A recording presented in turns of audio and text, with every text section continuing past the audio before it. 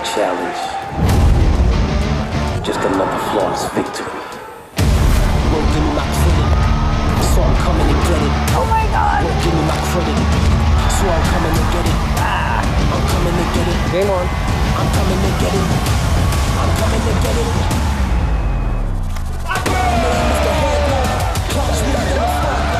Hands up with the V-sign. Victory's gonna be mine. Had yours like it's my time. Hit different like a fine wine. Hands up with the V-sign. Victory's gonna be mine.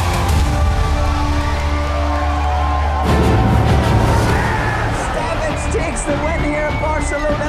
Jason Mercier, who went with his instinct, he made the call. There's the professional level, and there's the Ivy League.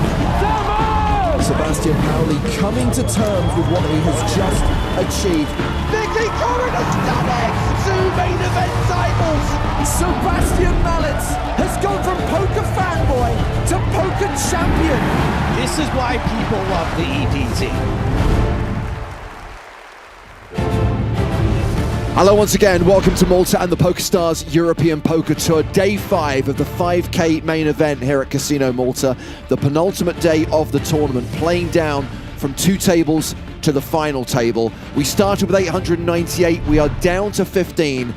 The aim today is to get down to 6. It's James Hartigan alongside Joe Stapleton. Hello, my babies. And Nick Walsh. Hello, hello, thank you for having me. So just 2 more days to go, today and tomorrow. And tomorrow, if you tune in at this time, you'll get to watch the entire 30-minute countdown clock, because we will be live at the slightly later time of 1 p.m. Central European Summertime as we play down to a champion. The winner of EPT Malta will receive €760,000. I have been advised that Chat Pro Saturday is a thing. Yes. Your commentary and analysis, whether it's on YouTube or Twitch, is 100% objectively accurate, with no argument from us. I apologize to our moderators. Well, actually, it is accurate. Oh, wait. So, Alessandro Baroni, Maxim Sheo, both in the danger zone. Danger zone! Adrian Mateos also on the short side. Tomasz Brzezinski has some work to do if he's going to make back-to-back EPT final tables. He was 4th place finisher in Barcelona just over a month ago. Let's look at the top end of the leaderboard. Juan Pardo is a big stack, as is Ben Heath, as is Alexei Boyka, who could potentially defend his EPT Malta title. He was the last champion of this tournament, the last time it was held 9 years ago. But it is Tom Axel Bedell who has most of the chips, nearly 200 big blinds. It took him a long time to count his stack last night as he bagged his chips coming into day 5. Well, I referenced the first prize. Right now, everyone is guaranteed €38,950. We're getting to the point where there is soon going to be a money jump with every single elimination. The money jumps become more significant. The money they are playing for becomes bigger. 6-figure scores for 7th place and upwards. More than $750,000 going to the champion tomorrow. I have to say, I'm a big fan of the lineup we've got on the main stage. A fantastic feature table. We have got the chip leader.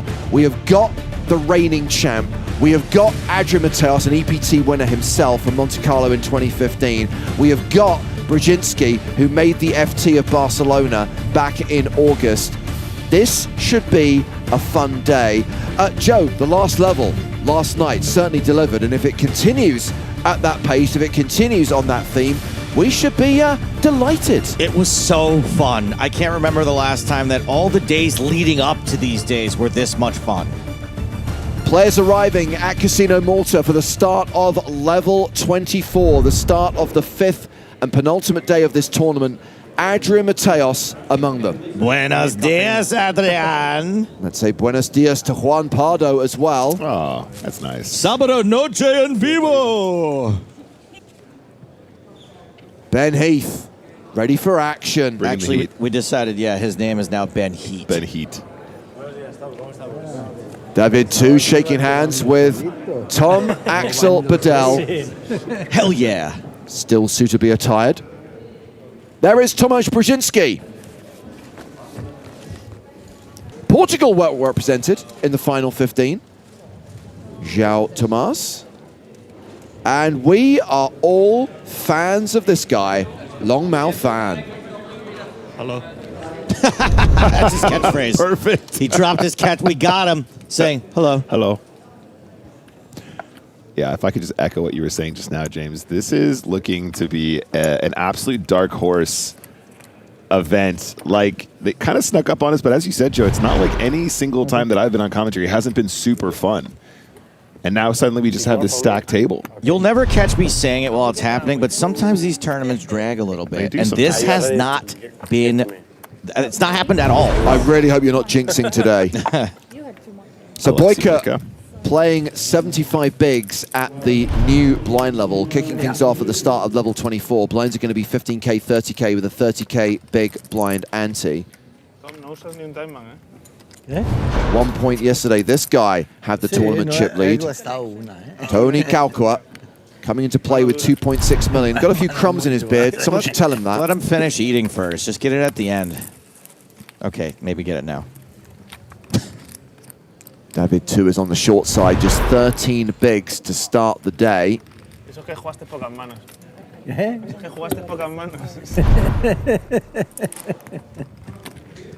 He is not as short as Maxim Chiod, who has fewer than 10 big blinds. We're going on a ride along.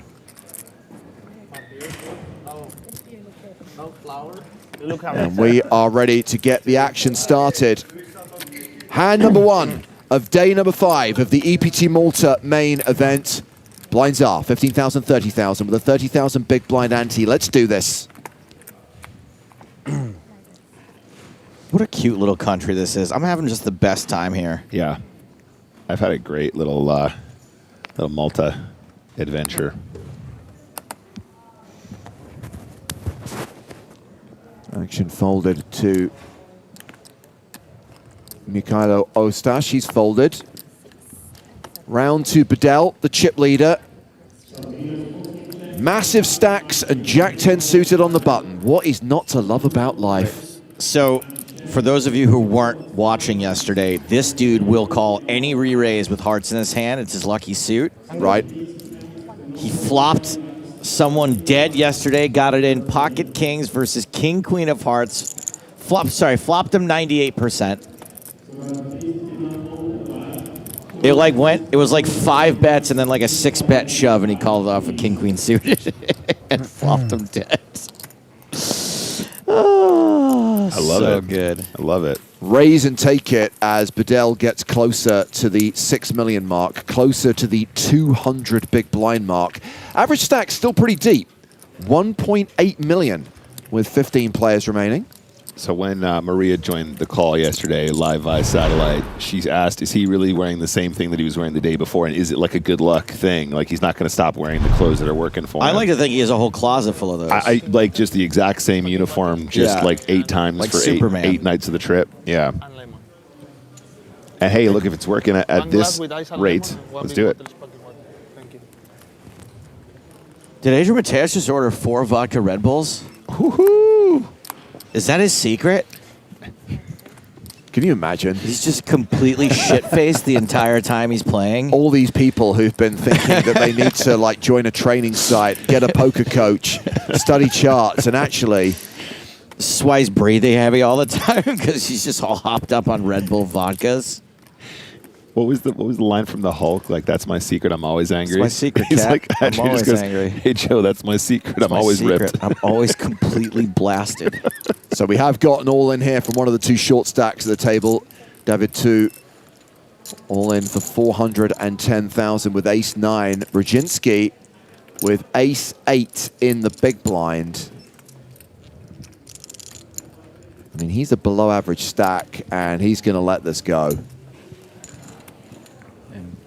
Inspired. Inspired fold. Hello to everyone watching on YouTube. Hello to everyone watching on Twitch, including Vescu91, who's in Helsinki. I'll be back in that city just before Christmas. There's a chance you might find me at Casino Helsinki that week. Oh. Oh. The James Hardigan Invitational? I'll be the one standing next to the blonde woman swearing at a slot machine. You got to start doing the thing, now that you're getting around the world a little bit more in your free time, you got to do the thing I do. When you go to these places, you ring up the casino and you go, hey, I'm James Hardigan, I'm in town. What do you want to do? Let's have a little something. Let's do a meet and greet. Let's do a little tourney. Yeah, I kind of don't think that's going to play in a country like Finland. They're going to be like, who are you? We know who we are, but we don't really care. Exactly, yes, yes.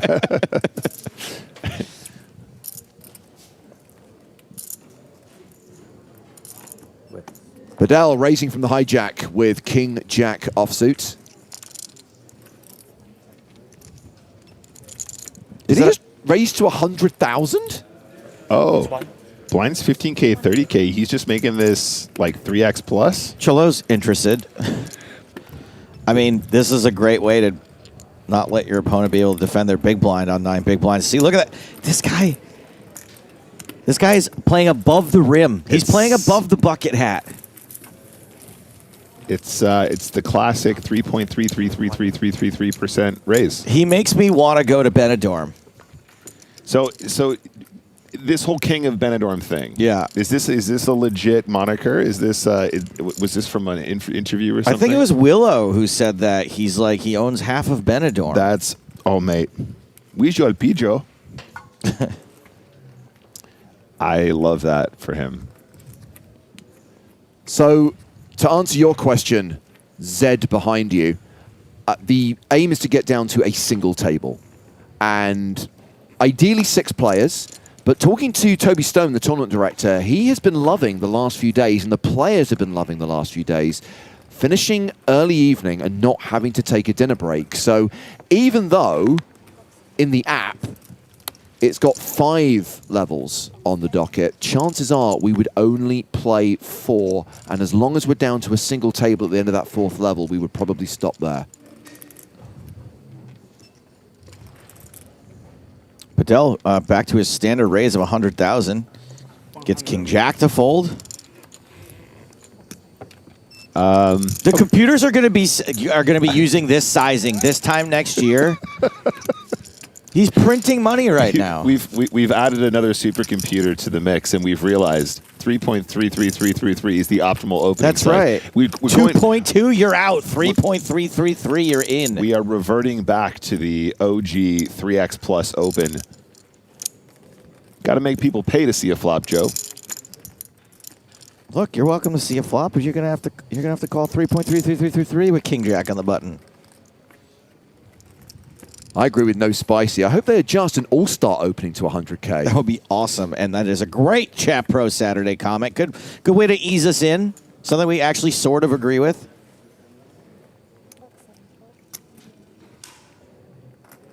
Bedell not going to play 10-7 off. King 7 of diamonds for Tony Kalkua.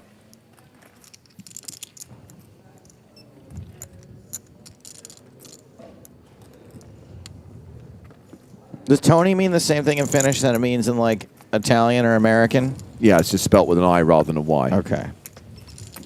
Brzezinski, 7-3 off. Nah. Okay, an opportunity for Maxim Show to get it in from the button for 6 big blinds, 9-8 off. And fold. Blind v blind, Mateos versus Ostash. Adrian with King Jack in the small. So Adrian here is looking at 25 bigs. Big blind Ostash looking at 97 big blinds. So Adrian Mateos, the effective stack and the shorter of the two. Checks back with the ace-6 suited, right? So we are going to the flop. Not the worst start for Mateos. No. A pair and a straight draw. Hello. 87% equity, and he bets 30,000.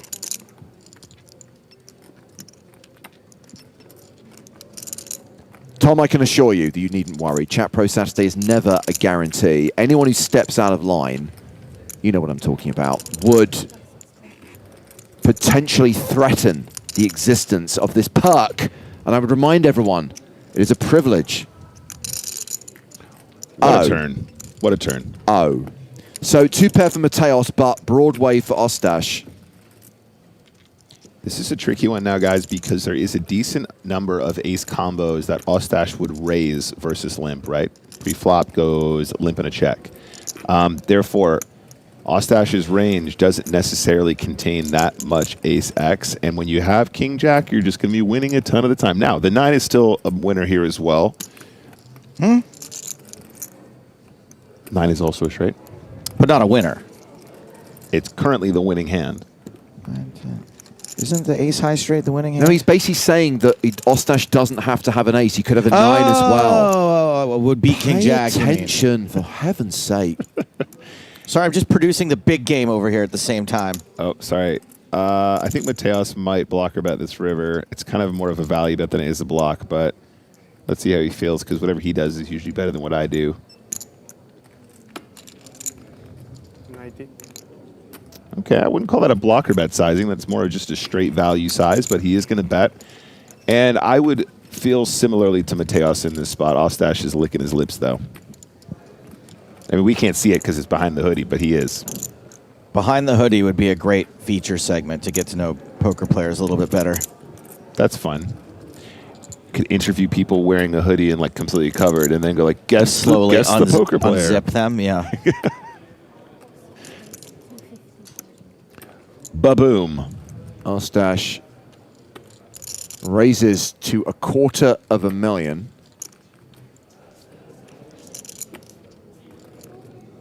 I mean, I was going to say nice to see Mateos in the blender for once, but he doesn't really seem to be sweating it that much. That's kind of just his regular face.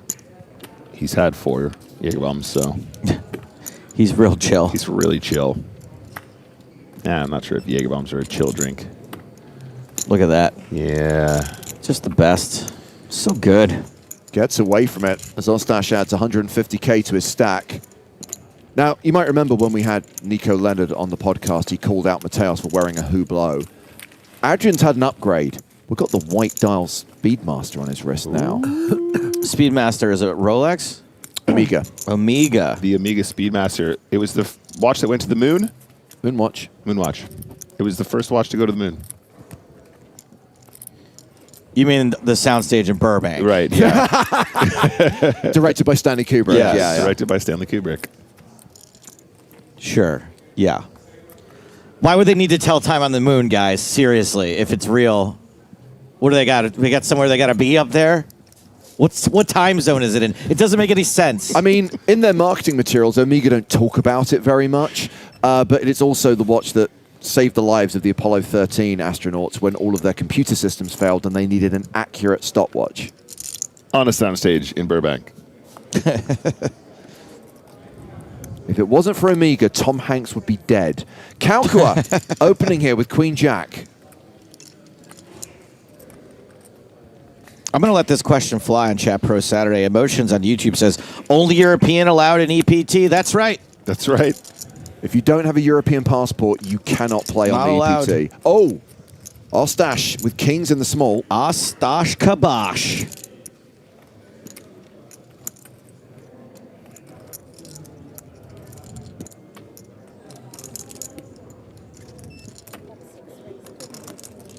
Three bets to 200,000. David 2 is the short stack in the big blind, and he's got queens! Oh, boy. He's only got 14 bigs, guys. And he is all in. Easy fold for Kalkua. Snap call from Ostash, and this could be the end of David 2's EPT Malta journey. A domination situation in Ostash's favor.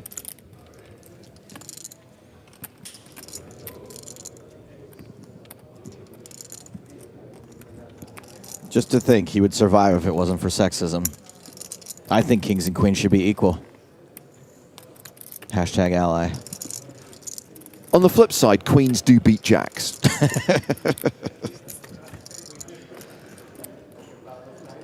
I saw that rounded top on the 9. I thought maybe.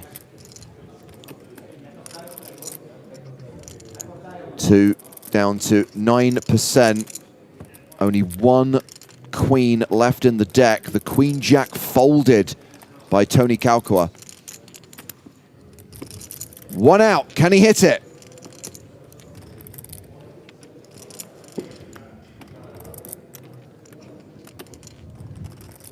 It only happens 3% of the time. And this is not one of those times. It's the Insult King on the river. And that will see our first elimination of the day. David 2 out in 15th place, cashing for 38,950 euros. To Malta with love. So 2 tables of 7. Field merges when we get down to 9. That's when we conduct the final redraw of the EPT Malta main event.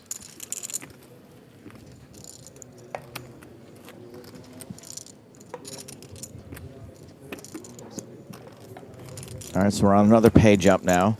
Yeah, so next player out gets the same, just shy of 40K, and then if you can ladder to 13th, it's 46,750 euros. I'm a pay jump guy in general. I'm always focused on the pay jumps because as someone who's not that good, I would just sit there and fold and ladder up. But I'm specifically interested in the pay jumps because of Mikhailo Ostash.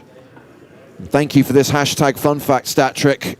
David 2 was our last remaining online qualifier. He got into this main event for 530 euros, which makes that near 40K cash even more delightful. Wait, so Ostash isn't an online qualifier? No. He's just on the run of a lifetime without qualifying online? Oh, wait. Ostash might have been the player with, like, his biggest score to date was like 4K. Yeah. So, yeah, but not a qualifier. Okay. All in here from Maxim Shiot. Picks up ace-deuce in the hijack, gets it in. Bedell in the big blind, king 5 suited. GG, Shilo. Unlucky, bro. Bedell asking for a count. It's 200K, and how much does he have in there already? 60? I mean, if you consider the big blind ante to be an investment as well, yes. I've been advised by a number of professional poker players you shouldn't think of it that way. Get out of here. I know. He's folding. You can't, honestly, there's no predicting this guy. I love it. Sophia Storm 79. Did you figure out how many mics were needed if everyone got to keep it when at the main table? So yes, we guesstimated that it would be 150 mic packs per event. However, I did lowball the cost. The crew here do use quite high-end kit. I thought those mic packs were like 450, 500 pounds each. They're actually $2,000. So actually it would cost £315,000 sterling per event if we let every player at the feature table keep their mic pack. Every time they came to the table. Yes, because we couldn't trust them to bring them back.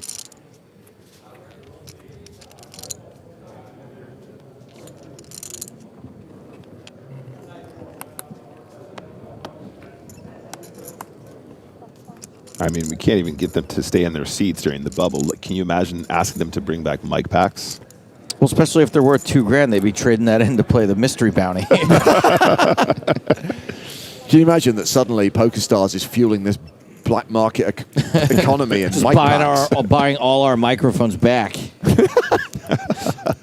We were able to get this one back for 1,800. Okay, so Brzezinski's opened with ace-10. Ostash, king-jack of strawberries on the button, flats. Bedell in the small blind with king-jack of diamonds. Could squeeze here, guys. Can also just call, I guess. Does decide to complete here. Hearts he would have squeezed. Diamonds he just calls. Ah, fair enough. Sagandali asks, do players get any benefits for playing at the feature table? Yes, 5 days annual leave, maternity cover, discounts with all online retailers. Free mic packs. Queen 9-3, all hearts, and street flash potential for Ostash. What did you just say, Joe? I said if it was hearts, Bedell would have 3-bet, but this dude loves his hearts. I wonder if he tries to rep them. Nope. Oh, this is action stations here. Ace of hearts in play as well. So Bedell's flop dead. Brzezinski does have the bigger draw now.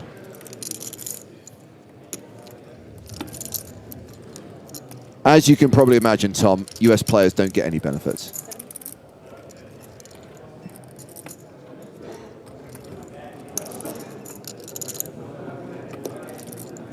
There are some benefits. Oh boy. What? Excuse me, sir? But Bedell calling with a no-good gut shot. I mean, Brzezinski is drawing to the nuts here.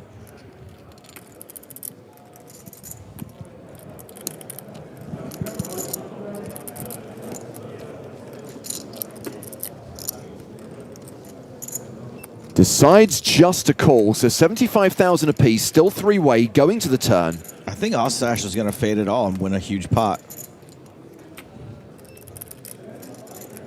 So Bedell drawing dead as he was on the flop. He might lead here. Brzezinski looking for another heart that is crucially not the 10 of hearts. Ostash now with 87% equity. Yeah, when he's got two customers here, guys, I think he just wants to just start piling. Not too much. I mean the King Jack of Hearts, I mean. Now option over to the button. Like, maybe like a little cheeky 200K? 200K, yeah? 200. I like 200. I like 200. Once we get to the turn, the opportunity to be outdrawn here diminishes significantly, so don't go too wild with the big size. Oh! A little bit wobbly. 280? Yeah.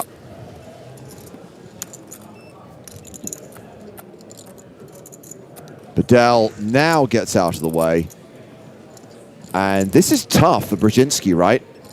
He's got 775K behind, so he's being asked to effectively gamble with a high percentage of his stack to try and hit another heart. I mean, on the one hand, it would be nice to have some other draw to go with this, right? Than mostly be drawing to the heart. On the other hand, do you maybe put Ostash on just having a single heart in his hand as well, and maybe you're ahead with ace high? Yeah, it's a good question how the range is composed here. When he's playing on the button, he's going to have quite a few more suited hands than, I guess, offsuit. Like Jack 10 with the Jack of Hearts or something, like, I don't know, maybe. But, like, again, that feels like probably at this stage in the tournament not that frequent. So I think it's going to end up being more made hands than just loosey-goosey one-heart situations. It's one of those situations where you hate it, right? You've got such a strong draw, but it's just the bet's too big and you don't have many chips. But he is going to do it. Wow. He is going to call the 280. We are going to see a river card. We've got a million chip pot right now, my babies. We do, and Brzezinski has less than half pot behind. He needs a heart. It is not a heart. The Queen of Diamonds pairs the board. Now, are you at all worried about this board pair if you're Ostash? I don't think so. I don't think so. I think the sets play faster, and I think a hand like Queen 9 probably plays somewhat differently. I'm not sure which street, but... Well, maybe not even in there, right, with Queen 9? Yeah, and like it probably isn't even part of that range, right? The Queen 9 suited, maybe. Queen 9 of spades or something might sneak into an open, but I would say probably not that concerned. Lot of criticism of that call coming from viewers on Twitch and YouTube, all of whom are 100% correct. You're all correct. Chat Pro Saturday, welcome. Well played. We welcome all the chat pros. You know, even if someone says bad call and someone says good call, you're both correct. And Whistle 15 criticizing Brzezinski for not just shoving and representing the full house. Oh, of course, that's what he should have done, right? Yeah, I mean, I think probably, Joe, a lot more often you're going to run into King, Queen, Ace, Queen, Queen, Jack, all of which make trips now, which is even better for your spot. Right. Yeah, I think this is fairly golden.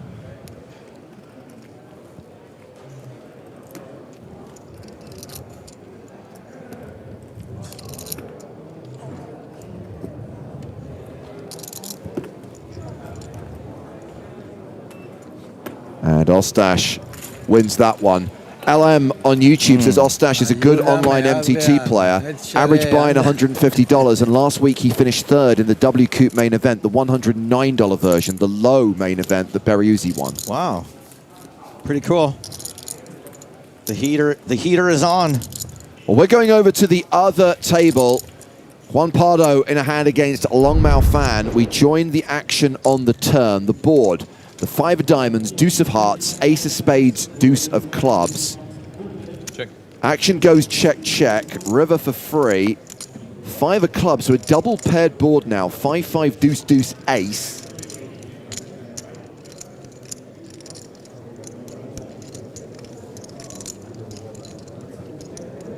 Fan bets 250,000. So it's going to be a chop. They're both playing the board here. Fives and deuces with an ace. Oh, that's the chat pros. They're always right.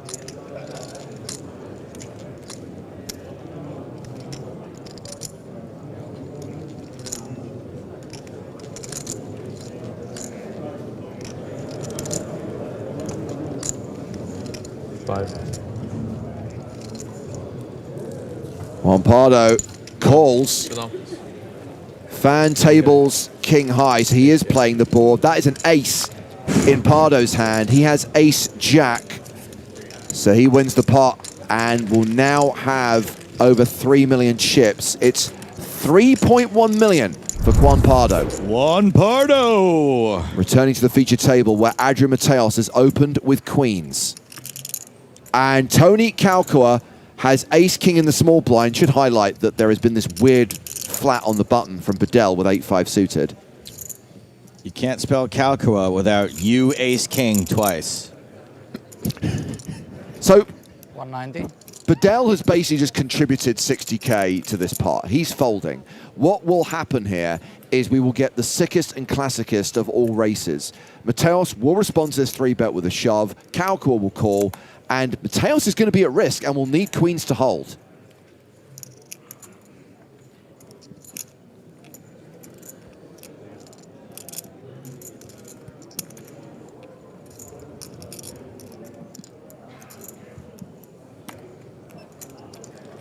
Red Pixel says they could just flip a coin. I think queens are going to be a little bit bigger than a coin flip to win this. And have more than 50%. We'll see the percentages in just a moment. Bedell, you coward. All in and a call. So, like philanthropy versus hoarding wealth for generations, one of these two things has a slight mathematical advantage. The mathematical advantage is with Mateos, 56%.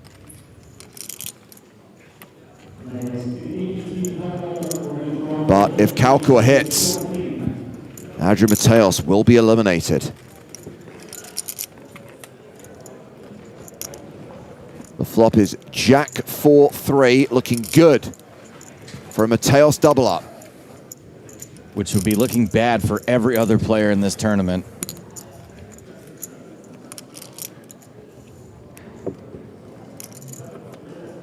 Six on the turn.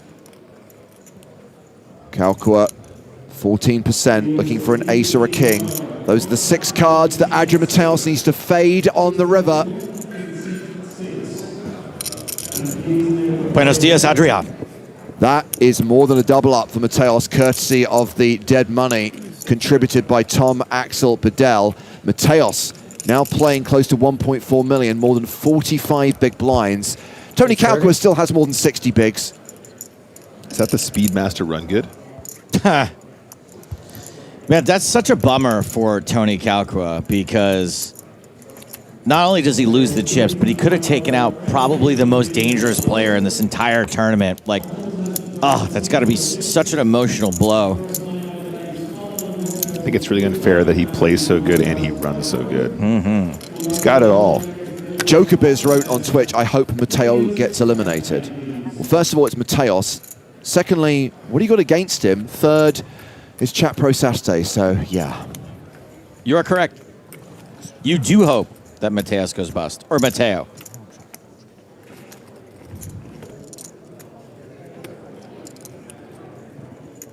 To be fair, Nordman says, actually, Bedell is the most dangerous player, Joe. That's correct. That is also true. Wick says, I hope Nick gets eliminated. Well, it's Chat Pro Saturday. You got so lucky. You got so lucky there. That was the permaban. Here's the problem. You're not in the tournament, so when he says, I hope Nick gets eliminated, is he talking about, like... I think you can ban him. I'm fine with it. Yeah, that's basically threatening your life. Oh, wait, he said he afterward, though, so I don't think he meant it. I can't ban Wicks anyway, I know him. Okay. Yeah, no. Yeah. Mateos now with the ace-king, and opening to 60,000.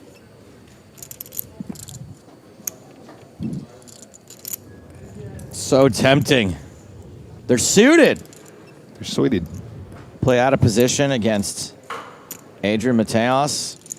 What do you got, Bedell in the big blind? He's probably not going to squeeze you that often. As soon as this event is over, I'm playing No, it's not Boyka Bedell. heads up for that tracksuit top. It's not Bedell in the big blind. It's Brzezinski, who probably also isn't going to squeeze, at least in this case.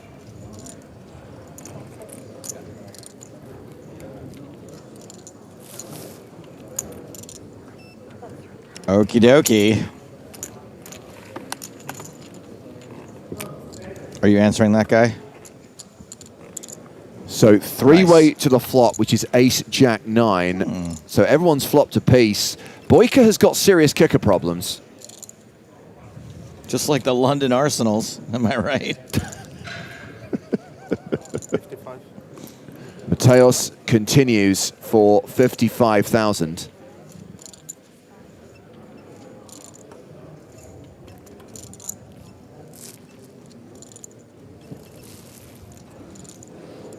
I think you can just fold this. You call with ace and you make your ace, you just fold sometimes. It's possible. This is the suited Spraggy.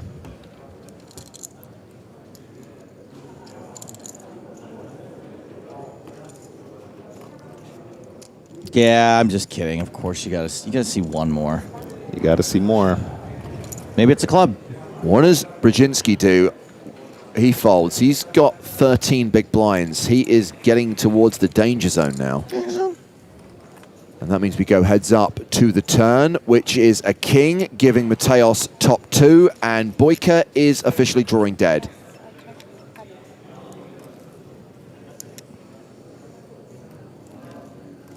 Jenna Bell says, ego call. Boyka gonna lose big. Yep, absolutely. I could smell the ego from here.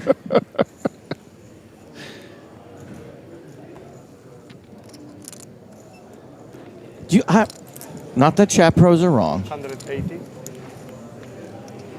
I can't even remember the last time I saw what I thought was a genuine ego call. 2007 It just maybe. doesn't happen anymore. Yeah. Everyone's too good. 180,000 the second barrel from Mateos, and Boyka would have liked to have picked up a little bit of equity on the turn. A club would have been delightful, but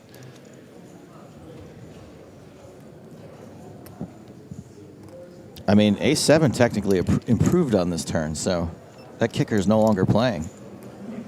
That's yeah, good for you. That's good for you. I guess. Now you've got a pair of aces with a king kicker. Chat Pro Saturday.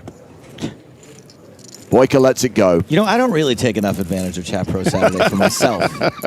Mateos on the ascent, up to 1.6 million, playing nearly 55 big blinds now. Ego fold. It's crazy. I could have sworn he was going to go broke there because of that ego call. That's such a good fold, by the way. Well done, Boyka. Looking All right, good, I'm going to playing Chat Pro good. Saturday. That's an easy fold. Easy fold. 14 players remaining Fold. on day 5 of the EPT Malta main event. We're 30 minutes into the day, just the one elimination so far. We've got 7 players at the feature table, 7 players at the outer table.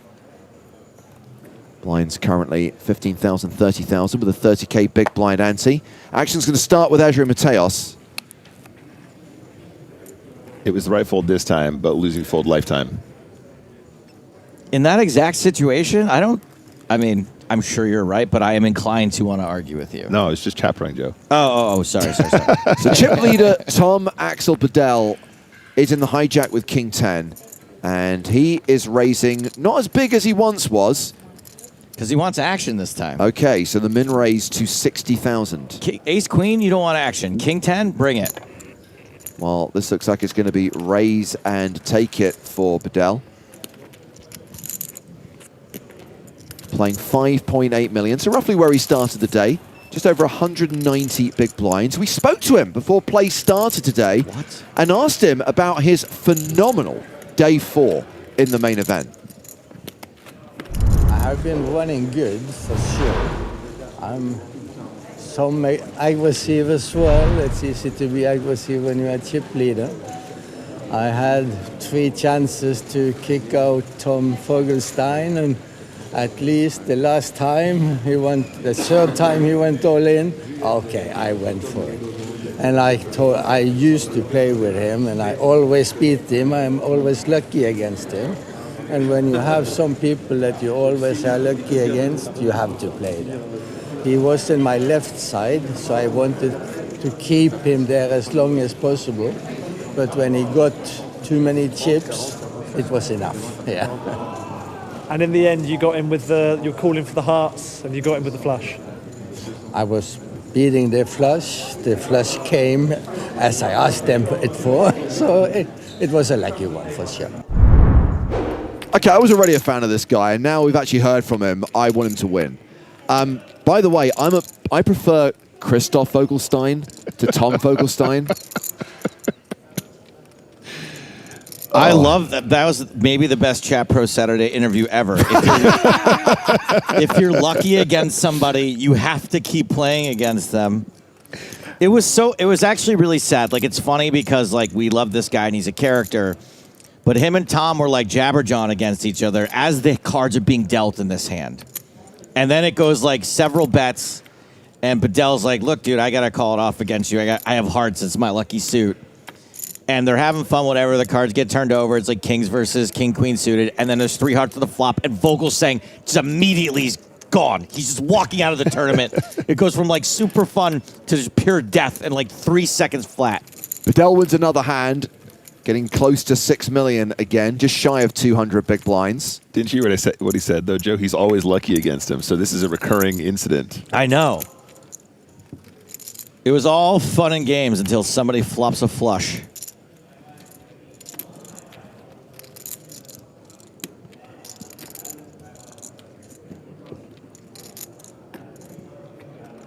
Bedell is going to be first to act in this next hand.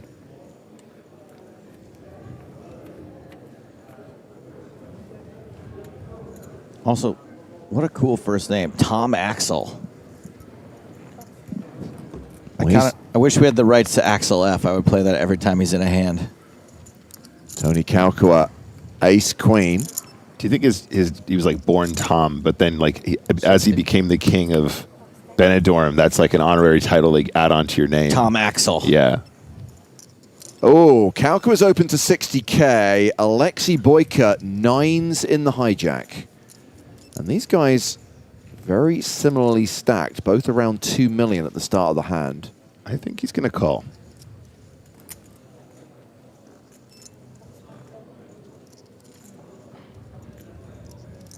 Queens for Tomasz Brzezinski, playing just 13 bigs. I'm not sure if we have enough action yet, guys. Can this action pick up a little bit? 13 big blinds, all in. Yeah, What am I gonna do here? I understand using the time bank cards to make it look like a tougher decision than it actually is. You want action here. When has anyone ever had like a big hand like ace king in this spot, and they're like, "Ooh, you moved in a little too fast. I'm gonna fold my ace king." Never. Well, right, but you want the 9s to feel better, don't you? So have a count? Kalkua asks for a count. No. Thank you for your question. And what do you do here with ace queen facing this relatively small shove, Nick, when you know you've got Boyka to act behind you? Honestly, this is nightmare. It really is. It's not that many big blinds. There's a chance maybe he tries to isolate the 3-bet jam. Like maybe he wants to raise again here, but it's such a complicated spot. And the fact that the the queens from Brzezinski are such a short stack shove, it really makes it difficult to sort of rate his hand. Decides to call? Yeah, he's flattered. So now Boyka has to decide what to do. Well, now Boyka can back jam if he wants, I guess, and maybe not jam. That might be a little bit overkill. Excuse me. What I mean is to say raise, but I think folding is kind of out of the question, I guess.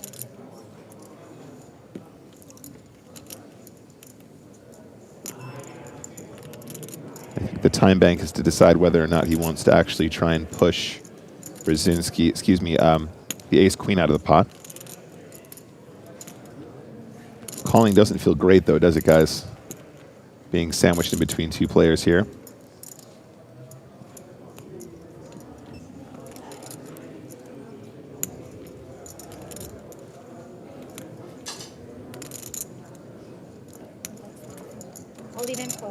Boyka has folded. Good fold.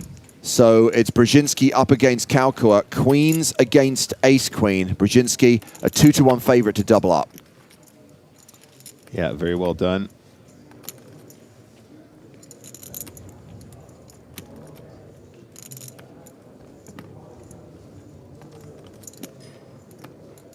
Brzezinski has to fade that ace on the desk.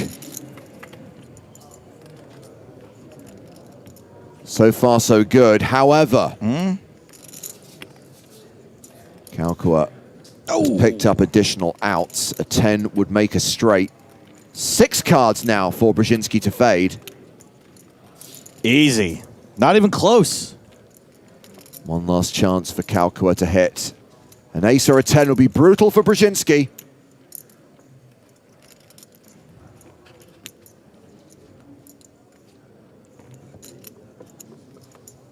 River card is a king. Queens are good. That is a double up. Brzezinski now playing 30 big blinds, and Tony Kalkua's lost 2 big all-ins. He doubled up Mateos, he's doubled up Brzezinski, and he's now dropped below the 50 big blind mark. He's now a below average stack. Yeah, rough spot for Kalkua there because your opponent that's shipping as a squeeze is just so short. You're going to feel like you're obliged to continue in case they do have any pair below, or I don't know, ace-jack suited might still want to do that once in a while too. Awesome from Boyka to find a fold there, though, on that occasion. Reading the room perfectly.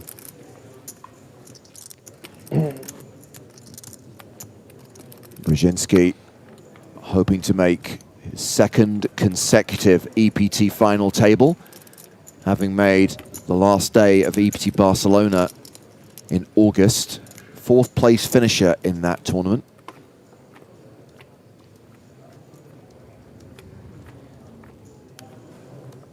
We are roughly halfway through the 15K, 30K blind level.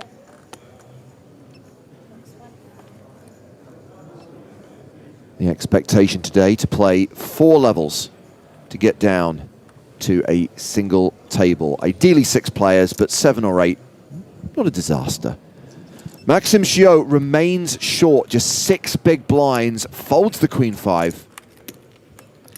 It's a testament to the luxury blind levels and also the very deep average that we're seeing here, James, that we can have those big encounters and still relatively deep stacks overall. I mean, Kalkua now 48 big blinds. I mean, and I super guess deep, really. If you're Maxime Chiot and you're seeing these big encounters, you're seeing these big all-ins, it's like, well, we're on a money jump. If I can survive one more spot, that's like the better part of 10 grand extra. Yeah, absolutely. And don't forget, we're doing big blind antes as well. So you're not bleeding out every hand. You just need to survive or pick up chips for the big pay when it gets to your big blind.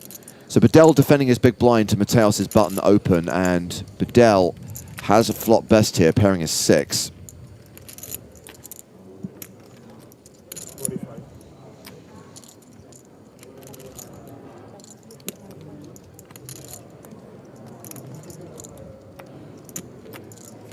Continuation bet of 45,000 from Mateos, called by Bedell.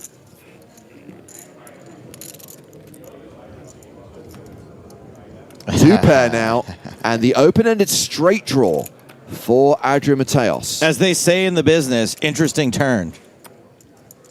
As I realized yesterday, I believe the genesis of turn card is because this is where things take a serious turn. Just like in a magic trick, there's also the turn. And the prestige. That's right. The river is the prestige. So Bedell leads for 105,000. Love him.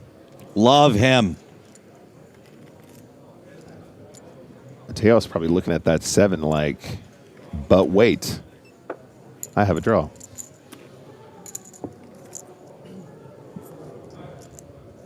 But the draw doesn't come in. And even though Bedell's 2 pair has been counterfeited, The 8 is enough. The 8 is enough.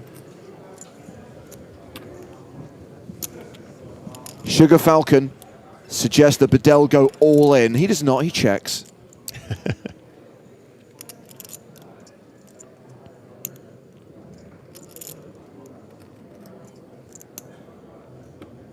I was probably thinking that Bedell can't have anything that strong, but also may not fold. Yeah.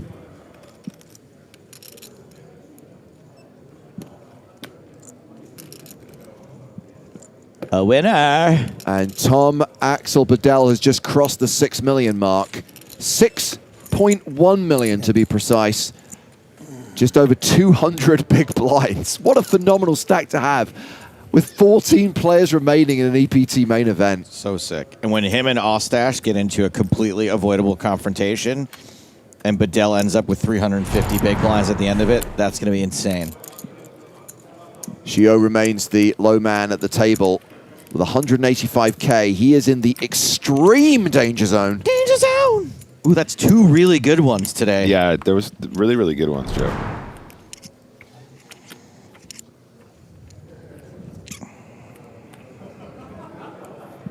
I have 3 cards. Whoops.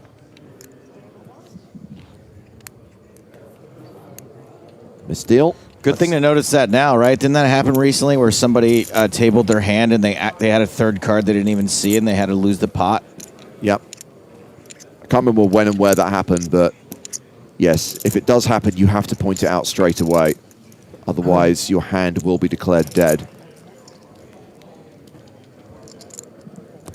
So we have got the final table of EPT Malta tomorrow. Our next live stream is going to be from the North American Poker Tour. We'll be at NAPT Las Vegas next month.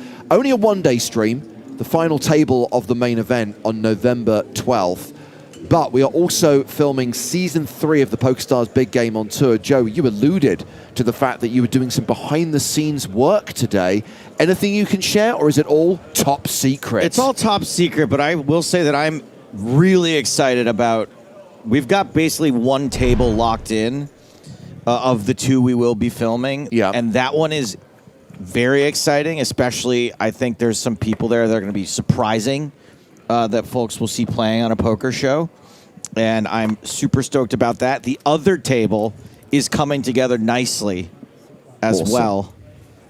Awesome. And, of course, if you want to watch Season 2 of the Big Game on Tour, a reminder that new episodes are dropping every Sunday on the PokerStars YouTube channel. And to answer your question, Fishy Eye, no, Europeans cannot play on the North American Poker Tour. That is our Poker Tour for Americans.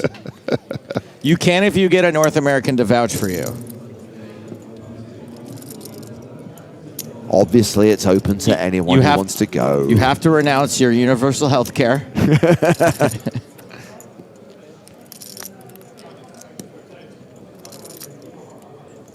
Ed K wants to see Vegas Matt on the Big Game on Tour. I'll tell you, Ed, his name has come up, but I feel like he doesn't play enough poker. Like, I wouldn't want someone to play on the big... Look, I like celebrities on the Big Game. He's certainly a celebrity in his own right. But I would hate for someone to play on the show. Hello, flopping the joint. This guy rocks. Wow, Bedell just flops it. I would hate to see someone on the Big Game that's just like completely out of their depth, who like doesn't know. Yeah, just to finish this conversation before we get into the weeds of this hand. Yeah, it's a conversation we've had for the last 3 years, and I have to remind everyone that with a format like Shark Cage, which is a bit of a turbo document, you can have people who maybe aren't poker proficient. When you're playing high stakes cash, you can't have people who don't know how to handle cards and chips. It just doesn't work. Yeah, and I don't think Matt is a 0 in that respect. Sure, but I think admittedly he's not. On a scale of 1 to 10, he's probably like a 3 or a 4. So, Brzezinski outflop, domination rotation, does still have a gut shot to a better straight. I'm trying to find optimism in this hand as he calls off 75K on the turn. Oh. It's not enough. It's not enough, but it may be a bit of an action killer. Brzezinski did improve.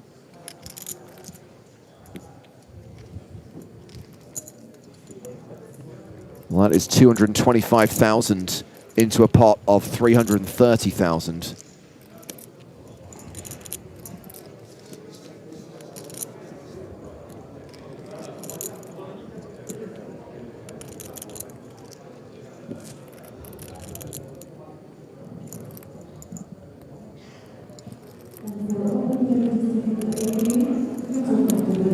Is this rivered pair good? That's the question Brzezinski is asking himself. We know the answer to this question is no.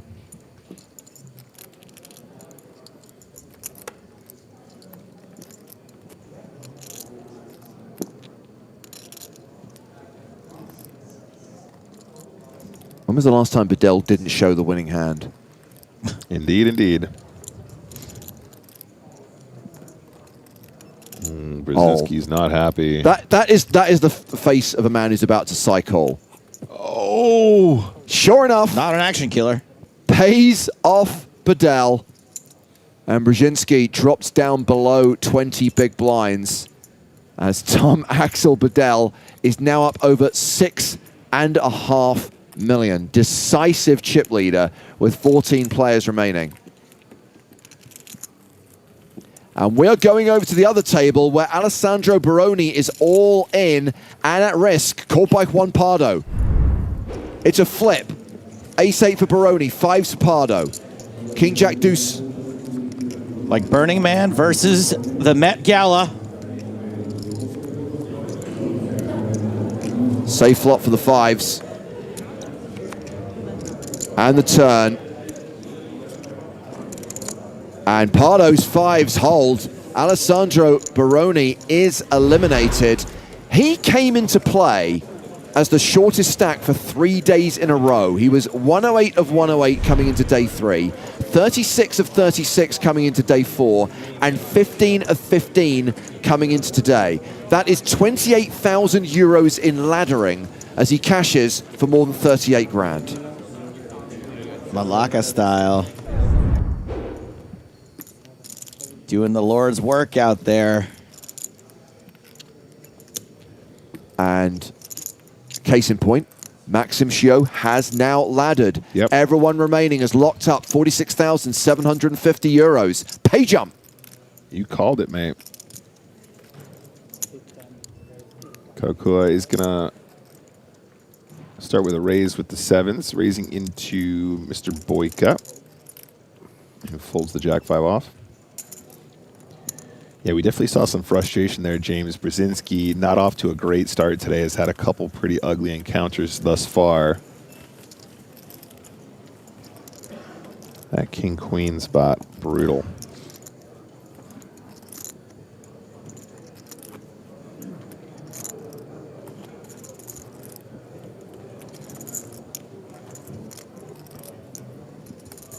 Susan says, do they get paid in euros cash or is it put in a bank account?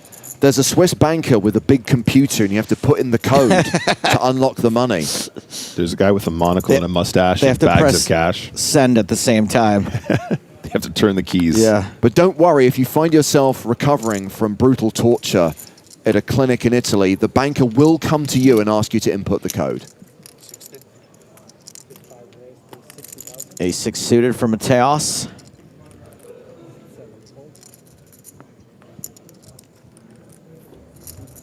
You remember what the code was, Joe? Fidelio. Wrong movie. Won't send me.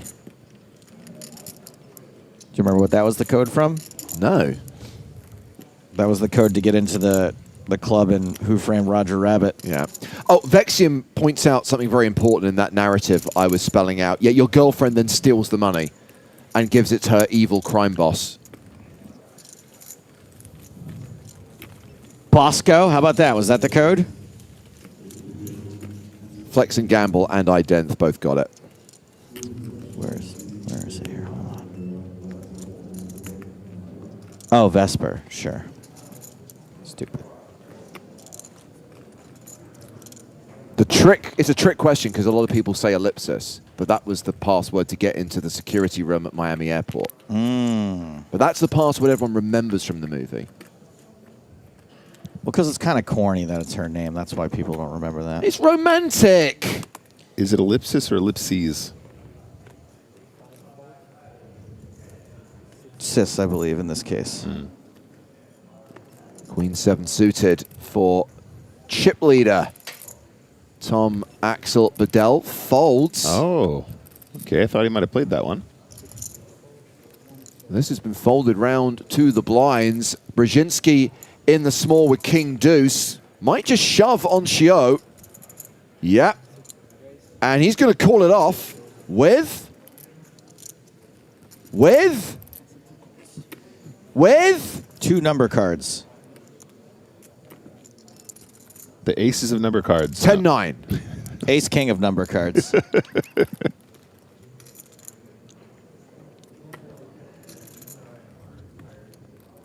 So does have live cards, does need to hit to survive. This is not a terrible spot for the 10-9. It's not the best hand, but it's a ton of equity.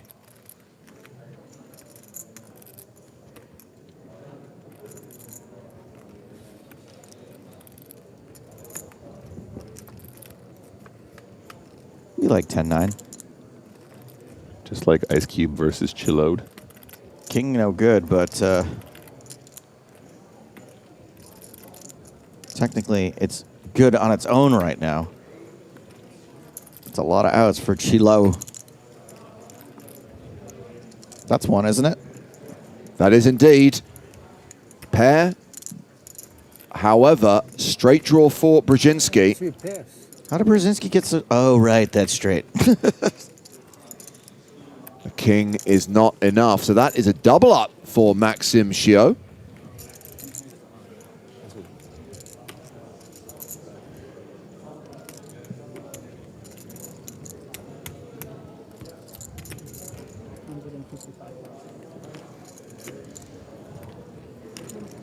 Yes, Lobster, we have done Chilo. That's Chilo.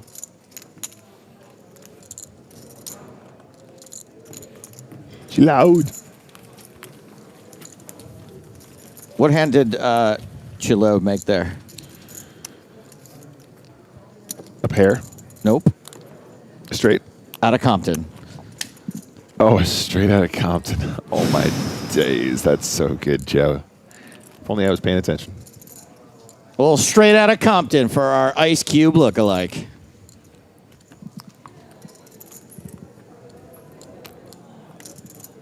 Would have worked better if you got the hand right the first I know, time. sorry, that was my bad. I fumbled it, but it was still great in the end. I was too busy responding to Lobster saying that we had already done the chill out bit. Sorry about that, guys. I was trying to provide fan service.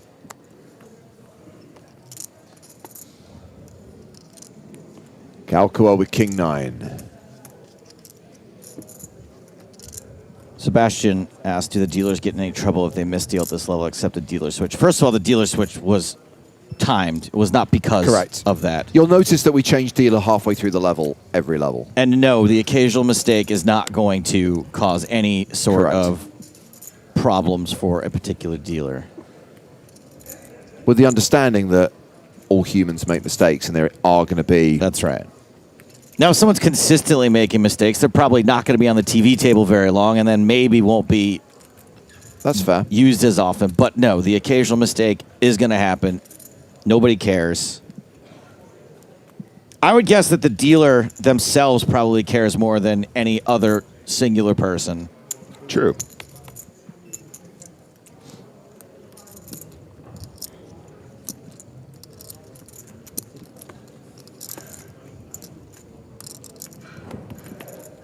Off to the flop. Have it. Ace 9 tray. A pair of 9s for Adrian Mateos. Dolly Parton is the best hand right now.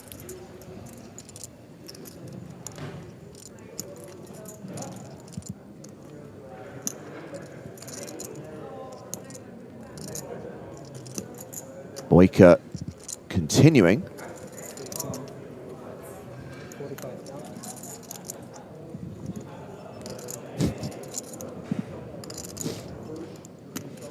Mateos ain't folding yet. No, he is not. Calls the 45,000. And this hand goes to the turn, which is the 5 of diamonds. 2 pair for Mateos. Boyka does not have a diamond. He's drawing dead.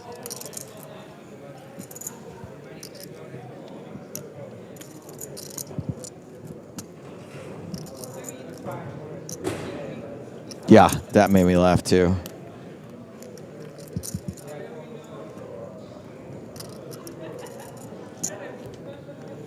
Does Boyka fire a second barrel? Does he check this back? Potential second No, bow. no second bar. No bar. Don't be crazy.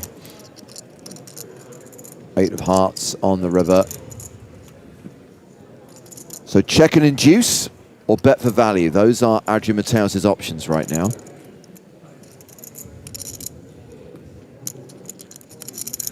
Gogu asks, what the hell happened to replays? Yes. What? Thank you for your question. What the hell happened? Oh, replays. Yeah, Yeah. yeah, totally. Sorry, I didn't understand at first. Mateos is going to go for value. Goes big. 185 into 255. Quick fold from Alexei Boyka.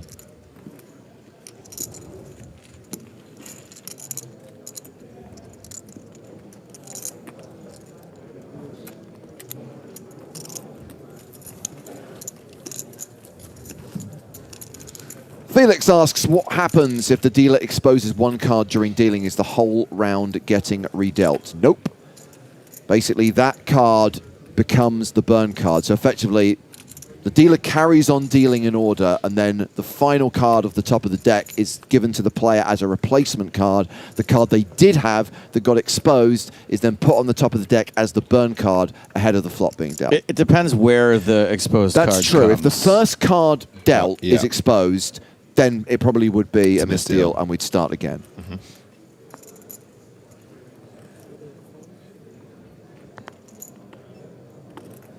And Felix Schneiders, you should know that by now. You have been playing poker for long enough.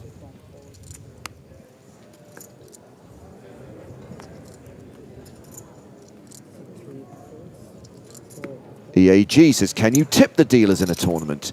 Yes, but not with tournament chips. Don't do what Bond did. When you cash out, you're invited to leave something for the dealers, plural. Tips are shared amongst the dealers at an EPT.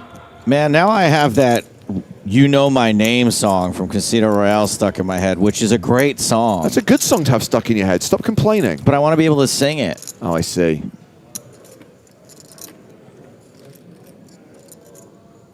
So, Mateos flops best here with second pair. This was unraised pre.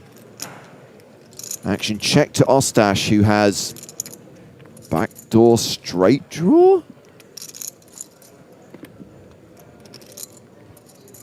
Yeah, I don't know. I think betting here is pretty wild when your opponent checks in particular. Okay.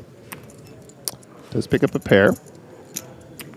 So, Zhao, the problem with the point you're making is, and I don't disagree in the sense that the actual tournament chips they played with were the same as the value of the cash buy-ins, but Bond got all of the money paid into that computer I was referring to earlier, which means that chip could not be redeemed. The dealer did not get a tip. Otherwise, the money he won would be reduced by the value. I think it was a 500k chip. So, yeah, the dealer got nothing.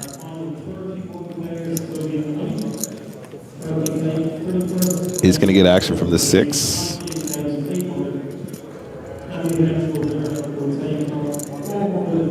Yeah, 30,000 was Mateos' bet on the turn. I think he's going to go again here, guys. I think he will fire another barrel. I mean, there is the opportunity to try and catch a bluff if they have miss straight draw, miss flush draw, but I think probably you're going to try and bet and get called by a 7 or a 6 more often. Yeah. 110 G's into a 150K pot.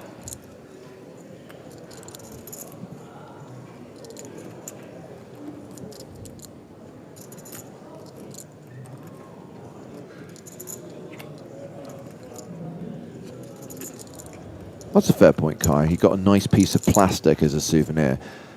As do I. I actually have one of those chips. I have one of the 500k plaques from Casino Royale and a couple of the 100k chips as well. How did you acquire those? Theft? Friends in high places. Friends in high places. Friends. The same company that makes chips for the EPT made the chips for Casino Royale. Incredible. So That's interesting. PokerStars very kindly sorted me out with That's a few cool. props from the movie. That's so nice. Friends in Bond places.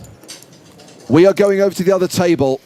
Longmouth Fan has effectively shoved on Luis Faria here. It's on the turn. The board is the King of Clubs, the Jack of Clubs, the 8 of Spades, and the 5 of Hearts. Faria deciding whether to call all in. Time bank cards deployed. Clearly a big decision.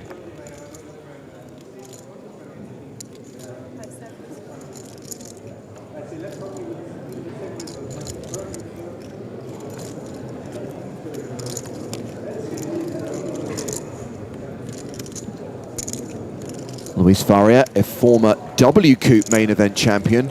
When did Luis Faria join this tournament? He was at the feature table yesterday. I had to endure an hour of Jon Snow jokes. I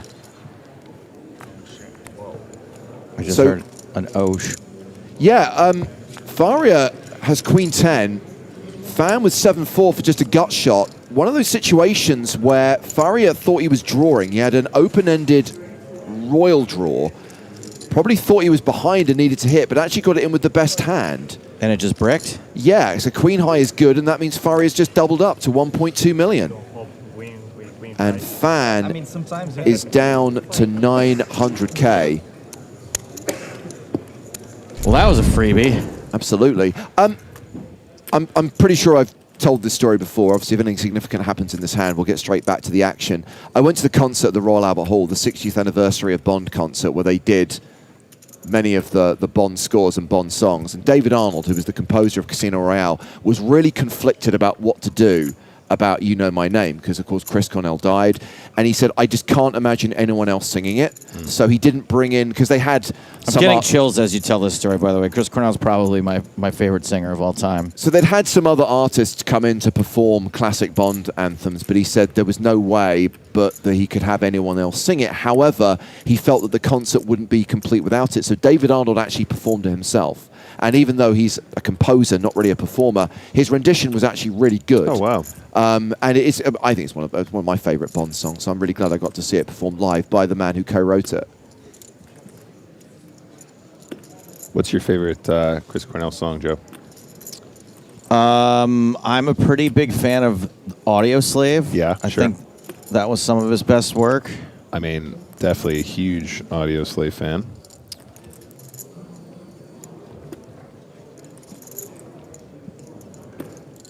The second highlight of that concert, by the way, was when they actually finished on the James Bond theme. Hans Zimmer came on stage because he, of course, did the score for No Time to Die. And you had on dueling electric guitars, David Arnold, who composed so many of the great Bond scores, and Hans Zimmer performing the James Bond theme. Dual guitaring, huh? Pretty cool. Very cool. So, shockingly, Bedell gets there on the river. Ostash betting 305,000 here.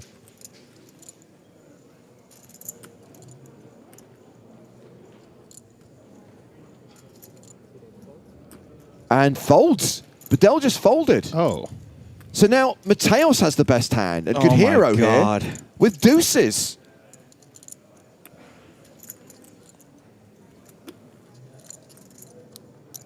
Be amazing if Mateos made the hero call that Bedell couldn't make. But no, he folds. The bluff gets through. Ostash, second in chips at this table, possibly in the tournament with 4.2 million. 140 big blinds at the current blind level. The blinds going up in 22 minutes. Very nice. Getting top pair to fold there is very exciting for Ostash.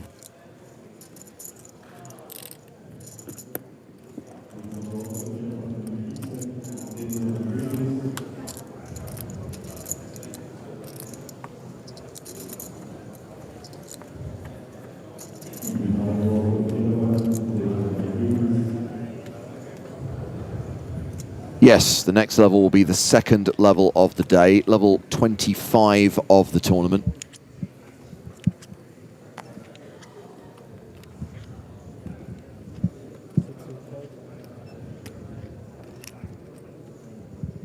So Shio got a double up not that long ago, but is still pretty short. 10 big blinds. Brzezinski, the other short stack with 11 big blinds. And Shio opening here with Queen 10. Not open jamming. Raises to 60,000. Yeah, I think this is kind of a style choice here, James. I think the shove is going to be very profitable. Queen 10, probably from the hijack, it's going to do fine as a push. Just deciding to have an open at this critical time in the tournament where the pay jumps become more significant, I think, is an interesting adjustment. You know, avoiding catastrophe. We get action from the 5-3 of diamonds here in the big blind, which is also nice. Let's see if he can capitalize on the post flop now.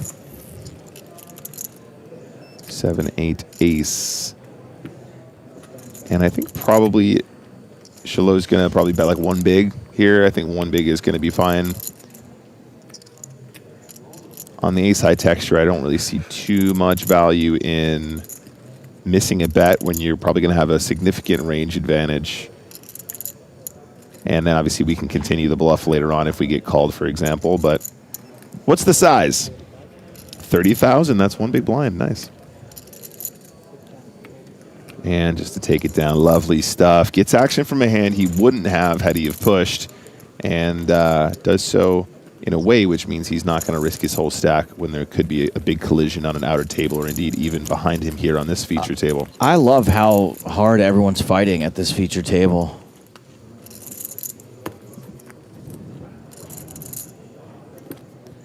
Yeah, Wix, if you're coming to Manchester and you're banned, I'll let the events team let you know you're not coming.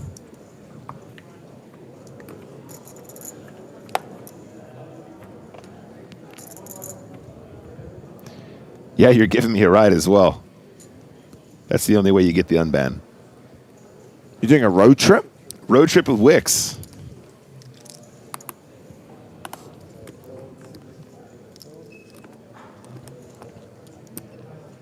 How long does that take, that journey? That's a great question. I was thinking the same thing. I actually don't know. I was probably going to end up getting the train anyway, to be honest, but well, I was going to say, I think the train will be faster. Probably. And more comfortable. Should we Google Maps it? So Brighton to Manchester, right? Yeah, Brighton to Manchester. It'll be up to St Pancras, won't it? No, we're going to drive. actually- We're going to drive. Oh, you want to drive? 251 miles, 4.5 to 5 hours in ideal conditions. So realistically, 7 hours then. Wow. So probably 3.5 on the train or something? No, maybe not. Yeah, it's going to be way faster on the train, Yeah, dude. okay. I prefer the train anyway. If it wasn't so darn expensive, I like a train journey.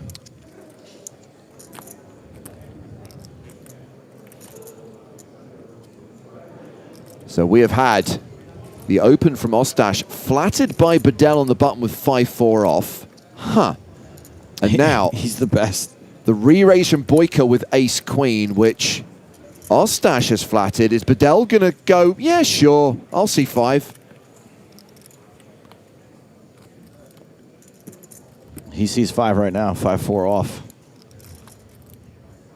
Yeah, it's 4 hours on the train.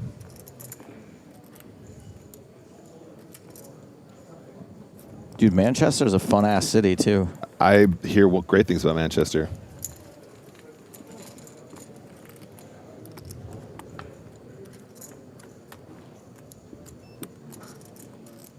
Five, 6, 7, 8. It's the Bob Fosse straight draw for Ostash, who still has the best hand with a pair of 8s. Boyka, 4-1 dog with ace-queen.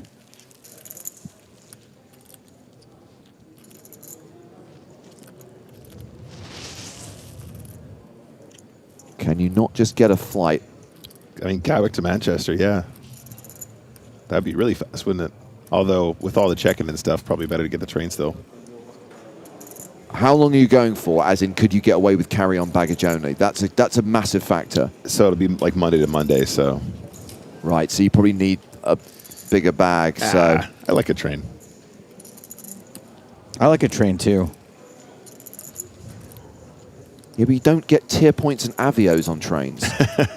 Yeah, but there's no taking your laptop out of your bag and 2 hours to the airport. Yeah, and you know how to do that, special people security. And there's tins on the train there. There's tins to get on the train going to Manchester. Would you say tunes? Tins. Tins. What's tins? You know, a couple tinnies for the train. Oh, you mean road beers? Road beers. Okay, yeah. A little roadie sody. Sure, absolutely. Roadie sodies.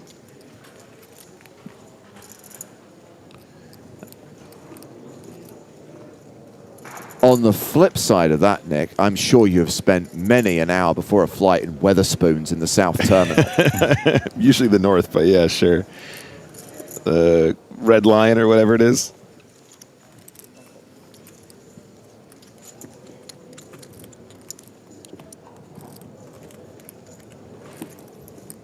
Doesn't matter what time of day it is, there are always people. Because they're taking a flight, they are going to get a beer from that Weatherspoons, even if it's 4 in the morning. That's right. That's right.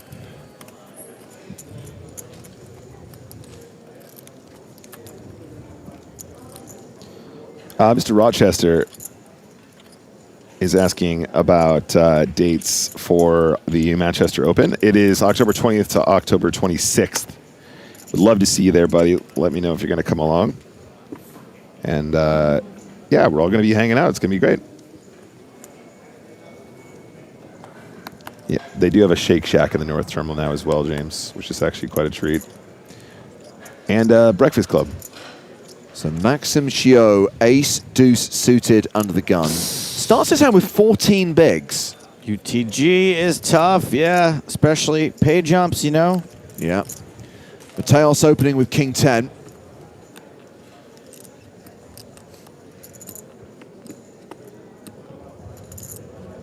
Jack 10 for Ostash. Well, this is unexpected. I mean, this is a little bit loosey-goosey. It's going to be fine. It's not that wild, but I like it. He's 3-bet to 175,000. There's an Ostash mustache joke out there that I just can't get it. Brzezinski has ace-queen in the big blind. He started the hand with 11 bigs. Good luck, Tommy boy.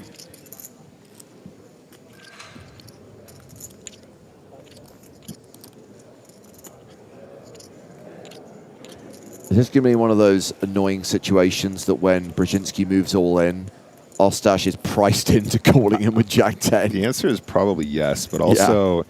Like, because it was an open from +1 and a 3-bet from the hijack, ace-queen doesn't look as nice as it would if this was sort of cutoff versus button or button versus small blind or whatever.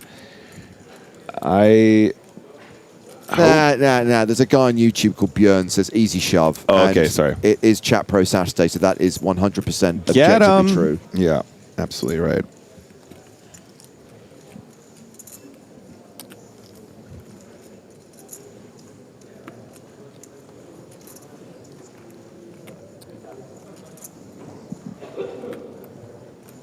Tommy, can you hear me?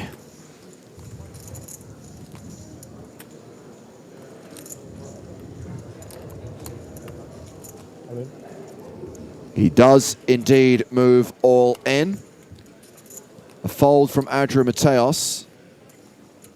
And the, oh no, what have I done face from Ostash.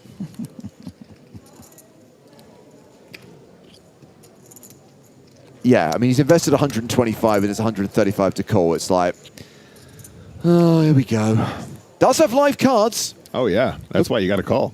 Yeah, and it's not going to be ace-jack and ace-10 very often, I don't think, so. So Brzezinski at risk and ahead. His opponent does have live cards and near enough 40% equity. Double up by no means guaranteed.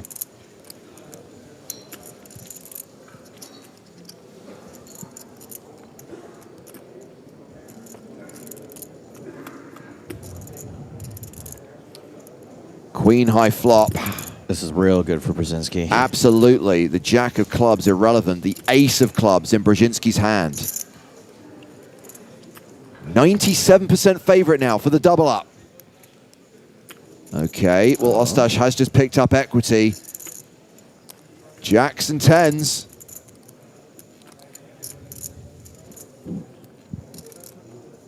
But a deuce on the river means Brzezinski does survive. Yep, going to be feeling a lot more comfortable now on a 25 big blind stack. Does have to pay that small blind immediately, though. Just over 10 minutes left on the clock before we take the first break of the day.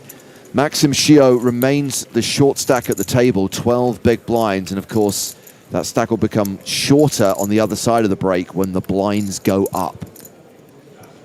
Joe, maybe you can help out Convict777, who might be new to poker. Ask the question, what are the blinds? So the blinds are forced bets that two players every single hand are forced to put in. It's called the blinds because you have to put it in without looking at your cards, and they're there to stimulate action. Yep. Thank you for your question.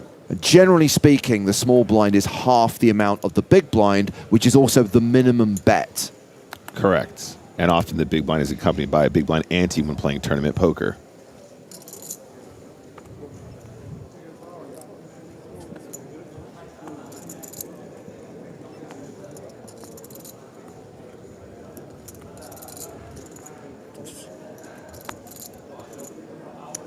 Calcua with ace-jack in the cutoff. 60. Raises to 60,000.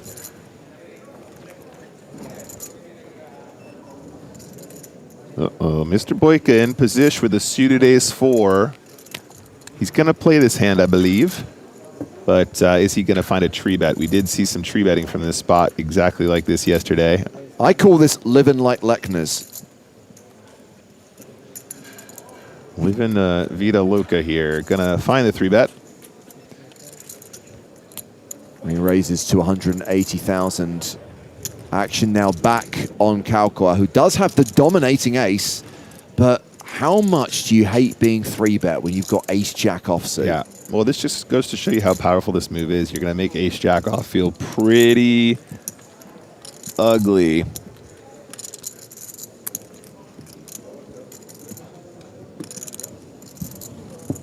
Not a ridiculous 4-betting hand, to be honest. If you wanna just play back, does decide to call.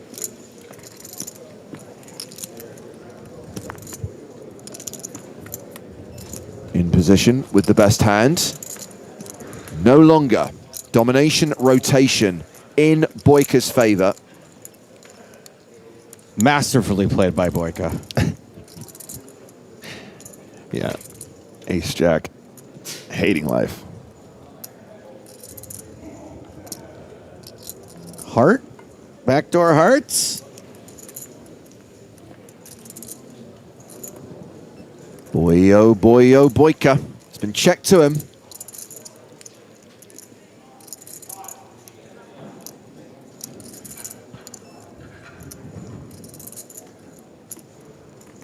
Thank you, Dan Webb, who says, good morning from Broken Arrow, Oklahoma. You guys are the best when it comes to commentary. Nice. I've always wanted to be the #1 poker commentator in Broken Arrow, Oklahoma.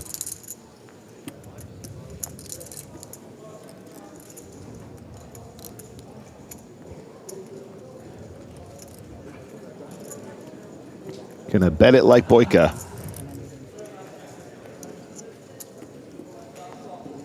$150,000.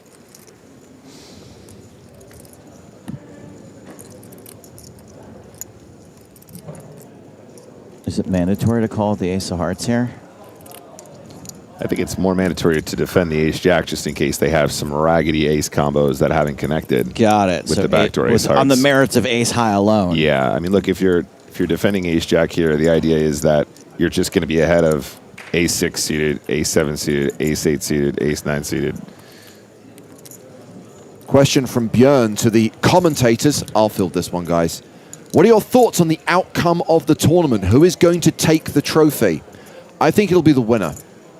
Yeah, the person with all the chips at the end. I think the guy who's declared champion will get the trophy. Thank you for your question. That's how we've always done it. I don't see why Malta would be any different, as we see Calcua fold to the bet and Boyka chip back up to 1.68 million. Average stack with 13 remaining is 2 million. That means all bar 2 players at the feature table are below average right now. Those players being Mikhail Ostash with 4.4 million and Tom Axel Bedell with 6.4 million. Yeah, and Kaukua just relinquishing the ace-jack with the ace of hearts. And look, it's not a good spot. It feels pretty bad, right? Even though, yeah, you can have some bets, and then you could be betting with worse. And the biggest issue that you have being out of position is even if you do make the right call on the flop, that doesn't guarantee they're just going to slow down for you. Look at Adrian Mateos. What's he laughing about?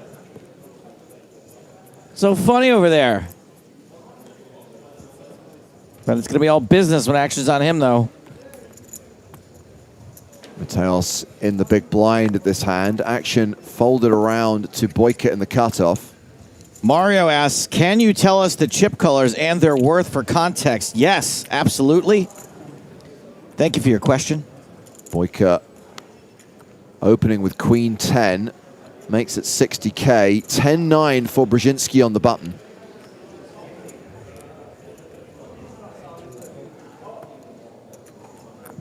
Nines for Maxim Shio.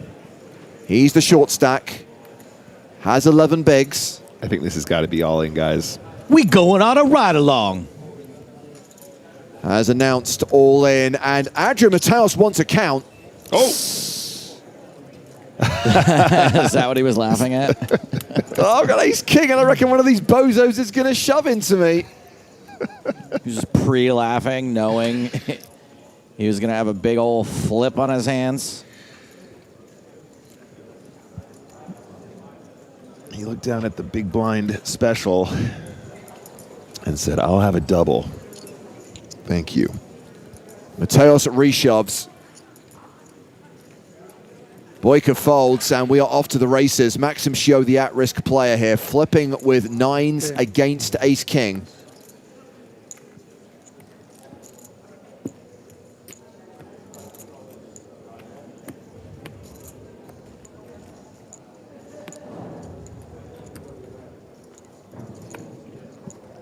Like chicken versus beef, one of these two things has a slight mathematical advantage. Meanwhile, we have ticked down to 12 players.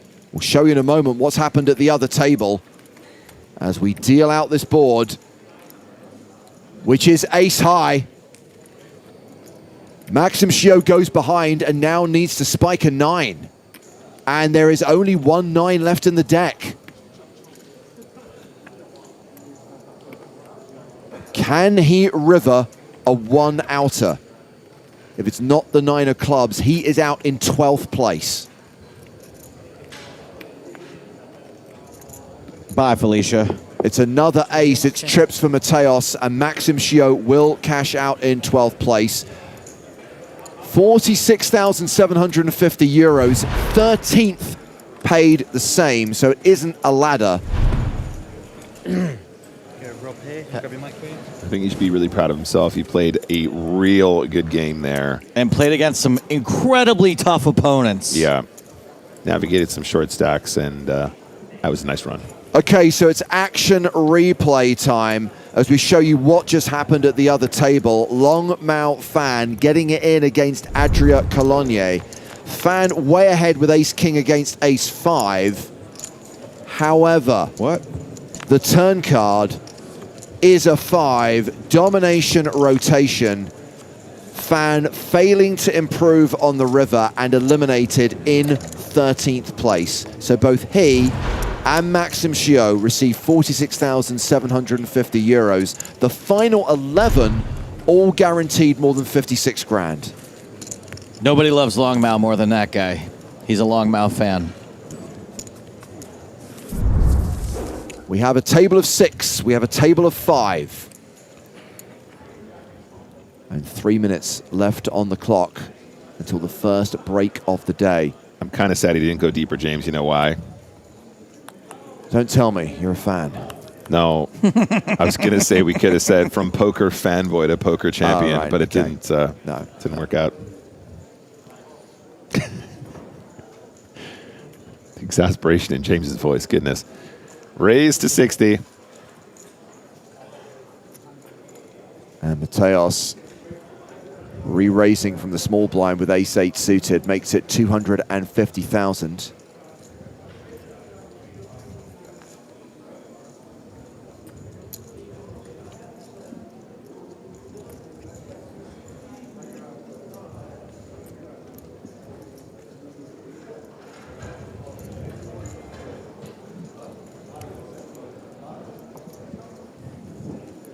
Just can't do it on 21 big blinds. No, you can't. 21 bigs being the shortest stack at the table. That player being Brzezinski. By the way, Mateos, after eliminating Shio, is now playing close to 2 million. 66 big blinds, but that is a below average stack. The average is 2.5 million? Man, that's weird. What is that, 80 big blinds? Yeah, what's it going to be at the next blind level? So we're at 70? 30. Yeah, I mean... 70 big blind average? It's just sick. That is sick. The next blind level is 2040. So the blinds are up in less than a minute now. It's going to be 63 bigs at the new blind level. Super Lily luxury blind levels. Convic asks, how long have these guys commentated? I feel like I've heard them forever. James and I are going into our 4th decade. Oh my God. Really? Yeah.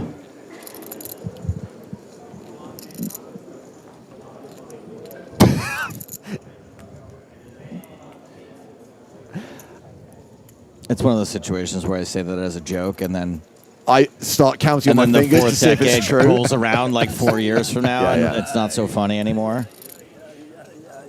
What is Bedell doing here? Ostash has raised small to big. 5 seconds. Tom Axel Bedell looks like a plant in a Cirque du Soleil show, like a guy who sits in the audience and then gets dragged up on stage. Yeah. What's me? Me? Yeah. So looks like play has concluded at the feature table, and these players are going to go on break. There is still a hand in progress at the other table. We'll check it out in just a moment. At the next blind level, I can tell you that Brzezinski's going to be down to 16 bigs, so he's still going to need to make something happen pretty quickly. But yeah, we've got a hand between Ben Heath and Luis Faria at the other table.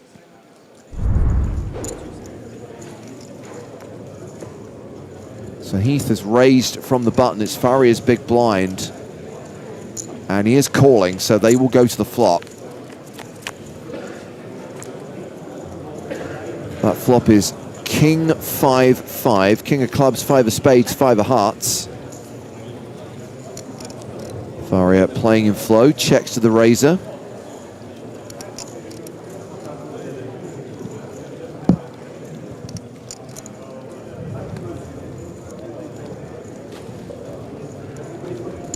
Ben Heath continuing for 30,000. That's Ben Heat to you. It's Ben Heat to all of us.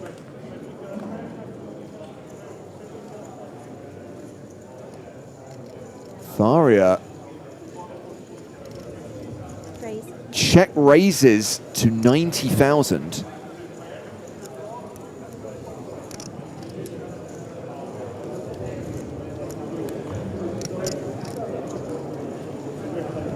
Ben's thinking about the line for vegan hot dogs on this break.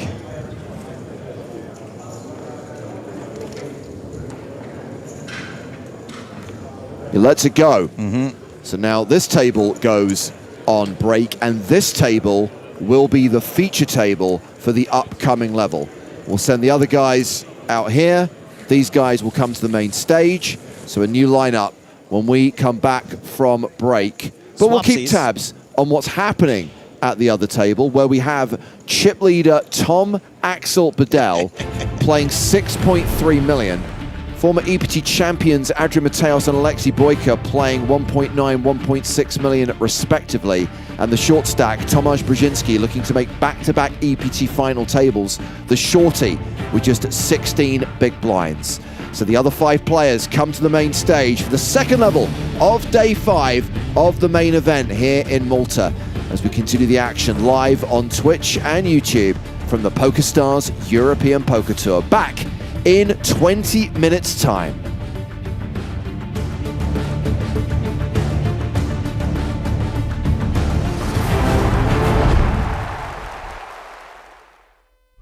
And we're back with the big game. Sorry, the bigger game. We're 5 hands in and I'm wondering if I brought enough money in. What? I just played the biggest pot of my life. Not a lot of goofy guys at this table, huh? Exciting. Stack's one of you two right now. This is gonna get crazy. It's the big game, baby.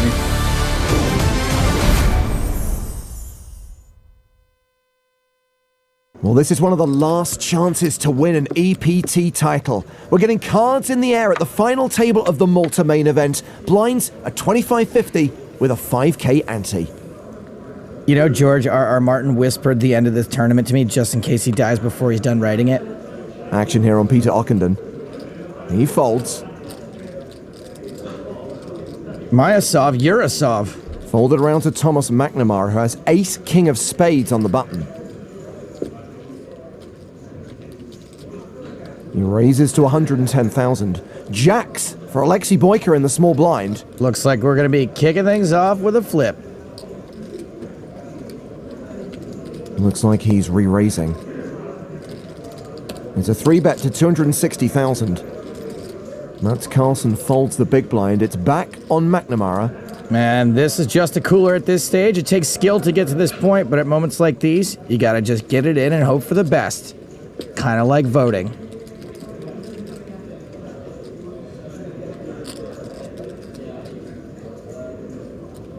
I'm all in. A shove. And a call. Boyka at risk, but a marginal favorite.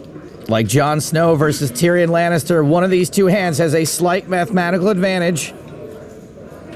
Russian pro Roman Koronev is railing Alexei Boyka, who is flipping for his tournament life.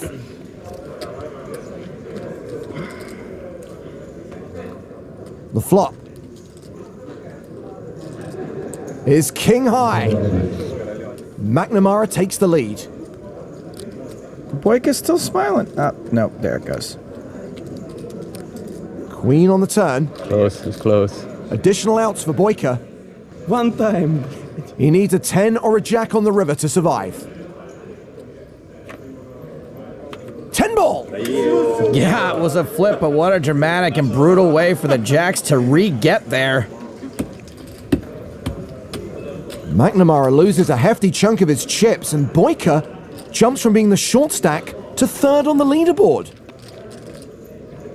Hey, you think Roman got those glasses at Carl from Up's estate sale? He's like a Russian Sam Grafton.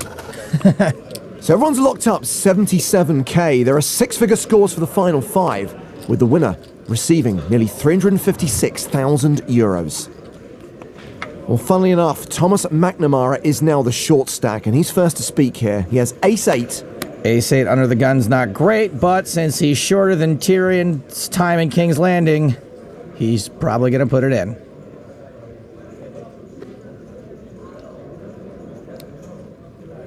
There's the shove. Boyka folds. Carlsen's out. Peter Ockenden on the button has pocket sixes. This is probably a call. McNamara's going to be shoving all of his smaller pairs and probably not his monsters like queens or better. Ockenden is a businessman who divides his time between the UK and the Netherlands. Fun. He calls, putting McNamara at risk. Yurasov folds. Sard has king 4 in the big. Not aces, sadly. He lets it go. Cards on their backs. We have another coin flip. McNamara, the player at risk. 2 flips in a row. I mean, if you lose the first one, you're guaranteed to win the second, right? Queen Jack 7 on the flop. McNamara looking for an ace or an 8. At least if he does lose this one, it'll be less dramatically. Of course, he'll be out. The turn card. Another queen. Ockenden's now in danger of being counterfeited. 7, 8 jacks and aces, all working for McNamara. But it's another queen. More like Mac no Mora. He's out in 6th place. Good luck. Good luck. That's all, mate. Best of luck. McNamara, can we go thrift shopping? Good luck, Matt. Ockenden now at 2.7 million. While McNamara cashes for 76,790 euros. Well, Mats Carlsen still leads with a stack of more than 3.8 million. With McNamara gone, Ellie Sard is now the low man at the table. Peter Ockenden has moved into 3rd place. Doc Ock. Well, the action is on, Peter. The online qualifier has King Queen in the cutoff. Queen, yes. Touch the queen. Touch it. Okay.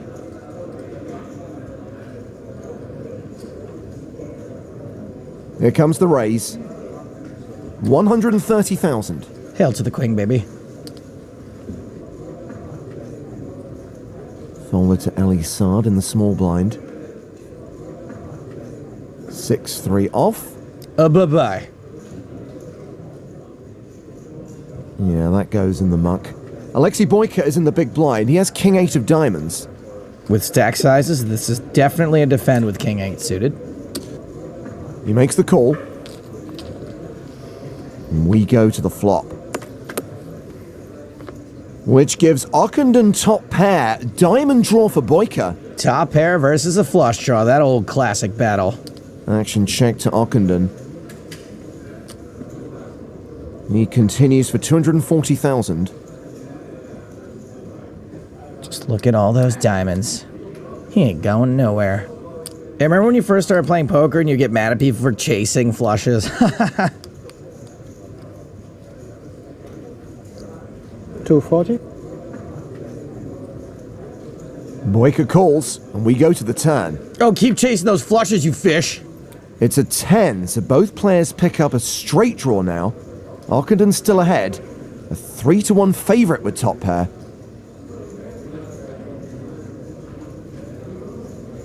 Action check to him a second time, and he will bet a second time. That is 385,000.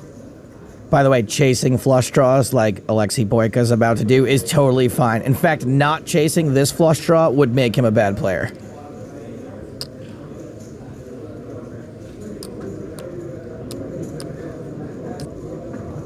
He calls. The pot's nearly 1.6 million. We're going to the river. And that river card is the 10 of diamonds. Flush for Boyka. And I really like a lead here.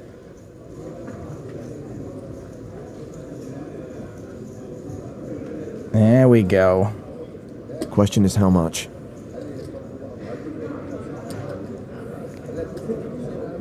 Well, that's roughly 1/3 pot, 450,000. There aren't a lot of hands Ockenden could bet on the river, but there are plenty he could call with, including this hand.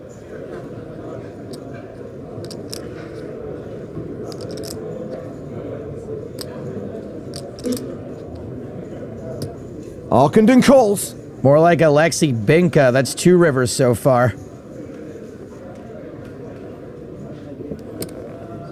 Upside. Boyka came into this final table as the short stack, and he is now second in chips. From worst to almost first. That's clunky.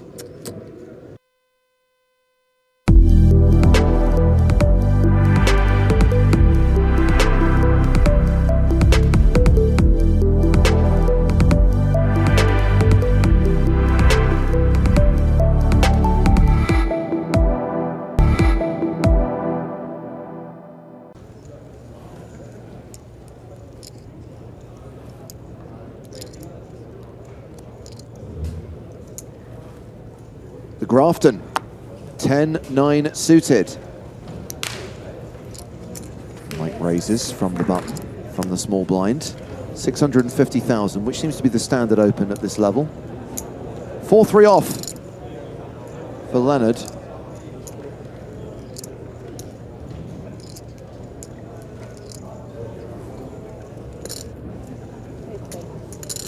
He calls. And we will see a flop.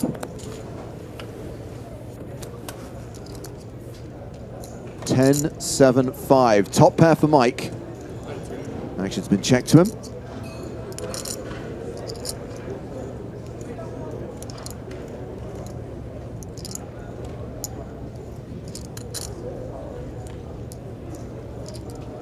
Heads up when you're going to be opening a decent percentage of the time from the button. Obviously, The ranges are going to be a little bit wider, and you're going to have a lot of different board coverage. So that's why it's just really hard to fold any type of equity. But this bet, pretty sizable. Couple of draws possible, of course.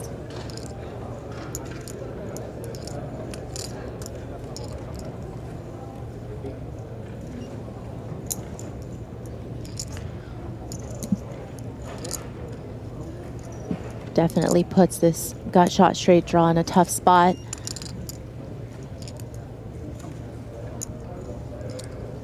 Played one time bank chip so far. Okay, he decides to check raise. Yeah, and I definitely can see, you know, the thought process behind this play, because you're not going to have any showdown with 4 high. So if you're able to check raise here and get a fold out of Watson, this is going to be a really nice pickup. But if you get called, of course, you do have some equity, and on certain turns you would just shut down and give up. Yeah. So lots of possibilities. You're certainly not going to like it, though, when Watson does call. Yeah. And obviously calling here with top pair, which is a very strong hand, heads up. Okay, ace on the turn. 7.55 million in the pot, Maria. Mauer has 7.55 behind. Yeah, a little bit dangerous, because sometimes Watson is going to have these ace-X type holdings when he calls a check raise. You see Mao checking it over, maybe hoping to get a free card with the double gutter.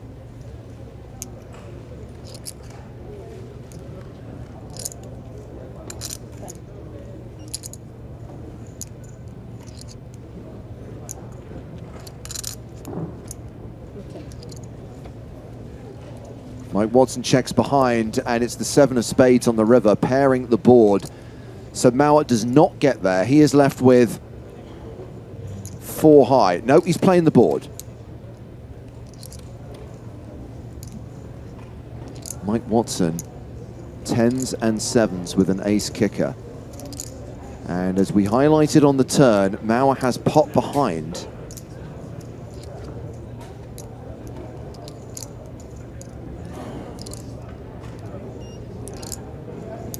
Could he be thinking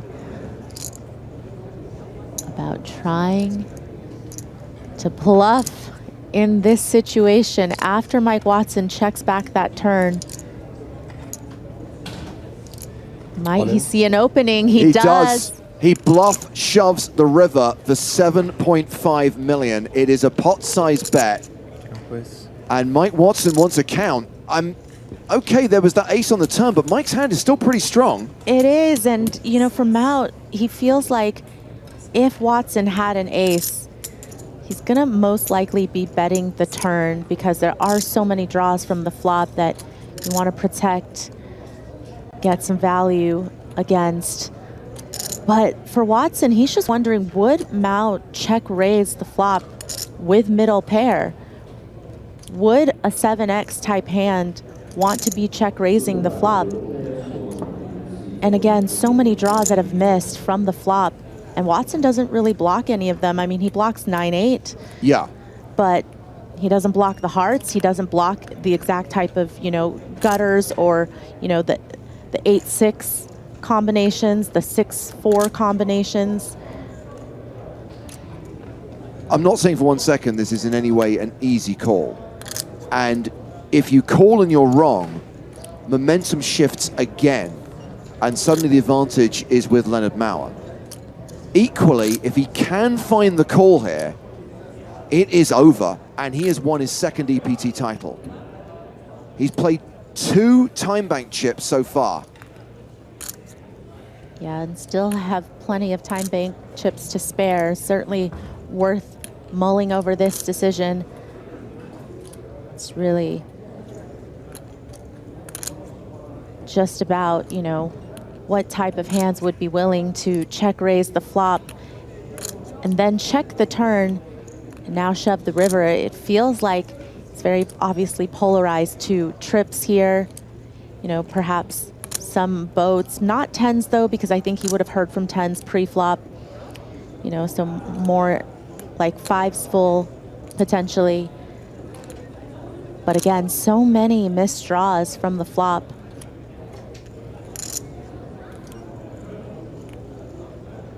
Understandably taking his time over this decision. Remember, each time bank chip is worth 30 seconds. He's played 3 so far. Playing a 4th. And considering making this hero call, which will give him the win. And I like to think that against a less capable opponent, Watson might not even give it this much thought. But against somebody as good as Leonard Mao, you have to be able to be open to the possibility that he's able to make this play without it. 5 time bank chips played. So Watts thinking this through. Can he find the call? Can he end it on this hand? I feel like Watson is going to be able to... Oh. Yes, yes, he makes the call, and we have our winner. An incredible call from Mike Watson to win the PokerStars EPT presented by Monte Carlo Casino and become a 2-time European Poker Tour champion, joining a very select club. And like that, wow. It's over, and no one can quite believe it. He's done it. He's a winner. Leonard Mao at the runner-up. Mike Watson, the champion. It's go time for Paris. Play your way online to a live experience worth more than 5,000 euros. And a chance to become the next Spin and Go Live champion. Play daily, score points. Make every spin count. Go for it.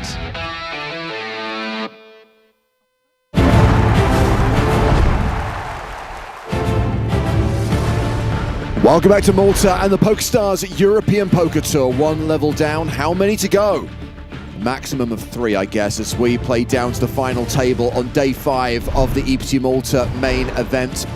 11 players returning from the break. Start of day chip leader Tom Axel Bedell still on top with 6.3 million.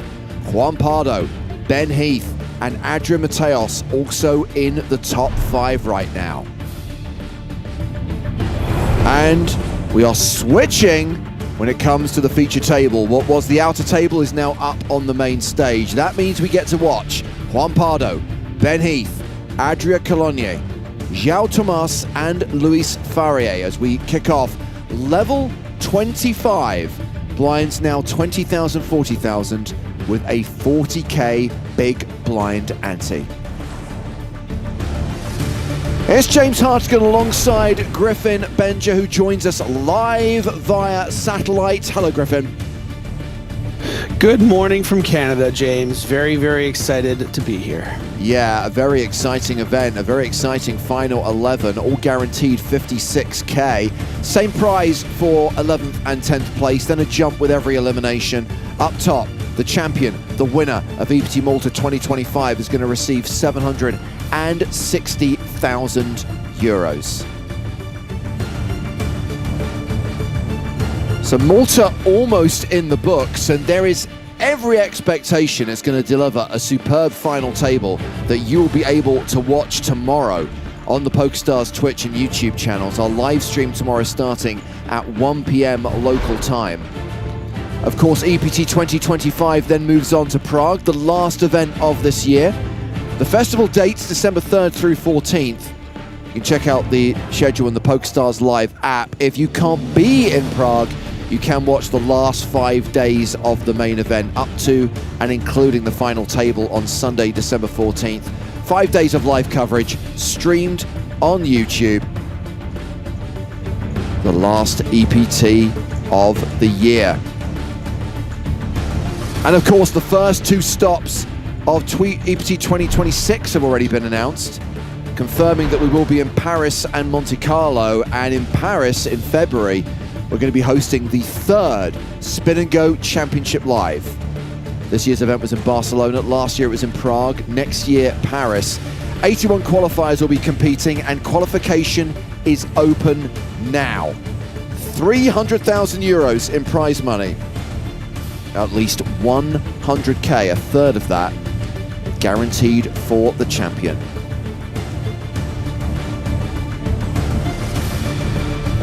So that's what's coming up. But let us not forget, let us not ignore that we still have this event to play out over the rest of today and tomorrow. Action is restarting. Blinds are now 20,000, 40,000 with a 40k big blind ante. I'm not going to lie to you, Griff. I thought we wouldn't get as many as 4 eliminations during the first level, considering how deep it is. But here we are, 11 players remain. Average stack is 2.5 million, 63 big blinds. Would highlight that the shortest stack at this table, though, Luis Faria, still has 38 bigs.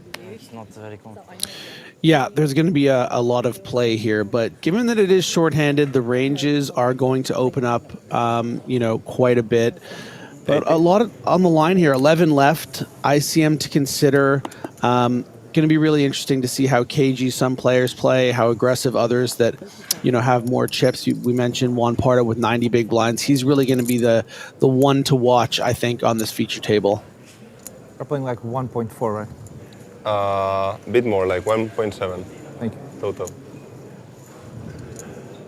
Colonio's opened with King 10. Luis Faria, who is a former W Coupe main event champion, has Queen 9 of diamonds in the small blind.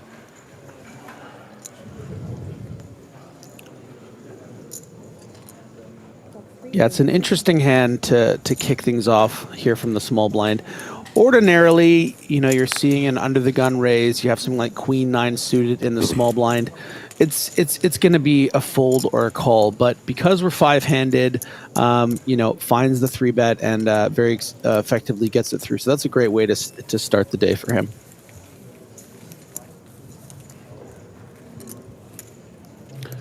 Looking nice and comfy here with just 11 players left.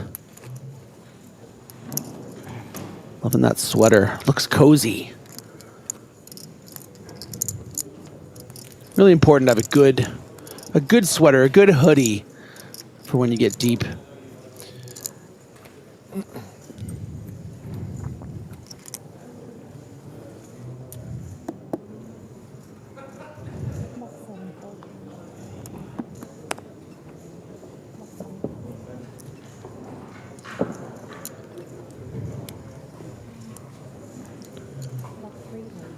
Going for 2 for 2.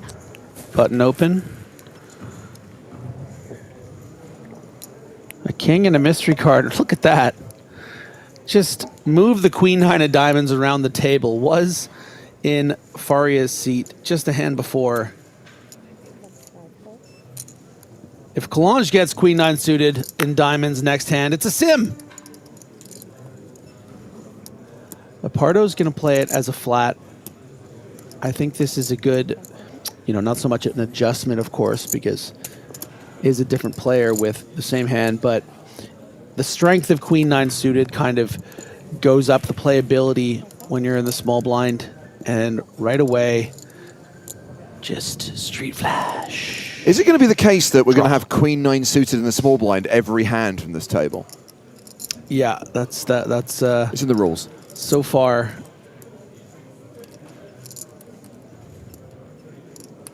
We need street flash, Griffin. We need that 10 of diamonds. We need it. And Pardo here has an interesting proposition because even though he feels the strength of his draw, there's strength in his small blind flat on a texture like, ace jack, but only so much as to connect often with the jack more than the ace. A lot of ace-x hands from the small blind facing a button open would have 3-bet pre. You think about your ace-x suiteds, all the big aces, of course. So shouldn't have a ton of aces, but is still, you know, his range is strengthened by Faria's check back on the flop and is able to comfortably just bet and get it through. So another pot taken down from Pardo and another great shirt. Juan Pardo is the chip leader at this table with close to 3.7 million. More than 90 big blinds. 1.6, I think. Pardo and Heath, the two biggest stacks at the table. Probably the two biggest Almost names at the six. table, not to take anything away from the talents of Tomas, Faria, and Cologne. And then, of course, over at the other table, the outer table, we've got two former EPT champions, one of whom is a former EPT Malta champion, Alexei Boyka, looking to defend his title from 2016.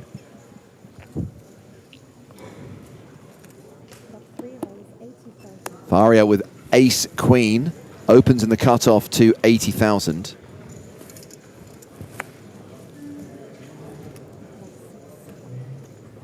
Ah, no queen, 9 of diamonds. Damn it. 2 hands is a coincidence. 3 hands would have been a pattern. So instead it's Ben Heath in the big blind, and we are playing mystery card once again. We know that Ben has the 10 of clubs.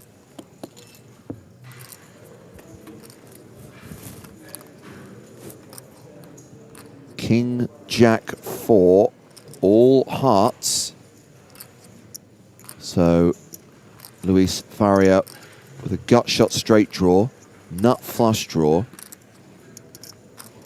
No Kobe Yard, it is not an Explorer on Pardo's wrist, it is a Yachtmaster. As we see Faria continue here for 50,000.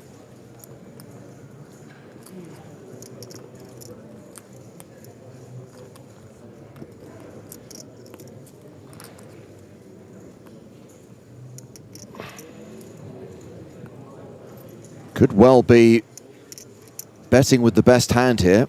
Don't know what Heath has, but it ain't good enough to call.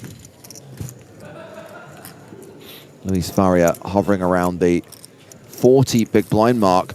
Worth highlighting that even though Ben Heath is second in chips, he is still below average. Only Pardo has an above average stack at this table, the average being 2.5 million, and Ben Heath, the second biggest stack, playing 2.1 million. Well, let's see what's happening over at the other table. It's Boyka versus Bedell. We join this hand on the river. 10-10, 10-7-4 on the board.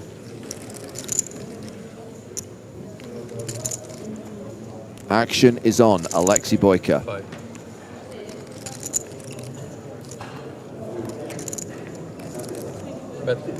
He bets 350,000. Quick fold from Bedell. Boyka chipping up there to 2.3 million.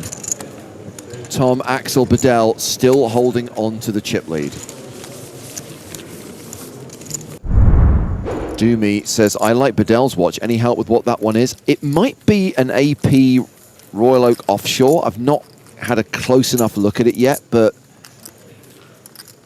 my gut instinct is that is what he has. Not easy to get and very expensive to buy.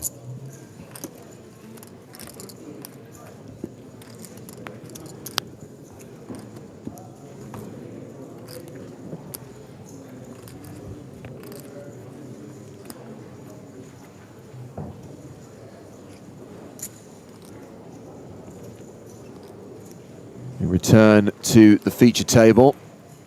See the action folded to Adria Cologne. He's not playing this hand. It's Ben Heath on the button.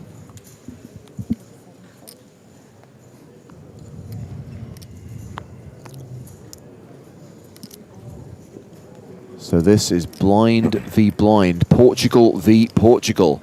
João Tomás completing. What's going on with these cards? Faria checks his option.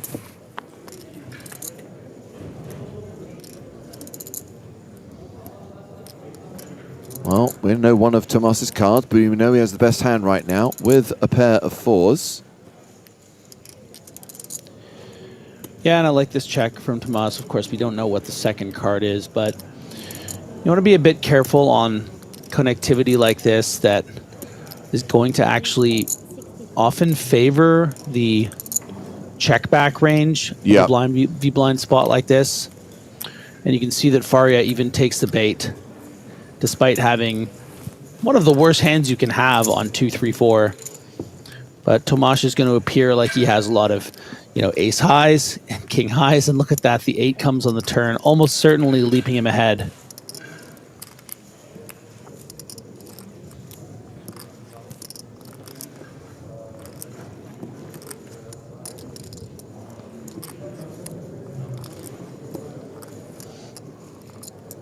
Having paired his 8, Faria will fire again. It was 60,000 on the flop. This is a second barrel of 180,000.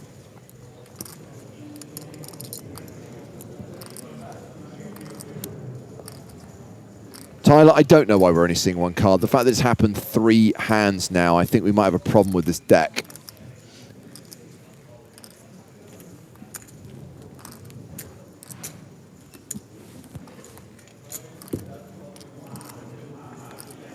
River card is a 5. The board gets a whole lot straighter. Yeah, and at least it will save Tomasz some chips here, assuming he hasn't improved with something like 4-6, 4-5, ace-4. I don't think we can expect a bet from Faria. Gets checked to showdown.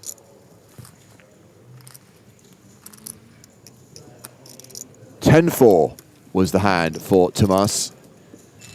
Pair of 8s is good. Roger that. And Faria adds 280k to his stack. He's pretty much tied with Ben Heath on the leaderboard. Both of them with around 50 big blinds. Here comes a new deck of cards. Is that too gamer nerdy for you, James? That the 10-4 is the Roger that call sign? I mean, I think of it more as a kind of trucker thing, on the old radios. 10-4, yeah. Convoy. So that really shows how nerdy I am, that I say it more as a gamer thing. Yes.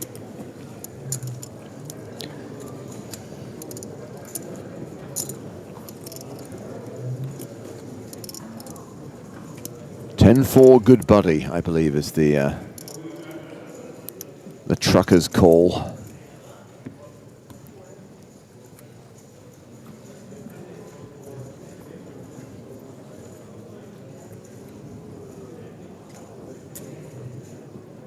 Now, if you like Adria Colonia's watch, it's not going to set you back too much money. That is a moon swatch by the looks of things.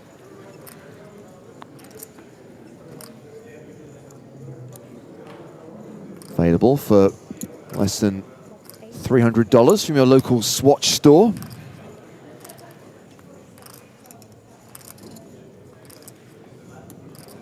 And if you like James Hardigan's expertise on watches, check out his YouTube channel. Don't, Griff. I haven't uploaded any new content for the longest possible time. I feel quite guilty. Oh, no. Yeah, well, Nick's always badgering me to make more videos. I'm like, I just don't have the time. That's good. Because the watch thing, don't have the time. You're always on. Yeah, yeah. It was an You're always on. It was an unintentional pun, but I will own it and pretend that it was. Oh, I don't know. You're that good. All spades, 8-5 deuce. Tomasz, the only player with a spade.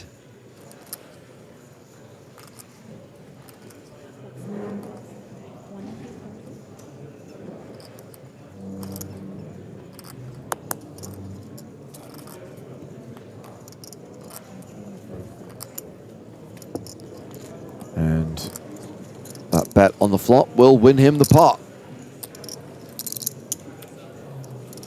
Darren McCusker says, whatever happened to a good old Casio watch? Nothing. Casio still make very good watches. Their vintage line. Their G-Shock watches. You cannot go wrong with a Casio.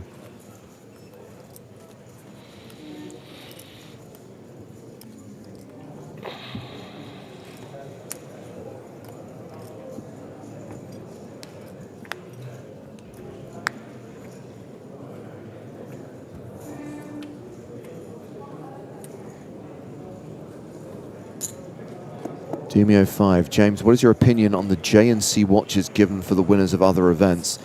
Jacob & Co.? Jacob & Co. are doing watches for poker tournaments? They are. Okay, well, I can say this because it's not our events. I loathe their watches. I think they're vulgar AF. So, no.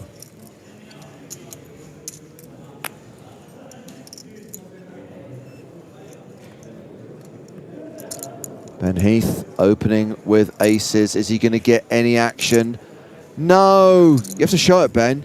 You have to show it. Oh, he's not going to show. See, Wild Joe says he's currently addicted to buying Citizen Eco drives. Again, good watches.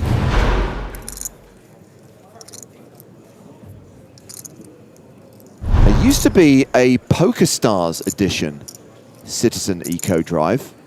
Can't remember whether they were given to Scoop winners, but they were certainly used to be available in the old VIP store. It was a special edition which had the red spade on it.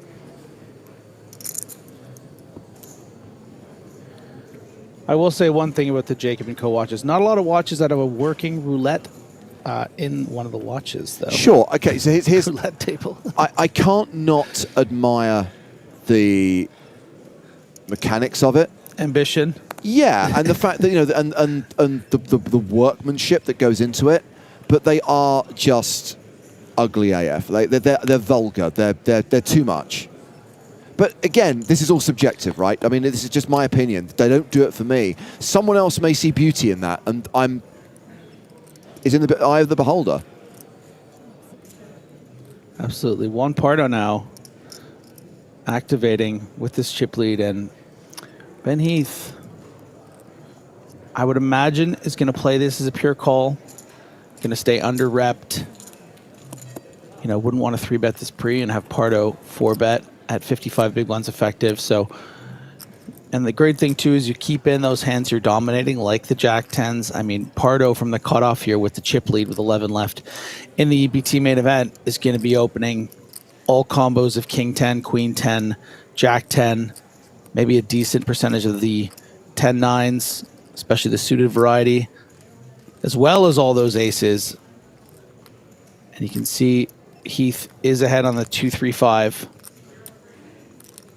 And here comes Malacca style.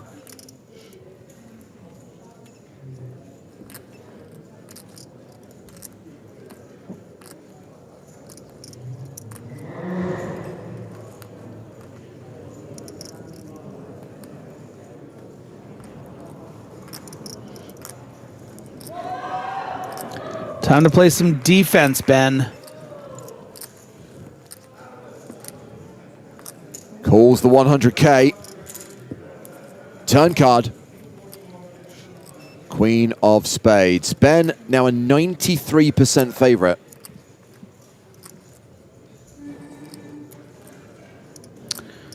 So now Juan Pardo is going to be thinking, what portion of Heath's range can I fold out on the turn, and what size would I need to make it, right? I find myself with near the bottom of my range, just jack high. You know, Heath is going to have a lot of weak one pair and ace high, king high type hands. Which percentage of those are going to call the turn? And Pardo, I think, very rightfully checks, simply because Heath is so aware of how wide Pardo's range is here. And those ace highs are also going to contain straight draws a decent percentage of the time. Your ace sixes type hands. I guess ace 4 would be a straight. So Pardo gives up.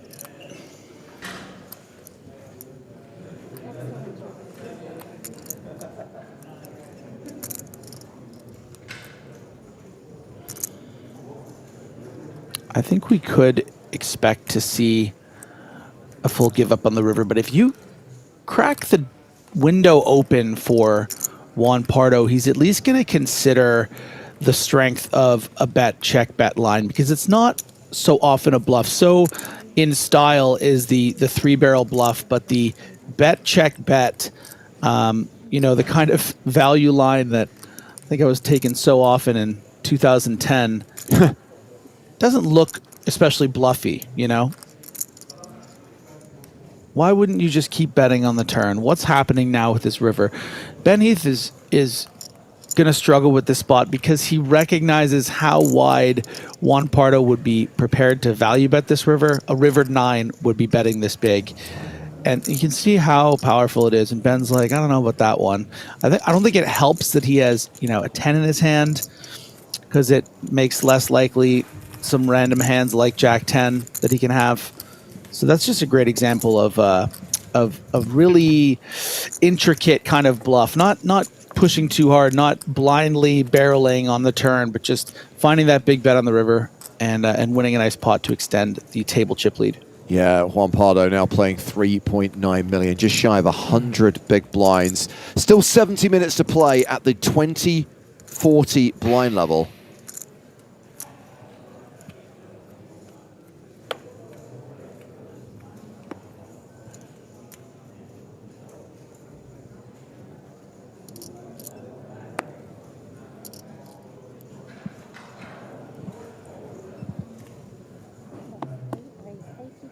Pocket nines for Luis Faria, opens to 80k.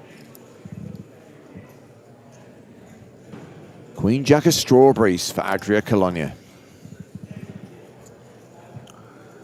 Again, play nice is just a call here. Very fair fight between these two hands. Very pretty hands, 5-handed.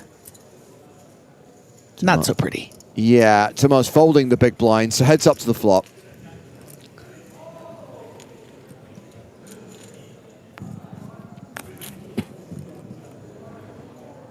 And that flop is King Jack 5. Faria out-flopped.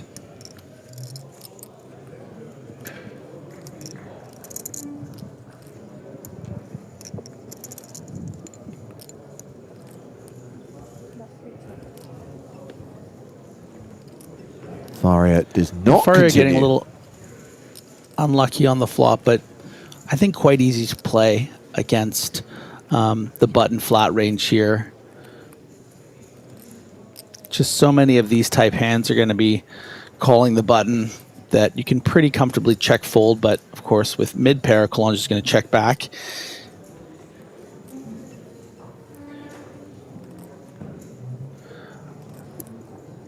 That does make it a bit trickier for Faria because it makes it less likely Collonges has a king.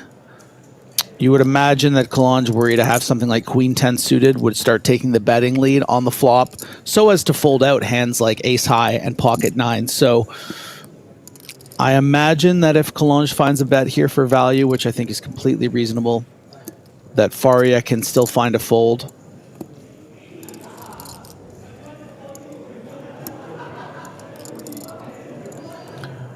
When you start breaking down in spots like this, okay, so what are Collonges' bluffs if I get faced with a bet here?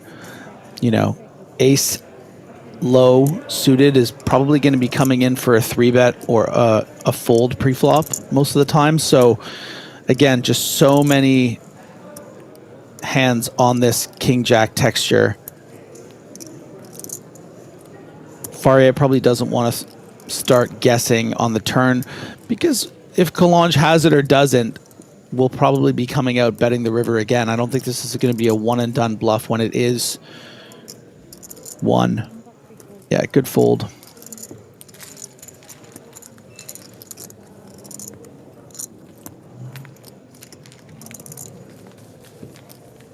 Adria Colonia playing 40 big blinds, 1.6 million chips.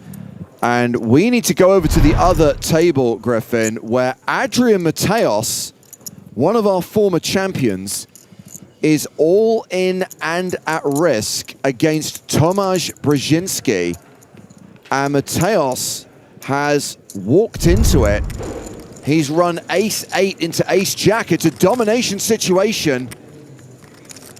And there is a jack on the flop. This is not looking good for Adrian Mateos.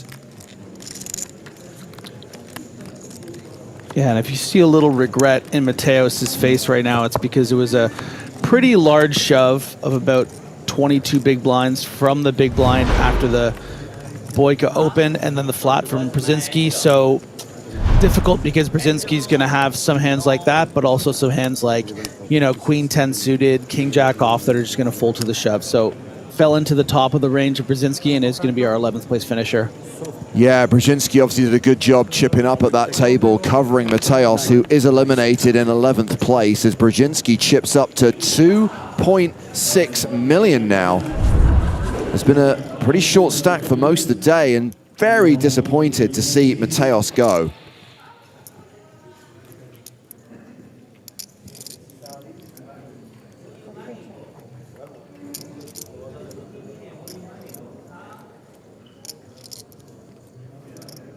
Yes, Mateos did have the bigger stack going into the break, but just as we've played a few hands over the last 20 minutes at this table, they played a few hands at the outer table over the last few minutes, and Mateos has obviously slipped and then made that move. Griffin could not improve with ace-8 against ace-jack, and just like that, we're down to 10. 2 tables of 5. One more elimination. We'll have a redraw for the final 9, and that will be our unofficial final table on the main stage. All 9 remaining players will then be competing together.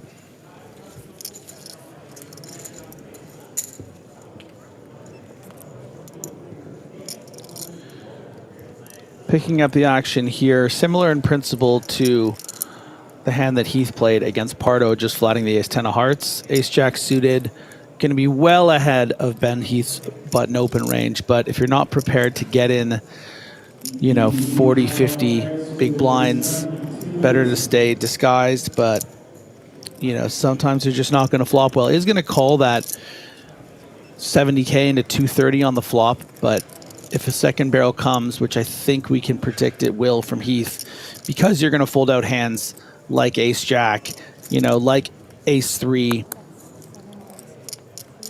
You can see the quick fold and easy peasy, lemon Heathy.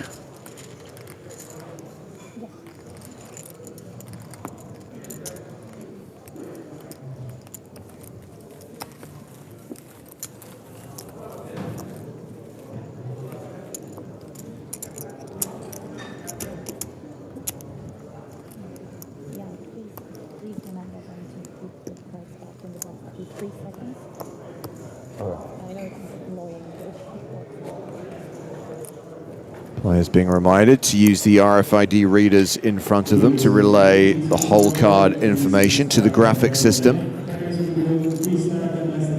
Facundo, the answer to your question is the tournament ends tomorrow. Today, probably get down to 6. Play to the TV final table, as we call it, and then we'll come back tomorrow and play down to a winner. So James, what would you say, what would you call this day if you were to give it a sort of a name? Well, the official word, Griffin, would be penultimate day. I can tell you that for many people who work on the production, yes, it's literally their favorite day of the tournament, even more than the final table.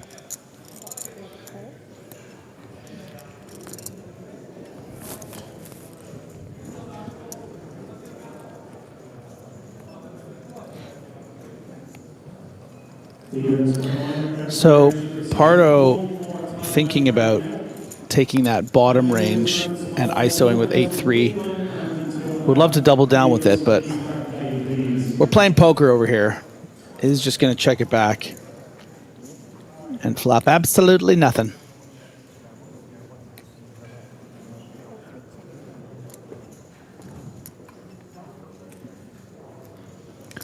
So interesting to watch, James, the sort of ebbs and flows of trends and tendencies. Yeah.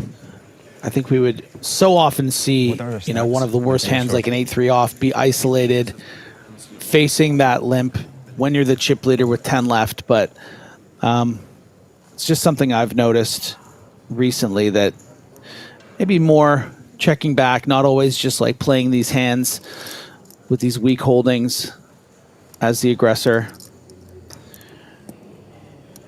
And Faria with a hand like Jack-6 suited, I think maybe would have limped called.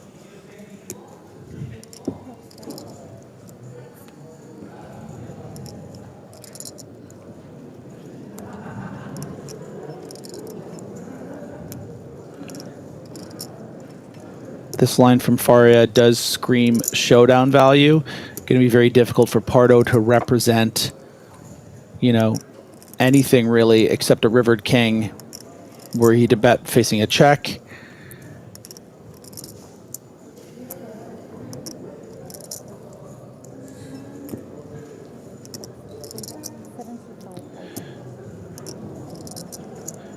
Faria is actually going to come out betting, which I think is quite interesting.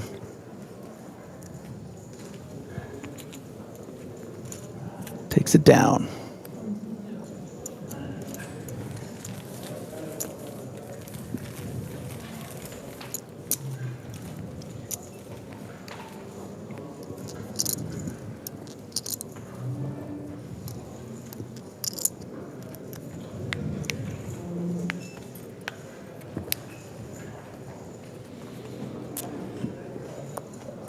So 30 minutes into the level, and we have seen the elimination of Adrian Mateos. That means Alexei Boyka is the last remaining former EPT champion, and of course a former EPT Malta champion, the reigning champ. And with Tomasz Brzezinski on the ascent after KOing Mateos and taking his chips, Brzezinski is a few eliminations away from making his second consecutive EPT final table, having finished 4th in Barcelona in August. And uh-oh, Tomas opens the cutoff with aces, and Faria picks up ace-queen on the button. Yeah, a Portuguese clash here, but look at that, just the smooth call. And wow, very fortunate. I think there is certainly argument to 3-bet and get in 35 big blinds, just playing 5-handed here. Instead, just smooth calls and saves himself nearly all of his chips. Call.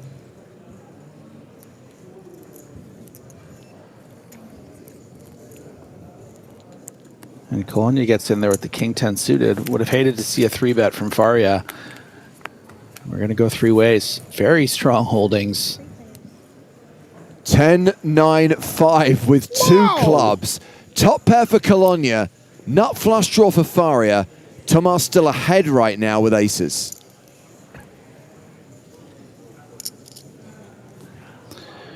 I wonder if Tomas ever considers a check here. No, just is going to come up betting right away.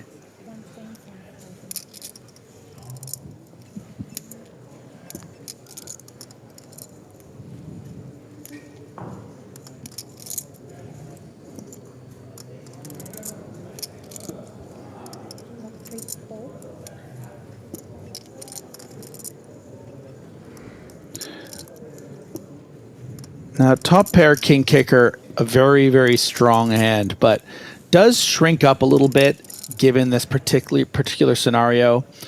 Tomas deciding to bet on this flop into 2 players says quite strong value or a big draw. He doesn't just have ace-7 of spades here and betting into these 2 very strong players on this connected straighty flushy board. So is just going to call. Wow. So now Faria with top pair to go with the flush draw. I mean, Tomas still ahead with aces, but 57%, hardly a commanding lead, is it? I don't really envy the implications of this turn card if you're Tomas. You know, King Jack for Faria, certainly possible. We have to consider that Colonia is in there as well. Could definitely have something like King Jack, perhaps something like Jack 8 suited coming in from the big blind, now making a straight as well. We have to consider the Queen 10s, the Queen Jacks, whose equity has just increased significantly. Is still ahead, as mentioned, but just 50% of the time does he win this pot if both players see the river. Colonia, however, going to be able to comfortably make a fold here with the 2 players.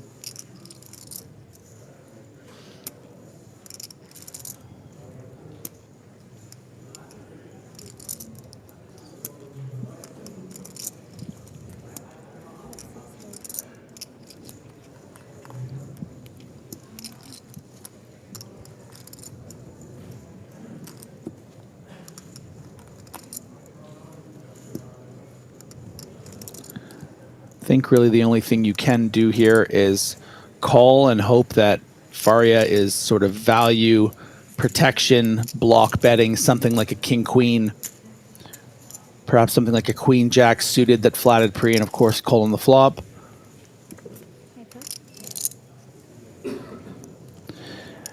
And I think that the question becomes, once Tomasz checks here, does Faria feel compelled to value bet? I think if we didn't know Tomasz had aces, it wouldn't seem that thin to at least fire something out like 450,000, try to get some value from something like a king queen, a queen jack. Remember how tight, how loose the ranges are, James. 5-handed, you know, Tomasz having something like king queen and a great check back. Unbelievable work from Faria. Avoids losing any more chips in this hand. Pats himself on the back. Meanwhile, and 2 pats there, yeah, James, because not just checking back the river, but not 3-betting and getting in pre-flop, which we noted was completely reasonable at the stack depth.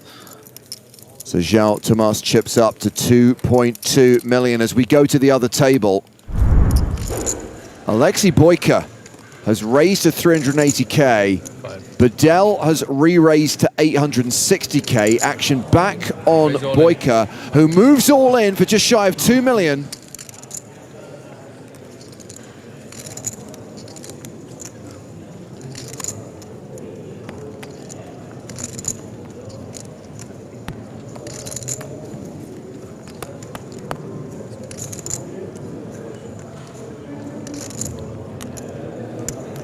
So I'm guessing that Bedell was the original opener. 1,915,000. Boyka 3-bet, Bedell 4-bet, and now Boyka has 5-bet jammed.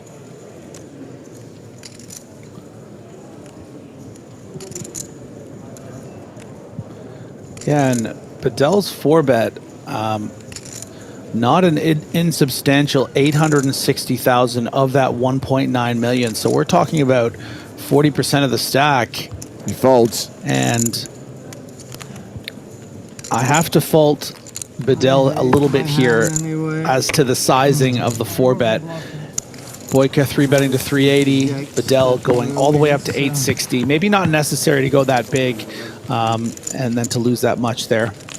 So Bedell said, I hate my hand anyway. Boyka replied, I wasn't bluffing. And Alexei Boyka, the reigning EPT Malta champion, is now up over 3 million.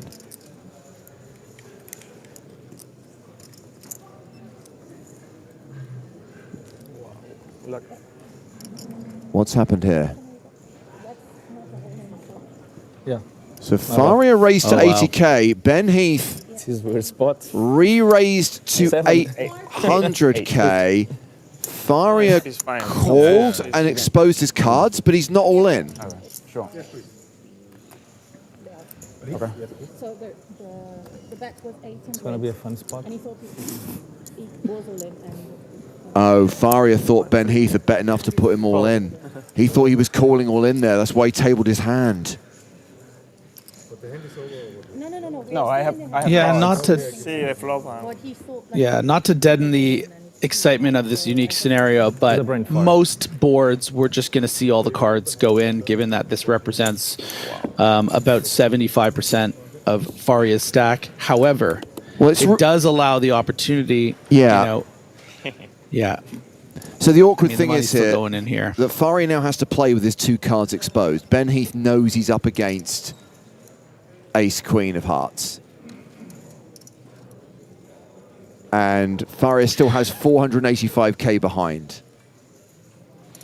So the question that comes to mind, because this isn't exactly a solver studied spot, this right, is so James? Weird. Is there merit? Yeah, is there merit for Heath to actually? I don't know. No, he puts it in. I was gonna say maybe to. You're ahead here and you want the rest of the chips. Faria, of course, is not going to be able to fold with the backdoor hearts as well. Okay, now it's all in to call. So awkward. He thought that Heath had shoved on him pre, but actually it was only 800,000. So when he called, there was still chips behind, and now he's got his hand exposed. Knows Heath has that information and has to decide whether to just call this last 485k and hope to catch an ace, queen, or running hearts. I mean, it's 12 big blinds. you can really come back from that. If you're shown ace queen here, or ace king, pardon me, or pocket kings, I mean, you got to do the math of what your percentage is against those hands. Wow. So actually, there are some scenarios that make it quite interesting. It's not an insignificant amount of chips that Faria has back. You know, we're either to have 250, 300. It's just a no-brainer. You have too much of your stack invested, but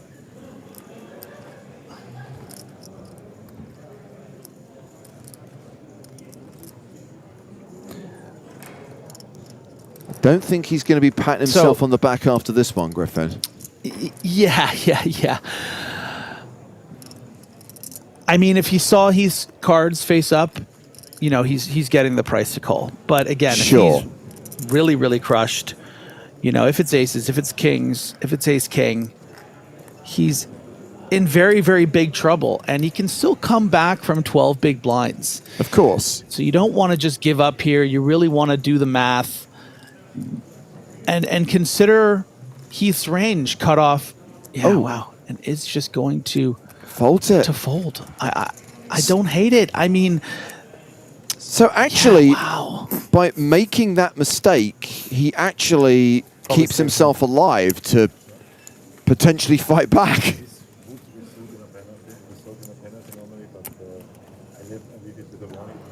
Yeah, of course, of course. So, an honest mistake. being explained to Luis there by Mario, the floor staff assigned to the main event today, that normally it would be a penalty. On this particular occasion, he's been given a warning. I have no idea. I think worth mentioning, James, too, is that, you know, this simply wasn't a button versus big blind shove for 13 bigs or something where your opponent could have ace jack or, you know, a lot of different pairs. This was cut off big blind, a 30 big blind effective, you know, or intended sort of like I'm effectively putting you all in.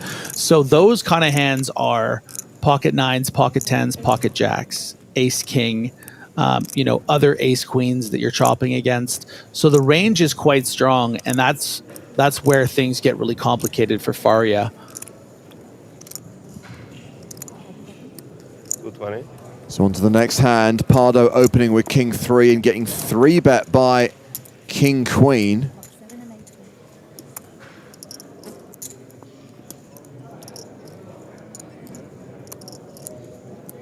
Still playing 5-handed at both the feature table and the outer table.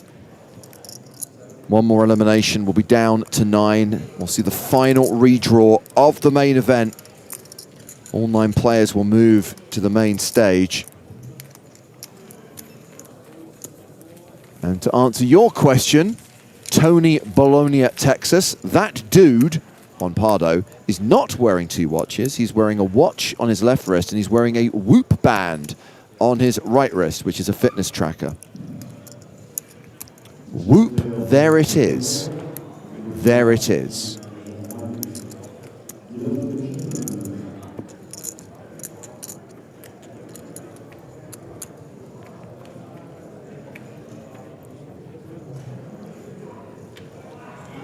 Roughly halfway through the 20K, 40K blind level.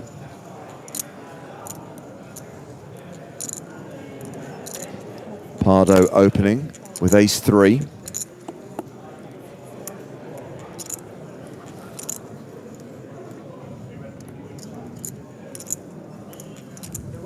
Pocket 5s for Ben Heath.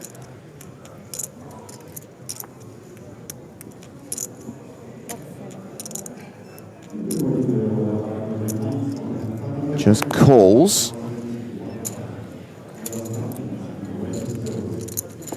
Pardo versus Heath.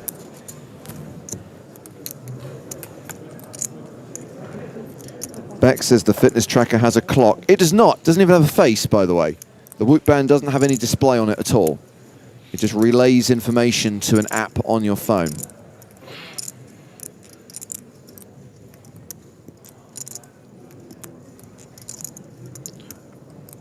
I find I often I lose my Whoop, James. But then when I find it, I say, oh, whoop, there it is.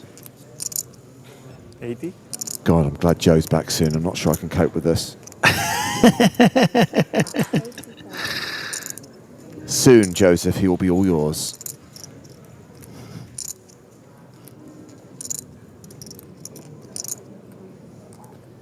Red Misty says, such a rotten joke, OMG. It's Chat Pro Saturday, Griffin, so I have to agree with them. As much as I want to back you up here, I have to agree with this Chat Pro.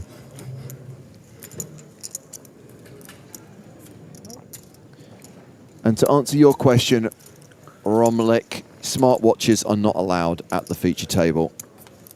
When you say digital watches, I mean, we had the conversation about Casios earlier on. I don't think we're going to penalize anyone for having a calculator or a stopwatch on their watch, but yeah, anything that can relay information, can receive messages, for example, is not allowed. So a bit of an interesting spot here. Pardo starts things with a bet, and I think this is simply because he has the ace of clubs in hand. If he had ace 3 no club, I don't think he's going to be attacking the queen 9-4 texture very often, given that Heath is going to be weighted to a huge amount of hands that continue. If he's continuing with pocket fives, James, he's certainly continuing with, you know, king 10, king jack, all the other, you know, hands on this texture, your queen X's, blah, blah, blah. So I think that Pardo bets here simply because if he does turn a club, he can continue betting, but the 10 is the no card. And having got away with a bluff earlier in this level against Heath with that jack 10, I don't expect he's going to be activating with the bet check bet line again on this run out. But you know what? That's really what makes him one of the best tournament players in the world. Understanding the weakness of the check back, knowing that it is likely hands like maybe an ace 9 suited or all those pocket pairs from 5 to 8. Not your queen X's, which have very, very strong showdown value, which are going to snap you off because those will often just bet the turn. And I mean, look at the sizing, James. This is just, oh, it's so nice. Another bet check, bet bluff from Juan Pardo. Man, so good. Pardo back up to nearly 4 million chips. Tomorrow is Sunday, final table day in Malta. It also means a new episode of the Big Game on Tour will drop on the PokerStars YouTube channel, featuring Lex Veldhouse, Alan Keating, Jason Kuhn, the other players at the table. Chance Cornuth, Morgan J, and loose cannon Luke Moy. It's the original Big Game stakes, a minimum $100,000 buy-in. And nice to see these shows being very well received. This second cycle of season 2 of the Big Game on Tour. Joe Stapleton is now back. Hello, my babies. As we play out the remainder of level 25, 20K, 40K blinds, with 10 players remaining. You're remaining at... Oh, wait, that's not it.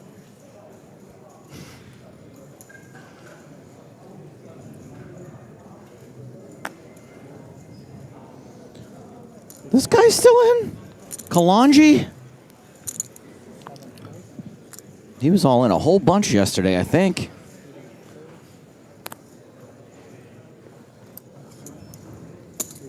Yeah, we did get a very polite comment in the YouTube chat establishing, at least since it's Chat Pro Saturday, that it is pronounced with a J. Kalange. Kalange. Desperation is a stinky Kalange.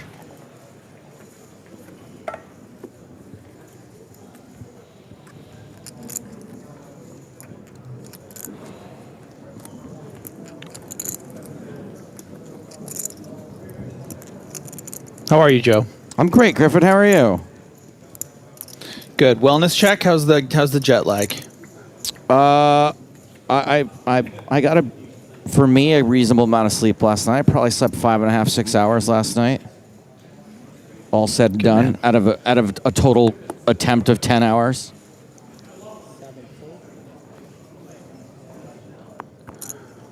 Pocket fours for Joao Tomas.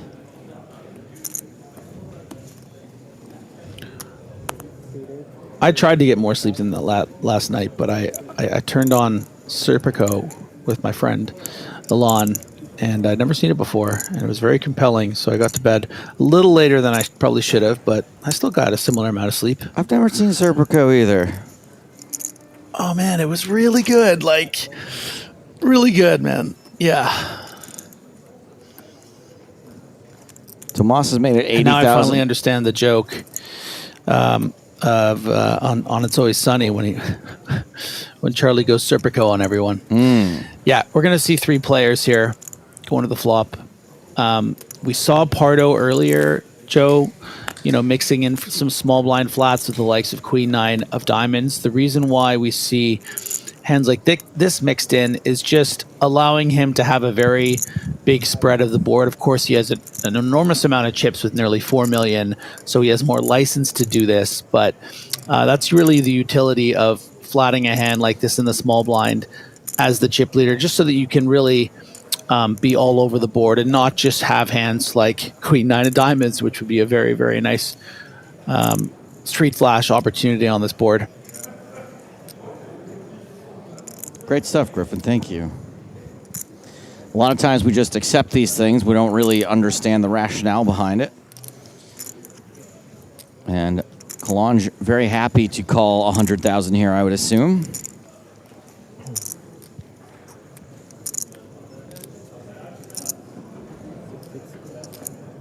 And does. Not many ways for Tomas to catch up, and that is not one of them. 2 pair now for Kalange. 3rd diamond. All right, here's a hypothetical question for you, Griffin.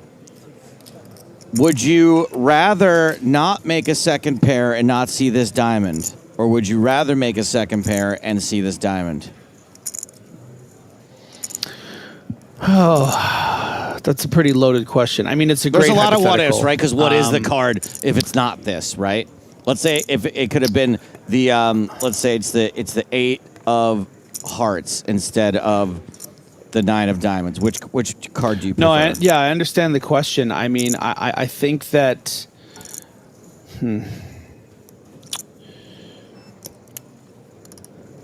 Yeah, I'm not sure. I'd have to think about it. Okay. It's interesting, right? Because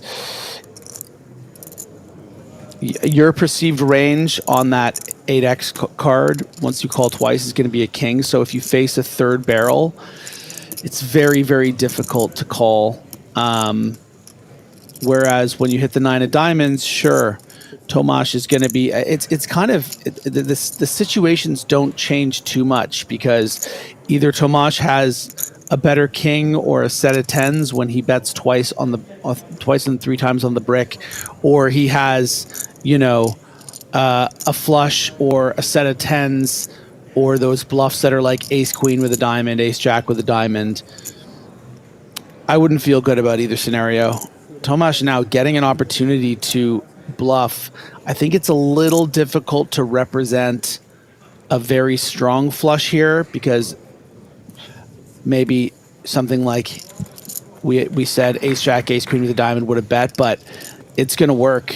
It does and work. Smile. Yeah. Very nice pickup there for Joao Tomas, who's up to 59 big blinds.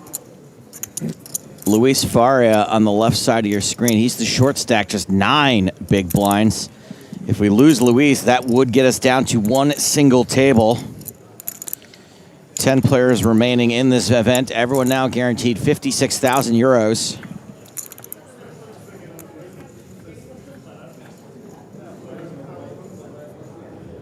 Can't believe Adrian Mateos is gone. Yeah, I don't know if he's allowed to do that.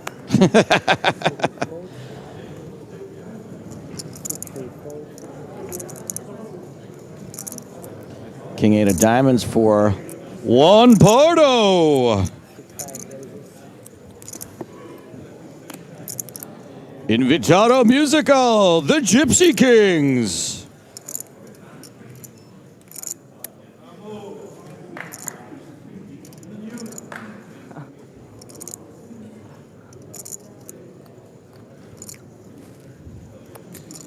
And Ben Heath, a.k.a. Ben Heat, makes the call on the big blind with the same hand.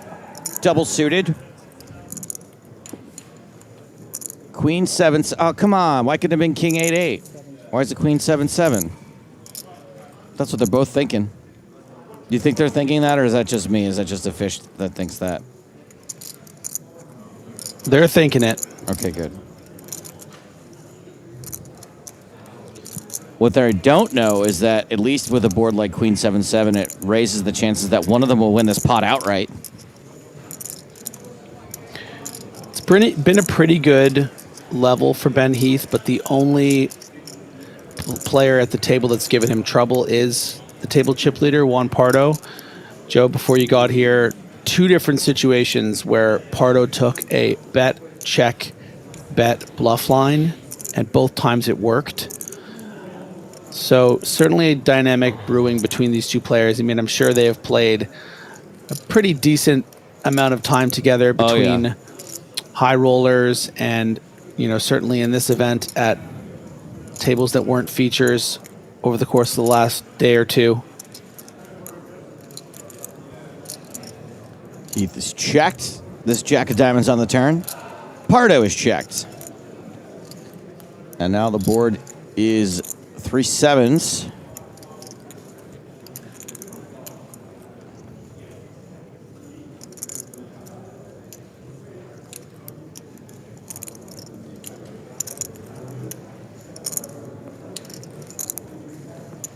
Action is on Ben Heat.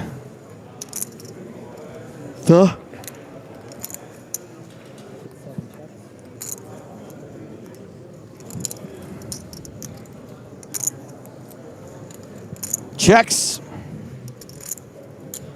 JP. Juan Pardo.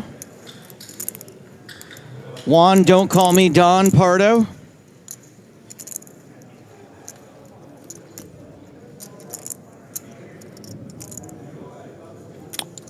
Juan Pardo, you bad man. You won't even chop a pot with Heath? Have you ever tried to chop a Heath bar? They're tough. They get all crumbly.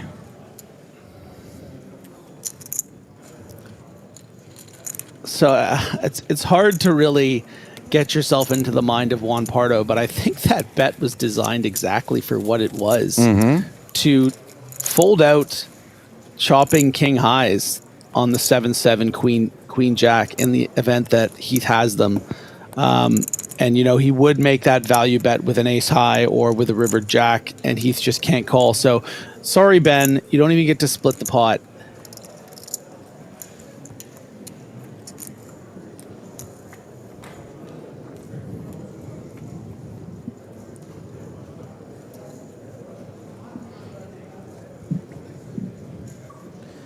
Ace Jack for Luis Faria, the shortest stack at this table. All in. Get that man a triangle. Triangle me, dealer. Faria all in. Not too many players to get through it. In fact, that hand is... Oh, I thought it was going to get through, but it does not. Joao Thomas makes the call. Giving a little smirk to his rail. Ooh, more of a grimace, I would say. Looks like ace 10. Domination situation, question mark. Queens, not really a grimace. Oh. Unless he thinks those cues look like the body shape of grimace, which they kind of do. I think it was more of a grim ace. It was definitely a grim ace. Now we are going to hold the run out here because we are on the single table bubble and a pay jump, and it looks like we want to make sure that the action is completed at this table first, which it has. Tom Axel Bedell winning what looks to be a pretty chonky pot. as we return to the main stage to see this run out. The fate of the Faria.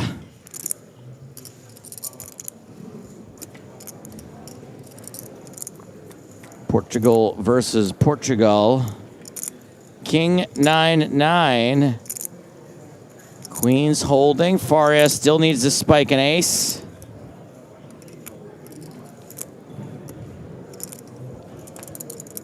Turn card is a tray ball.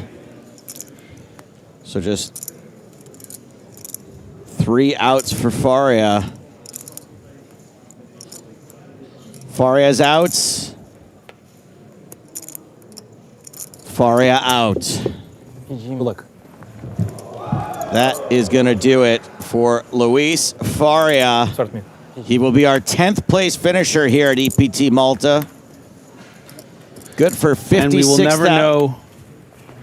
Go ahead. Yeah, for 56,000. But Joe, the thing I think a lot of viewers are thinking about right now is how would Faria's fate be different were he not to have misclicked that hand against Ben Heath? If you weren't tuned in, Joe, called what he thought was on his all-in, but actually was only about 800 of his 1.3 million chips with ace queen of hearts, came 7-7 deuce with a heart.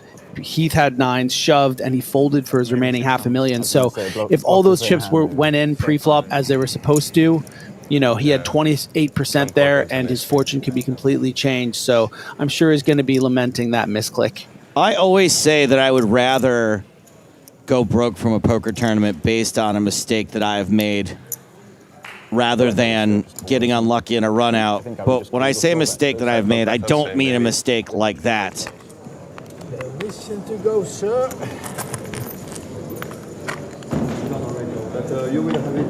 You don't really want it to be because you accidentally tabled your hand. So my heart does go out to Luis Faria as we have a peek at these folks getting ready to combine down to one table.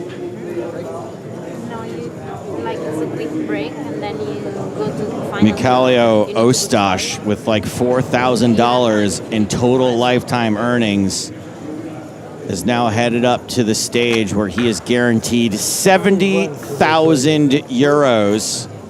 Tom Axel Bedell in the background.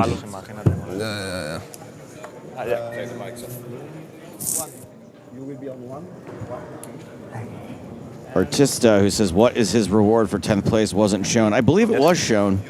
Although it is Chat Pro Saturday, so who cares? 50,000 euros. Yes, please. Just, okay? Move the chips. Okay. I help them here. It might have been 56,000, now that I think about it.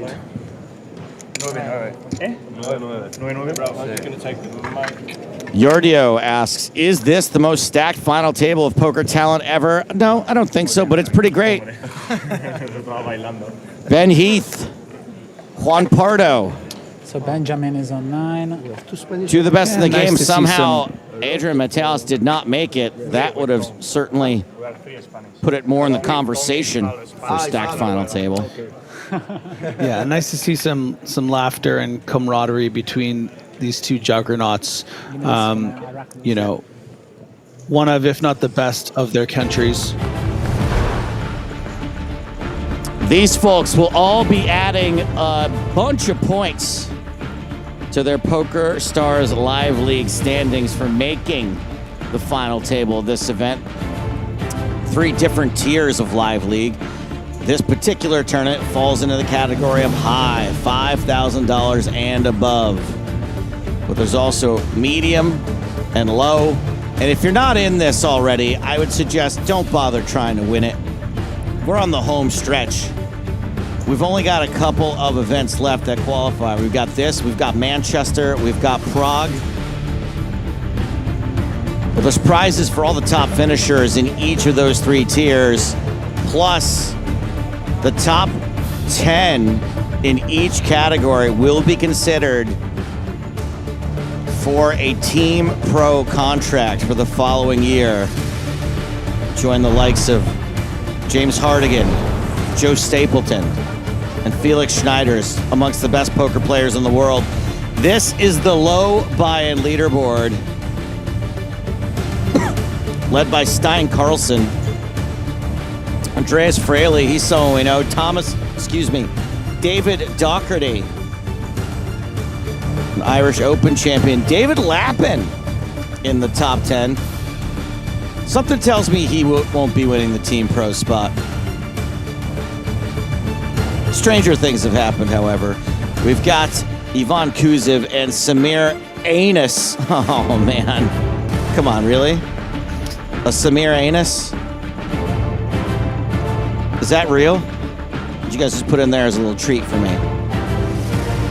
I'm being told it's real. This here, the low leaderboard. Still lots of room to move around on this with a couple of events left. This is the medium buy-in leaderboard. Let's start at the bottom here. Antoine Labatt. That's Griffin's third favorite Canadian beer, the Labatt Blue. A couple of Italians in 9th through 7th place. And another one in 5th. And as we get to the top, we've got a couple of familiar names there as well. Jonskite from Norway is in the number 4 spot. Kenny Hallert, PokerStars Team Pro. Hey, maybe he'll win the Team Pro contract. Maybe they'll be like, Kenny, we were going to shit can you, but actually, you won. You won the Live League leaderboard medium, so you get to be Team Pro for a year. Kenny Hallert in 3rd place. Kenny coming off a real hot year, making the World Series of Poker main event final table again. And Gerard Ruberalta, who went fairly deep in this event, is number 1 on that medium leaderboard. And here we go. Here's the big boys and girls. Although I think Allison is a boy. Anyway, open to men and women alike. This is the high leaderboard, $5,000 buy-ins and up. Byron Kaverman, number 10 on there. And that's pretty impressive considering I don't think Byron goes to all the events. Andres Namath, a.k.a. Pro Beers, in 9th place. Leon Sturm. His name should really be Leon Stern because he sat in the front row of my comedy show and didn't crack a smile.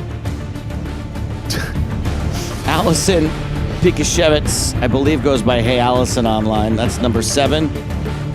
David Coleman, Jesse Lonis, Alexei Ponikovs, and Rick Kokomoski, who slept at my comedy show, and Clemens Reuter, rounding out the top 10 on the high-end leaderboard. This is what they are playing for right here, right meow, at EPT Malta. We have reached this money.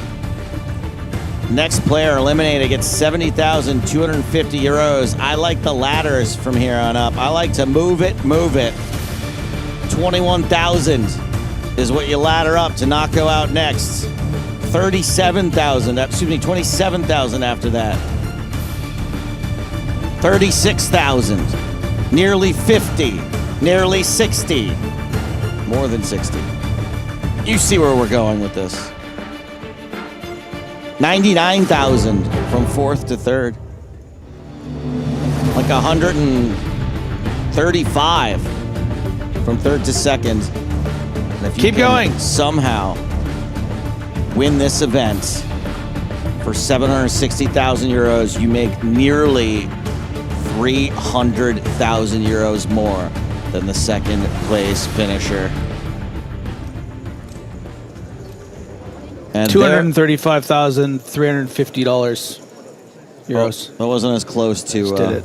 wasn't as close to 300 as I made it seem, was it? Just doing all that math on the fly like the human calculator, not like this guy who's clearly using the calculator on his phone.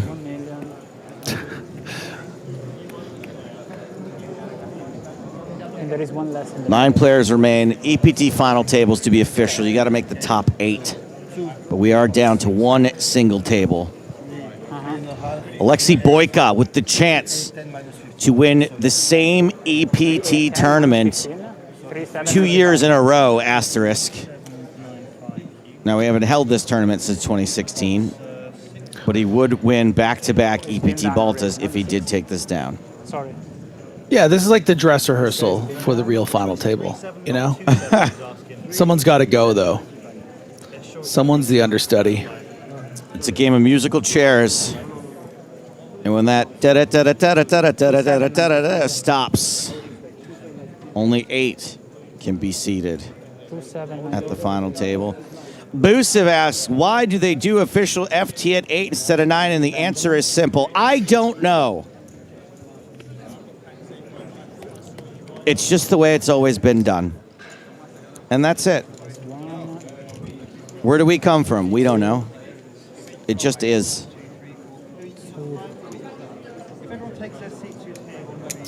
The winner of this event, by the way, for that leaderboard is going to get 576 points, so nothing to sneeze at.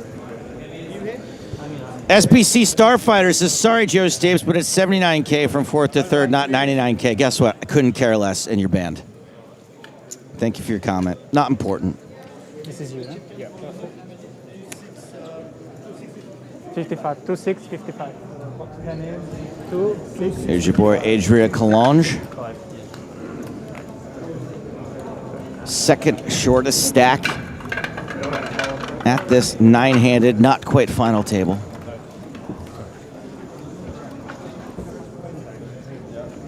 Oh, and of course the ever-loving trophy. Forgot about that. Not just money on the line here. Leaderboard points, bragging rights, and a golden trophy. Ben Heath sits around middle of the pack. Time to collect everyone's phones again. Phones, smartwatches, and if anybody is using an electronic Prince Albert, we're going to need to collect that too. Anyone else? Everything connects to the internet these days, Griffin. You can go for the button, please. Okay, gentlemen, just to let you know.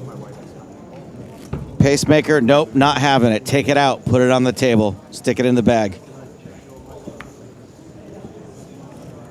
It's like a Dave Chappelle comedy show. No electronic devices. Be present.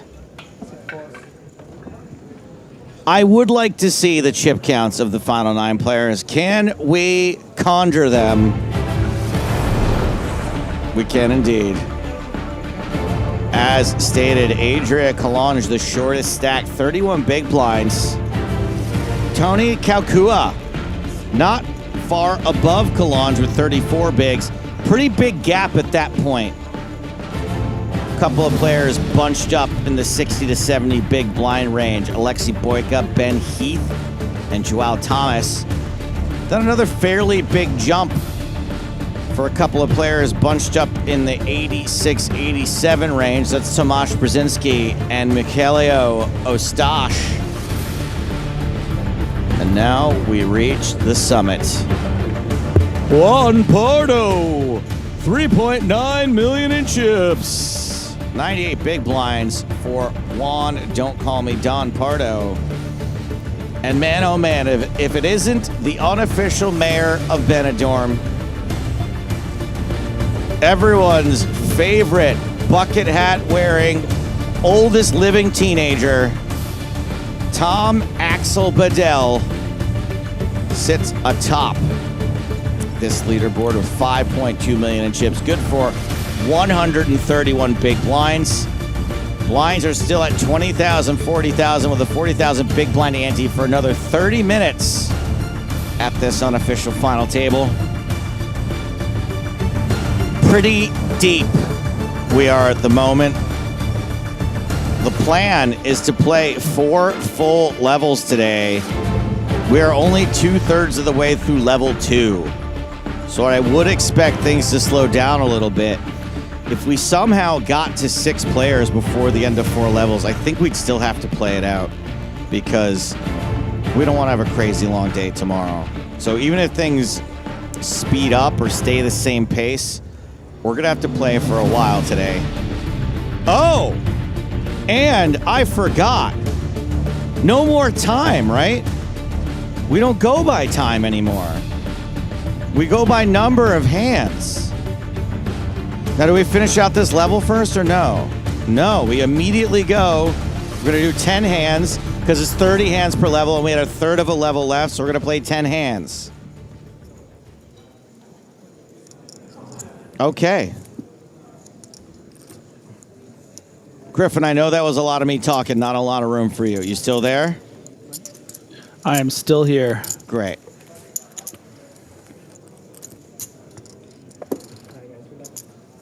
Thank you. A lot of interesting storylines here on this final table. Hard not to, be swept away by the excitement of having two of the game's best in Juan Pardo and Ben Heath. But, I mean, look, Brzezinski's back-to-back EPT final tables. Boyka going for his second EPT and second EPT Malta after winning this event 9 years ago. And then, of course, Bedell with that massive chip lead, really representing the older generation. It's pretty fun. Yeah, plenty to root for here. Plenty of ways we could get this 9-handed final table down to an incredibly elite 4 or 5-handed.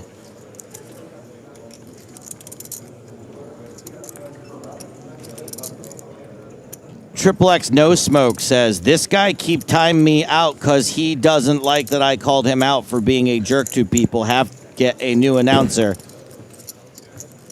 I'm just going to give you a quick little timeout to rethink that, maybe. Maybe do some, maybe like a little proofreading next time. You banned. Jack, has anyone asked if Bedell has ever been to Burning Man? You're suggesting that perhaps he had. I feel like I made some kind of joke like that yesterday, although I can't exactly remember. No, I mean, I suggested it to you. You thought it was really funny, and I'm bringing it up again. I see. It's what we call in comedy as a callback. It seems more like just repeating a joke from yesterday than a callback, but yeah, which I learned it from Crazy Carl, which I would have allowed if you just had done it instead of saying, "Has anyone brought that up?" Given that person was you yesterday. No, I meant it like, has anyone now asked him for me because I can't do it? Oh, no, none of us have tracked down Tom Axel Bedell and asked him about your tracked joke. him down. You know where to find him. I know where to find him 30 minutes in the past. Oh my God, the time thing again. Yeah. Oh, it always trips me up. Who knows where he is now? He could be anywhere. He's probably on break, in fairness. It'd be hard to track down. So first hand of the 10 hands we'll be playing before the next break goes to Alexei Boyka.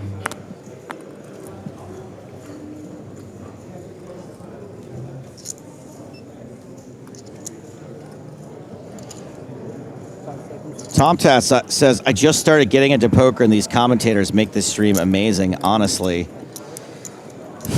I hate a kiss ass. You banned?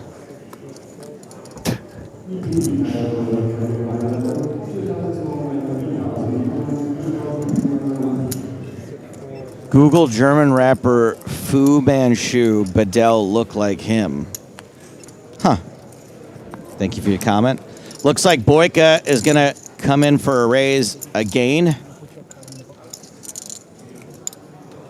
He's gotten through to the big blind, who is Brzezinski with 5 high. 5 high offsuit. That's 2 in a row for Boyka. Could this be an omen? Could this be a sign that it's written in the stars, the poker stars, that Alexei Boyka is going to win this tournament 2 times in a row with a 9-year gap?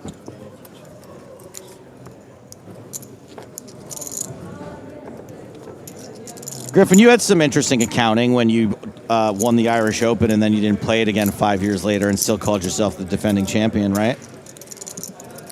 Still am.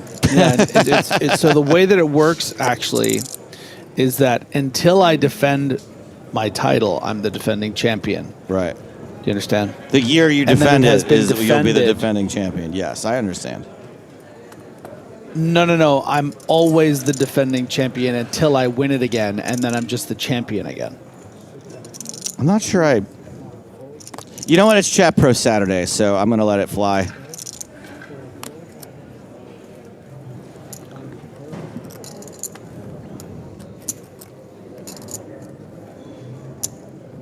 Oh, we got a great Chat Pro comment here from Brandon Nell, who's had some really good ones over the week. Some really great Chat Pro comments. This one is, I'm not saying 700K is not a lot of money. Of course it is a lot, but if you do the math and you're a good poker player, then it's not worth playing days on end with over 800 entries. Great comment. Thank you for it. Joao Thomas, opened from the cutoff with King, Queen. Bedell, I love him. 10-7 suited on the button. Hell yeah, let's go. Brzezinski, small blind, calls with pocket fours. Kaukua is out. So we're going 3 ways to the flop. Pair versus suited connectors versus overcards. Ace, deuce, tray. This pair of fours is doing all right, is the best hand, and has a draw. I think this is a great example, though, of how important it is to be the aggressor and have the lead and have position.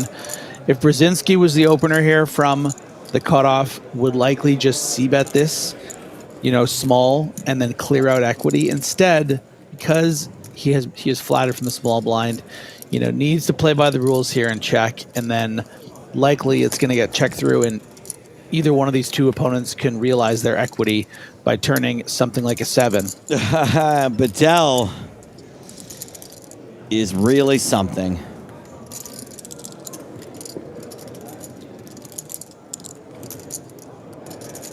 ZZ reminding everyone that Tom Bedell, who just paired his 7, plays 40 euro tournaments in Benidorm, with first place prize money being around 800 euros.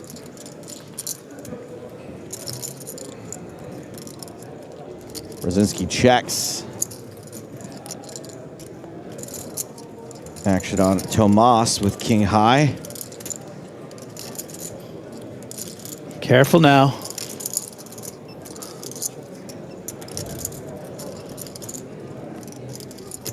Who also checks.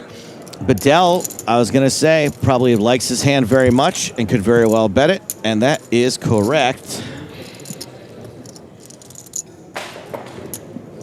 155,000 into 320. I'll tell you what, this is certainly a little irregular, betting half pot when you just turn to 7 on a board where, when you get called, you shouldn't really have the best hand very often. But in this very specific situation, and maybe this is an indication of just the way that this tournament's been going for Bedell all of these many days, is that he has found an opponent that's going to call with worse and bricks out. And I really don't fault Brzezinski for calling the turn, by the way, because this line doesn't really make much sense, because you wouldn't really bet 50% of the pot with a turn to 7 here. You would really have an ace or, frankly, nothing. Well, that is not the case for Tom XL Bedell. He shows 10-7, clearly, is what he's going to turn up with there. And the chip leader remains chip leader. Bedell on nearly 140 big blinds at this point.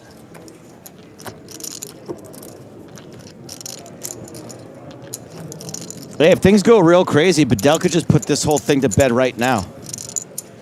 Give us all a day off tomorrow. We can broadcast Griffin's return to Counter-Strike instead. Nice.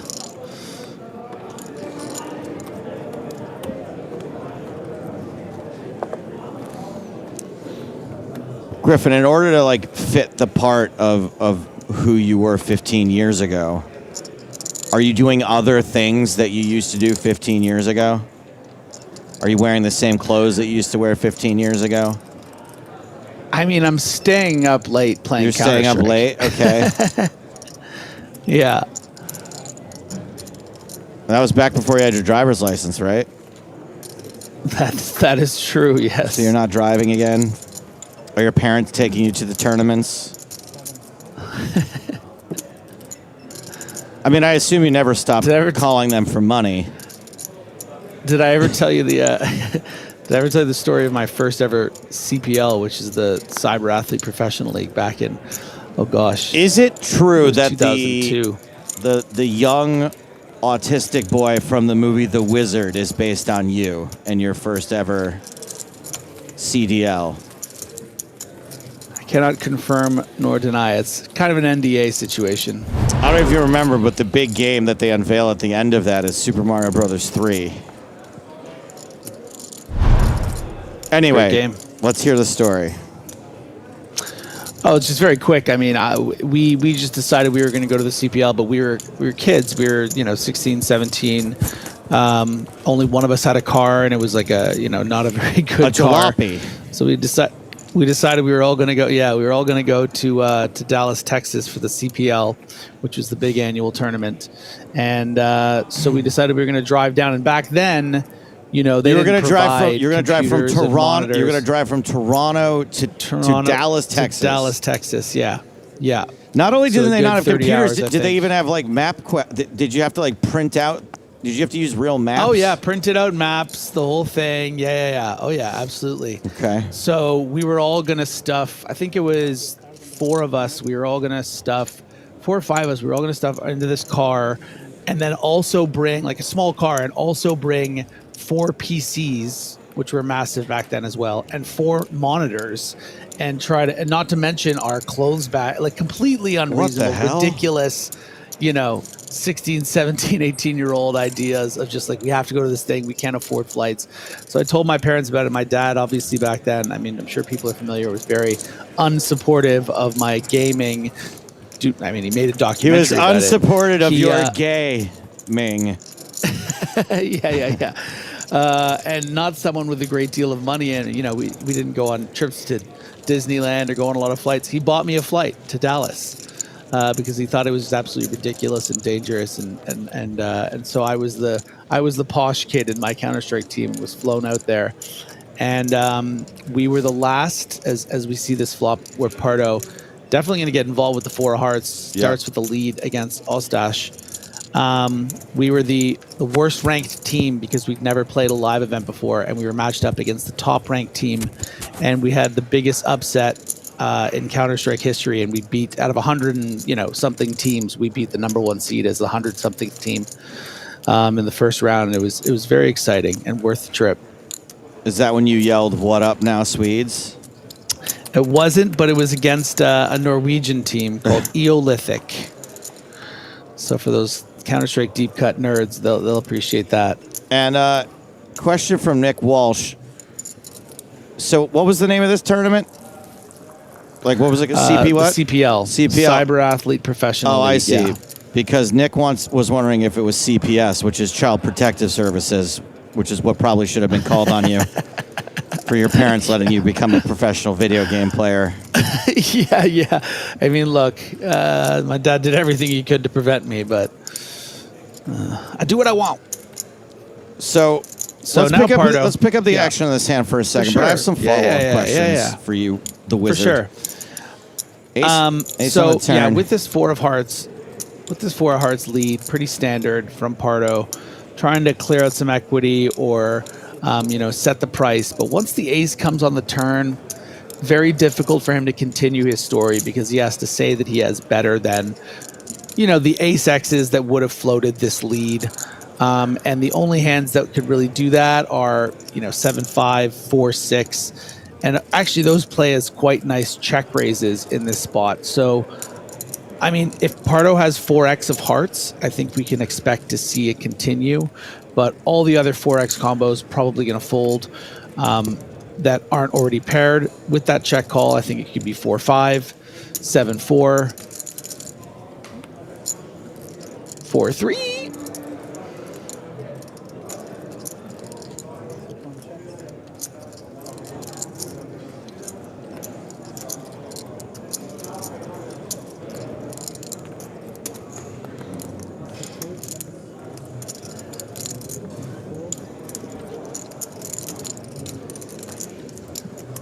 4-3 is a queen 4 under there. Missed the hearts. 9s are going to show down. Yeah, and quite a lot of equity missed out there going to the river. Not only did he have the flush draw, but the 6 and the deuce for a straight, which didn't get there. So, okay. So your dad got you the plane ticket. Did you make your friends drive your computer down to Texas for you? 100%. Really? Well, now there was extra room, right? yeah. That is they brought such it a down. Griffin move where he's like, guys, we're getting this together like we're on a road trip. Sorry, guys, my dad got me a ticket, but if you could drive my computer down for me, that would be great. Oh, it gets worse. The person that drove them down and would have driven me down is my dear friend Kevin, who I'm still friends with to this day, who was our 6th man. So he didn't even get to play, and he drove 27 hours to Dallas to bring us down there. Bless his soul. And you know what? Many years later, 20 years later, he has to borrow a little money. Ironically, I think it was for car payments. And of course, I happily did it. So karmically, I'm fine.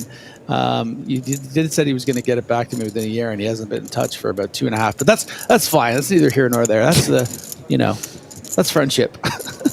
This is an attempt to collect a debt. Pocket jacks for Thomas Brzezinski. Maybe I am hoping he's watching.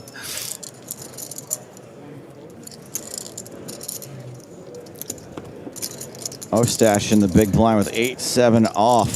8-7-0. Stash. 8-7-0. Going to be good enough for a call.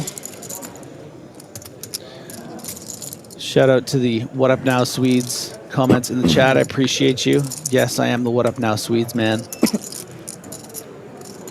Queen 8 tray. Stash does hit second pair. Not good enough to catch up to these jacks just yet. Might be good enough for jacks to get a little value as Ostash checks to them.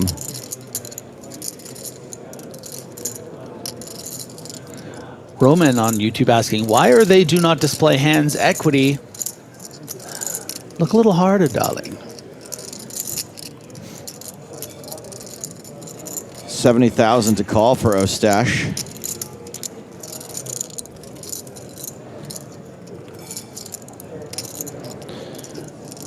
As you alluded to, Joe, gonna get a little value here. 8-7 is a pure call.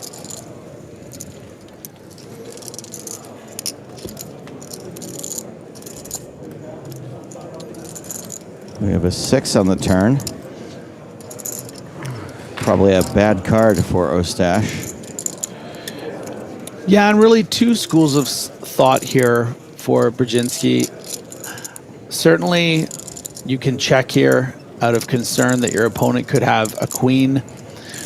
You're not too concerned about draws here because, Joe, the two blockers of the jack, so not a lot of jack 10 and jack 9 type hands here that we're going to be bluffing the river. So the reason why I like this bet is that oftentimes you will get a little bit of value from the 8x combos, especially because with this spade turning, you're going to have some hands as Brzezinski that are double barrels, your ace 10 of spades, all those kind of hands. So Ostash might call twice here and you get 2 streets of value. And you also set the price in the event that Ostash does have a queen.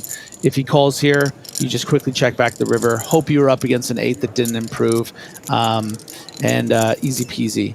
But I think Ostash, were he to have a queen and it went check here, might bet more than 210,000 on the river. Ostash putting in 210,000, drawing incredibly thin to the river, which is a 5, 5, 6, 7. Oh, that's nothing. Doomy05 says, I wonder where Ostash is from. If you look at the screen, it's very obvious. Ireland. His name is Mikhailo Ostash. Pretty simple. I hate to do this to you, Joe, but I think that's actually the Scottish flag. It might be. I'm not a flag guy. Plus, I'm colorblind. I just see 2 brown stripes. Ostash checks again. And Brzezinski checks behind. I think Ostash is going to be a little surprised to see the 2 jacks in the hole. Perfectly played. from the back-to-back EPT final tableist. Correct me if I'm wrong. Was it third place? I believe he made a Barcelona final table, but not this year. Fourth this year. Are you Sorry. Yeah, fourth this year. That's okay. Fourth this year. That's right. Good call, Griffin. You got one in on me. Every now and then, Joe. Every now and then. I think we've got 3 hands left. 4 hands left, including this one.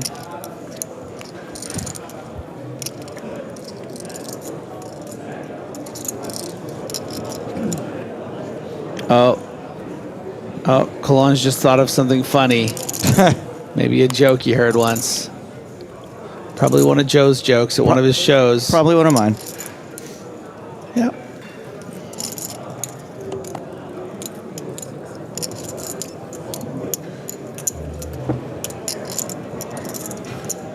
Action's folded around to Tomasz.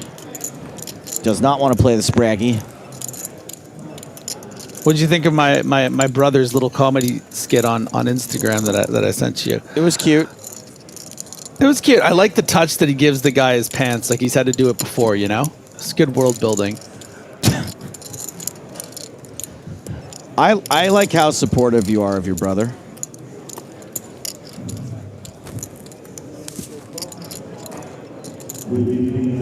Oh, Stash is going to limp my in brother with too. King Nine. That's right. We're all brothers here.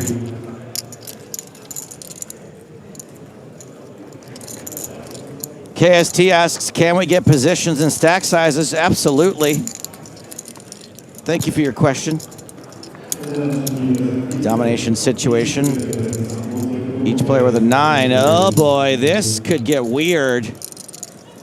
Both players open-ended, but Ostash is like gutted, I guess, to the higher straight.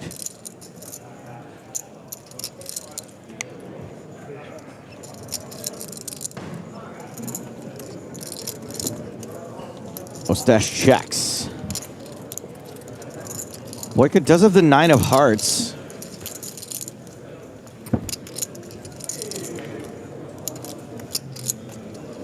Two hearts on board. Like the ending of Sopranos, both of these gentlemen are open-ended. Okay. Is that something? That's all right. I think there's nice. I think there's probably better open-ended endings than that. But give me one.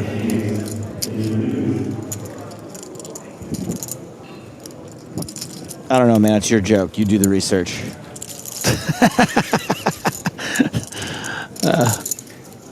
Oh my goodness. Oh no. This is a pretty wild turned card. King high straight for Ostash. Queen high straight for Borka. Does have a redraw for a 9-eye flush. I will say to Boyka's credit, as far as not losing too many chips, you know, there's not going to be any raising that goes on in this hand. Boyka is just going to be playing this as a call, and faced with a bet on the river, will again just call, unless of course it's the 10 of hearts. Street flush. That's true. There is a street flush possibility.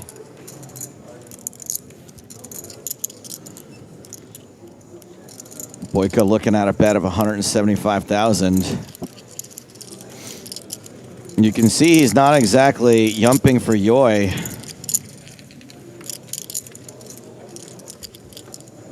Joker Biz says, 10 hearts, come on.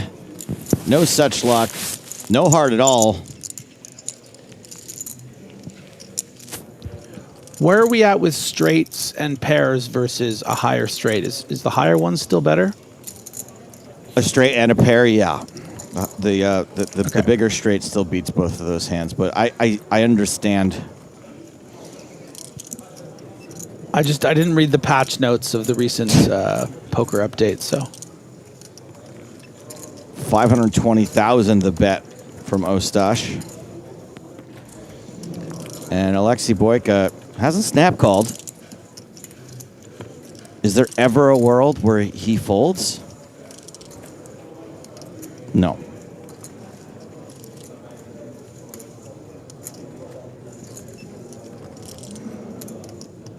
There's probably not many worlds where he raises either. That's the call. Yep. Yikes.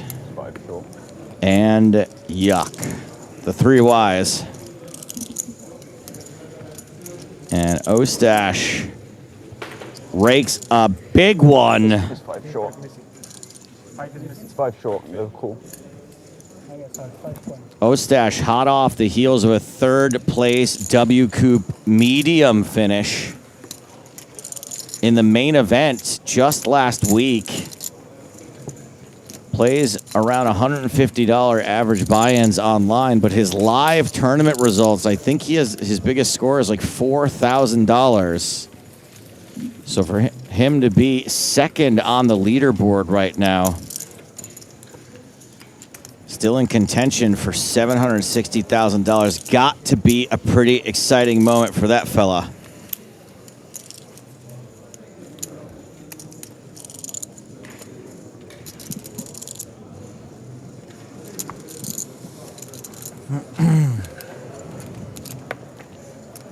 Ostash up to 108 big blinds, second only to Tom Axel Bedell with 137.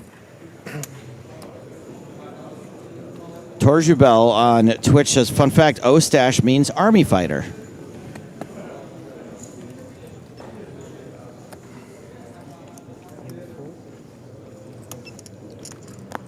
Do you know what the meaning of Venger is?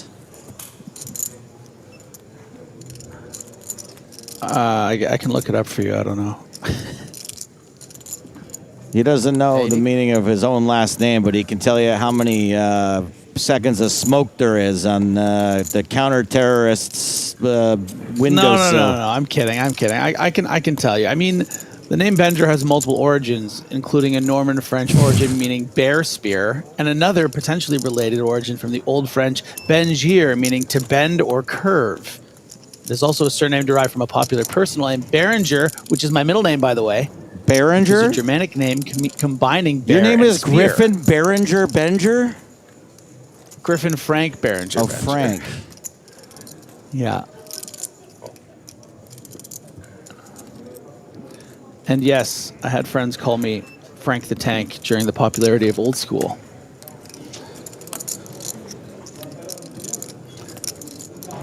Kalange and Kalkua going heads up to this flop.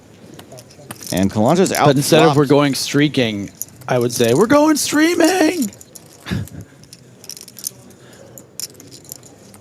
How many dumpsters did you get thrown in as a adolescent? More than my fair share, but I only did it to feel more like the main character in Neverending Story. I love that movie. Club on the More turn. for Kalange here. Yep. Yeah. Pair and a flush draw.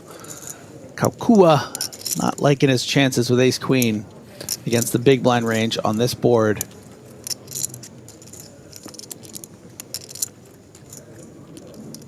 Desperation. What? Desperation is a stinky Kalange. Who checks?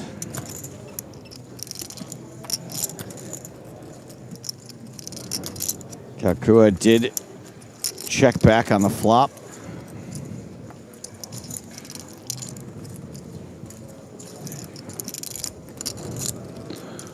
This would be What's your name? This would be Middle name, Joe. This would be a great card for Kalange to pull some bags. Could pull a real bag on Kalkua. The river is an 8. Kalange's 4 is still good. Is it true your middle name is 3-hole punch? That's pretty good. I've heard a lot of staple jokes over the years, and is it true your middle name is 3-hole punch? Is one of the more clever ones, believe it or not. Oh, that means a lot. I had this math teacher that was like, what's Joe Paperclip Pound? Is Joe Paperclip Pound here? Oh, man. That's not bad. Check, check. Kalanj is going to get to show down the 4.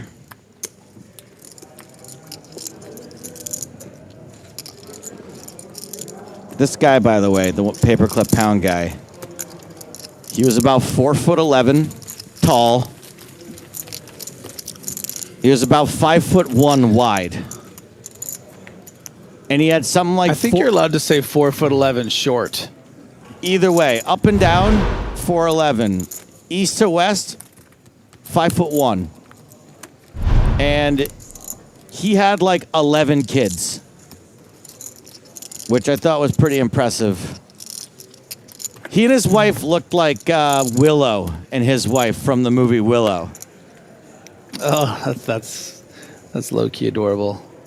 And they had just a ton of there. It was a Catholic school, so they were just little wizard jackrabbits. Another one of my favorite movies growing up. I am the greatest swordsman who ever lived. You are great. Then he slips on the snow. Gets deaf. Axes folded around the Juan Pardo. Really making those shirts work for me. Another one, great one yesterday. And Pardo has run into a dominating King Ostash in the cutoff with King Jack off.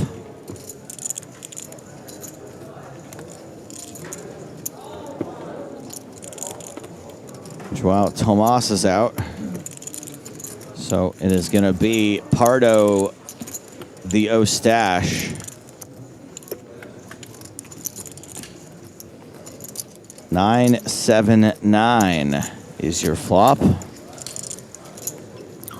King Jack high. The thing that's impressed me Out most about Juan Pardo today and many days prior when we've watched him play is just the way he can kind of navigate spots where, you know, it's not just always relentless aggression. We saw great examples earlier in the level against Ben Heath on 2 separate occasions, taking the very unorthodox bet, check, bet, bluff line.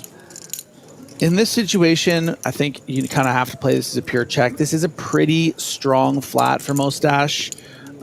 Is going to have some pretty strong hands. It doesn't always, you know, 3-bet. And so I think it just plays as an easy check call. But were Ostash to show some passivity there, I think that Pardo would have found an opportunity to win the pot. So I think that's a really great bet, even though he was technically, quote-unquote, bluffing with the worst hand with King Jack. I agree. Griffin, do you agree that this is the last hand of the level? I'm going to have to. I'm going to have to trust you guys like I always do. Griffin, you made a wise choice. This is the last hand of the level.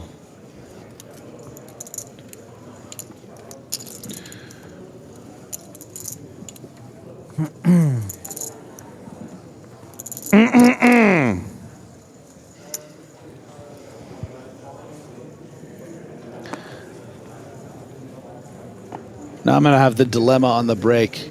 Do I wake up my girlfriend to make me breakfast because she said she would make me breakfast, or do I make it myself on the break? Jesus Christ. What? I'm kidding. I'll obviously make it myself. I'm not going to. I mean, I'll check in on her, you know? But the thing is, I understand that when you make it for yourself, your girlfriend's just going to wish that you had woken her up. Because you're probably going to destroy the kitchen. Exactly. Dirty too many plates. Start a fire. I won't have time to clean up. Eat the food that's probably like part of her special diet that she can't even have anything else, and you have to eat her stuff. Tomas going for the big 3-bet here against Pardo, and Juan, you know, ace-9 suited last hand before the break. It's tough, you know. The sizing is difficult. Clanging around dishes. The hand you're behind. Is it clanging or clanking? Yeah, it's clanging. I don't know. I know what you're talking about, though. I've done it before.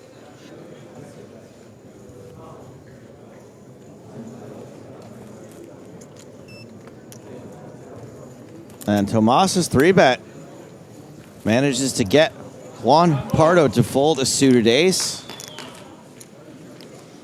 Last hand of this level. Players are headed to a break.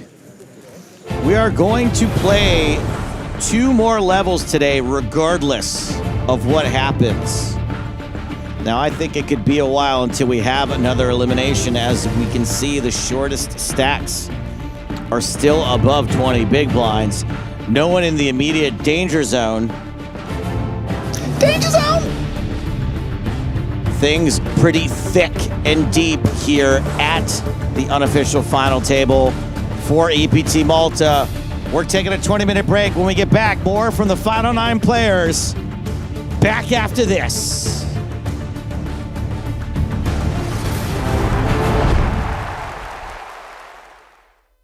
It's go time for Paris. Play your way online to a live experience worth more than 5,000 euros. And a chance to become the next Spin and Go Live champion. Play daily, score points. Make every spin count. Go for it. So Boyka is not that far behind the amateur player Mats Carlsen, and just ahead of his friend, fellow pro Dmitry Urasov. Peter Ockenden is now the short stack, and he's just folded. Dmitry Urasov has Queen 10 in the cutoff. No, Urasov! Sorry, it throws me every time. It's a raise to 110,000. A fold from Elisard and from Alexei Boyka. Okay, we are going to get to see the chip leader play a hand as Mats Carlsen calls out of the big blind with Jack 7. Totally fine. And Carlsen flops best. Second pair. I think when Urasov talks about the passive play at this table, he's mostly talking about Carlsen. Well, Carlsen has checked.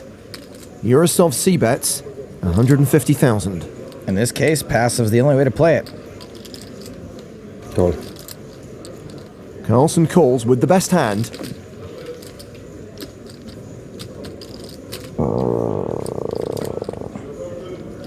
The turn card is a jack. 2 pair for Carlsen. Urasov now with an open-ended straight draw.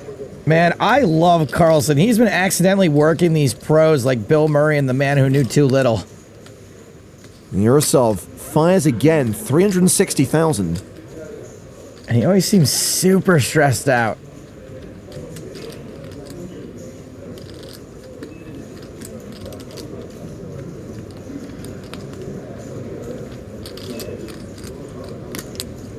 Carlsen will, whoops, raise. Nailed it.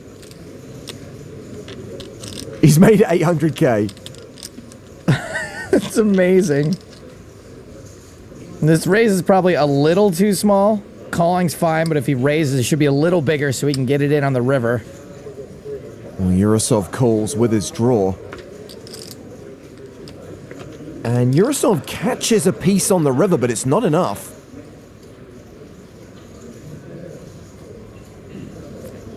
$2.17 million in the middle. Carlsen will lead river for 550k. Again, I'd like to see this bet a little bigger. He has given Urasov an awesome price for the hand he's actually got.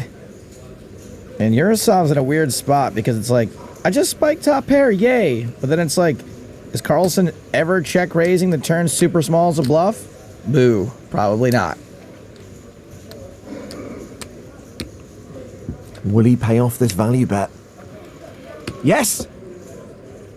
2 pair. So stressed out. Mats Carlsen takes a big pot off Dmitry Urasov and increases his chip lead. Where's your aggression now, Dmitry? Sorry, I'm a bit nervous. Mats Carlsen is so nervous, that's not even gum. These guys know what I'm talking about. Some of Mats's friends who are thrilled he now has close to 6 million chips, as the blinds go to 30-60 with a 10k ante. Action on Boyka. He folds. Carlsen in the cutoff has Jack 10. Get him, Mats. He raises to 130,000. Ace 9 for Ockenden. on the button. He calls. That's a little loose, even in position. I'd have rather seen a 3-bet. Elisard in the big blind. Gives it up. So heads up to the flop. Let the stressing begin. Well, Peter Ockenden is the effective stack here with roughly 20 bigs behind. Well, that flop gives Ockenden top pair. Carlsen is up and down. It's literally 50-50. Carlsen continues for 200,000. 550. Ockenden raises. Well, I know how this hand should go.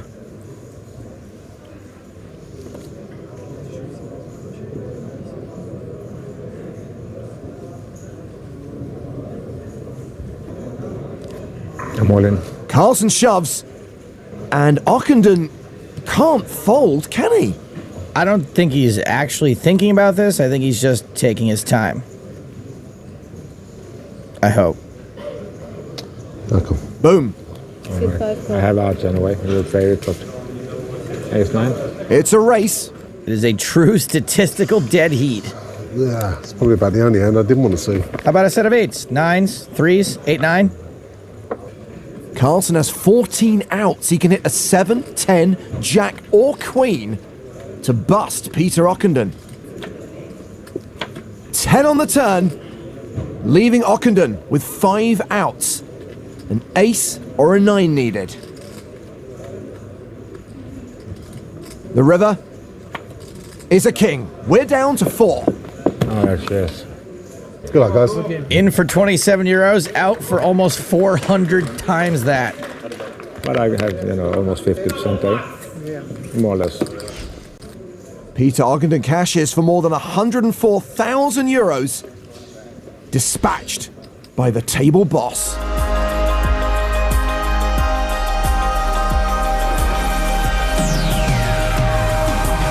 I'm Mats Karlsson. I'm 58. I live in Malta since 11 or 12 years.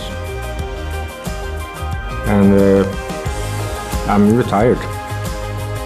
I think this is only my second EPT. I played last year in Malta and went out the first day. So this is the first cash.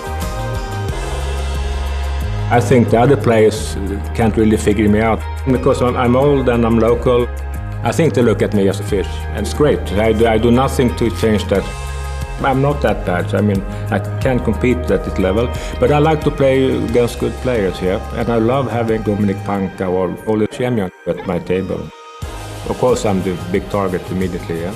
And I realized that. Don't stare at me. I get nervous. That's why I sort of played back at him. I was very lucky on 2 different occasions against him. And the next day, I knocked him out with a 3-out again. What can you say?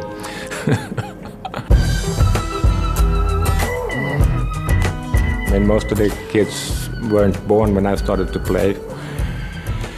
But I would say that poker is probably a young man's game, actually, because they have more stamina and the brains are sharper, yeah. But I don't think I take a loss as seriously as some of the younger kids. But, winning the title would be amazing, yeah. You know what an older guy's got that young kids don't? A lifetime of experience and a pocket full of sour candies. Well, let's see if Mats confounds us as we sweat with Dmitry Urasov in the big blind. Mats has completed in the small. Urasov has 6-4 in the big. He checks his option. Okay. The flop is 8-6 deuce, second pair for Dmitry.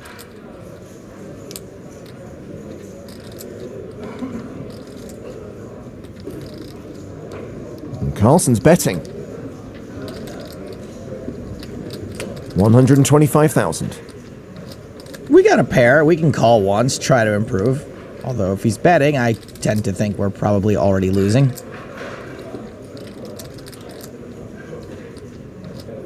Urasov calls. The turn card is a 9. Well, that's another overcard to Urasov's pair. And Carlsen is betting again.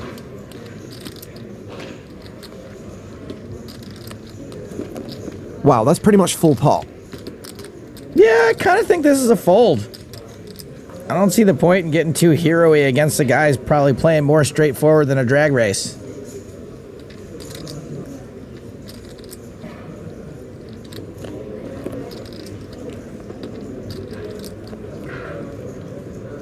$400. Wow, he's calling. Or, you know, we could just call and try to do what Ola Shemian and Dominic Panka couldn't do, which is try to outplay a guy who's getting hit in the face with a deck. Queen on the river, so now the board gets straighter. And Carlsen's going to fire a third barrel. 600,000. Oh, man, fold. Fold! Fold it like a slice of real Brooklyn pizza.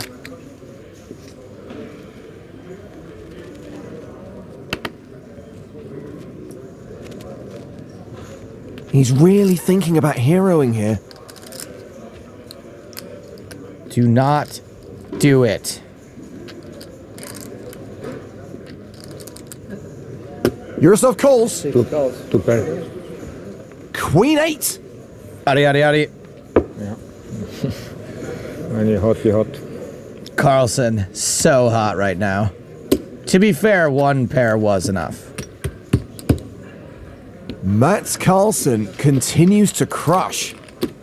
Meanwhile, both Dmitry Yurosov and Eli Saad are now in the danger zone. Danger zone! Well, action's been folded to Saad. On the button. King Jack. He is all in. Boyka's got 10s. Flip City. Call. Carlsen in the big. Passes, so we're off to the races again. Like GIFs versus Bitmojis, one of these hands has a slight mathematical advantage. Saad is at risk and needs to hit. Good luck. Thank you. Check out the Saad squad. Looking for a king or a jack. And he hits a king on the flop. Saad takes the lead.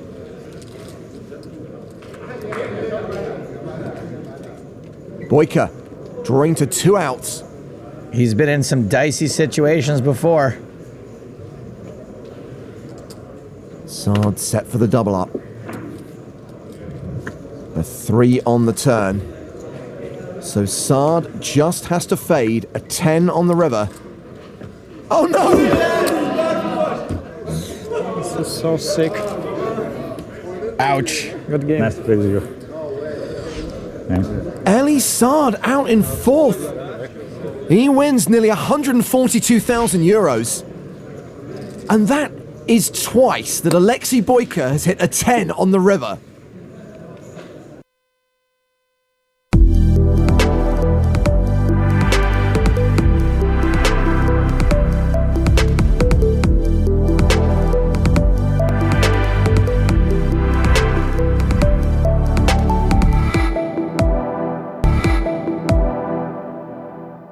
Wilson with his opponent on the ropes, and if he can seal the deal, if he can close this out, the noise in here, the scenes we will see are going to be something else. An Irish champion here in Dublin at the Irish Open 2025. The prospect is real. That's really cool.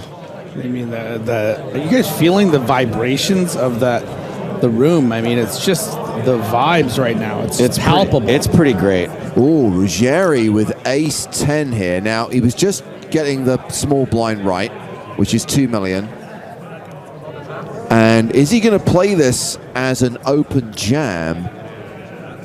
Or is he going to get a little bit funky? Nah, you can't get funky off 7 big blinds. I don't think. You're just, you know, not really balanced, not really doing it with hands you're limp folding, and not really doing it.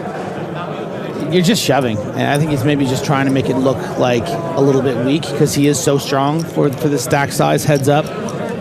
Maybe he's trying to make it look like he's thinking about folding. But there's only one move here.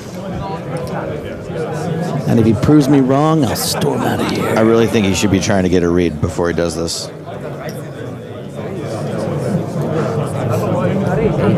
Well, I guess you're storming out of here, Griffin, because he's just raised to 8 million. Bye, Griff.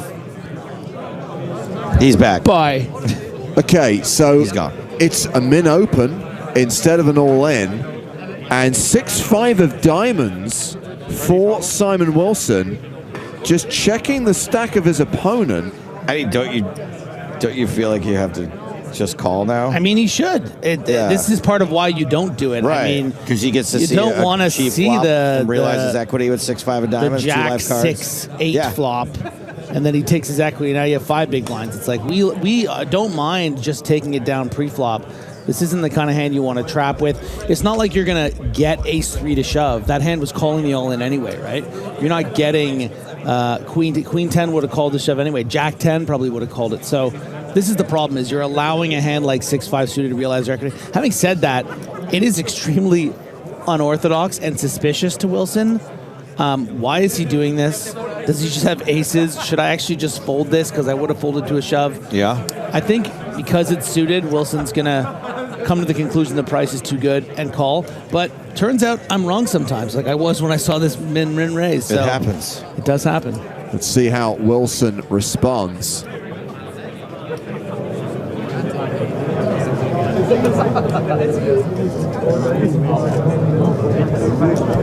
Is he going to flat? Or is he going to put his opponent to the test? You know, it'd be so meta if Pontos was on the rail and called clock. He shoves. All in on the call. This is Wilson all unexpected. in, called by Ruggieri. Umberto shows ace-10 off. Simon shows... And Ruggieri gets it in good as a 59% favorite. Wilson has live cards, and if he hits, it will be over. 41% is so much percent. I'm surprised by this shove, but maybe you thought that he could fold. I don't know. In for his tournament live with ace-10 off suit. I think he just wanted to take the live cards equity. Gets it in with 5... Who's raised folding? You can get a little sneak peek if you just call. I agree with you, but yeah. But could this be the hand where we crown 2025 Irish Open champion? And the flop. 6 on the flop. And the straight draw. 78% is so much percent.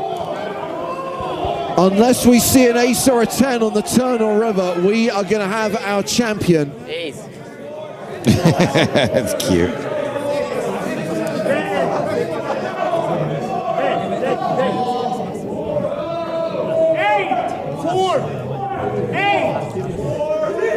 King of clubs. Still 6 outs for Umberto Ruggieri. Umberto Ruggieri needs an ace or a 10, or Simon Wilson will be the Irish Open 2025 champion. The river card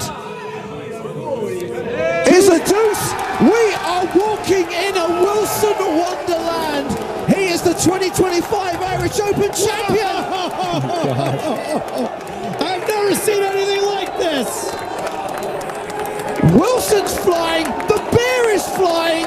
Scenes at the RDS. And even the massive security guard can't really do anything. He's trying to keep them contained. Oh no, someone needs to tell him it's not worth it. Let him go. He's getting wet, the poor guy. Simon Wilson, a favorite of the Irish poker community, has won the Irish Open main event. He will lift the trophy and claim the first prize of 600,000 euros. Outrageous scenes here at the Irish Open. Oh my goodness. And we're back with a big game. Sorry, the bigger game. We're 5 hands in, and I'm wondering if I brought enough money in. What? I just played the biggest pot of my life. Not a lot of goofy guys at this table, huh? Exciting. Stack's one of you two right now. This is gonna get crazy. It's the big game, baby.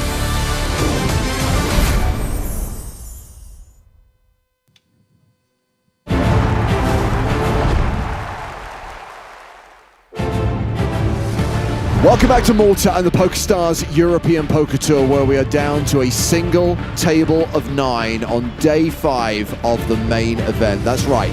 9 players returning from break here at Casino Malta, with Tom Axel Bedell still holding on to the chip lead, a stack of 5.4 million, more than 100 big blinds, and that's at the new blind level. We're about to roll into level 26, blinds 25,000, 50,000, with a 50k big blind ante. The second biggest stack belongs to Mikhail Otash. He's got 90 bigs. Tomasz Brzezinski is on the verge of making back-to-back EPT final tables. He's another big stack, as is Juan Pardo. No real short stacks, in fact. The shortest being Tony Kalkua, playing 24 big blinds. I'm James Hartigan alongside Nick Walsh. Hello, hello. Thank you for having me. And joining us live via satellite, it's Griffin Benja. Hey, gentlemen, how are we doing? We are doing well, Griffin. Everyone's now locked up 70k, 90k for 8th place, more than 100k for 7th.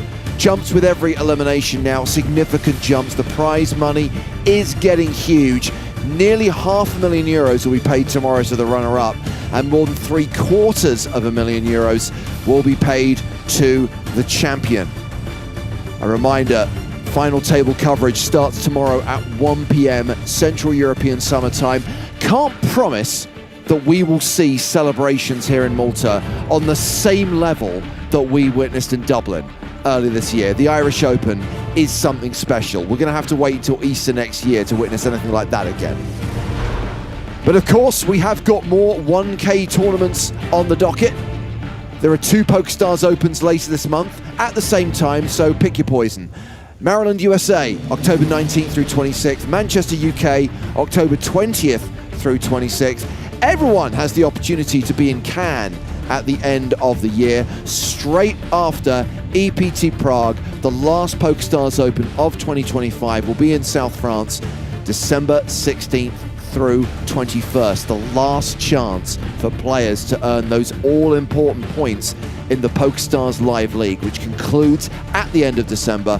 The winners of each league will be declared, and of course the top 10 in each league table, that's the low, the medium and the high, go through to that competition to win a Team Pro contract. How it will be decided, still TBD, but it'll be announced in early 2026. So back to the action at the unofficial final table. I mean, it is the last table, it is the final table of the tournament, but for consistency, when the EPT started back in 2004, it was the final 8 who were considered to have made the FT. So statistically, we do record the final 8 players as being the finalists in a 5K.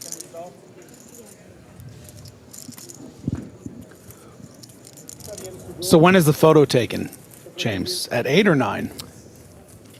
Generally speaking, you don't get your photo taken unless you make the final day. It's arbitrary, Griffin. What can I say? The trophy's in position, though. The trophy that will be lifted by the winner tomorrow. Of course, now that we are at a single table, we do not play timed levels. We play a set number of hands per level, and the number shall be 30. 30 hands per level.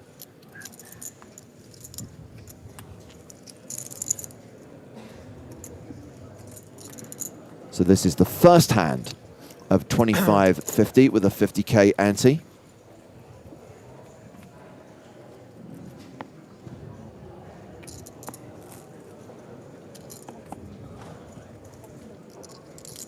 Action folded to Mikhail Ostash. He's out. Alexei Boyka, the reigning Malta champion, ace-queen. Boyka got about 39 big blinds. It's going to start opening here, I believe. Raises to 100,000. Chip leader Tom Axel Bedell in the small blind. Passes. Tomasz Brzezinski. 10-8 off. Brzezinski here covering significantly. He's going to call just for the small open. And we'll see a flop. That flop is 9-8-8. That's pretty decisive, Griffin. Not too shabby. I think Boyka will play this cautiously. Of course, there's often merit to, getting some protection from a hand like ace high sometimes on paired boards as the aggressor, but when it's this coordinated, when it's a straighty and flushy, and into a range that you're really expecting the big blind to have quite often, you're not only going to get check raised by hands like 10-8, but also some straight draws. So I think it plays a very easy check. Now it starts getting into that guessing game territory. We should expect to see a bet from Brzezinski, and then how is Boyka going to respond? Is he going to be able to find a fold by the turn? Likely not, depending on sizing, but then on the river is the real question mark. Here is the delayed c-bet, 200,000.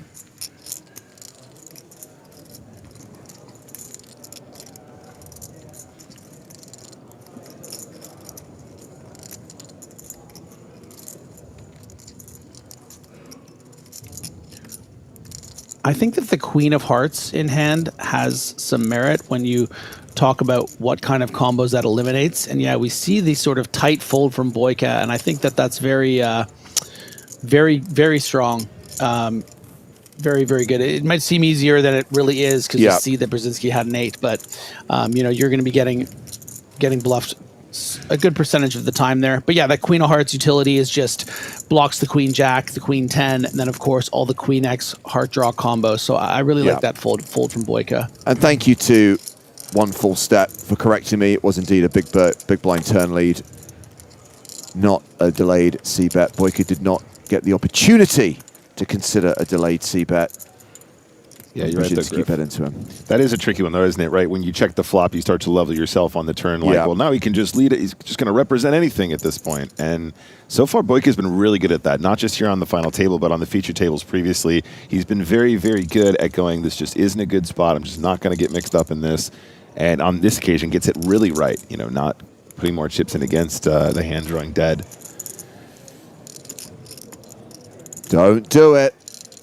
Good man. So Boyka is potentially on for back-to-back. I know, as ridiculous as it sounds, with a 9-year gap.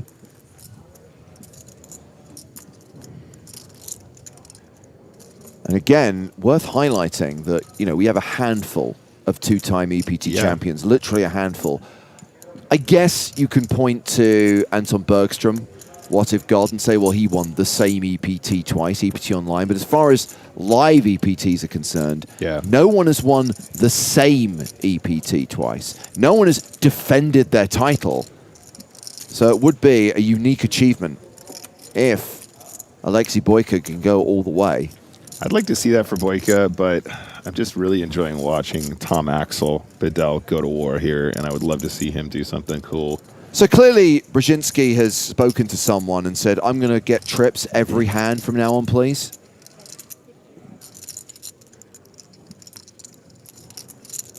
Wonder what he sacrificed to the poker gods during the break. Oh my God, he has no right hand anymore. His whole right arm is gone.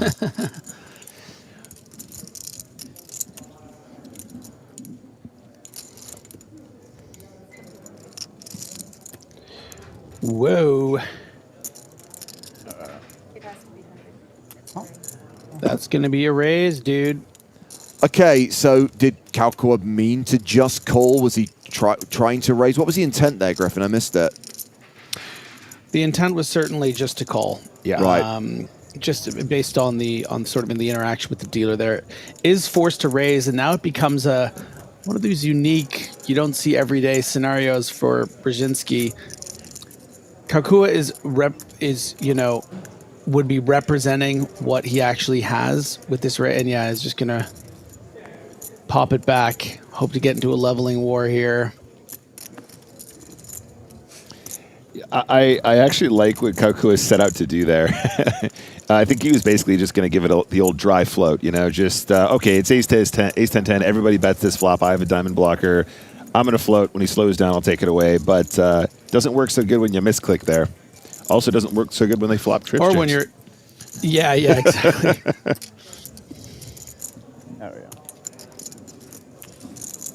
It might only work when he's in the blinds. We'll see. Next hand, if Brzezinski plays it and flops trips, we'll know that it was worth losing an arm.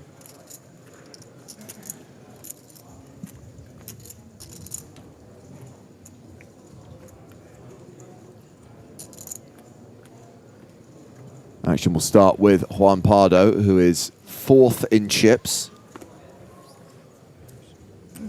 Quite absurd that the average stack, and I know the average doesn't really tell much of a story, but it's 3 million. Still around 60 big blinds. 60 bigs. For it to be this deep at this point in time. I do feel like we saw an inordinately high flurry of eliminations going into today's play, though. And we see Bedell here now with the pocket nines, the Nieners. Yeah, responding to this open from João Tomás. Bedell 3 bets to 325,000. With the blinds folding, it's back on João. And 3-betting nines here, not especially standard at about 30 big blinds effective in these sort of middle positions. It ends up working out here, but you do end up having to effectively play for stacks with a range that is going to be pretty tight there if it's prepared to go all in, especially considering the shorter stacks like we saw Boyka, sub 2 million, etc. So, yeah, I mean, Tom Axel Bedell really sort of beating to the sound of his own drum, and it's been really fun to watch because I think it's really thrown off a lot of these pros. And look at that bucket hat. I mean, come on, how can you not cheer for this guy? Yeah, Griff, I think you probably didn't get a chance to see it earlier on, but when we kicked action off, the first 5 hands of the day, he opened to 3.3 bigs, just took it down pre, took it down pre, and I was like, we're in for a good day of poker today. This is great. Wolfman asking me... Yeah, I think it's really important, actually. Go ahead, James. No, I'm changing the subject, Griffin, so finish your thought. Yeah, I was just going to say, I think it is really important when you come in as, whatever we want to call it, maybe an amateur or someone that isn't as professional as the other players, that, you stick with the style that you feel comfortable with, the one that you have found success at. You were saying that he plays $40 buy-ins or €40 buy-ins or what we're back home, because once you start seeing all the tendencies of these pros and try playing like them, doing the min raises they do, changing your ranges, they're just going to be better at that game. So I think it's really important that he stick to what he's doing, and it's been working out for many, many days now. So Brzezinski is opened with King 10 in the cutoff. Round 2, Pardo with King 8 in the big blind. That is a defend. These two will see a flop.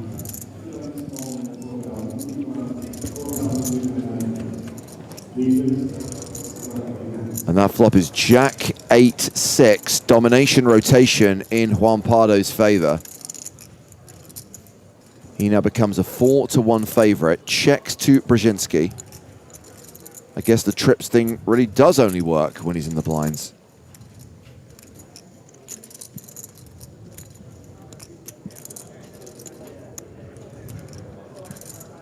Brzezinski continues for 110,000.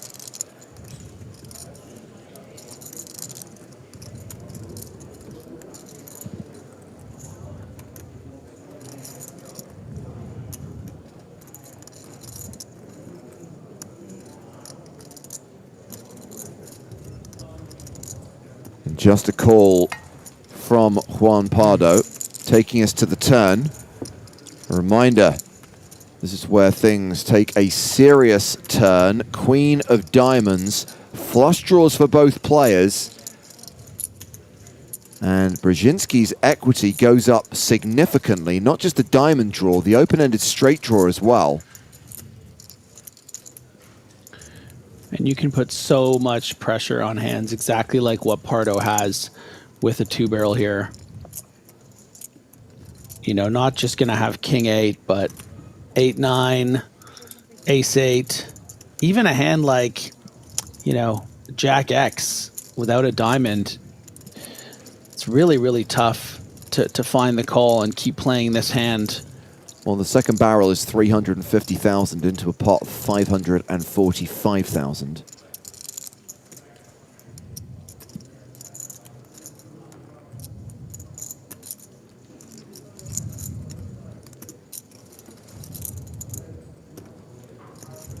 And Pardo, undeterred, still has the best hand right now and calls. And this pot now sits at 1.2 million. Ace of diamonds on the river. That's the nut flush for Brzezinski. Pardo's made a flush of his own.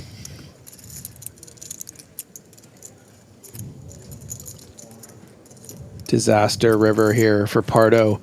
Somehow finds the correct call on the turn. And then, you know, part of calling here is, you know, I might just be up against something like ace, queen, king, queen that I can still suck out on when I'm behind with that 8 of diamonds. In this case, of course, Brzezinski just has that king of diamonds. And let's see what size he decides to go with and whether Pardo can fold or not. You know, in the case of a call, gonna suddenly be closer to 2 million than the 3.5, 4 that he was earlier in the day. Time bank card deployed by Brzezinski. With the shot clock in play, everyone has 30 seconds per decision. 15 seconds for your first decision pre-flop, then 30 seconds for all subsequent decisions. You can extend that shot clock by playing 30-second time bank cards. This is definitely one of those spots, though, where I think that Pardo ends up being very sticky. Oh! And you're allowed to go really big here, right? You can polarize ultra hard given the action thus far. That's full pot, right? 1.2? Yeah, I'm coughing as well.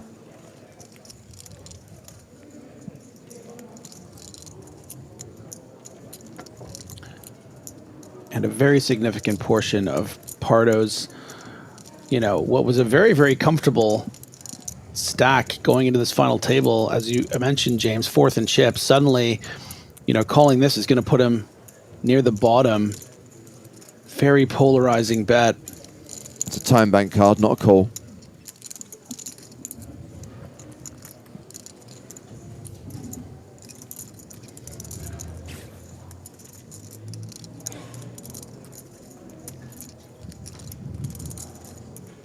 This is like the most reaction we've gotten out of Pardo this entire production here in Malta, and understandably so. This is such a critical moment. Thus far, impenetrable style points.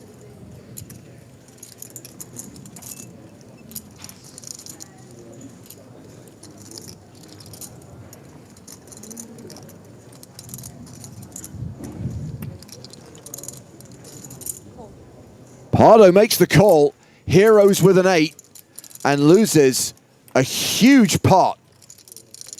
Brzezinski getting absolutely heaps there, James. Heaps and heaps and heaps on that river. Tomasz Brzezinski has just taken the chip lead. He moves up to 5.7 million, 100,000 ahead of Tom Axel Bedell, as Juan Pardo drops down to 7th place, now playing 32 big blinds. Yeah, I'm a bit surprised to see the call there. I mean, I get it.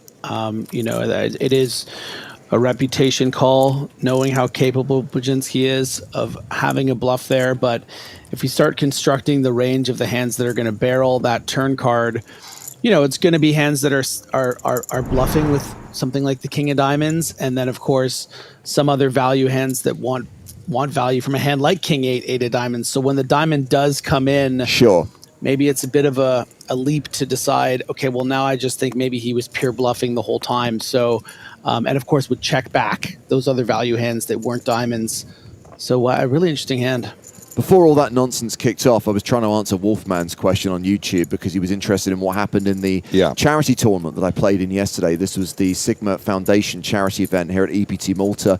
Quite a small field, nothing to report personally, but what I did find interesting, at my table were both Andreas Froley and Soraya Estrada Gonzalez, both of those players trying to earn points in the PokerStars live leaderboard in the low buy-in tournaments, because this was a €300 tournament. Congratulations to Andreas Froley winning only his 2nd ever spade.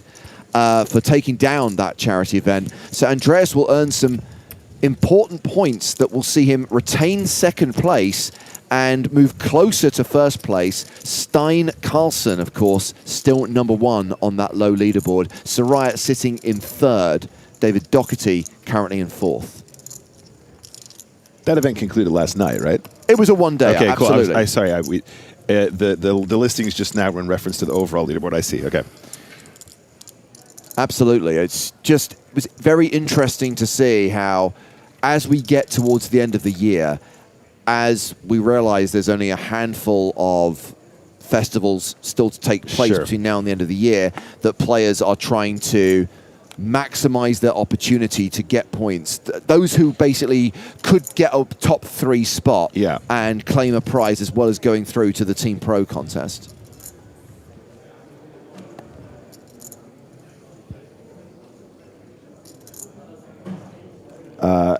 Brzezinski now chip leading this event. Did we already note this? Yeah. Sneaking into first? Sorry, Mr. I only made a big thing of it, Nick. You know, just ignore every word that comes out of my mouth. I was why don't busy you? interacting with the chat. I apologize. Well, that's your first mistake. I did see, that is my first mistake always. However, I did note the ginormous pot going his way. Just didn't put 2 and 2 together. And he has 3-bet João Tomas here. Tomas opening to 100K with Queen 10 of clubs. And that 3-bet is going to get through. He extends his chip lead. Brzezinski now playing more than 6 million.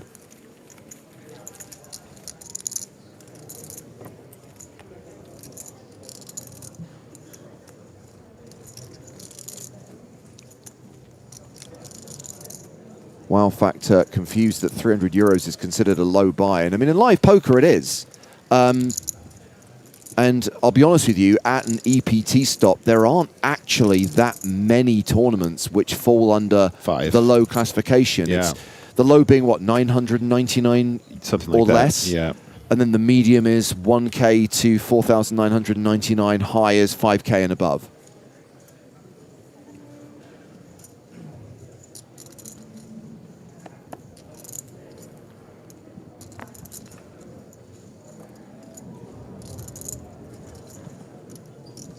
So for the low leaderboard, the PokerStars Opens in Manchester and Cannes are going to be key. Very, very important, yeah. I mean, most EPTs, I think the lowest buy-in we'd run is usually a 500. 550 is usually as cheap as it goes.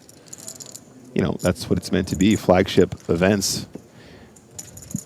But absolutely understandable that people respect that kind of a level of buy-in, especially in tournament poker that can be so swingy. So button raise here from Mikhail Ostash. Flattered by Kalonja, and it's his turn to flop trips. Does he still have all of his limbs?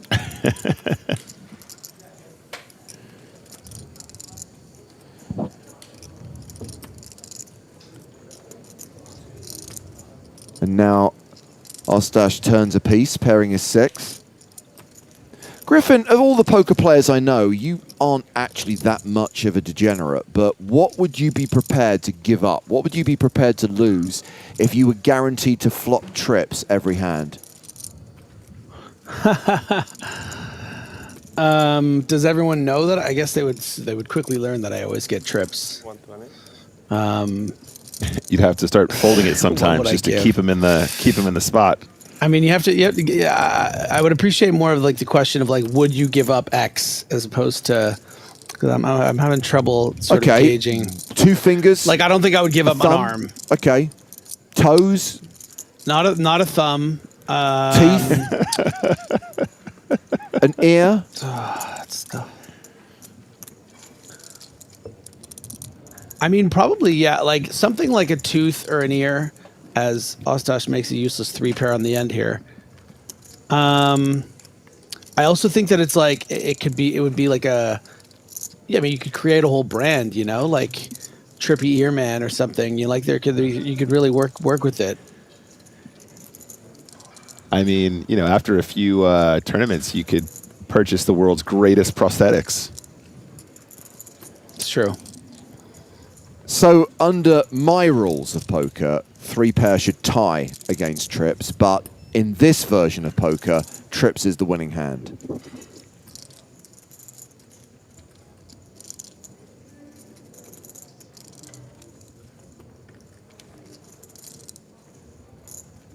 By the way, this is a straighty flushy paired board, and all Ostash has here is a 6.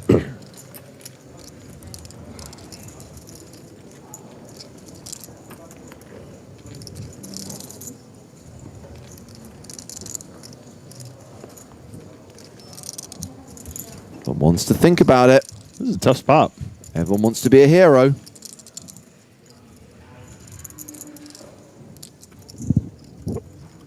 Yeah, we've spoken before, Nick, about how you should have bluffs in this spot. Right. But people often don't. And this is another great example where it just feels like you're getting value bet by something like an 8 or a better 6 even. Oh! What is happening? My God. What? I mean, I admire this. This is so serious, bro. This is tough. Wow, I was not expecting him to turn his hand into a bluff. I thought he was considering heroing with a 6. Instead, he's like, if you've got a marginal hand like a 9, good luck calling all in. Whoa. I mean, even a 7 here is going to have an incredibly difficult time. A flush probably would have played it much differently, bet very big on the river. And a flush is still, not even close to the nuts on this paired board. And as far as hand selection here, 6-5 is... What a time for the satellite to go down.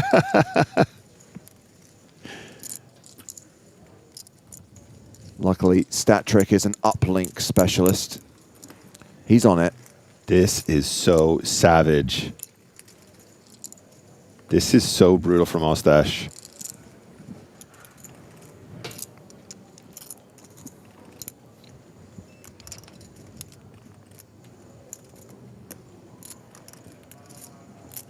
Okay, now granted, he did bet 60K into about a 515, so there might be a sizing tell there.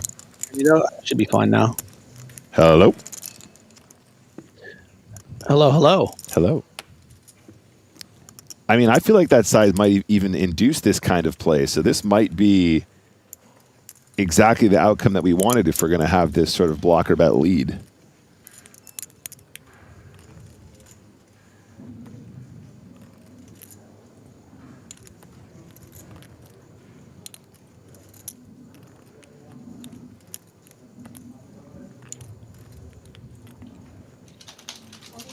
Makes the call. Calls all in and doubles up through Ostash. Nice hand, dude. Nice hand. That is deserving of that applause. That was a huge call to make, Griffin.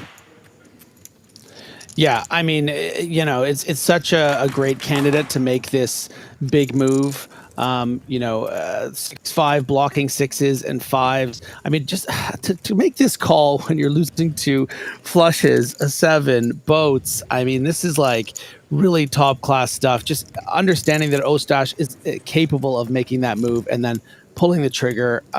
Really amazing stuff. Yeah, I think we have to respect Ostash for making that move and have to respect Kalonja for making that call. Now playing more than 50 big blinds. Ostash has 62 big blinds. It's still a big stack. 3rd in chips overall. I mean, narratively speaking too, James, I mean, these are the 2 players I think that have been probably getting the least amount of attention given all the different reasons why we're interested in the others. So That's for fair. them to play such an advanced sort of concept hand and it's just really, really awesome. Yeah, especially under the bright lights, right? Especially on a stage with the cameras on, cards are up. So impressive.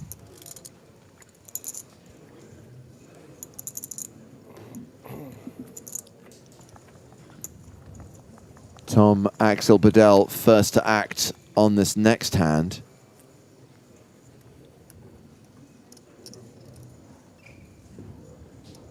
Adria Kalonja, by the way, his live earnings don't really tell the full story. 17K, which doesn't sound like a lot, but our Spanish commentary team say he is very well known in Spain as an online grinder, currently living in Andorra so he can play in the global player pool. He's climbing the stakes pretty fast.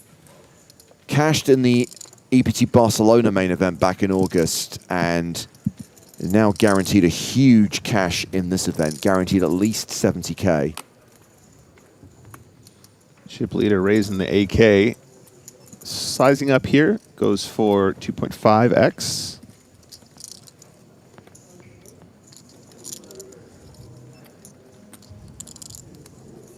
And João Tomas defends the big blind with Queen 10. Geese flop. King 9-8. Top for Brzezinski. Not a terrible flop for Tomas's hand. Has a legit draw.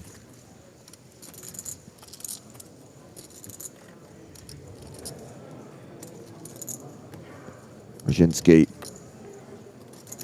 continuing. 110,000.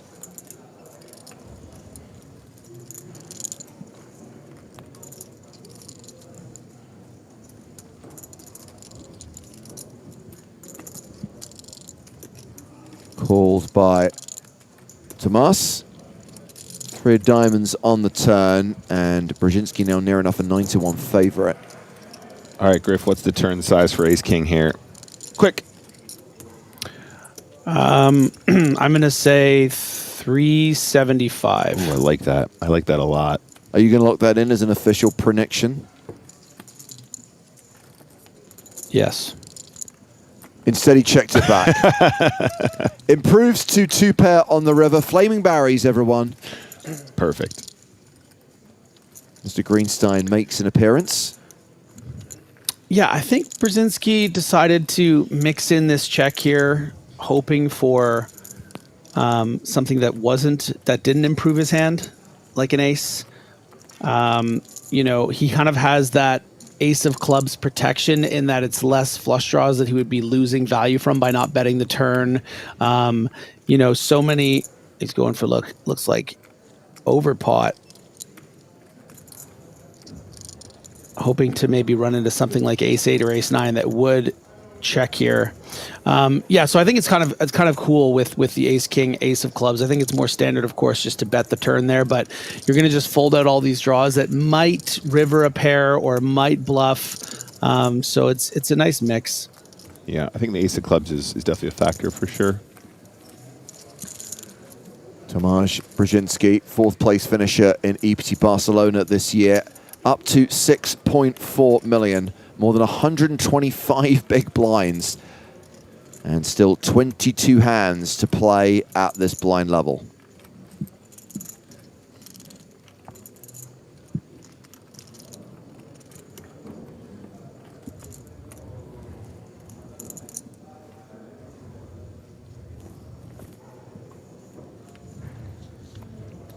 Tony Kalkwa is the shortest stack right now, the only player with fewer than 20 big blinds. Action is on the fin. Ace-4. No. We're going to see Ben Heath play a hand. King 10.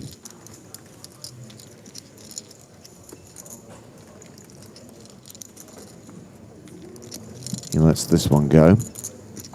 King Queen for Juan Pardo. He's got about 32 big blinds here under the gun, +3. Raises to 100,000.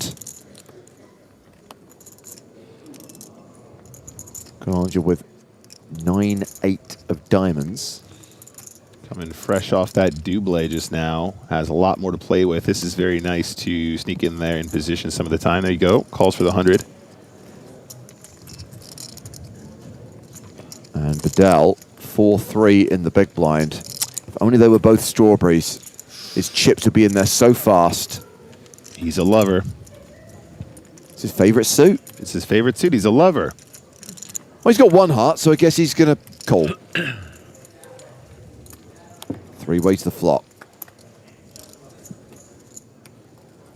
9-6 deuce. So it's Kalonji who flops best here, top pair.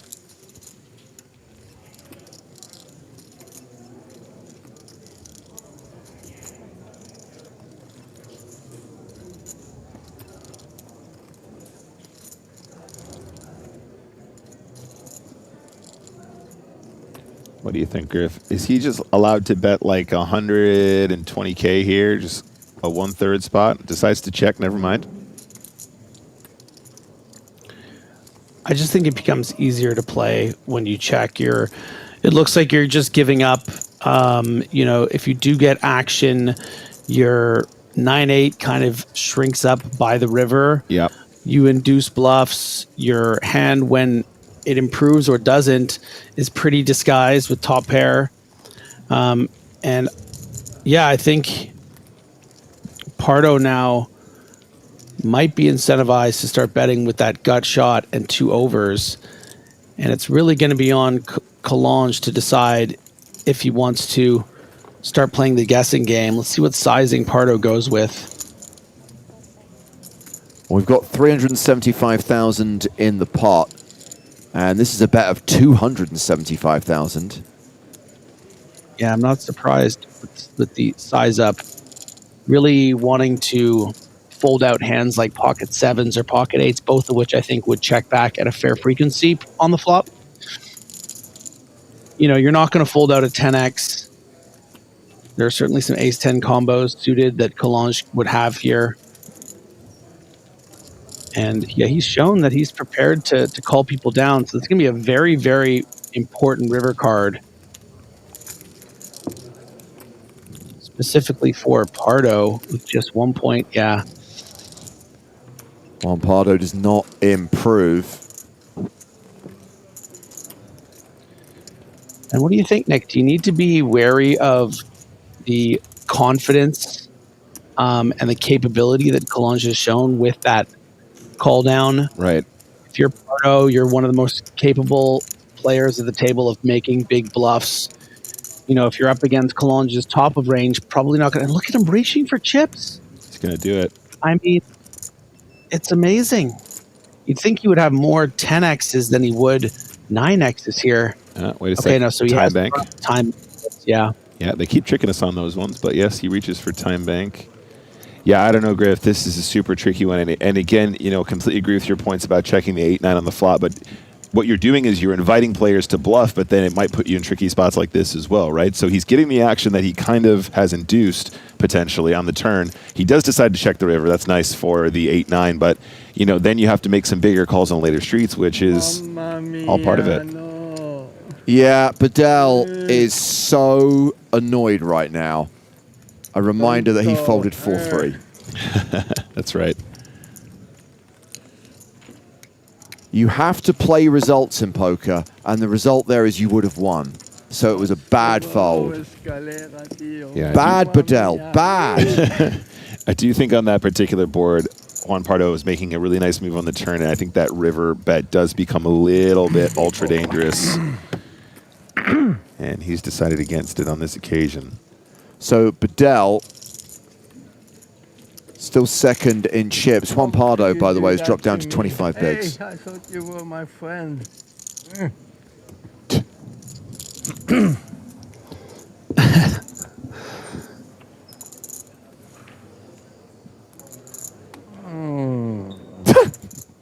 The noises are amazing.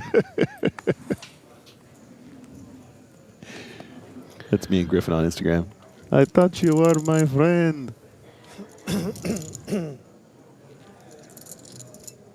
He's 3 suited for Ben Heath.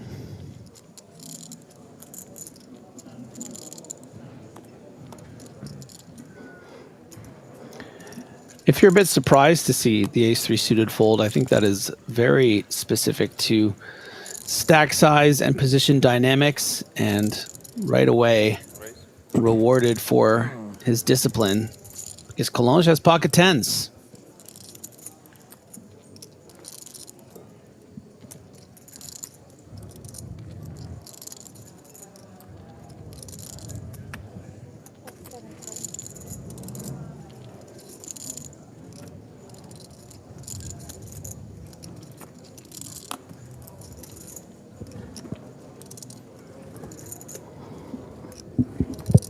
Nine, 9-7 on the flop.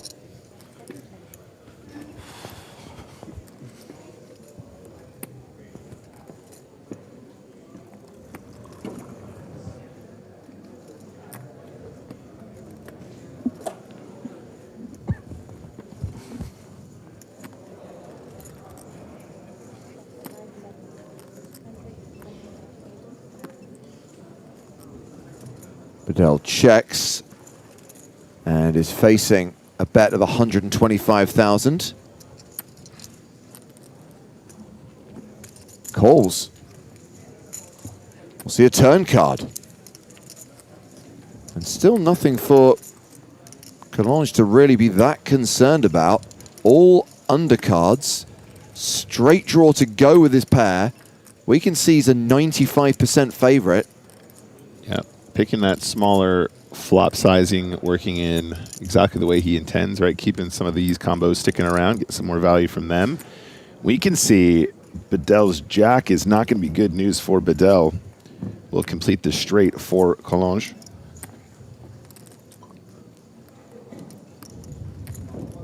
Yeah, and I think Collonges can go for some value here. You're not too concerned with the straightening of the board with that 8 of clubs turn, because you have 2 10s in your hand. Yeah. You can get some value from the heart combos and the, 8-9 is good you know, enough. jack 8 offs that would be calling. Bedell folds the turn. Could have got himself into a whole world of hurt if he'd spiked a 10 there. Oh, yeah, good point.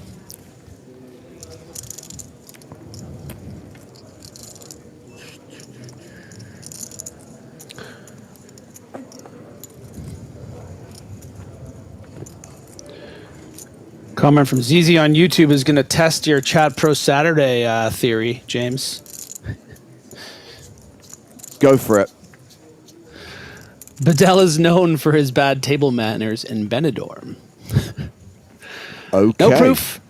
It's just listen. This is the gossip mill of Chat Pro Saturday. We have to acknowledge that, at least, you know, to ZZ, this is canon. I've not seen anything that I would regard as bad table manners yet. Certainly not in this tournament. I can't speak for what he does in Benidorm. I thought in Benidorm anything goes, quite frankly. I thought the place was a complete you-know-what show. In fairness, he might be talking about, like, dinner etiquette, you know, bad table manners. Yeah. Like, you know. But again, we're talking about Benidorm, Griffin. Anything goes. Anything goes. I don't know if you're aware of the Benidorm culture, Griffin. As long as you're using cutlery at the table, not eating with your fingers, I kind of feel that... Yeah, that's positively upper class. By the way, I have a list of places in the world that I have absolutely no interest in going anywhere near, and I can assure you that Benidorm is in the top 5. It's up there. Unless I'm with the king of Benidorm, then that changes everything. I'm following Bedell all the way back to Benidorm. Gonna spend some of those winnings. Yeah, he can spend those winnings on me somewhere else in the world. Pair of jacks for Brzezinski. Had the dominating hand pre, has the dominating hand post.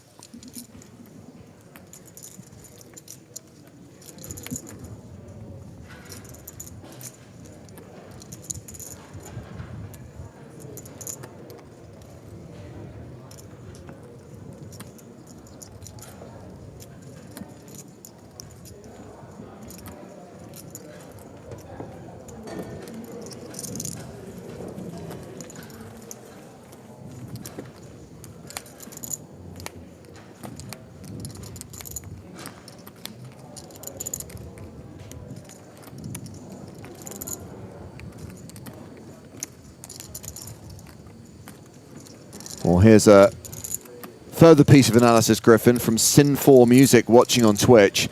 In the Norwegian Championships, Bedell talks a lot, and maybe that's what people are referring to by his table manners, but he is a very, very good player. Don't be fooled by his chattering and his clothes.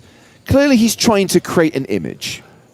I mean, yes, but also based on the chatting that we've seen, I wouldn't say they're bad table manners. I feel like it's been in pretty good spirit.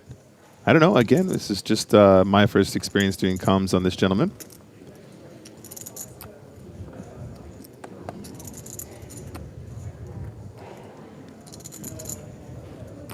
All right, Nick, are we going to see one of those patented 3.3 X3 bets with pocket threes? I don't know. I think maybe he was just asserting dominance. We haven't seen much of that since the start of the day. This is just a 2.5. And what a spot for Kaukua. I think an automatic jam in this situation. 15 big blinds effective. one of the chip leaders who's very active, likes to play a lot of hands, raising the cutoff. He's got the 3 of hearts, though, James. So the shove is 780k. Bedell's got 125k invested. Does have a heart in his hand, but lets the 3s go. And Calcoy chips up to $1 million. 20 big blinds, just behind Juan Pardo on the leaderboard. Pardo playing 23 bigs.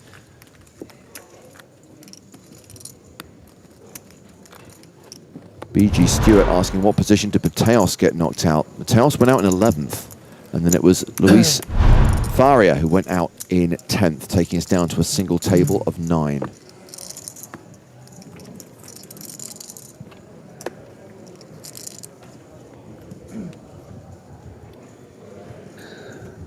So João Cardoso remarks on YouTube that Bedell called a 5-bet jam with king queen suited last night. Do you guys remember this hand? I wasn't. I don't think I was around for it. It was king queen suited versus kings, and he flopped the boat. Sorry, the flush. Excuse me. Okay, I was going to say, if he flopped a boat, he'd... Can I just highlight that if you call a 5-bet jam with king queen and make the best hand, then you are a good player because you won. Right? Play results. That's how it works. Play results.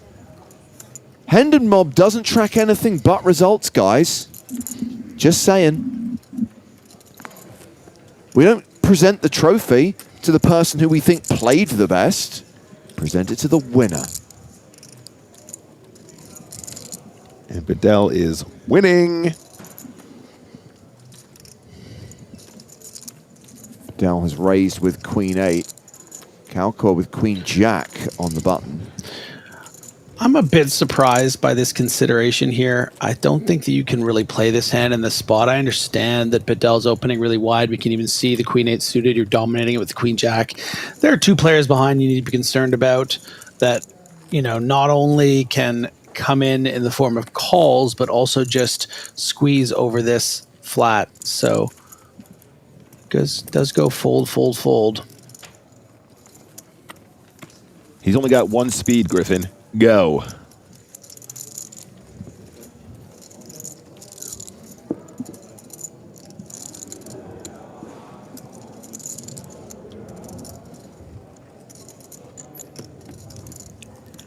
Considering how deep this is, and the shortest stack is 20 big blinds, so there's no one like in danger the zone. Proverbial danger zone. Exactly. I wouldn't be surprised if we play a couple of levels without losing a player, to be honest. Now, one thing I should highlight, now that we are playing hands per level, we play sessions rather than levels. So the breaks are fixed. For example, the next break will be at 6 p.m. That's in 30 minutes. Then we'll play for 1 hour 40 and then take our next break. So we're not following a ticking clock anymore. Right. Yeah, all part and parcel to the hands per level situation that we've put ourselves in. We've played about half of the hands, or nearly half the hands of this level. We've played 13 of the 30 so far. And with 30 minutes left before the next tournament break, we welcome Joe Stapleton back into the mix. Hello, my babies.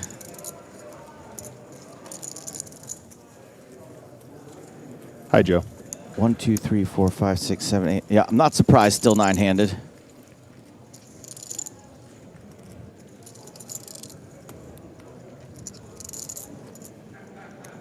Not surprised at all. A little surprised to see who's taking the chip lead, though. Yeah, and it was a banger of a hand as well. Let me see if I can guess who it came from. Oh, that would be a good trick. Well, Bedell was in first place, and he had around 130 big blinds, but the blinds went up, so I don't think it came from him. Who had jumped up into second right before we left? I want to say it was Ostash. It was not. Or at least that wasn't the big hand that I'm making reference What was to. the big hand? It was Juan Pardo, Brzezinski encounter. Both players rivered a diamond flush on a 4-diamond board. Ooh. And on the river, he barreled with the king of diamonds, got called by the 8 of diamonds. It was quite a large price. It was quite a large pot. In fact, enough to put Brzezinski in first position. Since then, Mr. Pardo has taken a couple more hits as well. Pardo down to 22 big blinds now as we have Kakua raising from the hijack with ace-10 off. Ben Heath in the cutoff with ace-10 suited. Just calls. Mustache is out with 10-9. Boyka not going to play the big blind.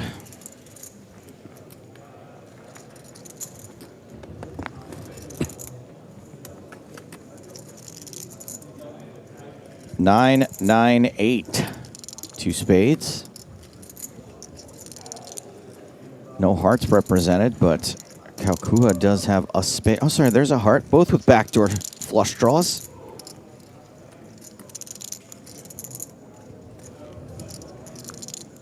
Just a 6% chance and a 5% chance of winning this pot outright at Showdown. However, you are still allowed to bluff in this game.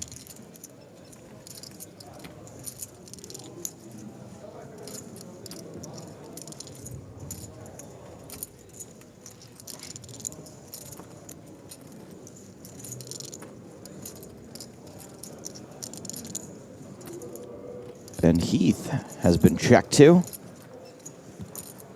I want to call him Ben Heat, but he's been kind of cold, to be honest. So we got to get it back. We got to get the heat. We got the H back. Oh. This is such a tough spot for Kakua now. It's a spot where you feel like ace-10 probably is going to be winning a fair amount of time, but you got a long way to get to Showdown and try and see if that's true. Seems too strong to want to bluff with as well, but let's see how Kakua feels. Imagine if he check raised. That would be so wild. Not this time. Yeah, just calls. Ooh, there goes all the backdoors. I'm an equal opportunity backdoorer. I don't care who gets it in the back door as long as someone does.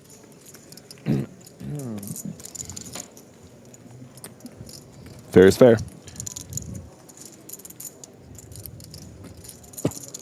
Kakua checks again. Yeah, just based on these hands, expect sort of muted action. We had a muted Griffin Benger until like 10 seconds ago.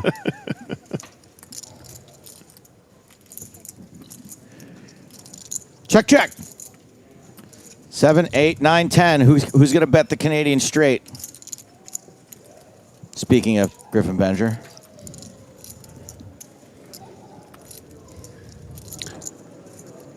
Why is it the Canadian straight? In Canadian poker, 4 cards makes a straight. Oh, and that's right. You're also a Canadian straight, although, you know, you're pretty fluid, I guess, maybe. I'll never tell. Good, because it's not important. It doesn't matter.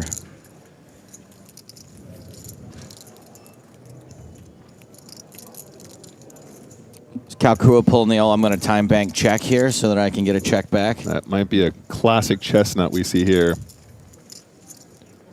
Even I know this one.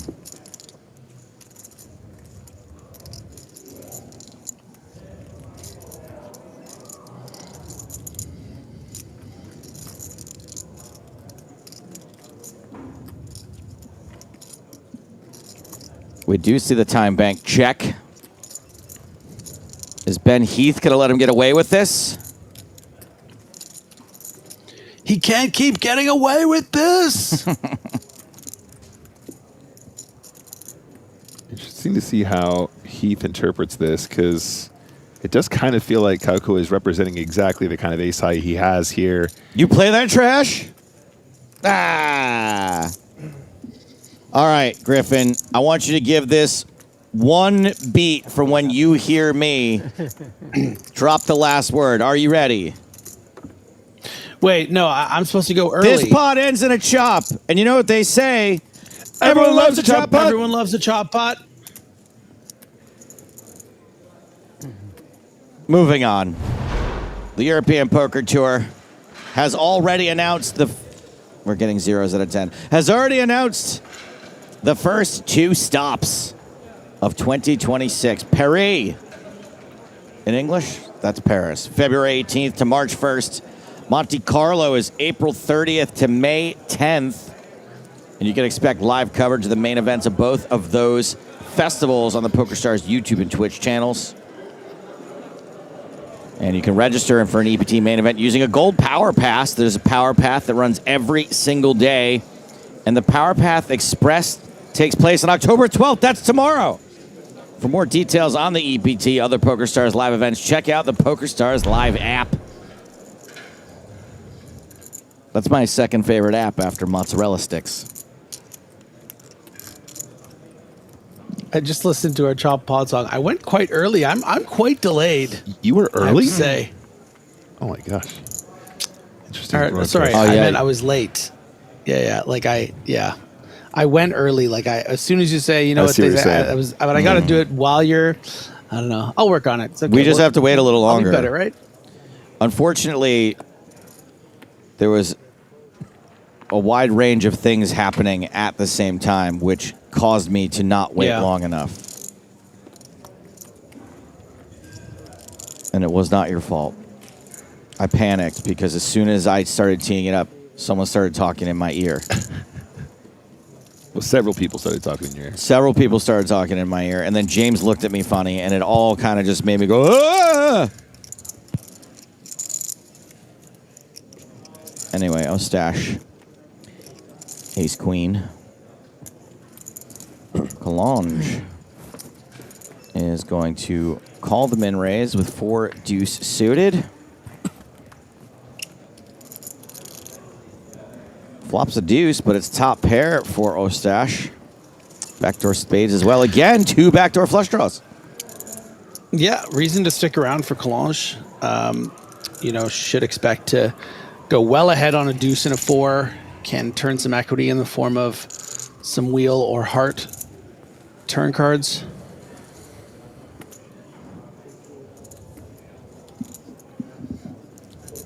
Ostash continues. 90,000.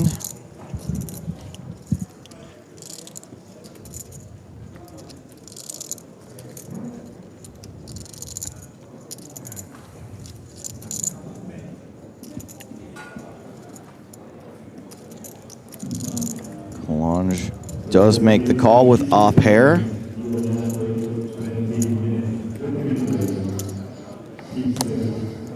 This 9 hits nobody. Doesn't really affect the board texture. Collonge checks again. Second bow. Although last time, Griff, we expected the second barrel with a strong top pair. It was the ace blocker that prevented and found a check.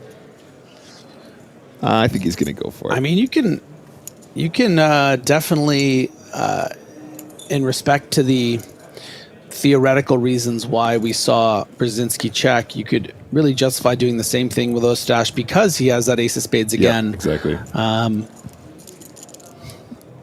think ultimately he wants some value. Ultimately, you got a strong top pair, and that doesn't happen often. And we're just going to bet most of the time, even though, yeah, it's an interesting comparison. Second bow is successful. Second bow. Second bow.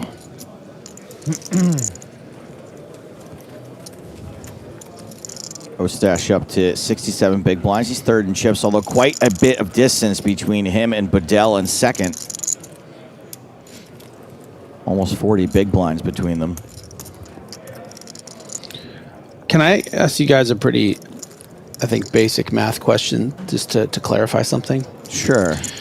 So Brandon Nell said that Ben Heath is a fantastic player, top 0.1% in the world. Now, that would mean that he's the best out of every 1,000 players, right? I would say that. Is that the math that makes sense to you guys? Like, I mean, if there's 8 billion people in the world, that puts Ben Heath in the top 80,000 players in the world. So yeah. No, I know, but I'm just saying that I think that's not nearly generous enough, right? He's probably more like the top 0.000. Yes, we're saying the same thing. Okay. So Brandon Nell, despite it being Chopper Saturday. You are banned. Brandon's said a whole bunch of, to be honest, pretty dumb shit all week. But it doesn't. Joe, would you like to be my executioner? It doesn't come from a bad place, so I've kind of let him get away with it. But yeah, we can do a little bop here. We could do a 5-minute, just a little bop on the head. Brandon. Give him a little. Yeah. But it also him a is shiner. it's Chat Pro Thank Saturday, so it is Chat Pro Saturday. Maybe you shouldn't. Maybe you should let him go. Okay, well. Oh my gosh, that really Give set him a me little off. 10-minute or a little slap on just the wrist. a little 5 minutes as we see this 3-bet from Kalanj. That was a cumulative 5-minute for all the other days that weren't Chat Pro Saturday from Brandon. Now, the thing is, when people say real dumb stuff, though, it gives me something to work with. You know what I mean? If everybody just said cogent, good things in chat, like what the hell would we talk about?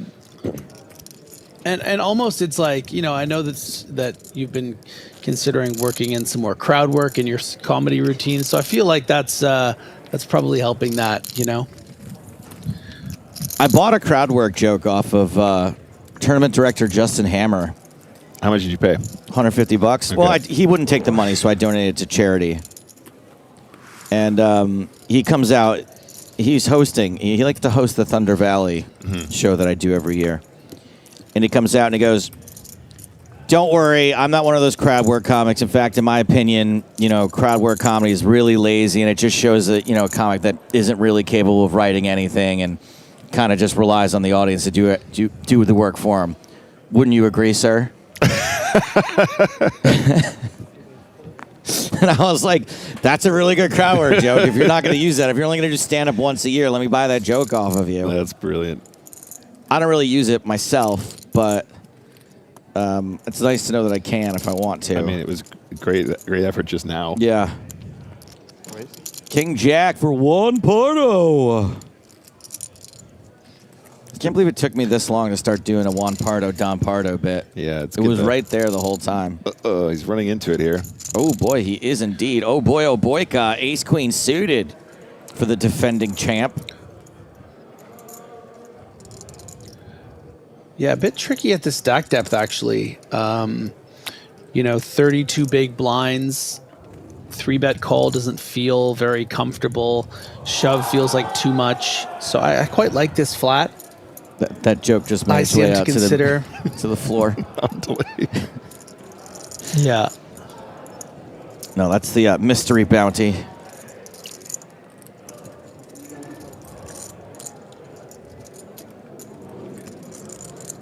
Speaking of, you've never paid me for any of my jokes, Joe. So I feel like, is there back pay, or are they just maybe you haven't used as many as you expected, or maybe I should get paid to listen to your jokes? 10-8-4, 3 hearts, big heart for Pardo. Slightly I love less throwing a good alley-oop to Joe. Yeah, slightly less big heart for Bedell. This could be another one of those flush on flush situations, huh? Yeah, this is very poor hand selection from Bedell. Just because you have over 5 million chips doesn't mean you can just flick in the chip willy-nilly against 2 extremely strong opponents with much stronger ranges that often dominate a hand like Jack-7 pretty much almost always, and we can see that in the example of the King-Jack. So this board might get him in a little trouble too. I mean, he might have some interest, maybe come out with a bet here because he has this straight draw and this flush draw. But as you can see, despite the fact that he has the only two-way draw, is only 12% to win this hand. Repeat 10 on the turn. Boyka's ace high. Out in front.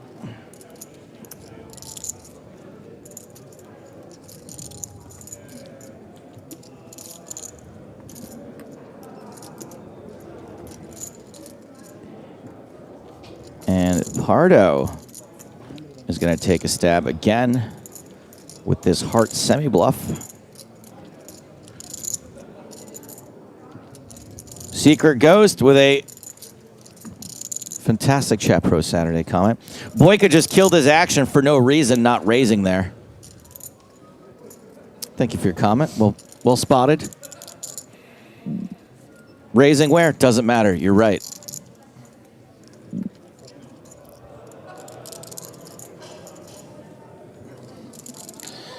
Yeah, I think the trap of an audience member is to be results oriented, as we see Boyka fold the best hand. Yeah, in this instance, if he 3-bet pre-flop, he would have gotten a fold from Pardo, would have won a tiny bit of chips. But, you know, the board doesn't always come 10-8-4 all hearts. You know, he could have won a really nice pot on a jack-high 2-spade board when the spade came. And so it's just, it's really relative, Secret Ghost. And I feel like going forward, maybe you should keep some of your opinions a secret. In the words of Albert Einstein, everything is relative, including my wife. He married his cousin. How much did you pay for that one, Joe? That one's just out there. It's just a street joke. I like to say he did what we are all not brave enough to. Yes, that's right. Who amongst us wouldn't have married a cousin at 5, 6, 7 years old? I would have. All right, nice outcome for Mr. Pardo. Doesn't even have to make the flush. Takes it down with king high. It's a double leapfrog now. That's a great result for him there. Third from the bottom in chips, 30 big blinds.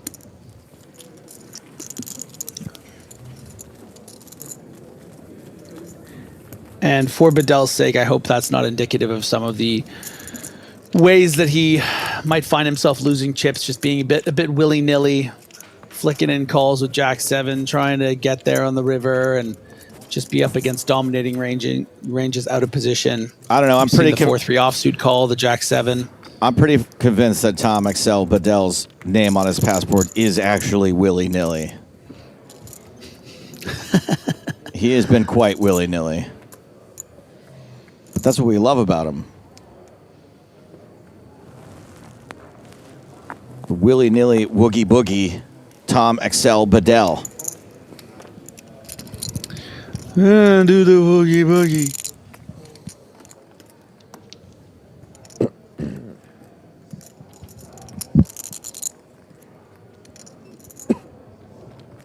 Boyka with ace-9.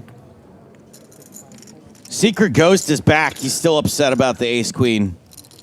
No re-raise. He also covered Pardo, so it's 100% 3-bet for Boyka there. That is correct. Oh, I don't know what you said here, Nick Walsh, but Caxa just said, "Oh, bad analyze." So clean it up. Clean it up, Nick. You're right. I apologize. So, Tom, don't call me Willie Bedell, makes the call here in the small blind with 6-4 suited. Luckily, Brzezinski doesn't have a hand he feels comfortable squeezing with. So we're going 3 ways to the flop. Jack 10-9. Tomas flops the joint. Bedell misses everything except for a heart. Boyka's got a pair of 9s. Man, I love flopping the straight with king queen. It's a great feeling. Pretty fun.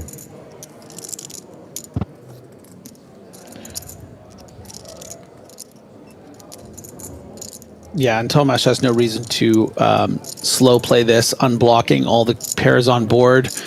Should just go as a bet and a fold again. A very speculative flat from Bedell in the small blind. A good question on YouTube from Mario Abati. As commentators, surely you guys must be beasts at poker, no? Can you walk into a Vegas casino and own the table or whatever? I always wonder. I did go into a casino once and try to buy the table, but I was quite intoxicated and asked to leave. Actually, I was escorted out. So, not me, but I can't speak for the other two commentators. No action for Tomas here. Mario, your question seems genuine and earnest, so I will answer you somewhat earnestly in that, look, Griffin's a professional poker player. Nick is a professional poker player. They're both excellent poker players. James and I are professional broadcasters. Poker's a hobby for us. We could walk into a table of broadcasters in Vegas and own the table, I guess, maybe, if we're all have microphones. But The translation of poker player to poker commentator isn't exactly one-to-one. There are lots of player commentators. We are not them. I would prefer to consider myself an entertainer first. Yes, Griffin. I just had this idea of there actually being like a tournament of commentators where you have to like watch footage and do commentary, and then like there's a panel of judges. I would lose it. I would lose at that too, but James would fare quite well, I think. Commentator off. Commentator off. And yeah, Brandon Nell is back. I don't know what to do about this. I'll leave it to the jury. It is Chat Pro Saturday. There are 731,576 people on Hendon Mob all-time money list. And 0.1% of that is 731. And I believe Ben Heath is 24th on all-time money list. But the ban was funny, though.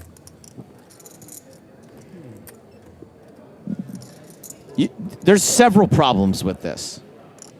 One is you didn't say Hendon Mob, all right, first of all. Second of all, your math here proves Griffin's point. That you said that he's in the top 731 when in fact he's in the top 25. Never mind. Chat Pro The power of Chat Pro Saturday compels me. Top pair for Kalange. Texas says that explains your analyze. That explains you are analyzed, by the way. Great.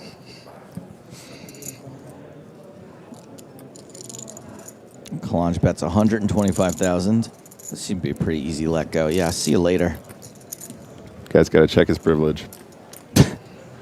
Tom, our super mod, says James had enough of that guy. James replies, I am Judge Judy, an executioner.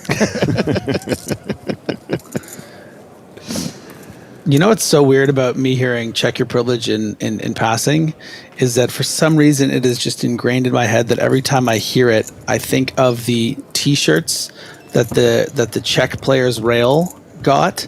They got a check your privilege, spelled check. So I just hear it as check your privilege, and I just think of Prague. Okay. That's what's going on up here. Yeah, that was the story. No, but it's just like if I hear the word defense, I think defense against the dark arts every time. It's like, Harry, but these things just burrow. Am I just crazy? I'm really lost, and I speak fluent Griffin. I don't know, word association, man. Tamer Bauman gets it. Says best commentary ever. Yeah, sure. I think the delay hasn't caught up yet from that last gem. Griffin, do you know how it's a great shirt. Goofy something has to be Check for your me to not privilege. yes and you, like as a commentator? Like I think it's awful when we just like don't have each other's backs, but you make it so difficult sometimes. I'm getting a little love here. Peter Pinkova made a little joke. You scanning the chat to see anyone complimenting anything that might resemble the story you just told isn't really helping. 7-9 of diamonds for Kalkua. Someone did say I'm out of my mind. Calls. Ben Heath. 9 tray of hearts. Kalkua is very short here, guys. 18 big blinds behind, so bear that in mind. Heath covering a considerable measure. Checks it up.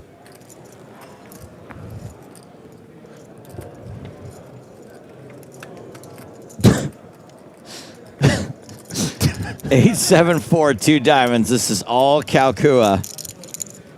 I mean, I don't know if this is genuine or sarcastic, but Drovo says, that thing that was said a few minutes ago was great.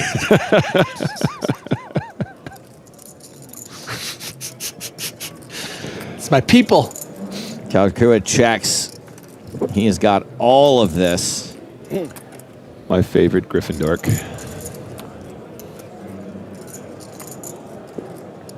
Jennifer says, sucks to be Frank. I don't know if she's saying like to be, the descriptor Frank, or that Griffin's middle name is Frank and it sucks to be him. 5 on the turn. Oh, yeah. Ben Heath officially drawing dead despite having a draw. He can only chop it up.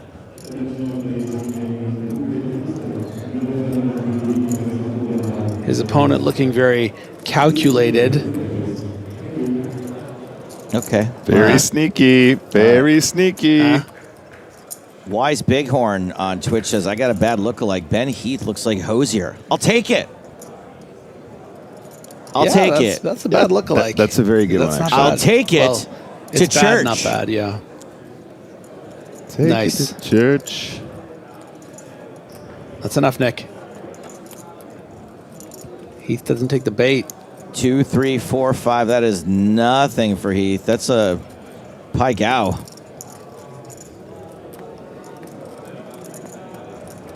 I had deleted this comment before I could read it. Why do all struggling comedians have the same personalities? I'll have you know, I am not a struggling comedian. I drive a car from 2008. I'm doing fine. In fairness, it's a really cool car. And like a hot, sexy sports car. So I guess it's not a sports car. It's like a Fast and the Furious car. I don't know about anything about cars. He's going to bet now. Kalkua does go for some value. 50,000, the minimum. Yeah, and he can't really credibly raise bluff here. Just in the sense that he would have bet a 6 on the turn. Does he ever raise this small bet with 2 pair? Maybe. Nah. But, you know, decides, I'm not that interested. So that hand indicates that we are about to take a break. Now, the levels aren't going up, but we are taking a break, I think. But the players are sitting there. Oh, this hand. Sorry, this hand will be the last hand before a break.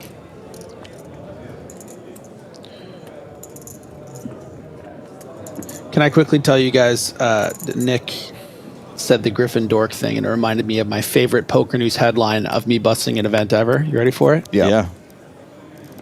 It was, I think it was the World Series main event, and it was just written, the headline was Griffin, comma, door, because I'd been eliminated. Oh, that's nice. That is I good. always I like like that that one. That one's Yeah. good. Clever. Yeah. I like that. So people are getting up. Quickly want to address Mario's question about, is there anyone that is a favorite to win based on the winnings at this table? Yeah, Ben Heath has tens of millions of dollars in earnings, so he would probably be the favorite based on merit. But Boyka won this event 9 years ago, and Juan Pardo, also known as Malacca Style Online, is considered one of the best tournament players in the world. So I would say those are the favorites. But Brzezinski just finished 4th at EPT Barcelona, which was our last EPT. So there's just like a who's who of excellent, excellent players. And then I would say Bedell would be the underdog despite the 5 million chips. We've heard is sort of an average buy-in, or plays those 40 euro type tournaments back in his hometown. So he's the rogue entity. Kalkua, who is the shortest stack in this remaining 9 players, opens ace-king, gets defended by Pardo. Pardo, both players with Pardo with a real bad hand. You can come in here, hon.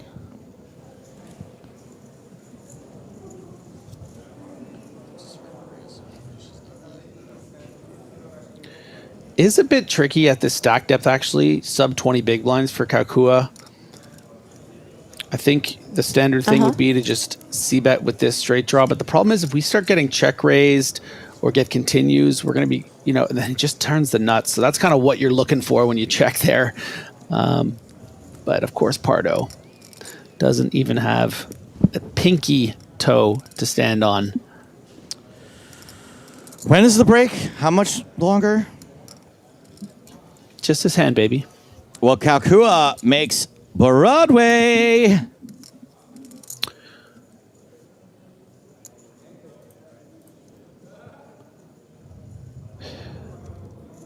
So quick point of clarification from Isratiki telling me that Tom actually plays Tritons. I do remember now that played, I think, PLO quite well for Tritons, but maybe he doesn't play that big for Hold'em. It's a typically Finnish trait. Mm-hmm. To play PLO a little bit more wild than Hold'em. So this time, the players are going on a break, and you may have heard the accidental voice of Maria Ho coming through. She will be with us after this break. Still no legit danger zone. Tony Kalkua and Juan Pardo and Alexei Boyka all pretty much on the same 25-ish big blinds. Thomas Brzezinski and Tom, the two Toms are on top. So blinds are going to stay the same, but the players are going to take a break. More from the final 9 players from EPT Malta when we return.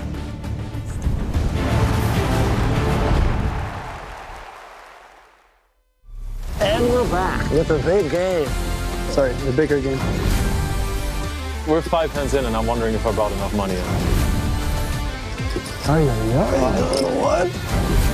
I just played the biggest pot of my life. Not a lot of goofy guys at this table, huh? Exciting. Stack's one of you two right now. This is gonna get crazy. It's the big game, baby.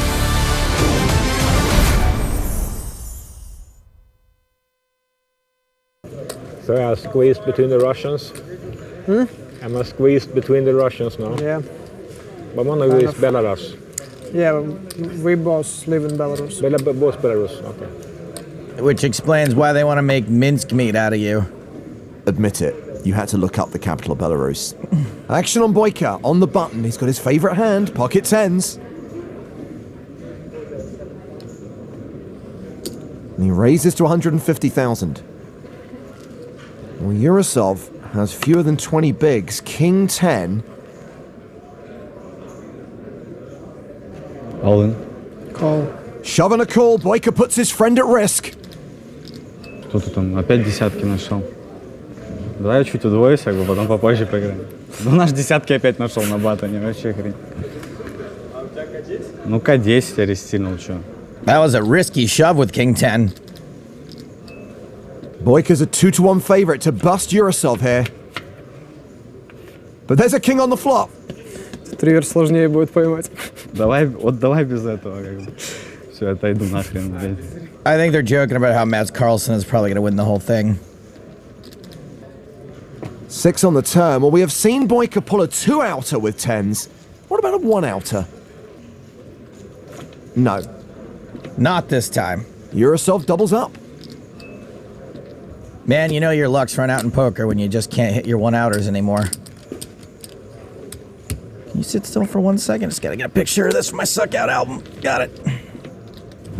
So Carlsen's still dominating, and not much separating Boyka and Yurosov as the blinds increase to 40,000, 80,000, and he stays at 10,000.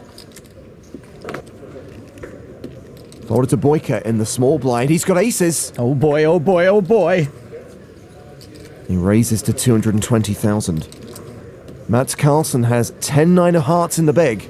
So how's he gonna get them? Straight, 2-pair, hearts, all of the above? Carlsen defends.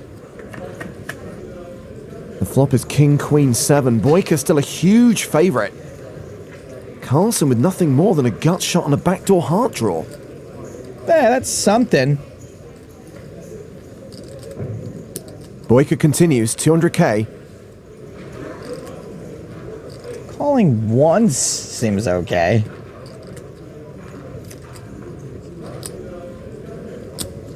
Taking us to the turn. It's just 2 chips. It's an 8. So Carlsen's now open-ended.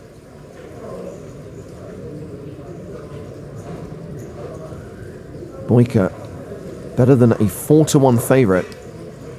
He's betting again. 870,000 in the middle. He makes it 575,000. He might want to consider folding now. I call. Nope. We're going to the river. Boyka with less than a pot-sized bet behind. And he improves to top set. Meanwhile, the board is bricked out for Carlsen. Value bet of 575,000. Seems fairly obvious.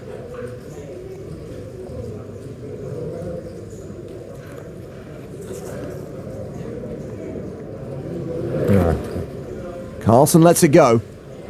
He really is quite adorable. Boyka adds $1 million to his stack and closes the gap between him and the chip leader.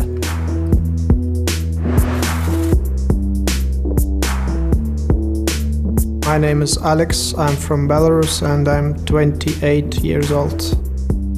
7 years ago, I was a student in economics, which didn't come to life because I invested more and more time in poker. I mostly play online. My biggest result was winning a summer championship of online poker. From time to time, it's really nice to play live poker, just one table, picking some reads from your opponents. First time I was here like 6 or 7 years ago was actually my first live series in my life, but I didn't really succeed. Now it's really fantastic because I had less than 10% of the chips, so if I'm gonna win the title, I will be incredibly happy. Alexi's concerned if he wins, he might miss his flight to Moscow. All I can say is, you're welcome. Well, action's on, Boyka. I do the wrong colors all the time, sorry. Yeah, I'm so sorry. Wrong color, again. It's cheaper that way. We've all done it. No discount for you, Mats Carlsen. Unless we're talking about the early bird special. Boyka calls in the small with Queen 10. Carlsen with 5 deuce in the big, checks his option. And Carlsen flops best, bottom pair. Classic Carlsen. Boyka bets 100K. Most of the time, Carlsen will have missed.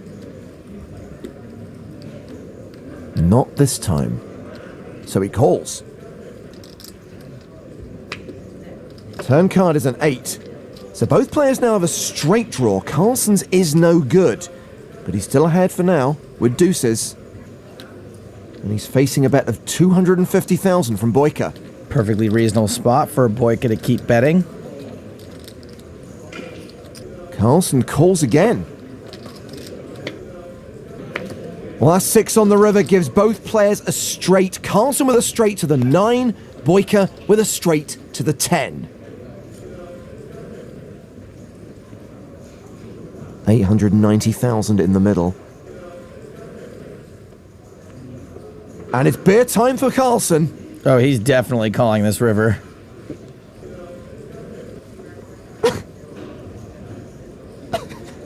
What is going on? Time for some gum.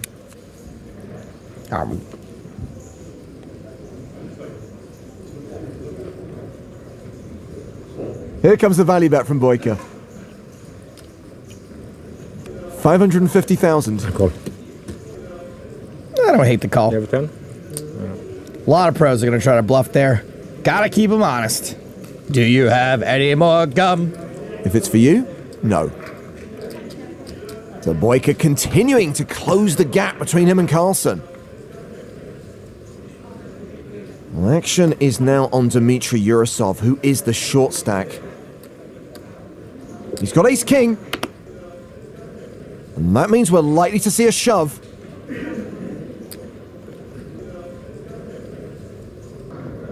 All in. There he goes. All in, wow. How much do you have? About 1 million? 1 million, 2. 1, 2. All right. I haven't. Yurasov is not amused. Dmitry, it's okay for poker to be fun. First gun looks okay. Not the best, but they're good. Did he just make it so he's going to look at the same card twice? I call with my 2 kings of clubs. King, queen. I call. Yes, yes. He calls, but he's dominated. Yeah, okay. Oh, call. Yeah, good hand. Malinha. Yeah, that's a good hand. Domination Nation. Hope Mats isn't too hard on himself. This is totally standard. Roman Koronev excited because Dmitry Yurasov is a 3-1 favorite to double up through the chip leader. Uter. Hello. Han gick all in, han är 1 miljon, han är kungdam, det är ju nötterna. Ja, han är skuld. Är du all in? Nej, han gick all in på 1,2. Definitely the kind of dudes that walk around naked at the gym. Well, after the flop, it's looking good for Dimitri. Just has to fade a queen on the turn and river. Yeah, come on back, Matt. Stuff's happening. The turn card is a queen, but it's the queen of diamonds. So Yurosov has a ton of outs. Carlsen ahead for now. One time. An ace or a diamond needed for Dmitry Yurosov to survive. It's the 6 of clubs. All right, thank you. Yurosov out in third. Давай. No luck on the resuck. He cashes for nearly 193,000 euros. Second one, and you want him? Don't. Yes. And we're heads up. Carlsen versus Boyka. You're gonna miss that flight.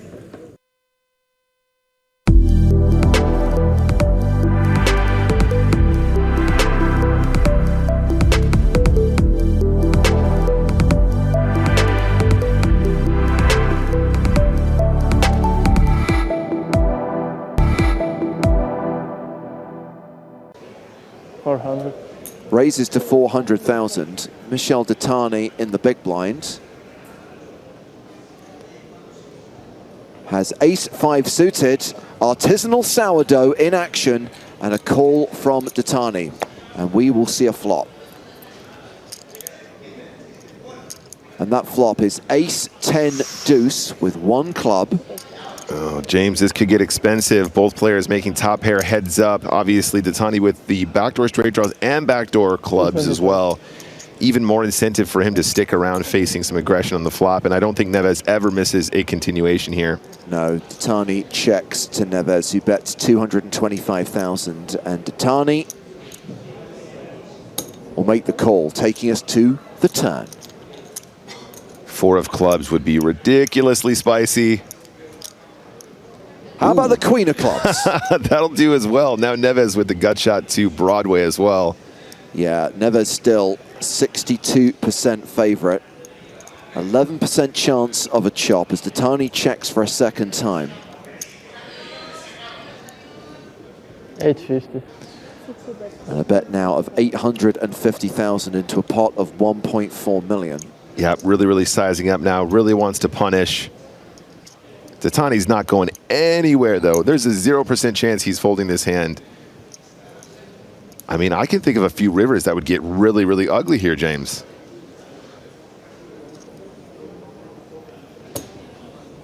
Calls again. We are going to the river. We have a pot of 3.1 million.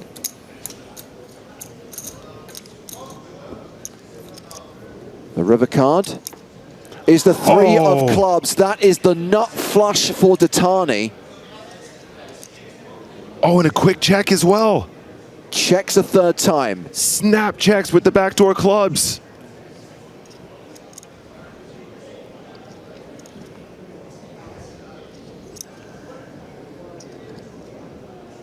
$2.1.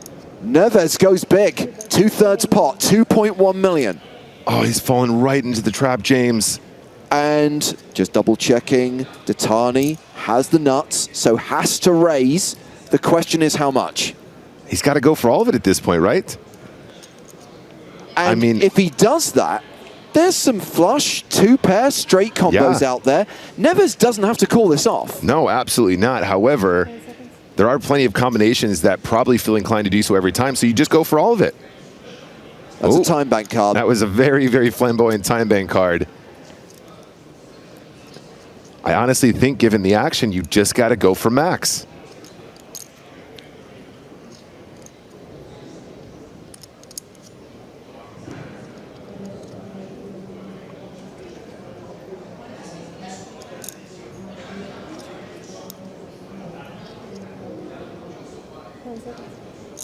All in. He does pull the trigger. Detani shoves, and it is all in to call for Pedro Neves. But as we were just highlighting, Nick, there's a lot of hands out there that beat him. Yeah, absolutely.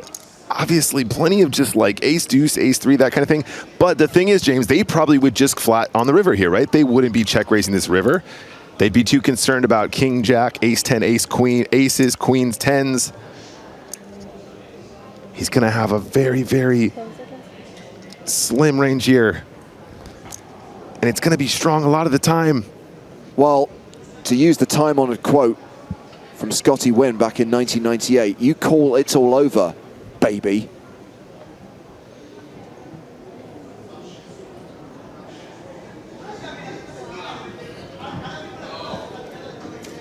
Neves calls here with just top pair. It's over. And the trophy will be presented to Michel Detani.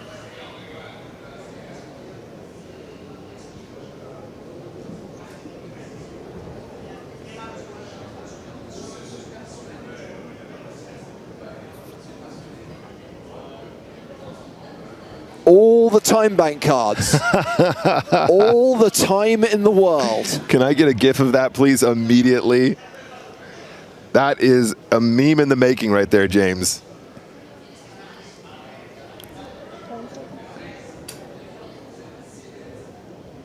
How many is the spin?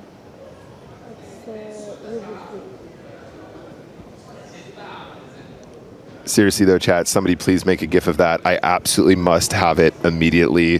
What a moment, pushing all the time banks in.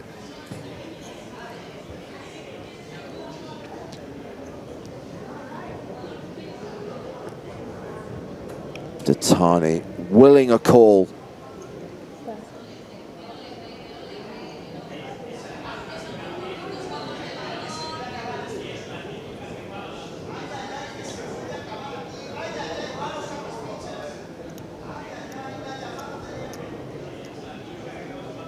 Still has a few time bank cards to burn through. Big decision.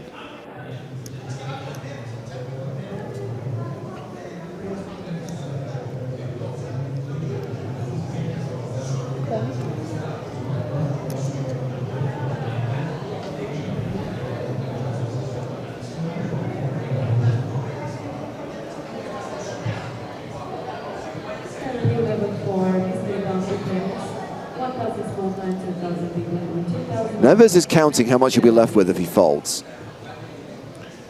The answer is 6.83 million, and he'll still be alive. If he does call, he'll have no chips left. He'll be the runner-up.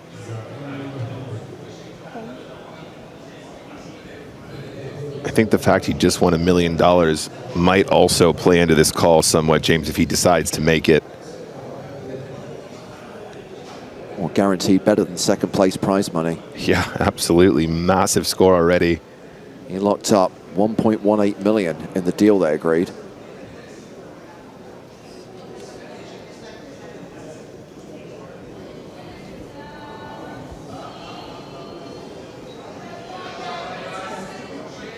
He's got a single chip in his hand. He makes the call, and that will do it. Detani has done it. He is the champion of the PCA 2023 main event. Two Portuguese players heads up for the title and trophy.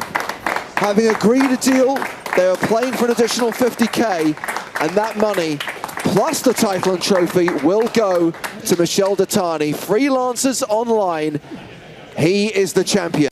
It's go time for Paris. Play your way online to a live experience worth more than 5,000 euros and a chance to become the next Spin and Go Live champion. Play daily, score points. Make every spin count. Go for it.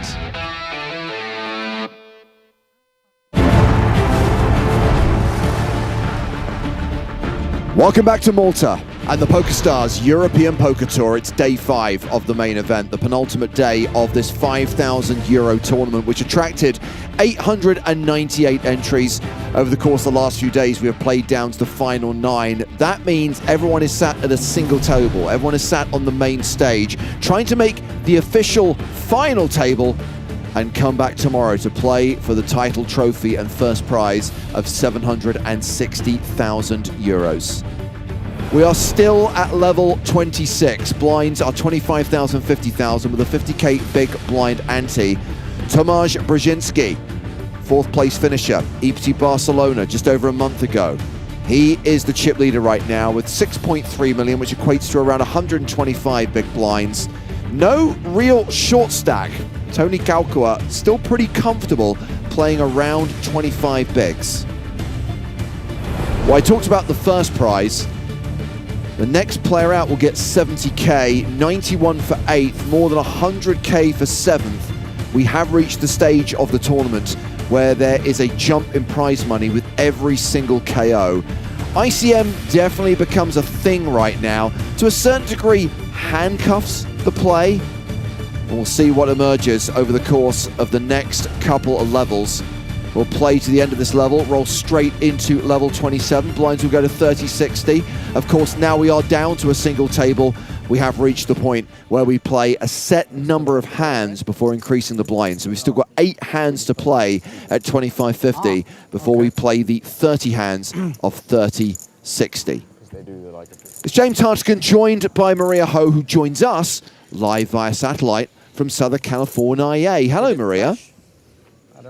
Hey, James. This time your fader's meant to be up, so you're good to go. Ah, yes. I saw color.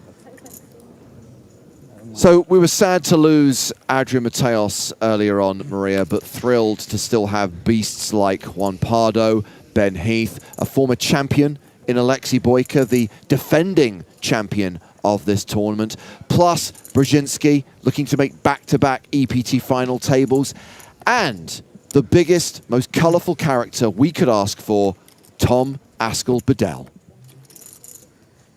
Yeah, listen, I mean, Mateos was a part of my dream final 6 lineup, as I'm sure he was for a lot of people, but there's still so many great storylines to go around, and we definitely have our fair share of great players left.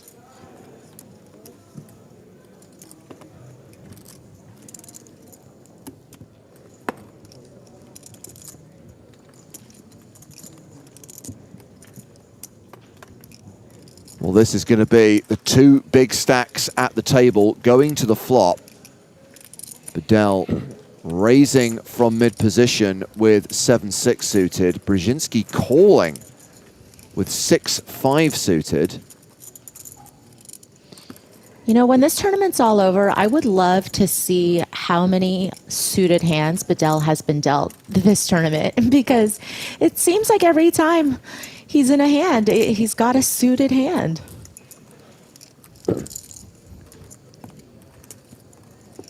Well, it's the flush draw for Brzezinski to go with the flopped gut shot.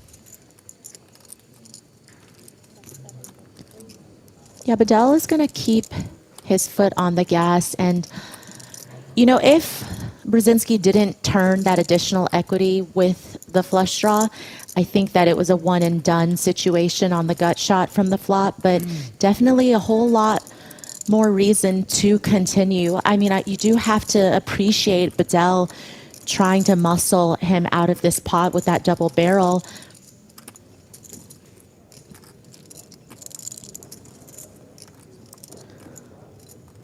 Oh, and the old, you know, bet when you don't have anything, and then I know you find a little piece of showdown on the river. I kind of feel a little bit for Brzezinski here, you know, flopping the straight draw, turning the flush draw, and then Bedell gets there on the river with his pair of 7s and is going to bet again, as you predicted.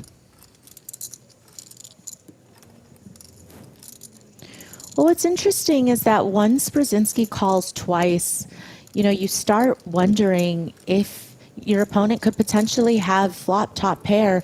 And sometimes when you do river, some showdown, you might elect to just check at this point. But Bedell, I think it's a little ambitious to hope that you're going to get called by worse hands very often. But, you know, as we've seen from Bedell, his plays sometimes leaning towards the unconventional. And I think that his opponents have a really hard time figuring him out. So, Yeah. you know, whatever's been working, stick to the game plan. So a swing in Bedel's favor and narrows the gap between himself and Brzezinski at the top of the leaderboard. They're pretty much tied for first right now. We talk about the possibility of Brzezinski making back-to-back EPT final tables. Mateus asking on YouTube, when was the last time when someone achieved that? You know the answer to that question, don't you, Maria? I'm gonna say, is it Rania? Yes, Rania Nasruddin, who made the final table of EPT Monte Carlo, followed by Barcelona in the same year, that year being 2024. Yeah, that was pretty epic run for her.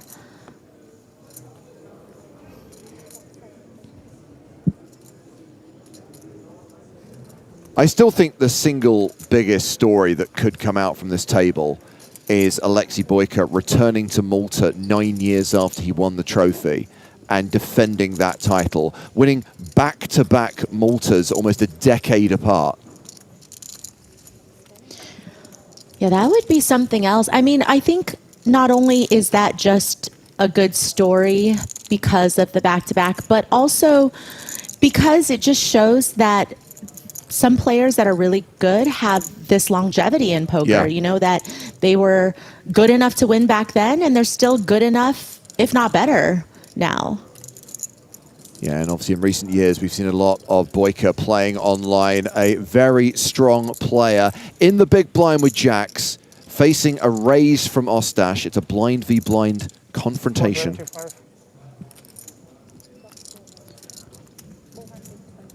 Boyka 3-bets to 425,000. And I guess Ostash is just done with this, Maria. Yeah, especially, you know, with Boyka's stack, this is not a situation where Ostash can do much, and not really a spot where I think Boyka is going to have too many light 3-bets, given his stack size as well. So, not a whole lot to think about.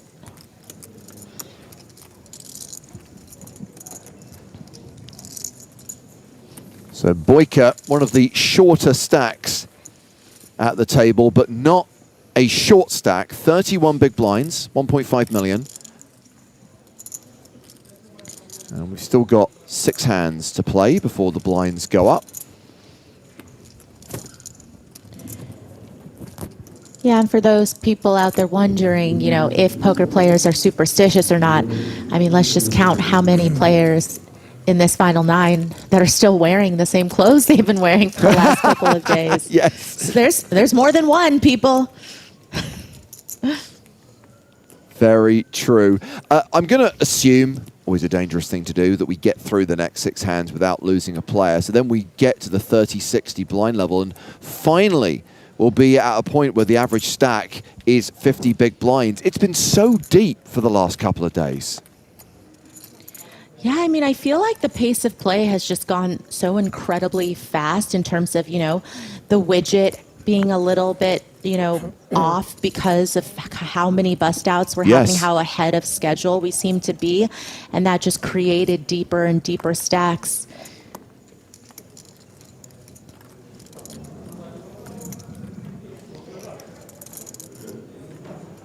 Never thought I'd say the words that the widget was off. It makes me sad. The widget is crying as well. So folded once again to the blinds, and Boyka completes in the small with King 10. Galanja with 9-4 in the big.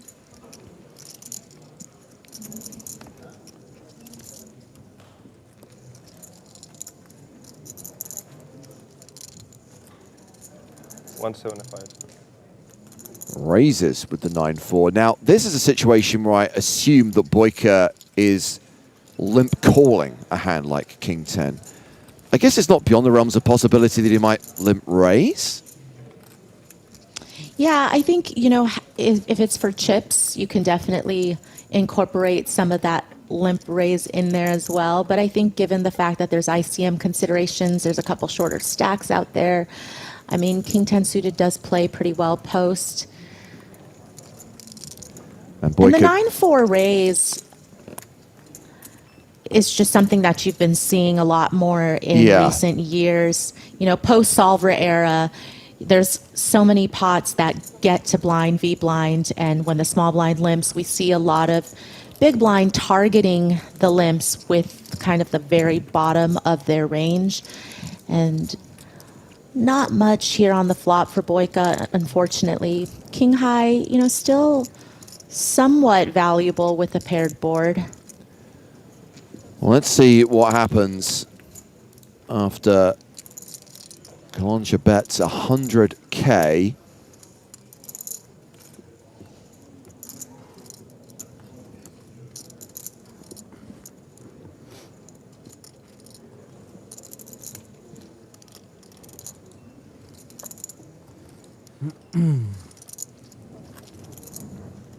Boyka calls.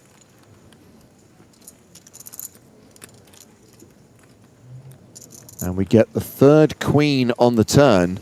King high, still looking good. Boyka, near enough, a 4-1 favorite. So does Kalonja keep barreling Boyka, here? Yeah, it's interesting, right? Because Boyka, not a believer there on the flop, recognizing that Kalonja could have raised with a lot of these bottom of range hands that, of course, don't really connect with the board meaningfully. And you wonder if with this queen now coming on the turn, when Kalonja bets here, which it looks like he's going to, he is really repping polar, right? I mean, if you had quads here, obviously you're betting. If you have over pairs, you're betting. If you have some, you know, big full houses, you might bet. Yeah. But you're not, you might check back some of the smaller pairs in your hand that you would have raised with pre-flop. Because it's, again, totally possible that your opponent could have Queen X in their hand, limp calling a raise. So it definitely feels like you're only betting kind of either top of range or nothing at all. But, you know, Boyka, unfortunately, just feels like there's a lot of situations where he's going to invest chips there on the turn and his opponent won't slow down on the river. And when you kind of find yourself in a spot where you're not sure what you want to do on the river, you tend to just not cost yourself that additional turn bet to find out. Disqualified. Yeah. You're out. Running back to get it. But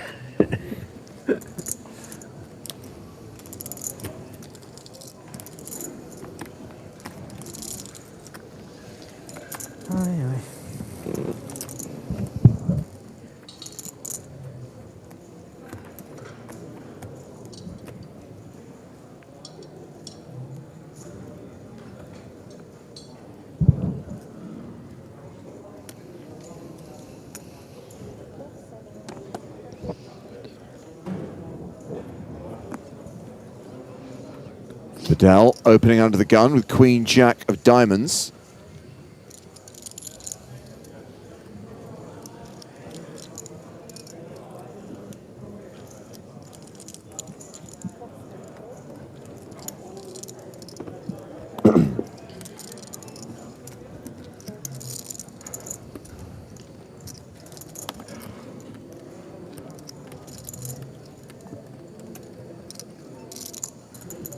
Kalonja in the small blind with Jack 10.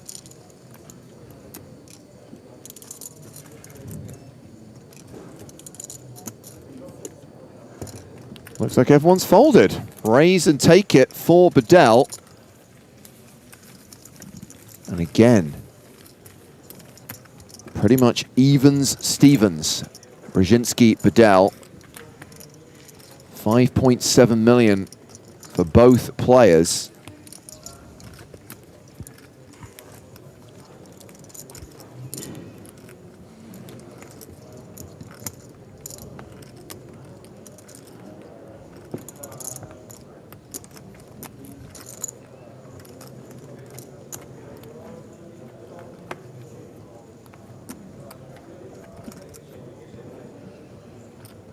On to the next hand, which starts with Brzezinski, ace, king of clubs.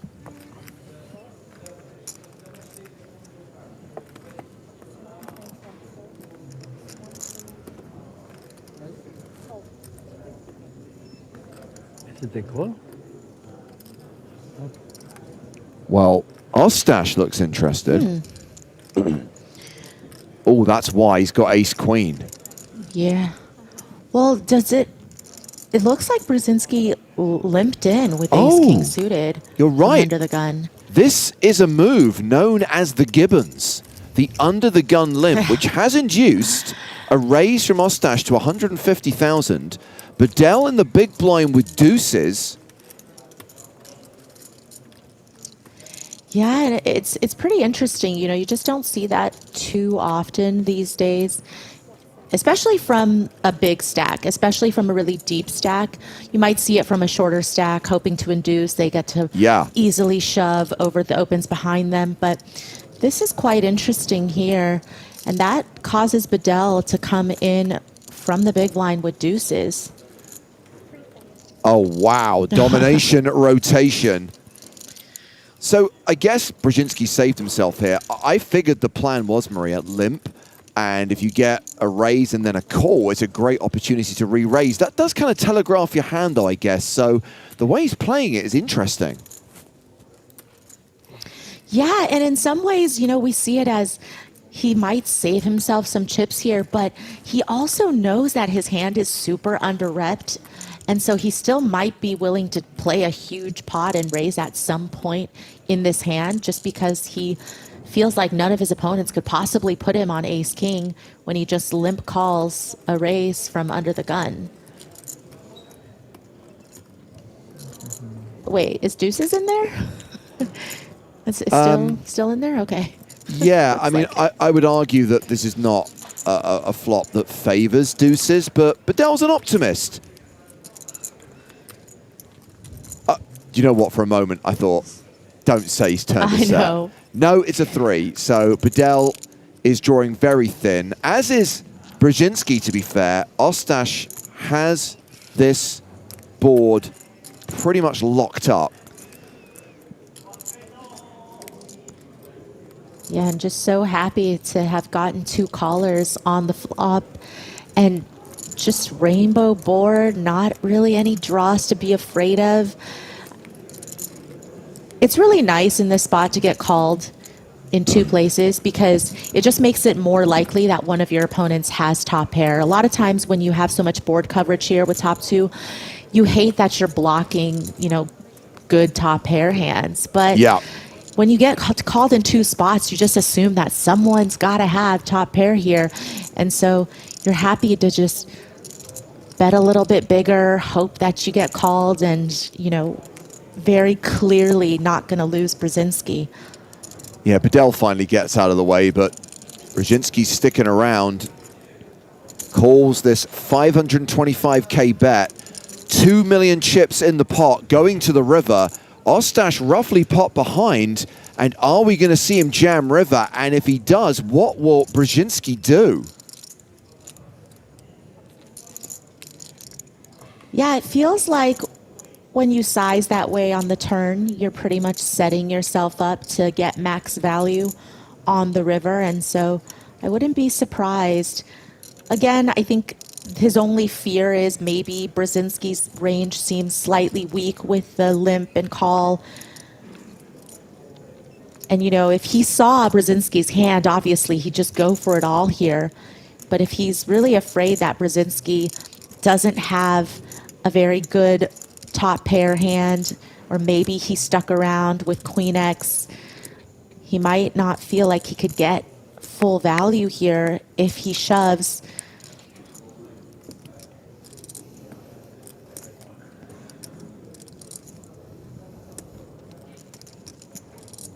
What's the sizing? There's a fistful of black. Those are the 100k chips. It is $1 million. So it's half of his stack. It's a half pot bet on the river.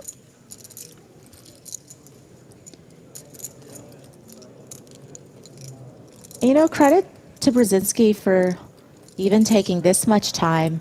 I just think that this board and this run out is so good for the pre-flop aggressor that Ostash doesn't necessarily need to have top 2, I think, to go for it here. I'm not saying that a lot of players, given ICM, given what a big spot this is, being at the final 9 of an EPT, would necessarily go for the bluff here. But we have to recognize how good this board texture is for the pre-flop aggressor's range. And so you kind of just have to flick it in with ace-king, I think.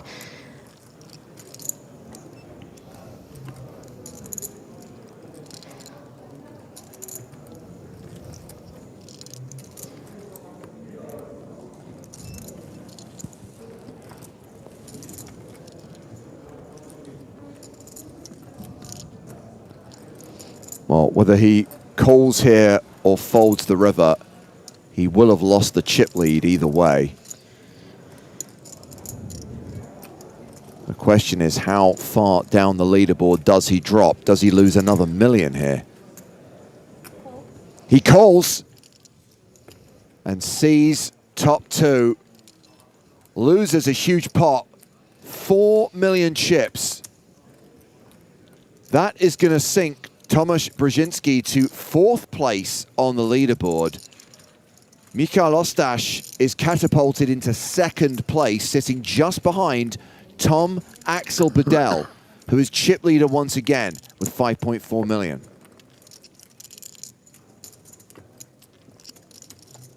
And I know that one's going to sting for a little bit, and it might feel as bad to Brzezinski as the look on his face, but I really don't think he made a mistake calling there on the river, and I think maybe a few days removed from this, he might feel better and feel the same. But I understand that in the moment, to lose the chip lead, you know, to make a call that you had considered folding, I know that that's got to be tough. But again, you really need to just rebound from that, because you're still playing, you're still here, you've still got a good stack.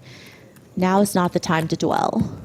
Okay, need a little bit of interactivity from the audience now. Now, this is specifically for those of you watching on YouTube. Want to help out Ed, our super mod on the PokerStars YouTube channel, trying to get the stream to 1,000 likes. If you haven't already liked the stream, I'm going to count down from 5, and when we hit 0, we are going to like the stream. Let's try and get the number of likes that Ed wants to see.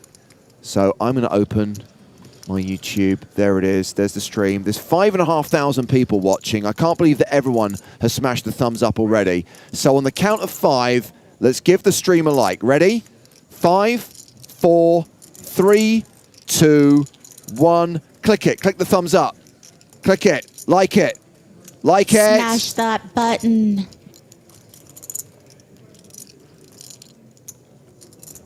Let's give Ed a Saturday afternoon gift.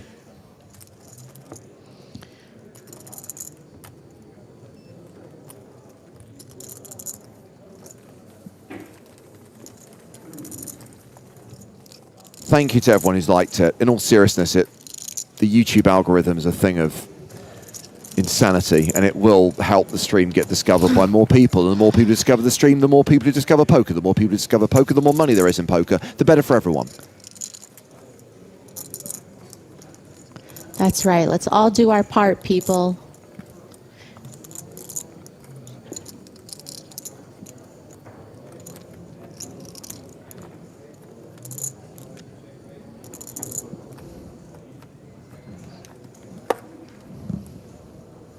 Thanks, Vesku, who went to YouTube just to click the like button, even though they're watching on Twitch. That's the kind of fan we like. That's the kind of regular viewer we want. Yeah, that's definitely worth a shout. Okay. Ostash opening with queens.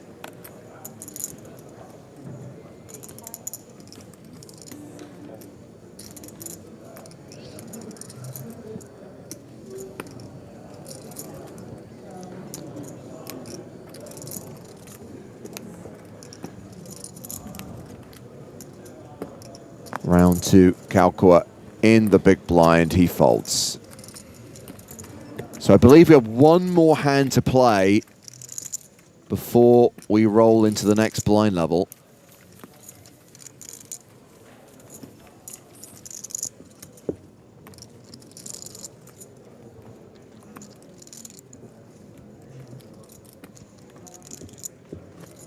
So a reminder that with these levels being played with a set number of hands rather than a set duration, the breaks become fixed. So we are due to take the next break at 7:30 local time.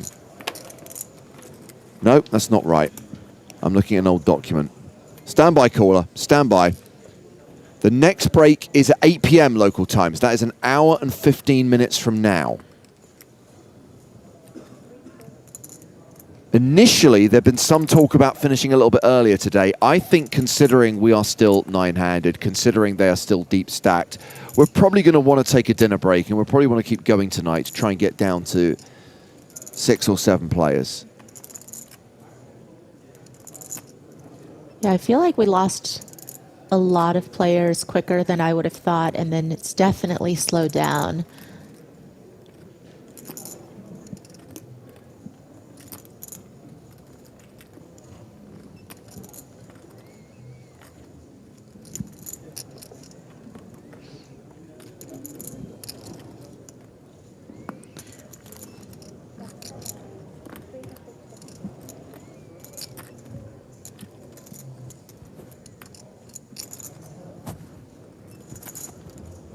What do we make of this 3-bet from Bedell?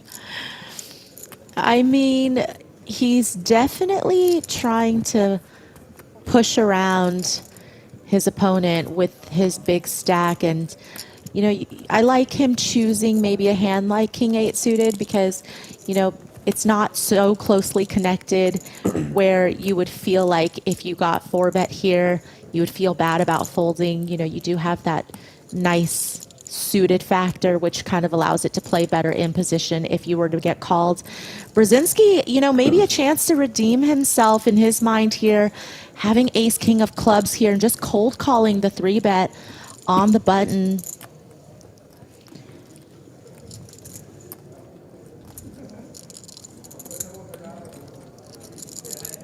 Tomas with that light open, but able to go multi-way here with a connected hand, decides to call.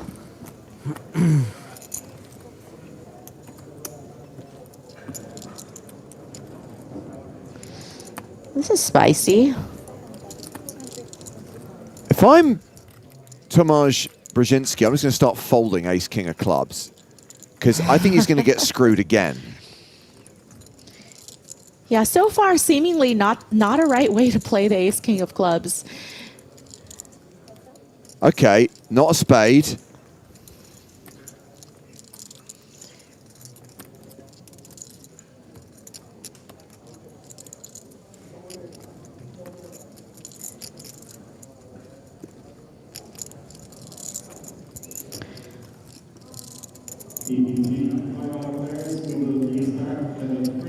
I mean, Bedell now with the combo draw, a jack would give him Broadway along with his flush draw, but does slow down.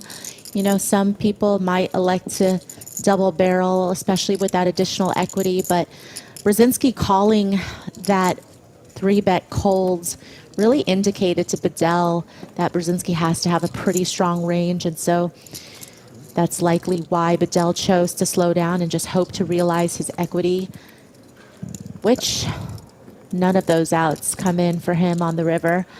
And Brzezinski checking back on the turn, just allowing for some pot control, but I do think that with this very bricky river, it's time to go for some value.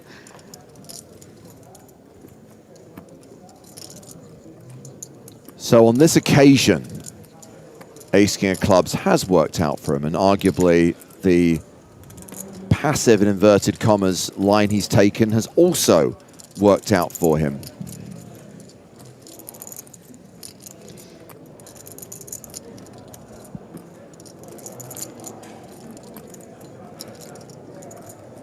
$750,000. Bedell folds his busted draw,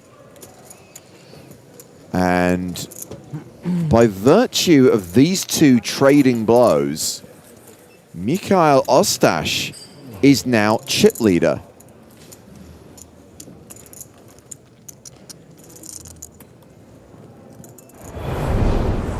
So we are now at the 30,000, 60,000 blind levels. So 88 bigs for the chip leader, 80 bigs for Bedell and Brzezinski, tied for second place right now. Kalonja with 68 bigs, everyone else sub 40. And Pardo and Boyka hovering around the 20 big blind mark. Tony Kalkua still the shortest stack and getting shallower. Now we are at this new blind level. Level 27 of the EPT Malta main event.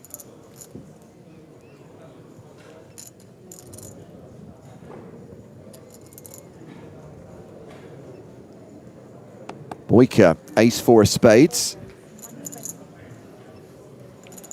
Opens to 120K.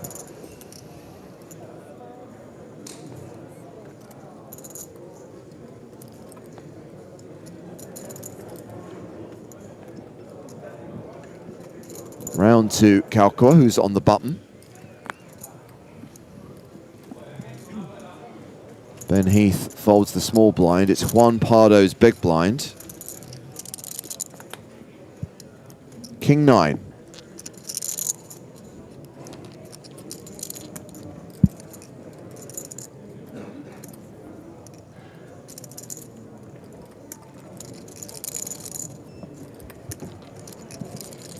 Pardo defends. Pardo and Boyka. Yeah, they have similar stack sizes to start. So King 9 with the defend does flop a gutter, and you know, I'm sure that just given how often these two players play both on the EPT circuit plus online, they should have quite a bit of history with one another, pretty familiar with each other's game, I would say.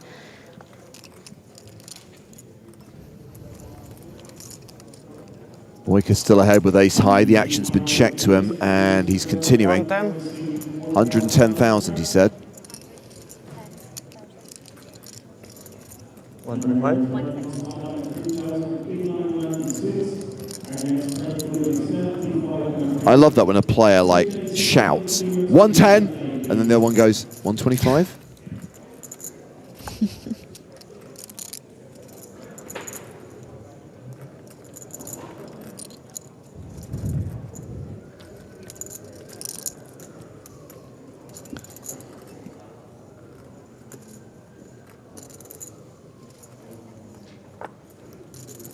Pardo folds to the C-bet. Yeah, not happy to fold with that equity that he has, but you know, when you do have a shorter stack, yeah, you do feel like you have to be very wise in the way that you spend those chips, and just did not think that that was one of the better spots he could have chosen.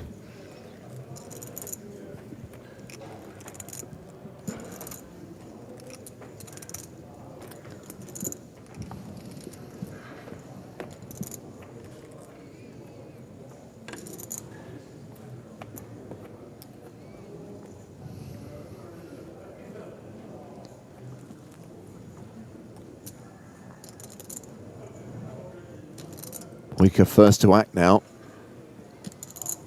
Folds 7 deuce.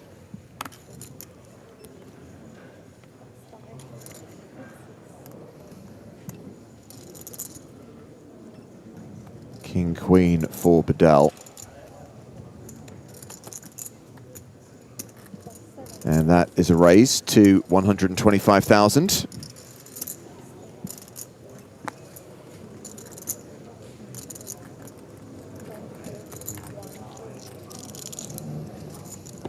Round to the big blind, and Ostash folds 7 deuce.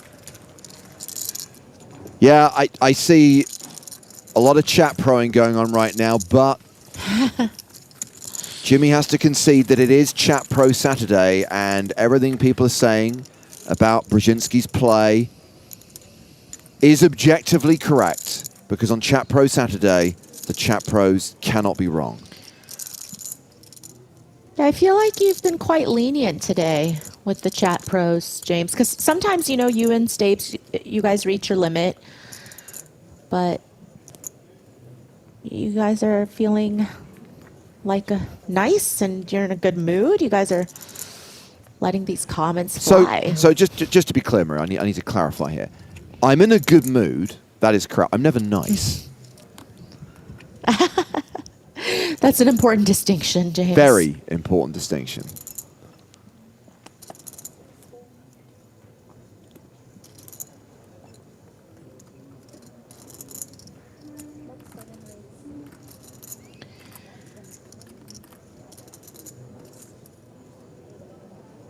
King 9, Bedell opens.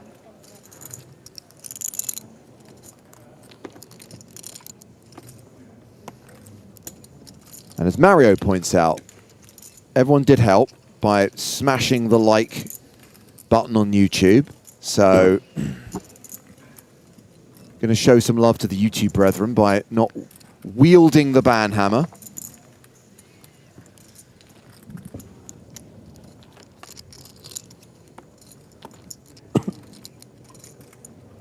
Boyka just flats the big with ace queen and has flopped massive. So this goes check, check on the flop.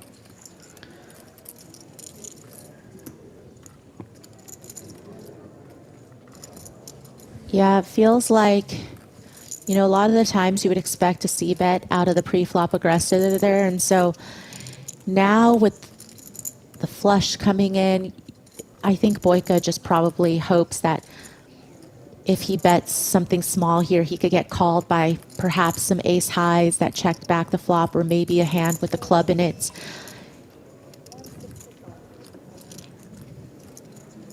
Bedell does like to chase. Granted, he only has a gut shot. He's drawing pretty thin here.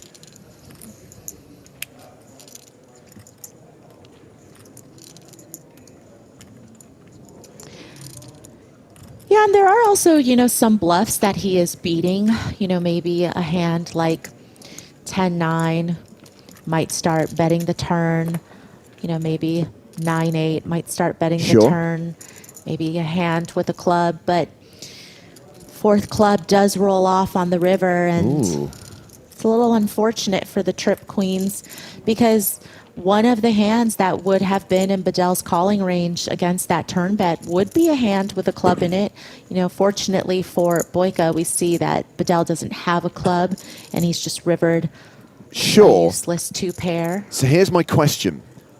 I guess we're now going to get to see what weapons Tom Axel Bedell has in his arsenal. We're going to get a blocker bet from Boyka on the river. Can Bedell rep a club here and push Boyka off trips? Can Bedell read that this 60k bet is screaming, I have something, but I'm now losing to a lot? Yeah, there's definitely a lot of players that would target this bet size and perhaps try to raise. It doesn't look like Bedell's going to do it. He's just going to pay it off. No, Bedell, no. I guess his read on the situation was, well, that's pretty cheap. That's a min bet. I have a 9. We'll call. So yeah, and I think that's definitely a bet size that you would take against some opponents and not others, right? Yeah. Like if you think your opponents are more likely to attack that sizing, maybe you just check. Yeah, doing that to a Ben Heath or a Juan Pardo ain't going to work. But credit to Boyka, managed to squeeze some value there, hovering around 30 big blinds. Bedell now sits in 3rd place on the leaderboard, behind Brzezinski and Ostash. Still has more than 75 big blinds.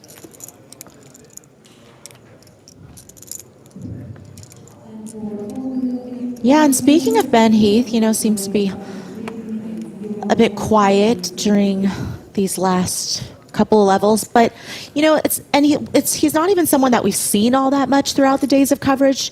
I mean, I haven't seen him on the feature tables when I've been commentating, but definitely a player you don't want to be sleeping on.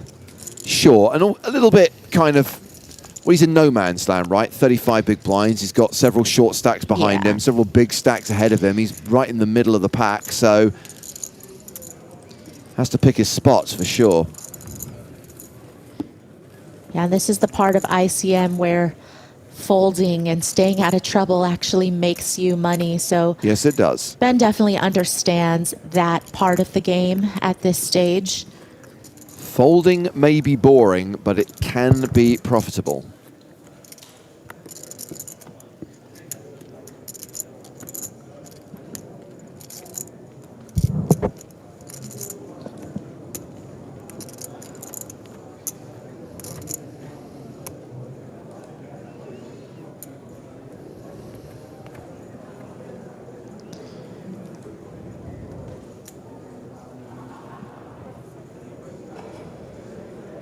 Action folded here to Tony Kalkua, playing 18 big blinds. He folds. Ben Heath, King 10.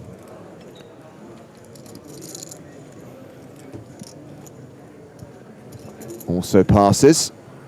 Pardo is out. Ostash now chip leader. And we did establish earlier on, Maria, that Mikhail Ostash came third in the low buy-in W Coupe main event just over a week ago. Nice. The tournament that was won by Berriuzzi. This hand going to be raise and take it for Ostash. So if you look at his live resume, you don't see that much in earnings. I think it's about 17,000 in cashes, but clearly has had some decent results online. Yeah, and sometimes you wonder how that translates. You know, sometimes for online players, it's a little bit difficult when they get deeper in a big live tournament, just because they're so used to certain things like having all of their opponents' chip counts displayed right there in front of their computer screen versus having to eyeball it themselves. You know, sometimes misclicks can happen when you're not that used to playing larger blind levels with deep stacks live. And these are all things that, especially in the heat of the moment with all of this pressure, it might, you know, mistakes might happen.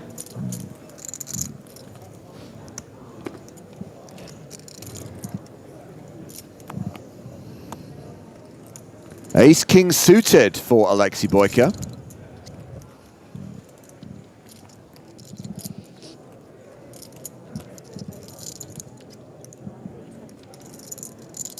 He is raising to 120K. João Tomás in the small blind has queens. Ooh. Now, you can talk about ICM till the cows come home. Some collisions are unavoidable, including the sickest and classicest of all races. Yeah, and at about 30 bigs apiece, there's just never any other way to play this than to just get all the chips in the middle and hope to win. Yeah, well, the stacks are pretty even. We have Tomás just behind Boyka in chips, but it is close. And Tomás has 3-bet to 380,000. Let's see how Boyka responds.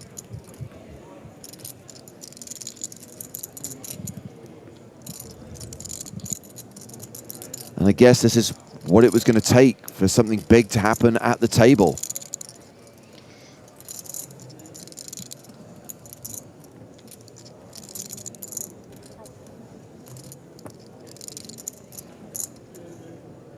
Six. Boyka 4-bet to 600,000. Is that a min raise? And we can expect the 5-bet jam from João Tomás.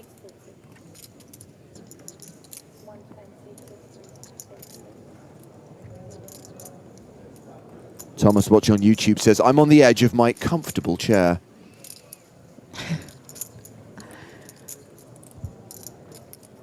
Yeah, and you see some discomfort because you don't love it. But again, with about 30 bigs to start, where else do you really go from here? There's no other way to play it. It's kind of an autopilot hand, right? Yeah, and I think especially, you know, from these positions, cut off open, small blind 3-bet, you know, it looks like he, it looks like he does kind of reluctantly puts the chips in. Doesn't like it, has to go along with it. And we do have the sickest and classicest of all races at the final table.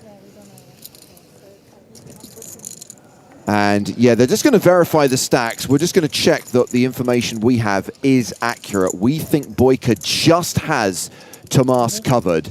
So Queen's ahead right now, but at risk. If Queen's hold, by the way, and Tomas doubles up, that's going to leave Boyka with like a big blind. Chip in a chair.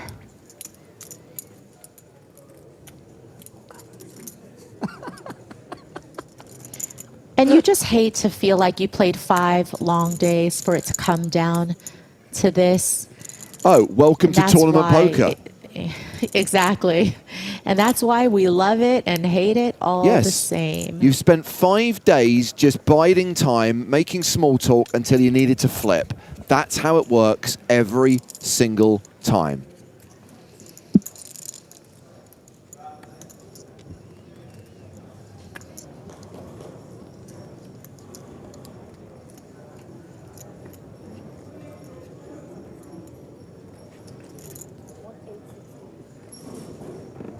Yeah, sounds like it's been confirmed. This is 1.76. This is 1.86. Boyka has Tomas covered by 100K. The counts are correct. So we're going to deal out this all in, and it will decide the fate of both players in this tournament. Yeah, the queen. Queen to solve.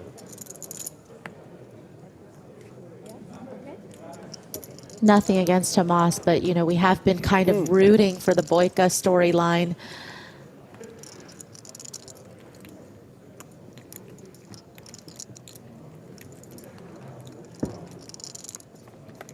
The flop is 8-7-3 with 2 clubs. And Tomas jumps to a 3-1 favorite.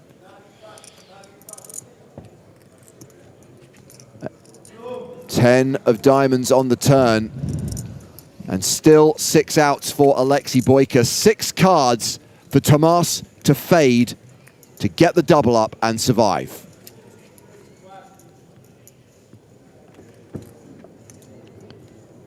Barry Greenstein, ace on the river. Oh my gosh. Boyka gets there and seals the fate of João Tomas. The Portuguese player KO'd in 9th place, cashing for 70,250 euros. And Alexei Boyka up to 3.7 million, 62 big blinds. We are now at 8 players, and as far as EPT statistics are concerned, this is the official final table. 2 things to note. Alexei Boyka has made back-to-back EPT Malta final tables. He won this tournament in 2016. He's back at the FT in 2025. Tomasz Brzezinski has made back-to-back EPT finals. He was 4th in Barcelona in August. He's now back at the final table in Malta, the next event in the 2025 season. 2 huge accomplishments.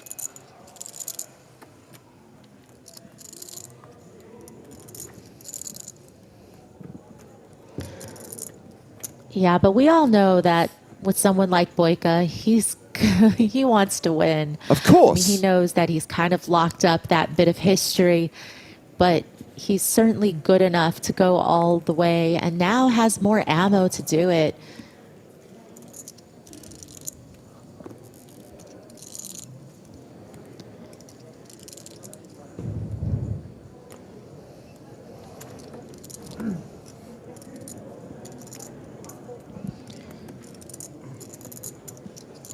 Right now he's thinking in his head, putting on the same jumper was a good idea. Faux show.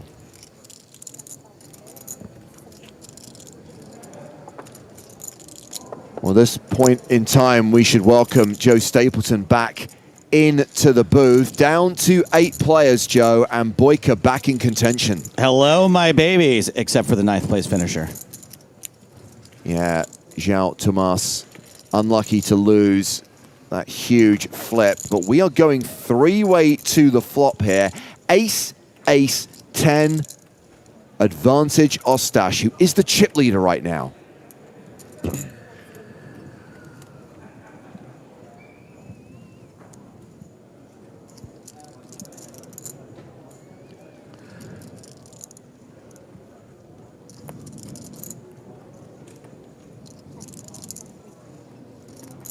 Ostash does not continue. Checks it to Kalonja, whose paired is 10.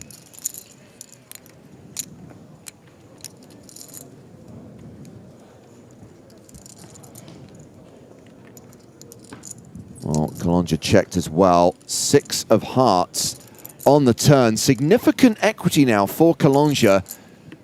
That pair of 10s and the flush draw. Not looking good for Bajinski. The snowman's not working out for him. He checks a second time. Can't believe the Spraggy is working out here.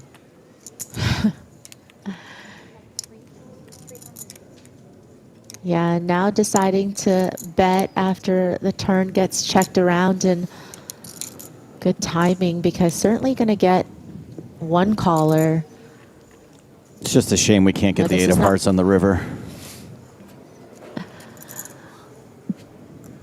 Yeah, this is just not a spot where I think very often against a stack that has you covered, you would want to start raising with your pair and flush draw. You just want to call, realize your equity. You get to play the river in position. So yeah, Kalonja calls, Brzezinski folds, heads up to the river, which is the Queen of Spades. I can't believe it. Somehow, Mikhail Ostash has broken the curse of Ace-7 offsuit.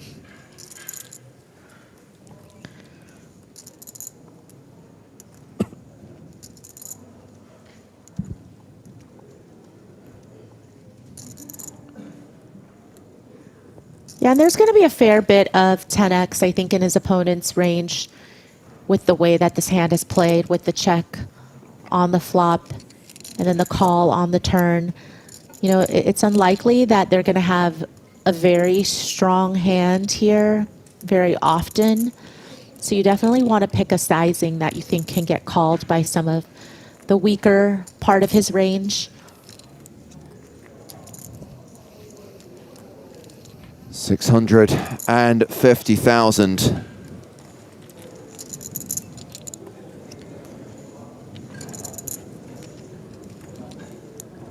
Time bank card deployed.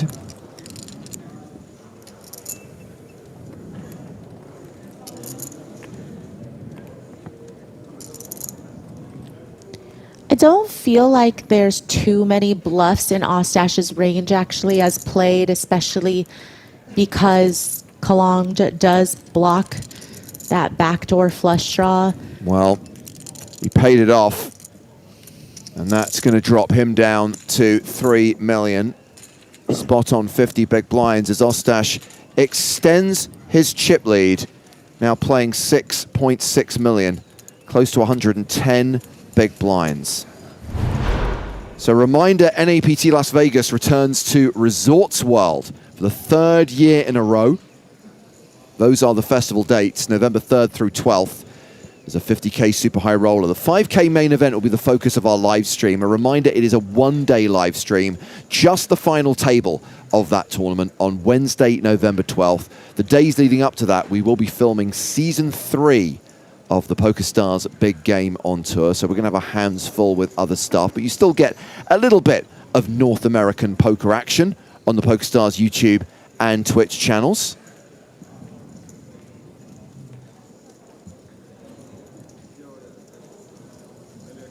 And then, of course, there is more poker coming your way in Europe.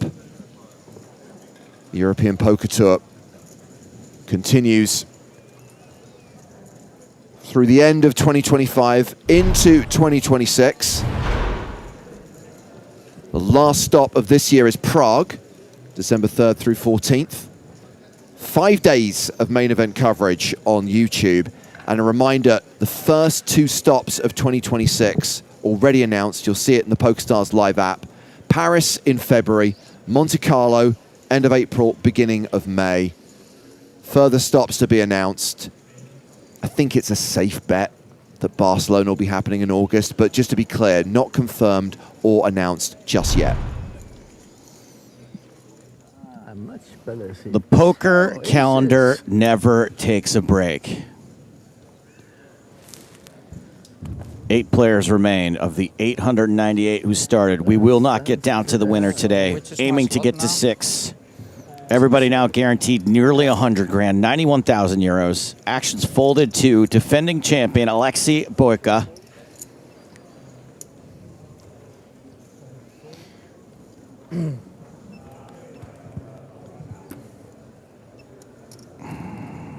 I like to point out that 50% of my dream final 6 still remain. That's pretty good.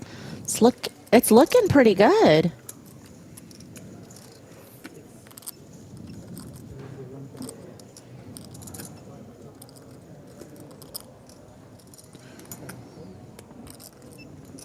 And somehow, some much better hands toward the back end of this pre-flop action.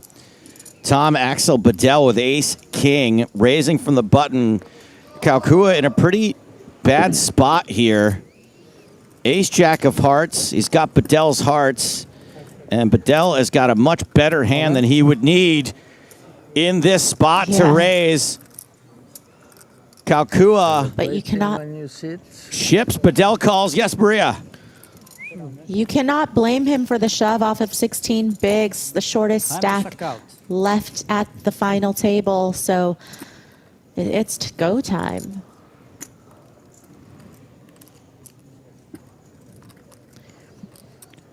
Domination situation. Kaukua needs to get lucky to survive.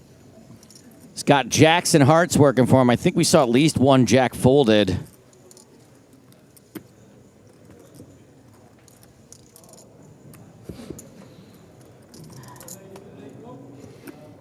I see a heart. Just one, though. One heart, couple of straight cards that could potentially connect with that jack. Yeah. Kaukua does lose equity. Gonna have to take the long way around, I think. Gonna need some help on the turn, and he gets it. Domination rotation. Kaukua, the huge favorite to survive now. A king would be nice, yeah. No king.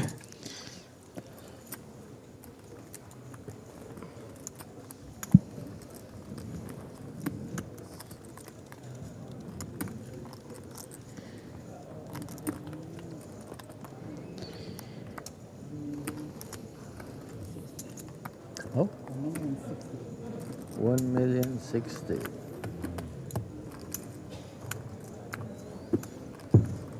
And Kaukua goes from short stack to 36 big blinds.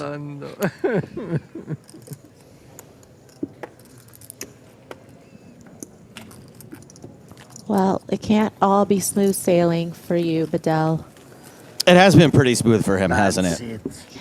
Yeah, it really has. And I mean, I really think that this man has been dealt more suited hands in the last few days than I've seen anybody get dealt this deep in a tournament. So, I mean, I don't know. Maybe it's because my perception's a little skewed because he plays all the suited hands.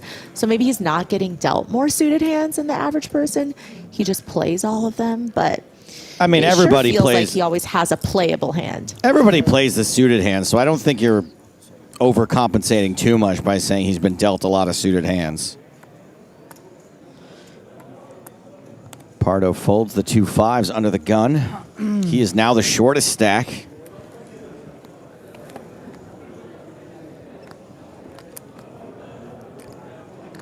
Bad seats, good cards.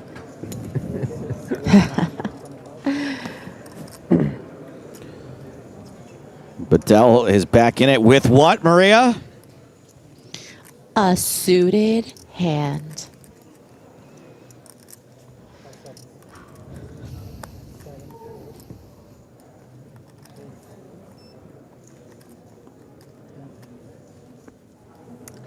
This is safe. I prefer it safe.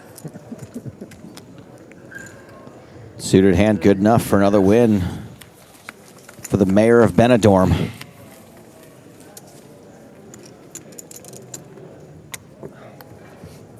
Now, if I sound a little distracted right now, it's because I'm working on getting us a special guest to join us here in the booth, a fan favorite.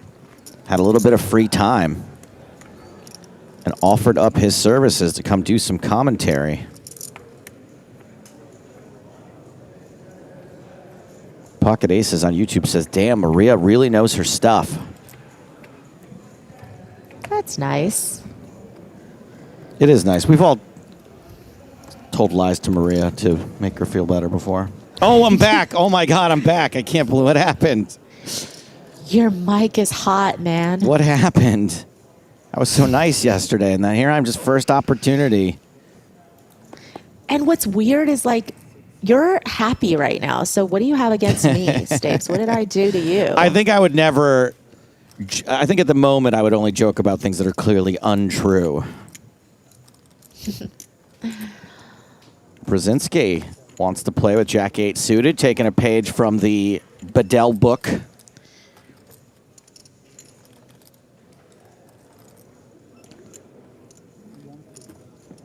What's Kaukua got here?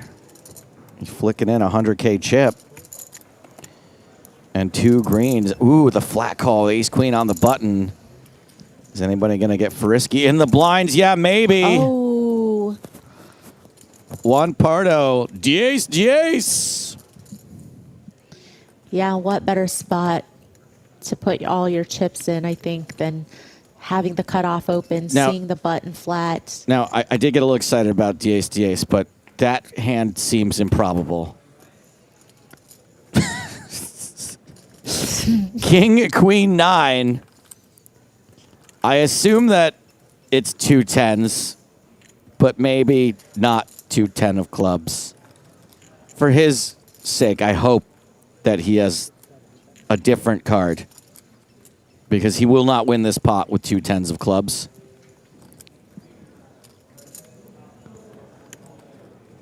Kaukua flops best here, despite it not being top pair. It checks around.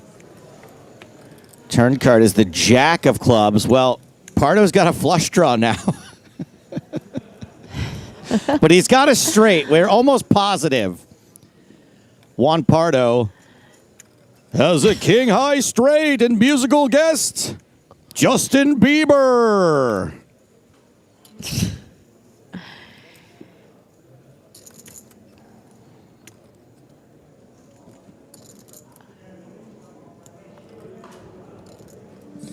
Yeah, don't really expect chips to be flying from Kakua here, considering there's a 4-liner on board. Just happy to continue to play small ball here. And the river is the deuce of clubs. So Pardo with the straight and the flush.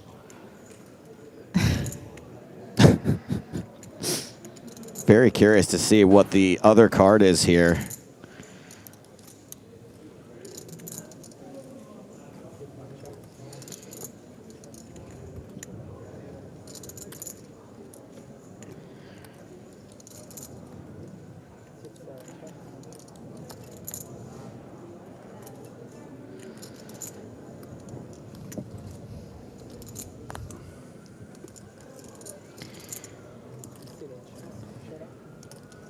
It checks around. I win. I win. It was 9 10 of clubs, so it was a flush for Juan Pardo. That would explain. Well, that makes sense why he didn't jam. That's pre. right. Yep.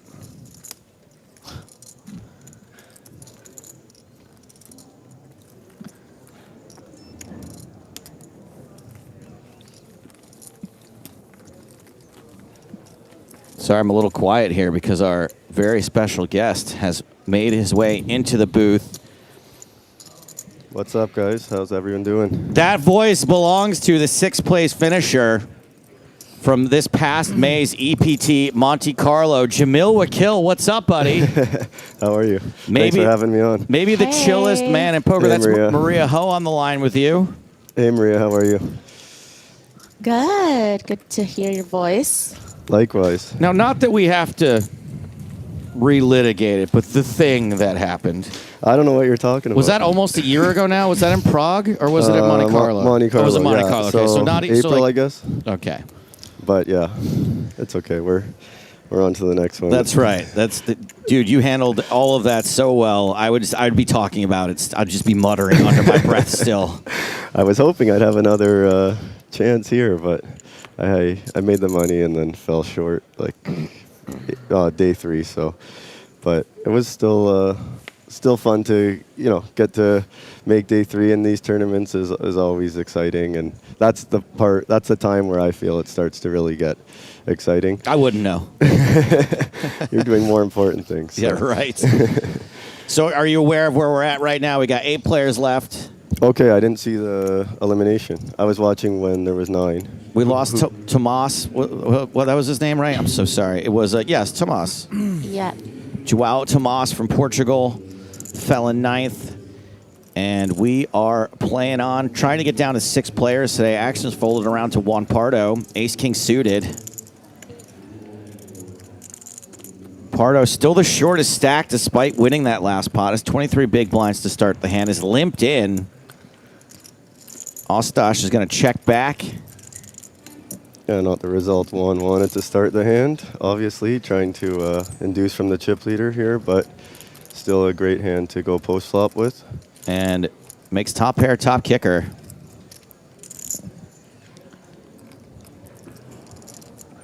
Yeah, Ostash, I don't know. He's a pretty accomplished online player. He just finished 3rd. Oh, okay. In the W Coupe medium main event. Plays mostly around an average buy-in of $150 online. His biggest score live is 4K. So wow, this is a great spot for him. Exactly. So it's a little bit, I think that he's probably has more skill than that 4K would indicate. Although I don't know if on this stage Pardo would oblige him with the sort of trap he was going for. Yeah, fair enough. I mean, this is a big spot for anyone, let alone someone who has a 4K as their biggest cash. Exactly. But it looks like Juan bet and took it down there. It would be nice to see Juan chip up and make a run because he truly is one of the best players in the world, I believe, and it would be awesome for all the viewers to get to watch him with some more room to maneuver, let's say. We love Malacca style. It was pretty surprising or disappointing that we lost Adrian Mateos so early in the day today. Yeah, I saw that too. I was hoping he'd continue on here for the I heard Maria's dream final table lineup, and that would have been great for all of us. Yeah, she said she still has 3 of those players still alive right now. So, and I'm guessing that's Pardo, Heath, and Boyka. Those were the other 3, Maria. And Bedell, she said, right, Yep. Maria? And Bedell, yeah. Yeah. Come on. We've Can't got to forget the have most- Bedell in the mix. Gotta have Bedell. Yeah. A player like Bedell just makes this so much more interesting for me. I don't know about the rest of the audience. I think that obviously there's a huge section of the audience that just wants to see perfect GTO battling going back and forth. But with a guy like Bedell in the mix, it just really throws a monkey wrench into everything. Yeah, I know what you're saying, Joe, but I think people enjoy that wild card aspect, and Yeah, good. I think people like watching top players, in a little bit of pain and agony, and just going up against someone who they're not accustomed to playing against or studying against a strategy that way. And it's always interesting for me to see how the best players in the world, like Juan Pardo or Ben here, for example, navigate against someone who is more unorthodox than what they're typically used to seeing. Now, they are used to seeing players like this because, they played Tritons and all these other high rollers at EPT as well, that you get some different characters and VIPs come in, and So they are used to playing against unique types, but they're unpredictable, and someone like Tom Axel seems like a lot of fun to watch, so glad he's here also. Hell yeah, glad you agreed. 9-high flop between Boyka and Kakua. Sevens holding.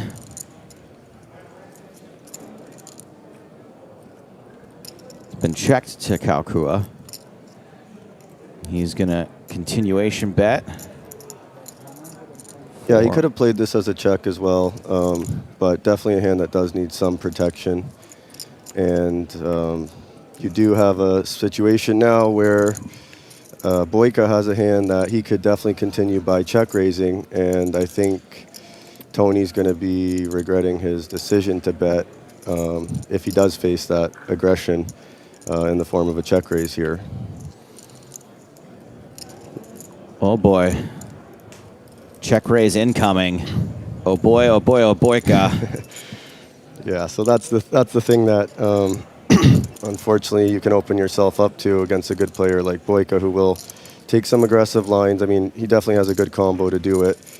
Also blocking some of the strongest overpairs like queens and jacks in Tony's range. And as Tony, you know, having sevens isn't exciting. You block a lot of the semi-bluffs that Alex will use as check raises, but he is going to continue via call, it looks like. This pot is getting big, over 1 million chips in the middle now. Yeah, and typically with ICM, I think you're just more incentivized to check back against a player that has you covered, and now you're just stuck playing a really big pot where you're not quite sure where you're at. Mm-hmm. And this 10 on the turn may incentivize Boyka to keep his foot on the gas. 2 overs and a straight draw now.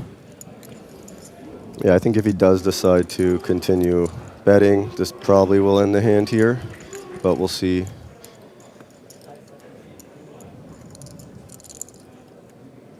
Yeah, he is going to go for half pot, it looks like. And half pot is pretty big at this point. $500,000. Yeah, I don't really see Tony continuing here.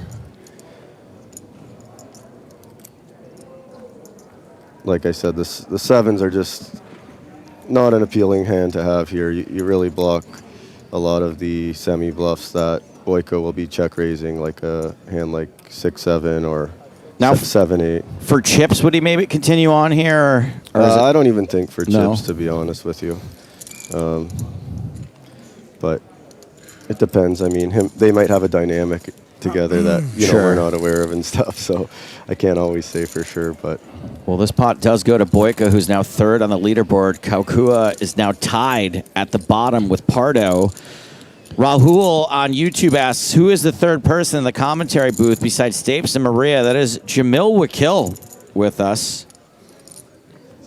yeah, it's actually my first time ever commentating. So Well, you're doing great. No one I'd rather be popping the cherry with here, buddy. And you've had a pretty good year outside of our tour as well, right?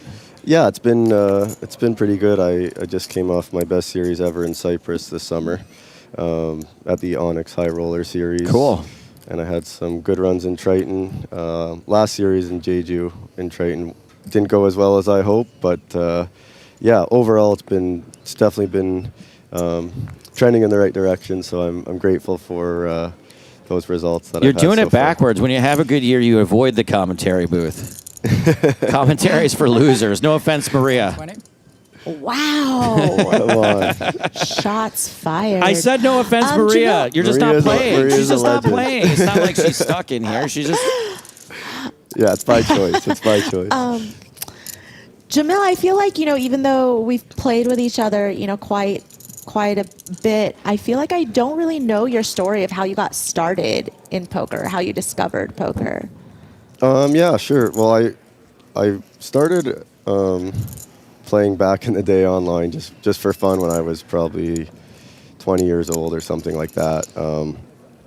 But I always had jobs and I was in school, and I just mostly played online from home. And then I was working a job in finance from about 2016 until the end of September 2022. So I pretty much didn't play any poker at all for those years, just the odd online session here or there when I could. But I had a full-time job working downtown Toronto in finance. So I decided at the end of September of 2022 to finally give poker a shot and make it my profession. So I left my job on good terms. I definitely enjoyed the job, but it wasn't what I was truly passionate about.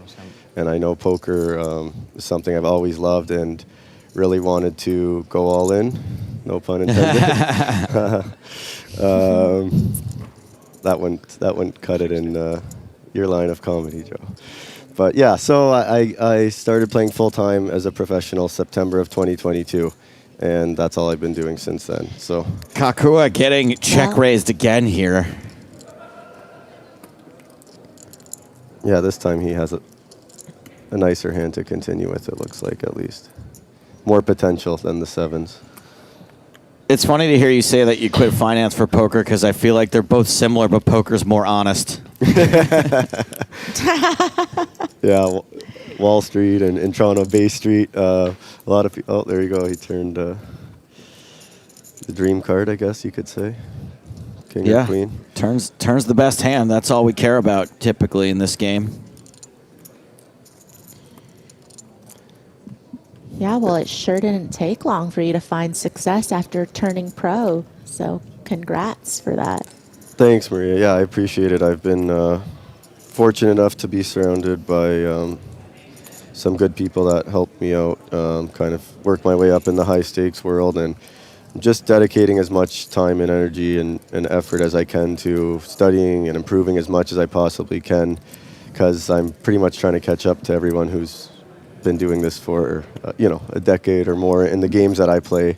So I'm just trying to expedite the process, and I'm really enjoying learning and enjoying the traveling and meeting new people and just the whole aspect of it. I'm so grateful that I've gotten the chance to do this for a living now. So it's been a true blessing. Kakua with an awkward stack to pot ratio at this point. Seems like he's contemplating putting some chips in. 290. And that is going to leave him with less than pot behind. But this may be the end of the hand. We'll see how Kalange responds. Yeah, Kalange in a tough spot now after bloating this pot out of position with a marginal hand. But it's okay to continue via check raise as him. But yeah, now it's definitely a tough spot, and you don't like your hand.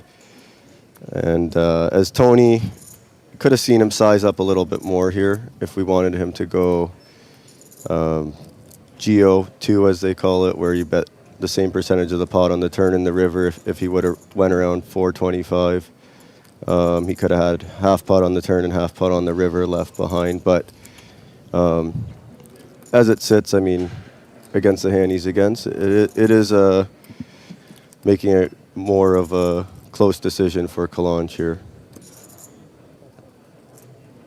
And he does think better of it. So Kakua, after losing a bit of a heartbreaker on the last hand, does put a little distance between himself and Pardo on this hand. It's Kakua and Heath are now tied second from the bottom. Pardo, the shortest stack with 26 big blinds. Maria, did you see this insult in chat about you? No. GC on YouTube said Maria is such a terrific commentator. Wow. How dare they? Brutal. You're just I'm getting surprised you didn't ban them.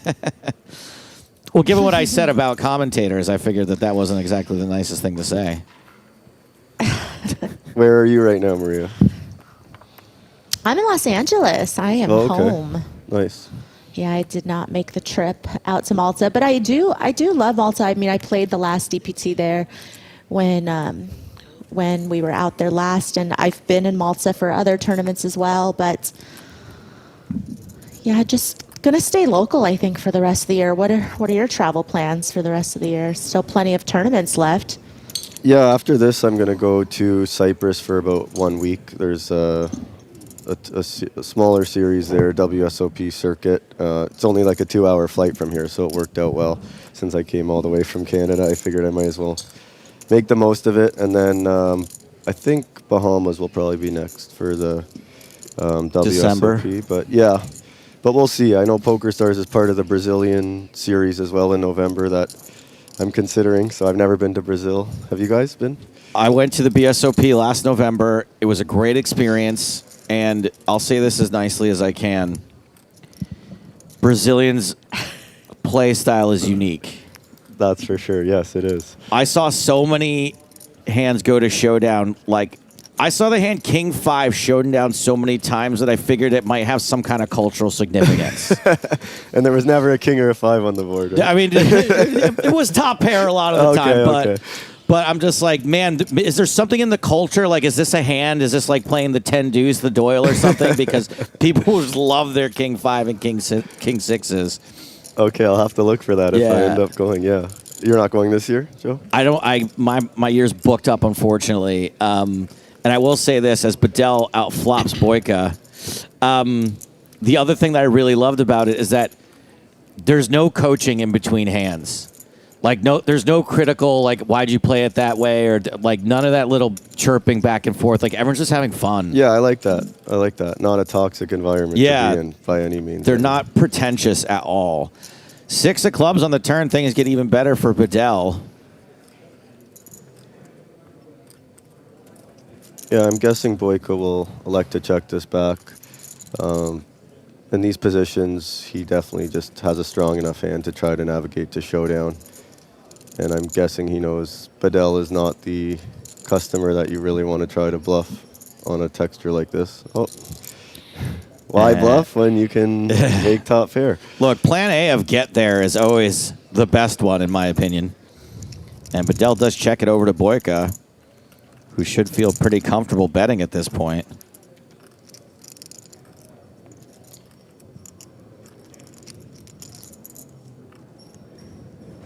Yeah, just deciding on what size to go with.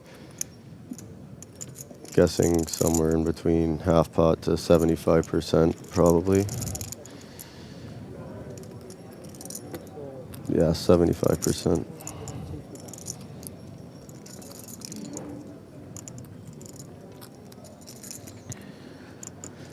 Bedell is counting out the call. Doesn't want to get bluffed, but unfortunately is going to be shown it. He said I knew it, but... Sometimes you got to know. You got to see it to believe it. That's a nice pot for Boyka, for sure. Putting some more distance between himself and Bedell and Brzezinski.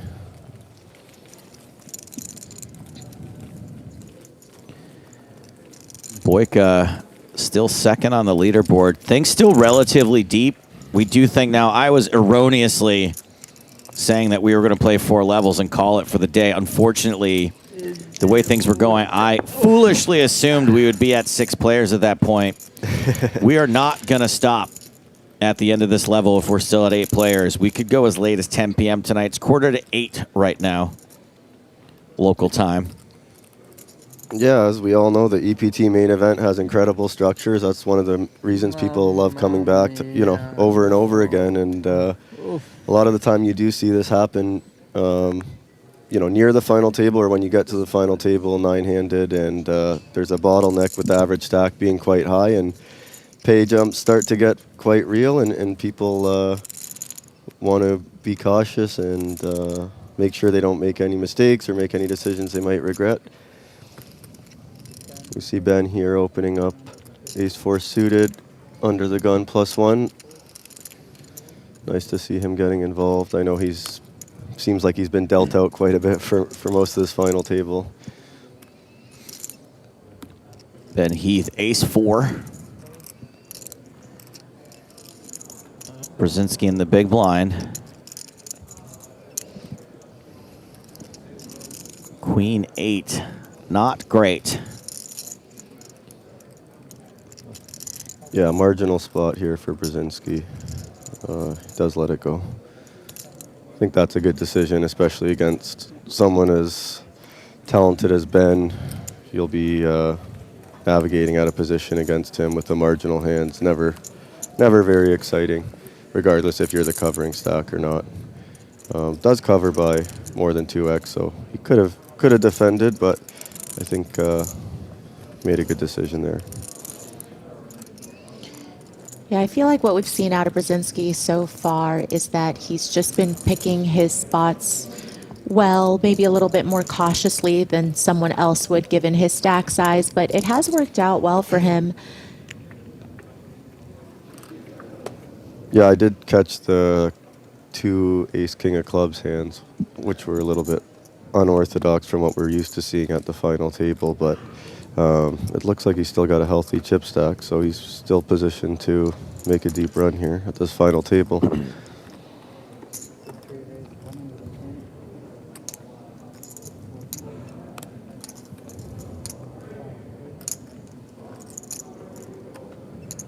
Have you been to Brazil before, Maria? No, but I've always wanted to go. Yeah, I hear good things. It's so much further than you would think it is, though. Like from LA, I'm like, sure, just go south. How far could it be? And then I'm like, what? And how far is it? How long? Is it like?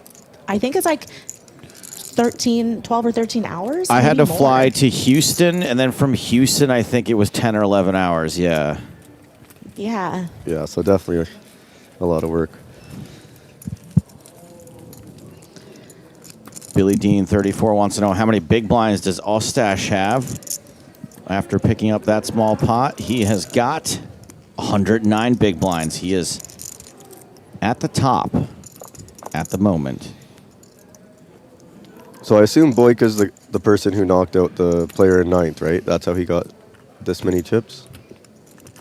Yes, it was. ace king against queens. Oh, okay. Thank you. For nearly equal stacks, I think Boyka just had him covered by like 2 big blinds. Oh, wow. That's a big flip.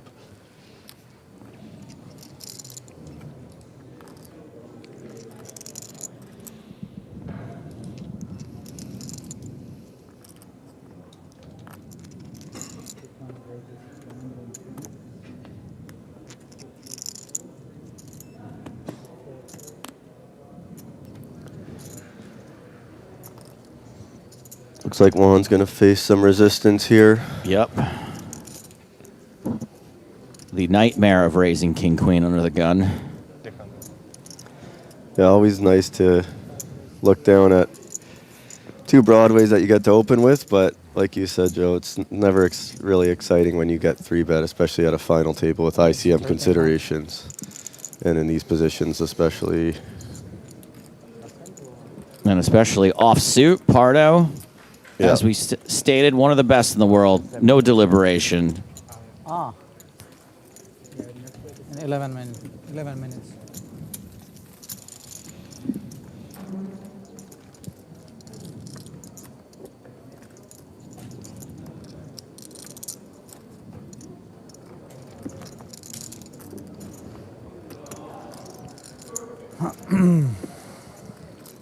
Yeah, Juan's just trying to pick his spots here and hopefully get one double up and get right back into the middle of the pack so he can start to maneuver more.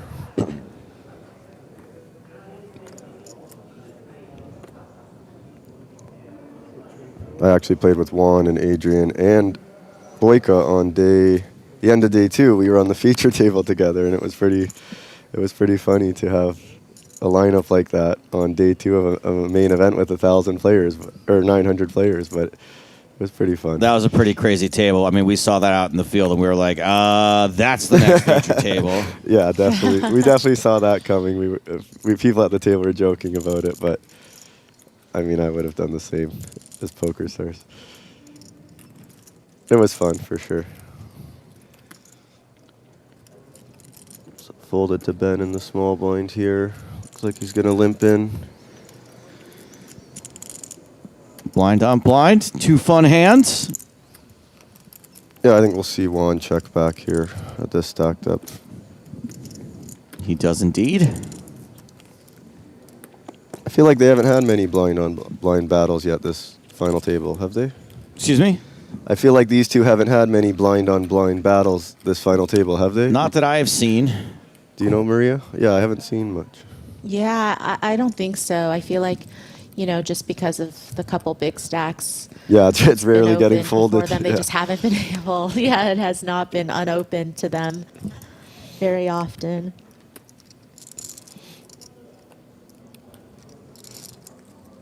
Yeah, interesting flop for both their hands. They both have a high heart working for them. Ben doesn't really need to start betting here. The low cards will connect more with Juan Pardo's checking range, and he also just has a hand he can start to consider trying to navigate to showdown. We got another queen on the turn. King high getting stronger. Yeah, king high getting stronger, and Juan probably feeling a little bit more comfortable, even navigating jack high to showdown potentially. For a guy that's never done commentary before, you're pretty good at articulating these thoughts pretty instantly. Jamil, thanks for being with us. Thanks, Joe. It's my pleasure. I appreciate you guys having me on here. It's fun. It's always a treat to watch players play under the spotlight and high pressure and for big money. So especially the top players like Juan Pardo and Ben Heath in the same hand at a final table with 900 people. So. And we have a third queen on the river. One thing I find interesting is that, now I'm going to be made a liar out of here, is that two of the best in the world, two high rollers, they sometimes just check it down. It's not always, bet, re-raise, 5-bet. Sometimes they're just like, check. I have nothing, I check. Just because you're good doesn't mean you always have to be flashy about it. Yeah. Yeah, we'll see. Just this one get checked to showdown. I think Ben considered betting for a second there, but for value, but just decided to check and potentially bluff catch if Juan bet. I think that is also the nice thing to see about these elite players is I think sometimes the viewers, they just see the big bluffs from Mateos or Pardo or like the great folds, but also these elite players know that given their stack size, they need to take a little bit of a different approach. And so they're not beyond, having to play by the rules a little bit. And maybe that just means that there's going to be, not these big moves that some of these players might be known for, but it is just about understanding how to maneuver your stack size, especially when you're at the end game. Yeah, that's well said, Maria. I definitely think one of the biggest skills a top poker player can have is the ability to adapt and adjust throughout the tournament. And being able to do that when ICM is a big factor is not easy at times, and almost never easy, I should say. Very difficult to do. But you will see the best players, the more and more you watch them, you will see them adjust and try their best to play a balanced strategy based on their chip stack and their position in the tournament and everyone else's stack around them, their position at the table, how big the pay jumps are. A lot of different tournaments out there have different payout structures and stuff. So some series are more top heavy than others.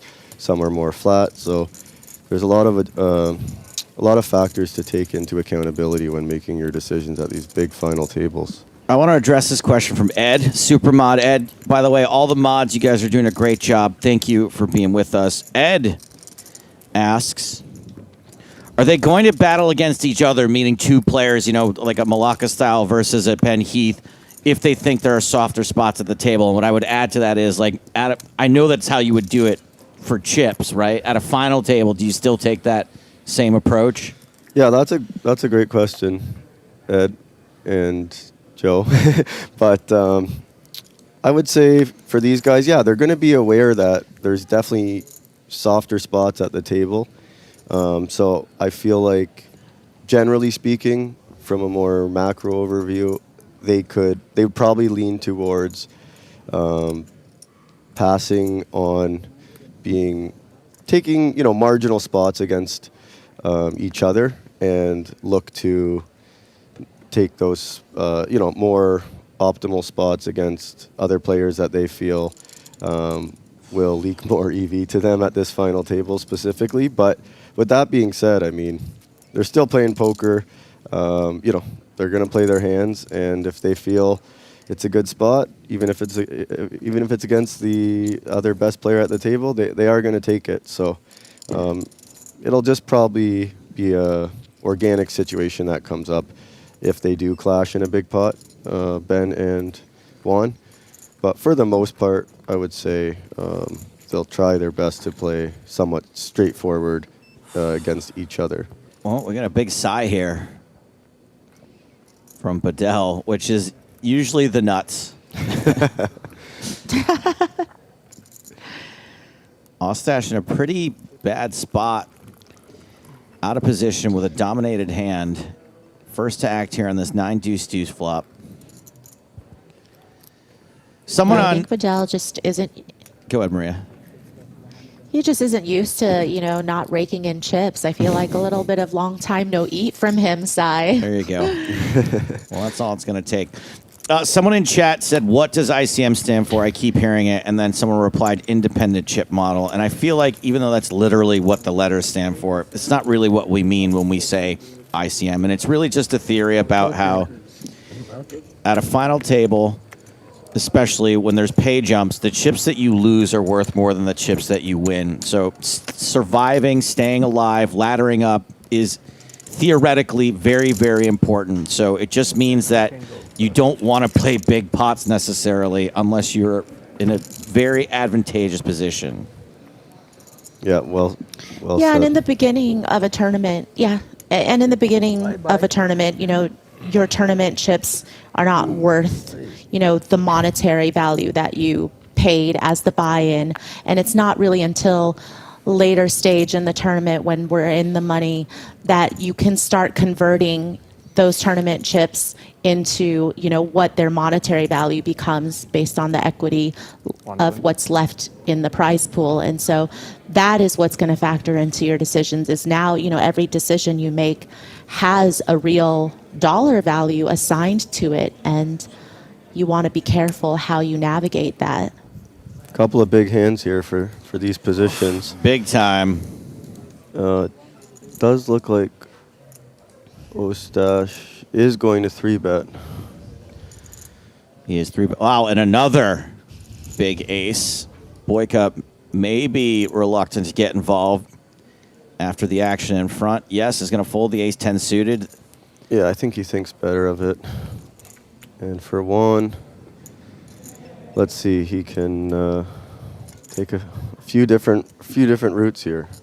If he wants to decide to play some flats, he is in last place here, so he does have the least amount of pressure on him. He goes for the jam. I'm assuming Pardo moves all in. Ostash, the chip leader, makes the call. It's a domination situation. Pardo in big trouble. Yeah, I can't blame Juan at all here. I mean, like I just finished saying, he is he is in 8th out of 8, and he has a premium hand, especially opening the cutoff with his image and against the chip leader 3-bet from those positions.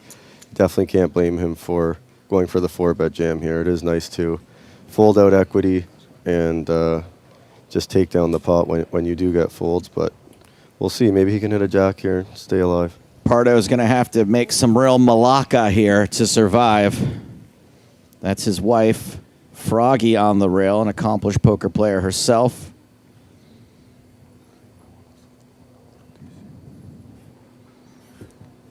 And this is a big spot for everyone at the table. Everyone stands to make more money if it holds, but there's oh my goodness, a jack in the window. What a tease. Yeah. And a queen hiding inside. That's very bad news for Juan Pardo, who now has one less jack he can hit. Maybe runner for a chop somehow. That is possible, Okay. and that would be one of those running cards. 10% chance of chop, 2 outs for Pardo to win.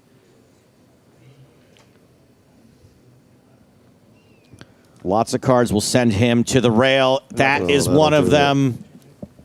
Good game to Juan Pardo, one of the most elite, talented players in the world. He was a treat to have at this table, and no doubt we'll see him again at one of these big final tables again soon. Such a solemn and sad moment for Juan. I'm not going to do the Dom Pardo voice, but we are going to offer a hearty congratulations to Juan Pardo out in 8th place for $91,250. And while we are speaking of ICM, every other player, sad scenes here for the Pardo family. Yeah, you feel for Juan. I mean, when you play for 5 days and you come so close, you know, at the end of the day, 91K is not even the amount of some of Juan's buy-ins for one tournament. So you know he wanted the top prize, and for Juan, it's more about the trophy and than it is the money. On that somewhat solemn note, we are going to send the remaining 7 players on dinner break. The good news, as I mentioned, is that everyone is now guaranteed $118,000. These 7 players all jockeying to survive the day, come back tomorrow, and play for the $760,000 up top. We are taking a 40-minute dinner break. When we return, more from the Final 8 at EPT Malta.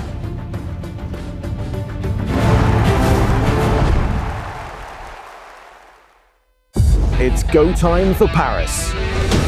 Play your way online to a live experience worth more than 5,000 euros and a chance to become the next Spin and Go Live champion.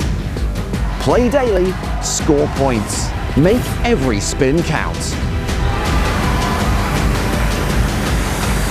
Go for it.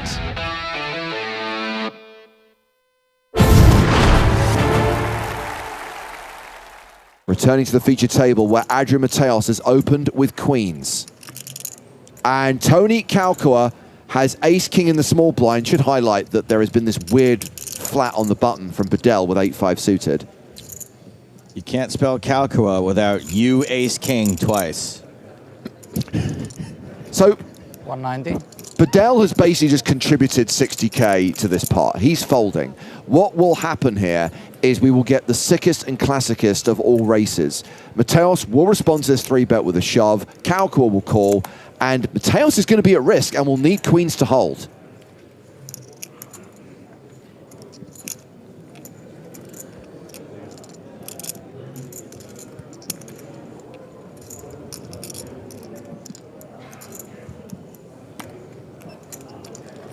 Red Pixel says they could just flip a coin. I think queens are going to be a little bit bigger than a coin flip to win this. And have more than 50%. We'll see the percentages in just a moment.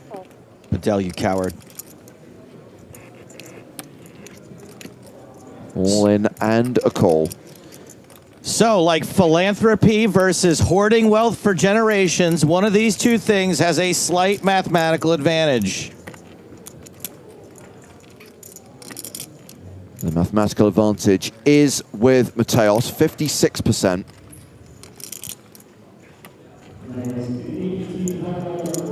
But if Kalkoa hits, Adrian Mateos will be eliminated. The flop is Jack 4-3, looking good for a Mateos double up. Which would be looking bad for every other player in this tournament.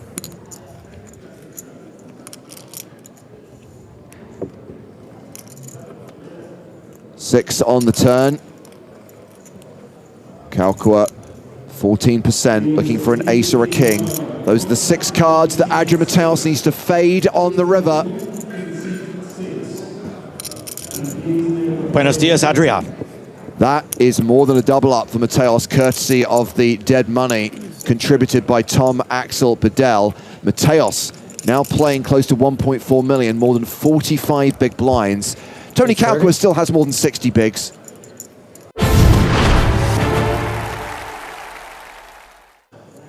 Tomas opens the cutoff with aces, and Faria picks up ace-queen on the button. Yeah, a Portuguese clash here, but look at that, just the smooth call. And wow, very fortunate. I think there is certainly argument to 3-bet and get in 35 big blinds, just playing 5-handed here. Instead, just smooth calls and saves himself nearly all of his chips. Call.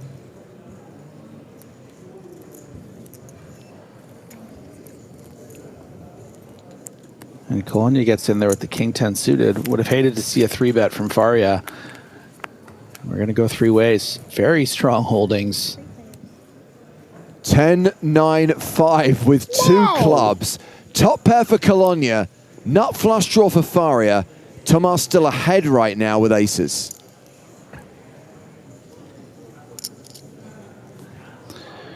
I wonder if Tomas ever considers a check here. No, just is going to come up betting right away.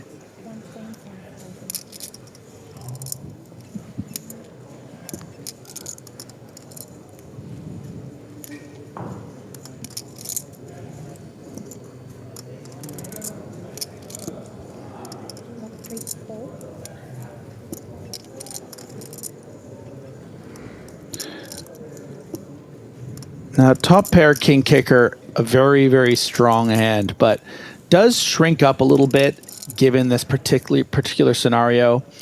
Tomas deciding to bet on this flop into 2 players says quite strong value or a big draw. He doesn't just have ace-7 of spades here and betting into these 2 very strong players on this connected straighty flushy board. So is just going to call. Wow. So now Faria with top pair to go with the flush draw. I mean, Tomas still ahead with aces, but 57%, hardly a commanding lead, is it? I don't really envy the implications of this turn card if you're Tomas. You know, King Jack for Faria, certainly possible. We have to consider that Colonia is in there as well. Could definitely have something like King Jack. Perhaps something like Jack-8 suited coming in from the big blind, now making a straight as well. We have to consider the Queen-10s, the Queen-Jacks, whose equity has just increased significantly. Is still ahead, as mentioned, but just 50% of the time does he win this pot if both players see the river. Colonia, however, going to be able to comfortably make a fold here with the 2 players.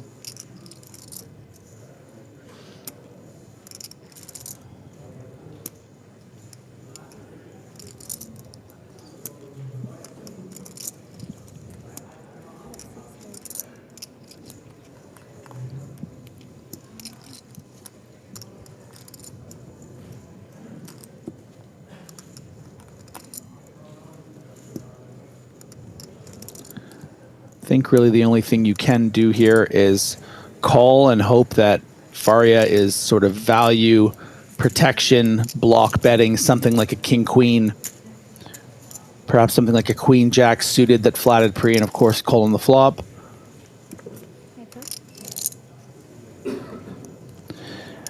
And I think that the question becomes, once Tomas checks here, does Faria feel compelled to value bet? I think if we didn't know Tomas had aces, it wouldn't seem that thin to at least fire something out like 450,000. Try to get some value from something like a king queen, a queen jack. Remember how tight, how loose the ranges are, James. 5-handed. You know, Tomas having something like king queen and a great check back. Unbelievable work from Faria. Avoids losing any more chips in this hand. Pats himself on the back. Meanwhile... And 2 pats there, yeah, James, because not just checking back the river, but not 3-betting and getting in pre-flop, which we noted was completely reasonable at the stack depth. So João Tomás chips up to 2.2 million as we go to the other table. Alexei Boyka has raised to 380k. Bedell has re-raised to 860k. Action back on Boyka, who moves all in for just shy of 2 million.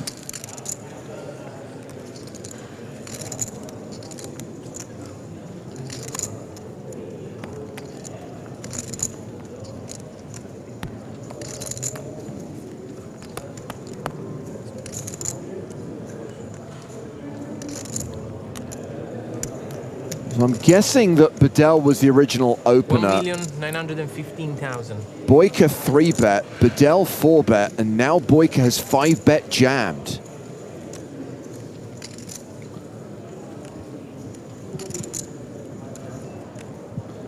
Yeah, and Bedell's 4-bet, not an insubstantial 860,000 of that 1.9 million. So we're talking about 40% of the stack.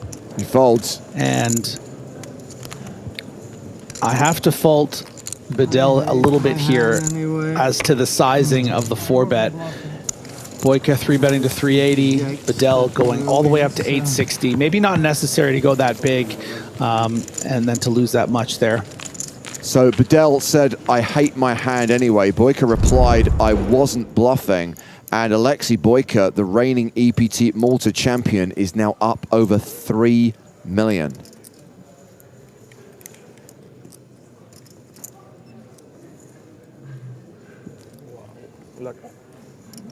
What's happened here? Yeah. So Faria raised to 80k. Ben Heath re-raised to 800k. Faria called and exposed his cards, but he's not all in. Sure. Okay. So the bet was 800. It's going to be a fun spot. And he thought he was all in. Oh, Faria thought Ben Heath had bet enough to put him all in. He thought he was calling all in there. That's why he tabled his hand. No, I have yeah, not to see a flop. Yeah, not to deaden the excitement of this unique scenario, but most boards we're just going to see all the cards go in, given that this represents about 75% of Faria's stack. However, it does allow the opportunity. Yeah. You know, yeah. So the awkward thing is here, going in here that Faria now has to play with his 2 cards exposed. Ben Heath knows he's up against Ace Queen of Hearts. And Faria still has 485k behind. So the question that comes to mind, because this isn't exactly a solver-studied spot, This right, is so James? weird. Is there merit? Yeah, is there merit for Heath to actually? I don't know. No, he puts it in. I was gonna say maybe to. You're ahead here, and you want the rest of the chips. Faria, of course, is not going to be able to fold with the backdoor hearts as well. Okay, now it's all in to call. So awkward. He thought that Heath had shoved on him pre, but actually it was only 800,000. So when he called, there was still chips behind, and now he's got his hand exposed. Knows Heath has that information and has to decide whether to just call this last 485k and hope to catch an ace, queen, or running hearts. I mean, it's 12 big blinds. You can really come back from that. If you're shown ace queen here, or ace king, pardon me, or pocket kings, I mean, you got to do the math of what your percentage is against those hands. Wow. So actually, there are some scenarios that make it quite interesting. It's not an insignificant amount of chips that Faria has back. You know, we're either to have 250, 300. It's just a no-brainer. You have too much of your stack invested, but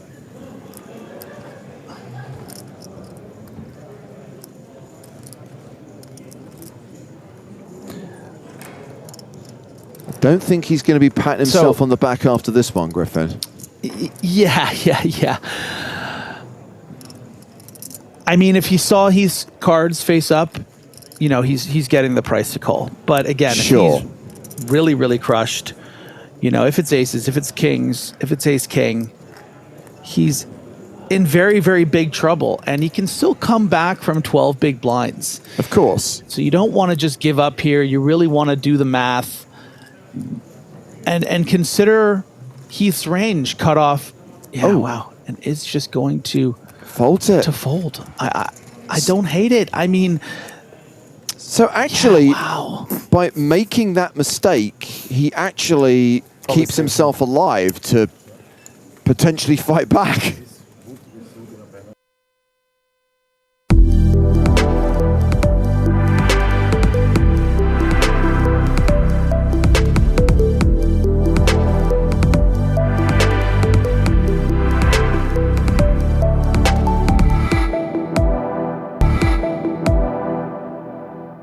That's a good start for Van Luke. Yes, it is. And at this point, I would expect this to be all in a lot of the time.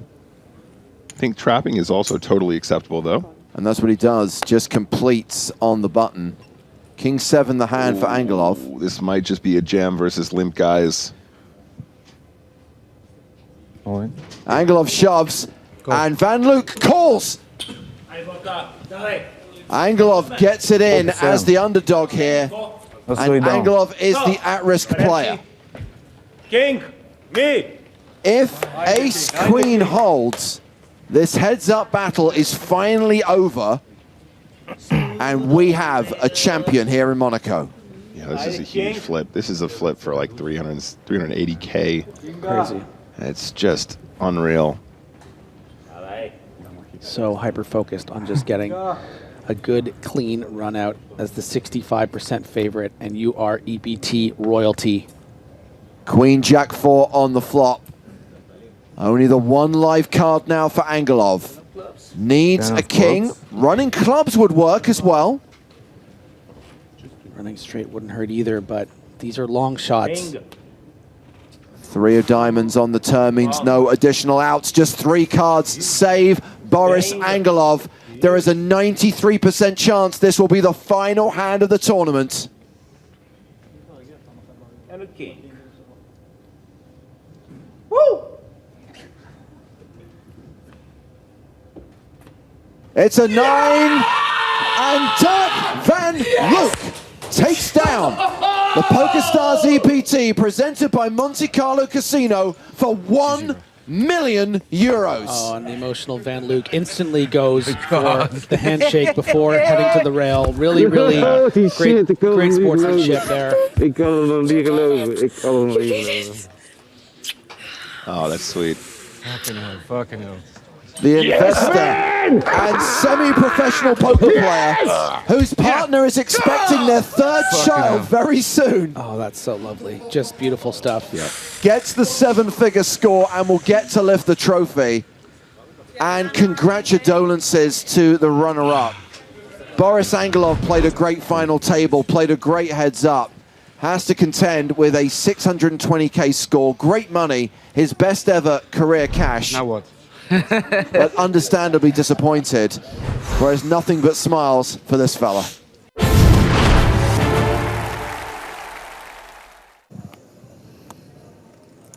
Ace-king suited for Alexei Boyka.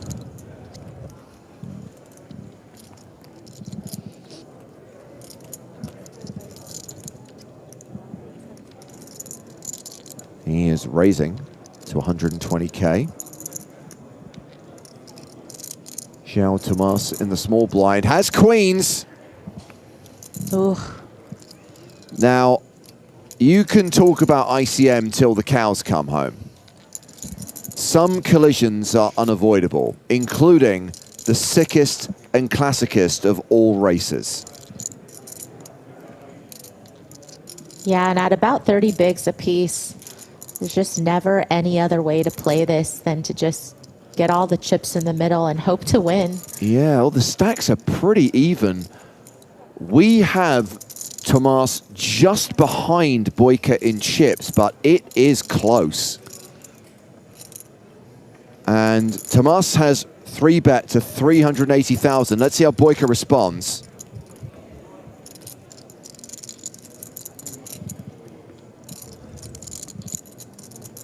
And I guess this is what it was going to take for something big to happen at the table.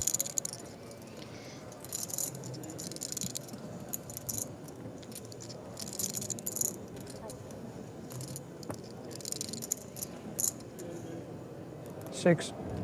Boyka 4 bets to 600,000. Is that a min raise? And we can expect the 5-bet jam from João Tomás.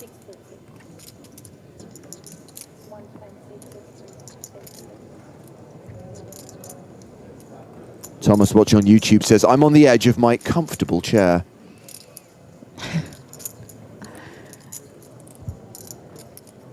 Yeah, and you see some discomfort because you don't love it. But again, with about 30 bigs to start, where else do you really go from here? There's no other way to play it. It's kind of an autopilot hand, right? Yeah, and I think especially, you know, from these positions, cut off open, small blind 3-bet. You know, it looks like he... Yeah, it looks like he does. Kind of reluctantly puts the chips in. Doesn't like it, has to go along with it. And we do have the sickest and classicest of all races at the final table. And yeah, they're just going to verify the stacks. We're just going to check that the information we have is accurate. We think Boyka just has Tomás covered. So Queen's ahead right now, but at risk. If Queen's hold, by the way, and Tomás doubles up, that's going to leave Boyka with like a big blind. Chip in a chair.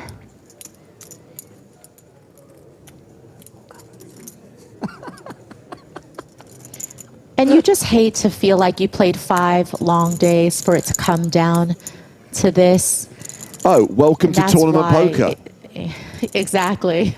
And that's why we love it and hate it all the same. You've spent 5 days just biding time, making small talk until you needed to flip. That's how it works every single time.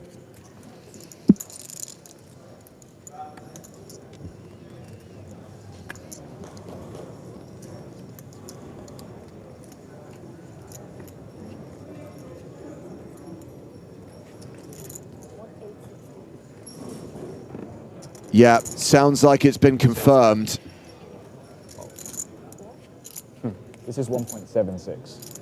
This is 1.86. Boyka has Tomás covered by 100K. The counts are correct. So we're going to deal out this all in, and it will decide the fate of both players in this tournament. Yeah, the queen. Queen to solve. Nothing against Tomás, but, you know, we have been kind of rooting for the Boyka storyline.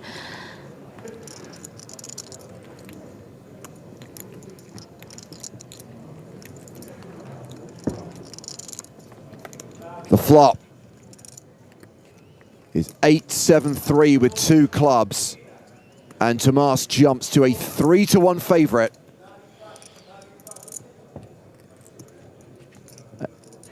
Ten of diamonds on the turn.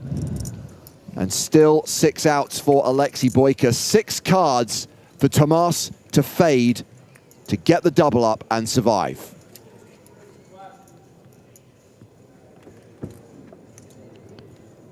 Barry Greenstein, ace on the river. Oh my gosh. Boyka gets there and seals the fate of João Tomás. The Portuguese player KO'd in 9th place, cashing for 70,250 euros.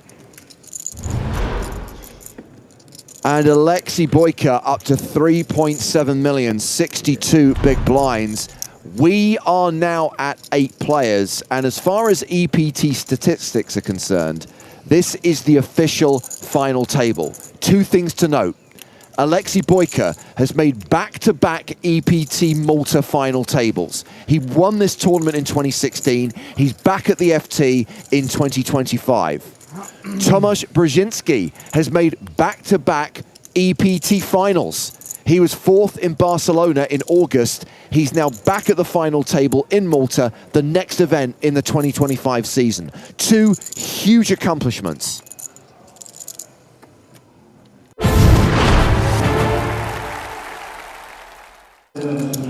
Domination situation. Each player with a 9. Oh boy, this could get weird. Both players open-ended, but Ostash is like gutted, I guess, to the higher straight.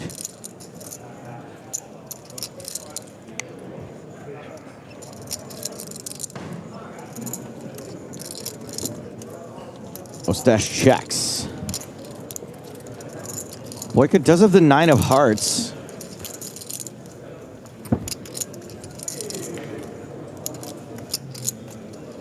Two hearts on board. Like the ending of Sopranos, both of these gentlemen are open-ended. Okay. Is that something? That's all right. I think there's nice. I think there's probably better open-ended endings than that. But give me one.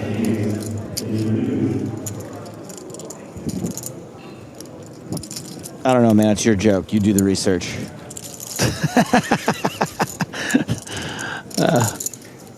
Oh my goodness. Oh no. This is a pretty wild turned card. King high straight for Ostash. Queen high straight for Borka. Does have a redraw for a 9-eye flush. I will say to Boyka's credit, as far as not losing too many chips, you know, there's not going to be any raising that goes on in this hand. Boyka is just going to be playing this as a call, and faced with a bet on the river, will again just call, unless of course it's the 10 of hearts. Street flush. That's true. There is a street flush possibility.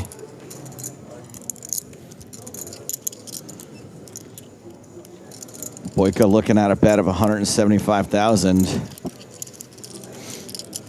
You can see he's not exactly yumping for Yoy.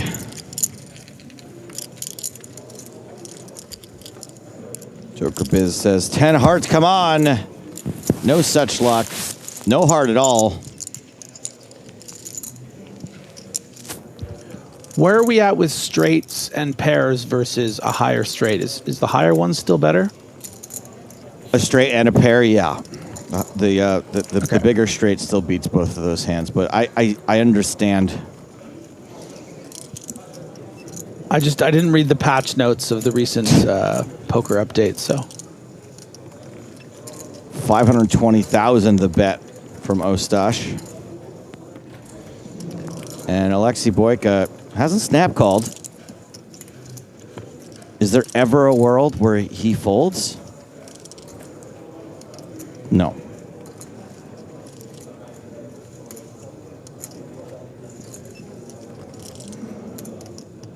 There's probably not many worlds where he raises either. That's the call. Yep. Yikes. And yuck. The 3 Ys. And Ostash rakes a big one. And we're back with a big game. Sorry, the bigger game. We're 5 hands in and I'm wondering if I brought enough money in. What? I just played the biggest pot of my life. Not a lot of goofy guys at this table, huh? Exciting. Stack's one of you two right now. This is gonna get crazy. It's the big game, baby.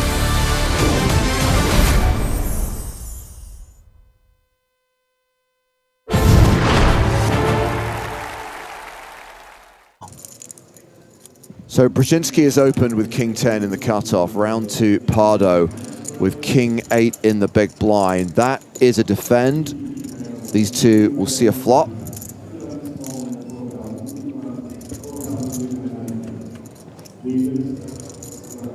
And that flop is Jack 8-6. Domination rotation in Juan Pardo's favor. He now becomes a 4-1 favorite. Checks to Brzezinski. I guess the trips thing really does only work when he's in the blinds.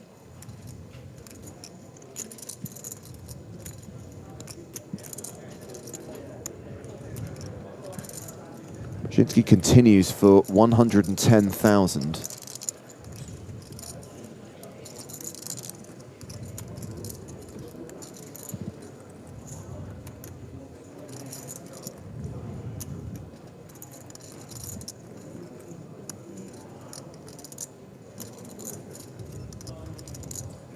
Just a call from Juan Pardo, taking us to the turn. A reminder, this is where things take a serious turn. Queen of diamonds, flush draws for both players. And Brzezinski's equity goes up significantly, not just the diamond draw, the open-ended straight draw as well. And you can put so much pressure on hands, exactly like what Pardo has with a 2-barrel here. You know, not just going to have king 8, but 8-9, ace 8, even a hand like, you know, jack X without a diamond. It's really, really tough to find the call and keep playing this hand. Well, the second barrel is 350,000 into a pot of 545,000.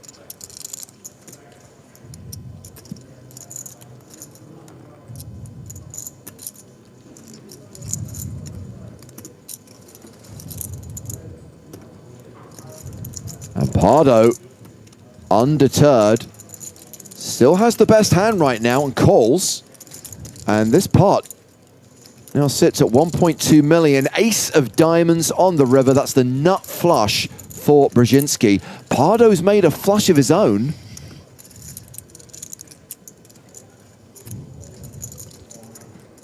Disaster river here for Pardo. Somehow finds the correct call on the turn. And then, you know, part of calling here is, you know, I might just be up against something like ace queen, king queen that I can still suck out on when I'm behind with that 8 of diamonds. In this case, of course, Brzezinski just has that king of diamonds. And let's see what size he decides to go with and whether Pardo can fold or not. You know, in the case of a call, gonna suddenly be closer to 2 million than the 3.5, 4 that he was earlier in the day. Time bank card deployed by Brzezinski. With the shot clock in play, everyone has 30 seconds per decision. 15 seconds for your first decision pre-flop, then 30 seconds for all subsequent decisions. You can extend that shot clock by playing 30-second time bank cards. This is definitely one of those spots, though, where I think that Pardo ends up being very sticky. And you're allowed to go really big here, right? You can polarize ultra hard given the action thus far. That's full pot, right? 1.2? Yeah, I'm coughing as well.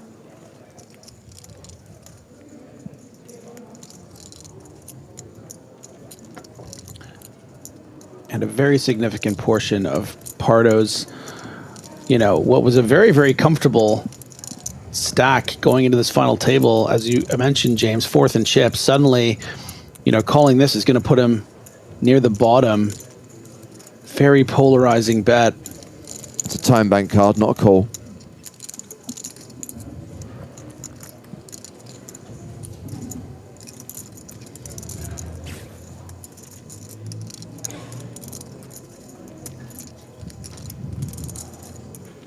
This is like the most reaction we've gotten out of Pardo this entire production here in Malta, and understandably so. This is such a critical moment.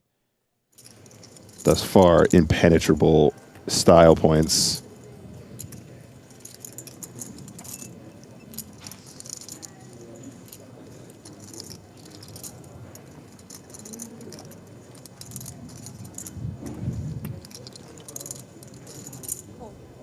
Pardo makes the call. Heroes with an 8 and loses a huge pot. Brzezinski getting absolutely heaps there, James. Heaps and heaps and heaps on that river. Tomasz Brzezinski has just taken the chip lead. He moves up to 5.7 million, 100,000 ahead of Tom Axel Bedell, as Juan Pardo drops down to 7th place, now playing 32 big blinds.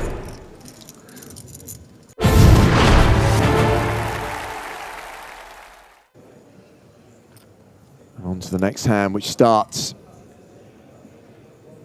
with Brzezinski, ace, king of clubs.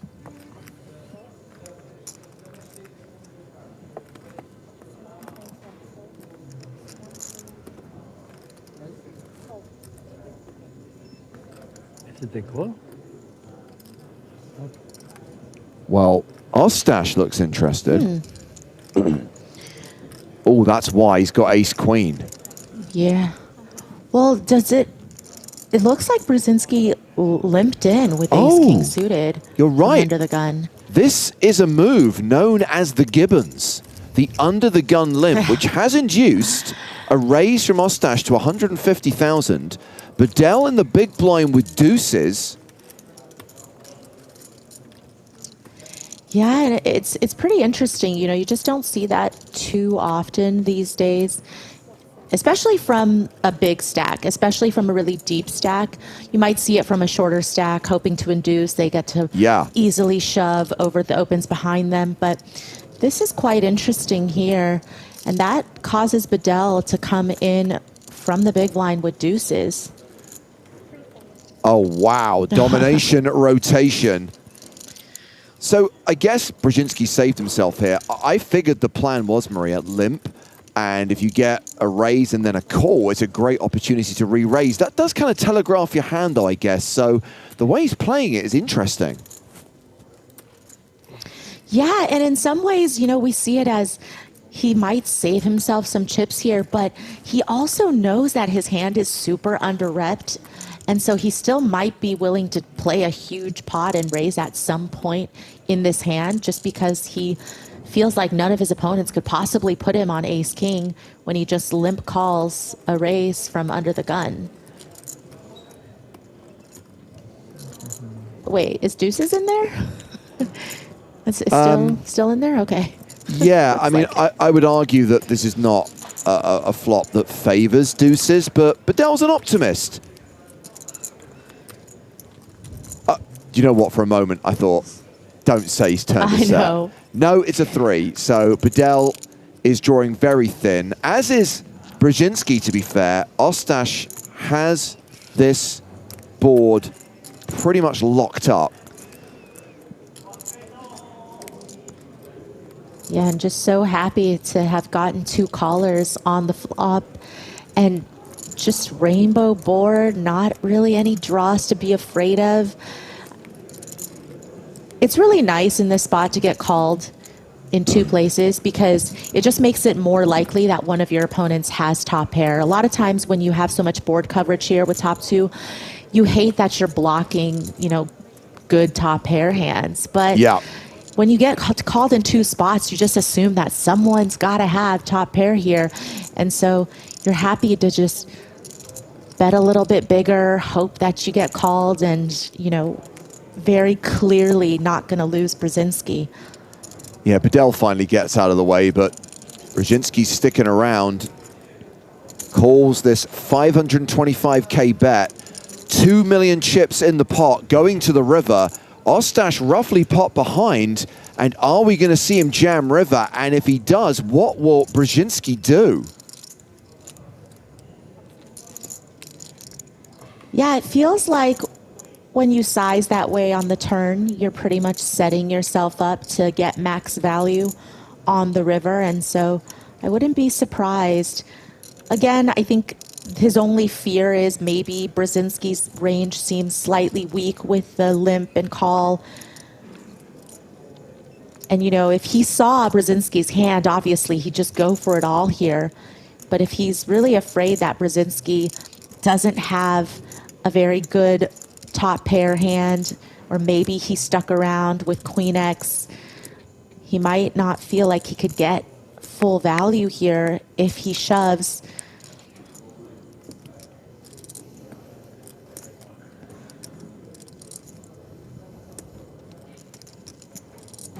What's the sizing? There's a fistful of black. Those are the 100K chips. It is $1 million. So it's half of his stack. It's a half pot bet on the river.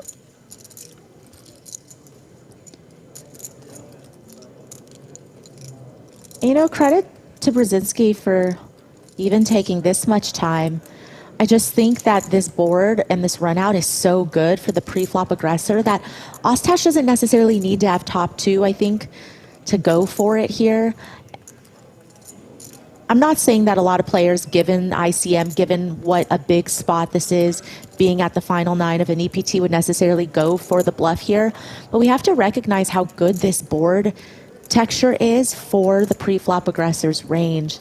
And so you kind of just have to flick it in with ace-king, I think.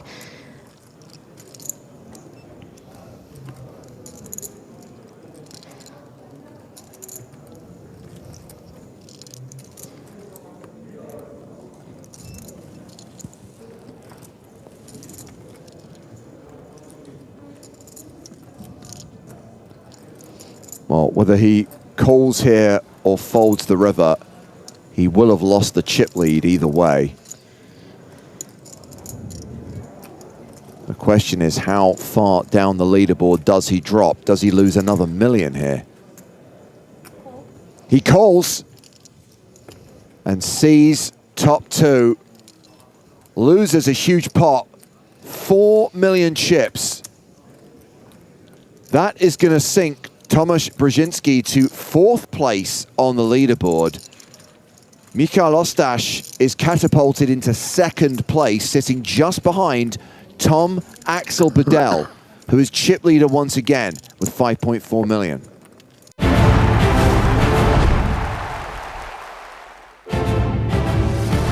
That was earlier. This is now. It's the PokerStars European Poker Tour, live from Malta, where it is day 5 of the main event. The day when we try to get down to the final 6. We're returning from the dinner break with 7 players.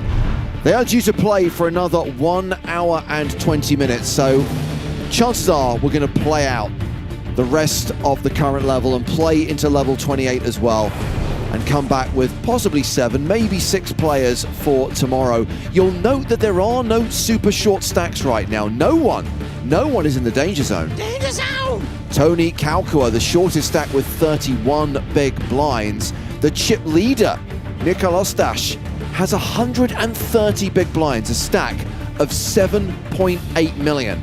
Second in chips is the reigning EPT Malta champion, Alexei Boyka, who won the title here in 2016, is back at the final table 9 years later, whereas Tomasz Brzezinski has made back-to-back EPT finals following his 4th place finish in Barcelona in August.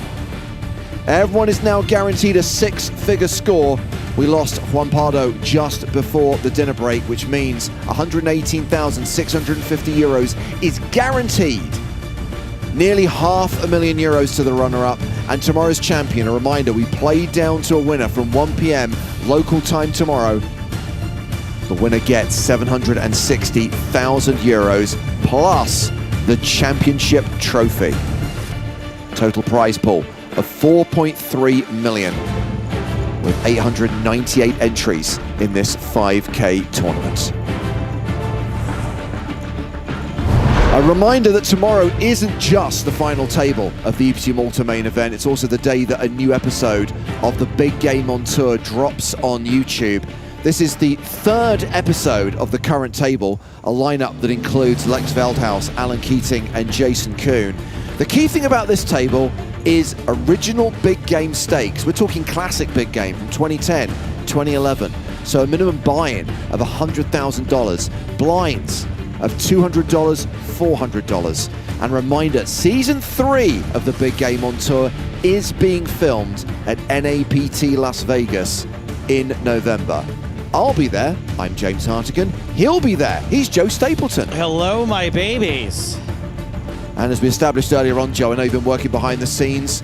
Looks like we're going to have a couple of exciting tables for Big Game Season 3. We have got one exciting table locked in and one exciting table on the precipice of being locked in. Fantastic. So we are going to be back in Paris next year. Sadly, we had to postpone EPT Paris 2025, but all that is sorted. Back in Paris in February of 2026, not just with the European Poker Tour, but we're going to have the 3rd edition of the Spin and Go Championship Live. It debuted in Prague in 2024. We ran it in Barcelona in 2025. Paris is the destination for next year. Qualification is underway. 81 qualifiers will earn their seats and compete for 300,000 euros in prize money, with a first prize up for grabs of at least 100,000 euros. That's really, really sick. I believe the value of this trip to Paris, if you include the accommodation, the flights, and the buy-in to the championship, is around 5,000 euros. It's not insignificant. Pretty wild. I want to go. Well, before we start talking about 2026 events, we also should summarize what's happening between now and the end of the year. We've got EPT Prague in December, sandwiched by a couple of PokerStars Opens, one in Manchester and one in Cannes. Opportunities to earn points for the PokerStars Live League. 3 different league tables, 3 different tiers, low buy-in tournaments, medium buy-in tournaments, high buy-in tournaments. There are prizes for the top 3 in each tier, and the top 10 in each tier, that's 30 players overall, are going to go through to a competition, a casting process, a judging panel, who will decide which of those 30 players gets to join Team Pro and play on the live circuit next year at the expense of PokerStars. Is there any truth to the rumor that we're going to choose based on height? I can definitely quash that rumor. Girth, I don't know. Ooh.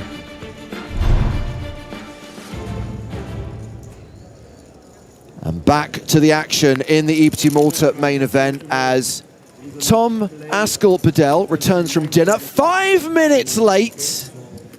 I'm writing down names, Bedell. Cool, they waited for him.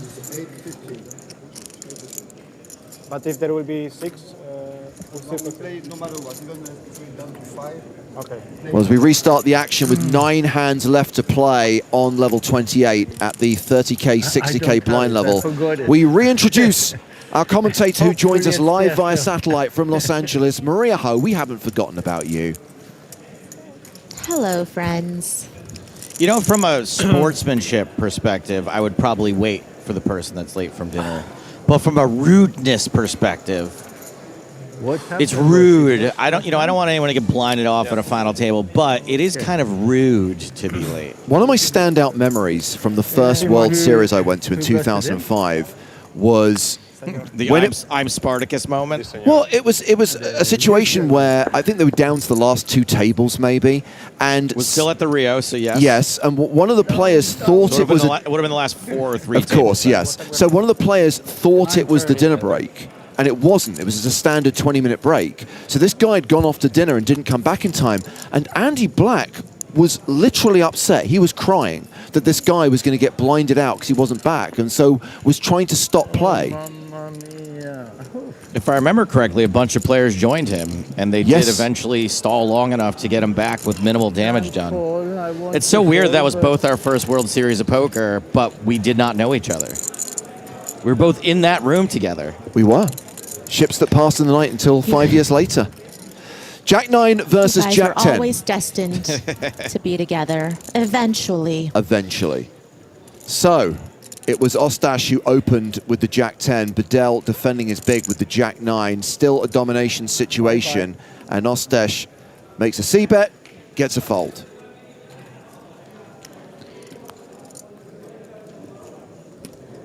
Bedell's like, I came back early for that? I mean, I feel like a full table and being late is a little bit different than, someone blinding out when it's down to heads up or something. I think that's a lot different. But my parents always taught me if I'm not early, then I'm late. Mm-hmm. I really don't like to disrespect other people's time. So, get it together, Bedell. I would be really embarrassed if I came back late, whether they waited for me or not. Poker's kind of weird, though, for us people that are, if you're not early or late, Maria, because if you're even 2 minutes early back from break or like before tournament starts, you feel like a real dope. Yeah, and I also just feel like I can't mentally get into the game that quickly. Like, I have to, recalibrate, and just once I sit back down, I want to, take stock of everything again, make sure I have the chip stack that I thought I had before I left for dinner break. And a couple of minutes left on the clock before play starts, just it's not enough to do all that.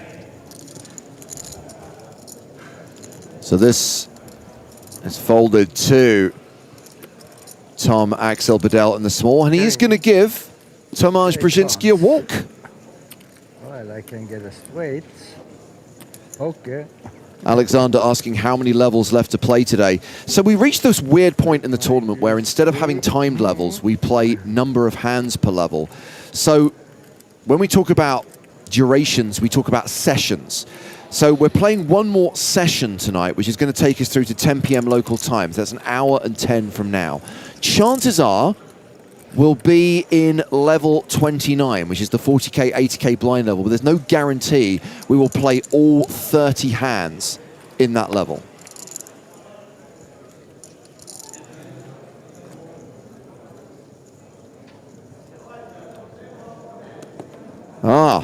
Nelson, hand 111 of the day.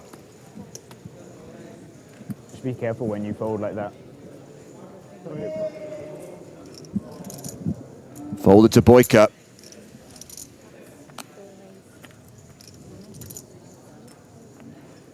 He's raised with ace-10 to 120,000. Brzezinski in the small blind. Folds. Kaukua in the big blind. Has queen-4.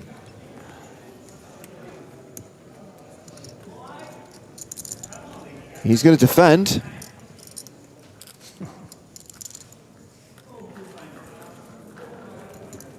Or is he? Oh, I thought he was flicking chips in. In fact, he was pushing his cards forward. Raise and take it for Boyka. I stand corrected.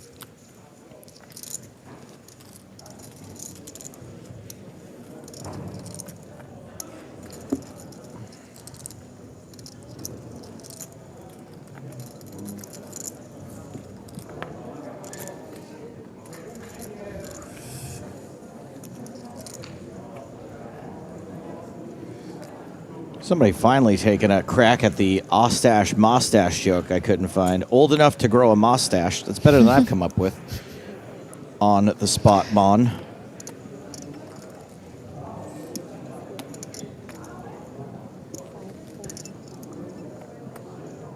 Action here folded to Tom Axel Bedell, who looks down at ace-king in the cutoff. Starts the hand with 2.8 million, just shy of 50 big blinds. Opens to 125k. Pocket tens for Tomasz Brzezinski.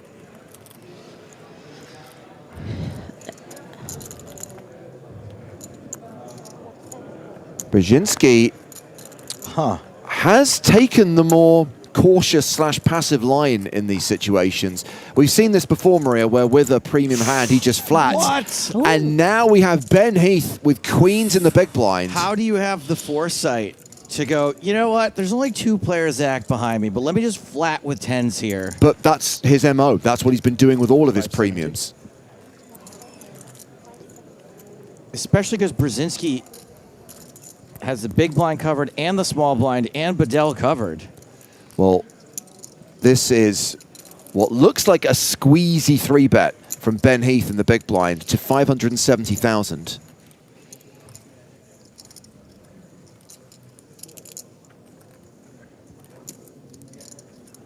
Would you expect Bedell to 4-bet here, Maria? I think so, but just given, I think, his mannerisms, it feels like he actually doesn't love this spot as much as some people would. I think it's partially to do with the fact that, Heath has not been very active. He doesn't really have the stack that would necessarily get too out of line in these spots, even though it does look like such a great and enticing squeeze spot. And so typically, I think a lot of players would be, pretty happy to just 4-bet, shove the ace-king. But I think he's kind of recognizing that maybe something is up here and that he might be up against not only a premium, but... There it is. Yeah, I think... So it is a 4-bet jam from Bedell. And yeah, you're right, Joe. For Brzezinski, looks like a genius because he can just get away from this now. Or he could call, hope to get lucky, and knock out 2 players. Just saying. And Ben Heath calls with queens. He is the at-risk player in the sickest and classicest of races. So if queens hold, I take my one time now. Heath becomes a big I was stack, more hopeful for my situation after the time banks. and Bedell will be left with 10 big blinds. If Ace-King gets there, Bedell's back in the chip lead, and Heath's out.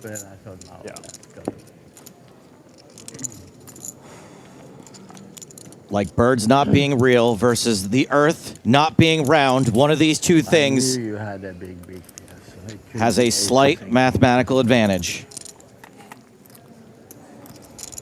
The flop is 9-6-5. Bedell's using his one time. Wants an ace or a king or Come on. running hearts. Something tells me this guy didn't wait his whole life to use his one time. Greedy. King of Hearts is a little greedy. Agreed. Bit so much. No. I also think that you Always the shouldn't last use your one time when it's not Always for the your last tournament one. life. You only need You one. know what I mean? I do. That's what I mean. This guy's used his one time hundreds of times. Please. Ace or a king required to eliminate Ben Heath. 6 cards for Ben to fade on the river. Any ace is good enough. Is that all? Normal thing that comes from the river.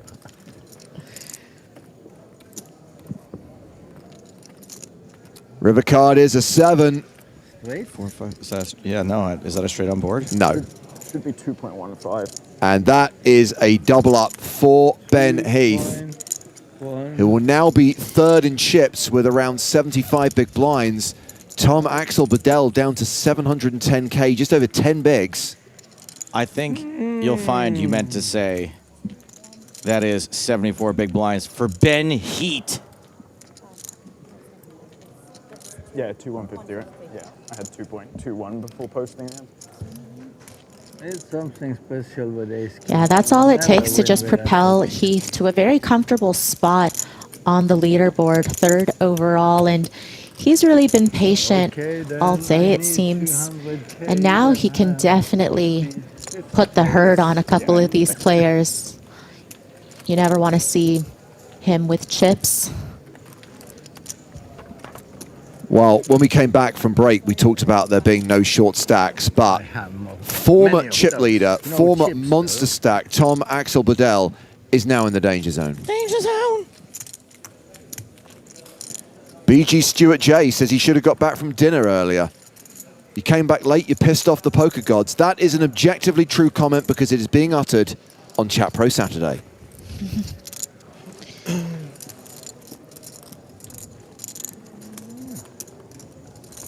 But yeah, let that be a warning to those of you who don't come back from break on time. You will lose your flips. That was scientific evidence.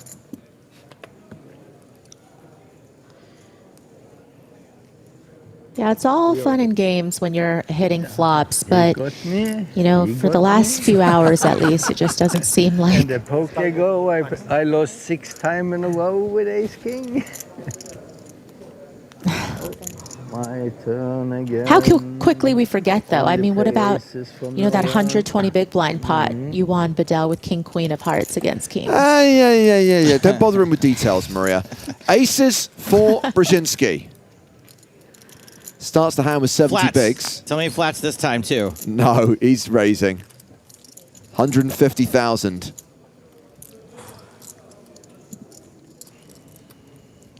Kings for Ben Heath. Oh, come on. Wow. Another cooler, another setup. What the what? Stapes, we didn't really need you to crank it on dinner break. I feel like this was moving at, you know, a pretty brisk pace. I had a lot of carbs at dinner. I didn't even have the energy to crank it.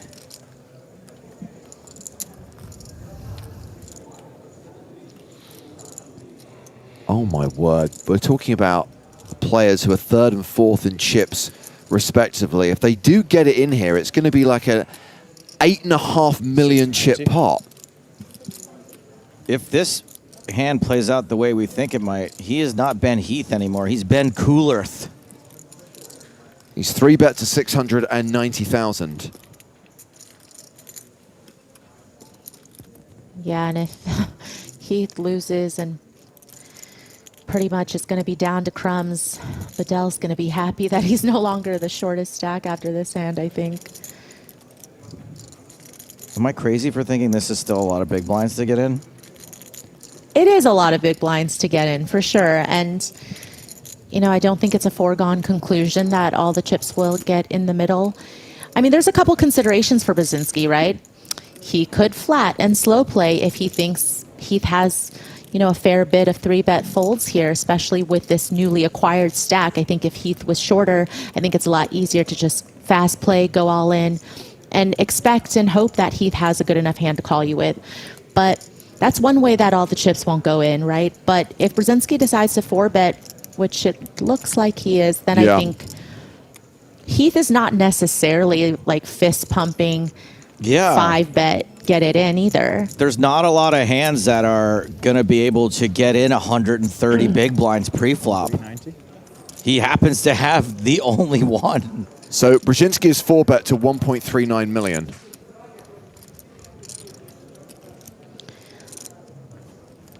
Especially with the way that I think Brzezinski's maneuvered so far from what we've seen and what no doubt Heath and the other players at the table have seen, there's definitely some cause for concern. This guy has not been the player who has been wanting to push the action.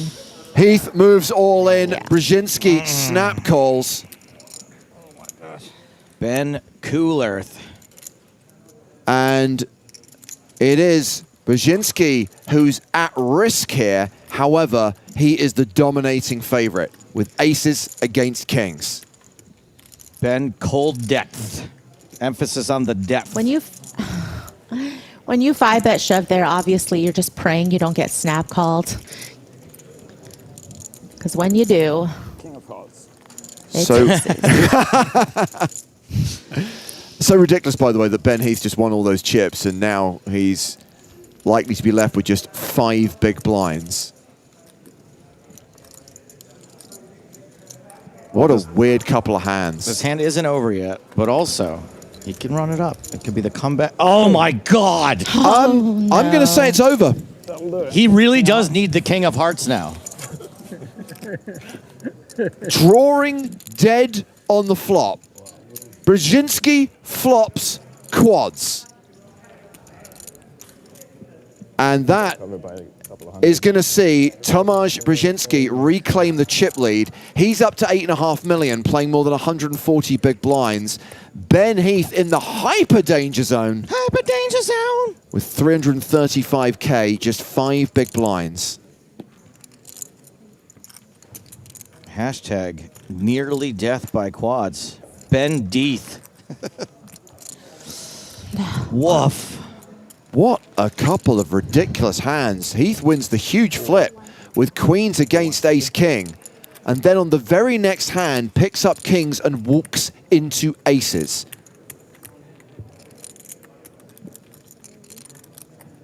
And Maria, now we've got a player with 5 big blinds and Tom, Axel, Bedell with 11 big blinds. Everyone else is thinking, right, just let these guys go broke. Let's just all ladder up to 200k, right? yeah, I mean, those middle stacks are just going to be content to fold. I like this line from Mike Drop. I almost said the same thing. If he had just called, he could have folded the flop. Chat Pro Saturday, that's 100% correct. Yeah, listen, of course, you know, nobody expects Ben to be folding there pre, but it also just feels like such a gross spot for that many chips. So Brzezinski, number 1, just ahead of Mikolaj. Oshdash. Aces only plan is a good one. Bedell and Heath bringing up the rear. Before you lost your pot. And only a few hands till the blinds go up, putting increased pressure on those 2 short stacks.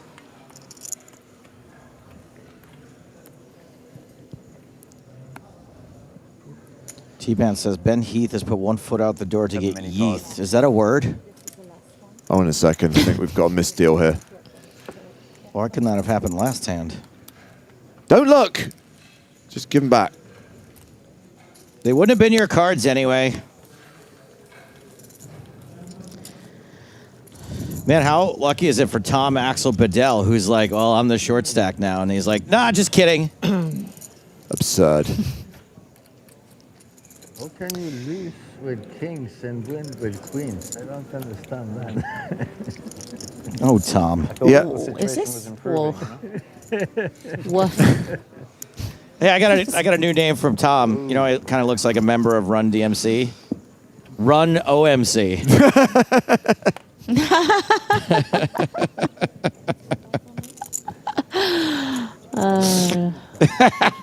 Okay, I'm pretty proud of that one. That that comment was definitely an OMC comment too.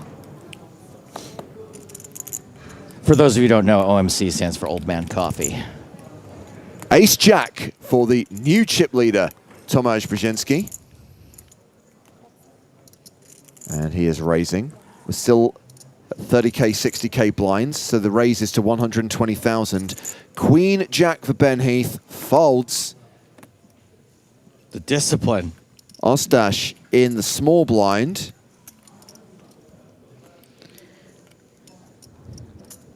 He calls.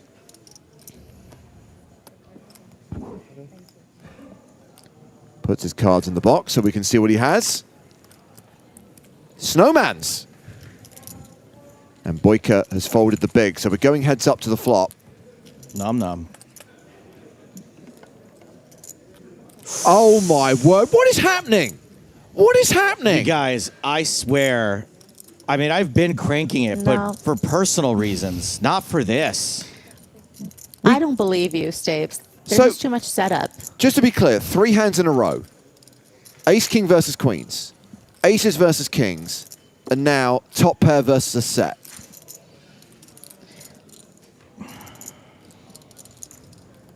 And these are the 2 biggest stacks, by the way. Yeah.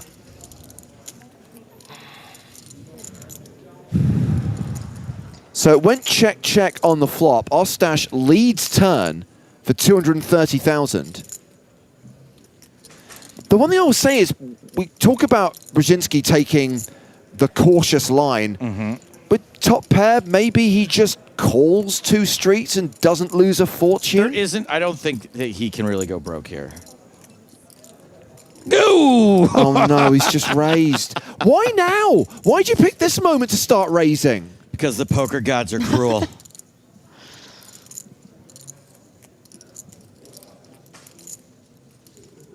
People are asking if this is the same dealer we use online.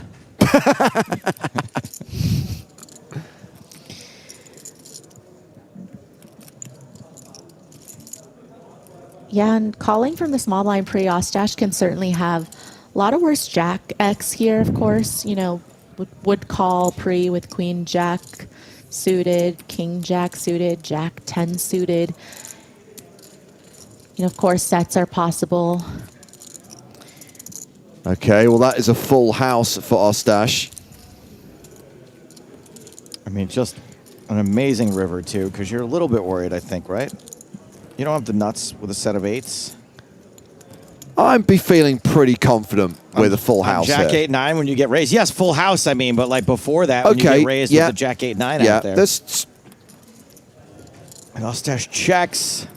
Oh, no. Brzezinski's going to do it. Oh, my goodness. So we've got 1.6 million in the middle. That's more than $1 million going in there. Or maybe just shy of $1 million. Yeah, 950,000.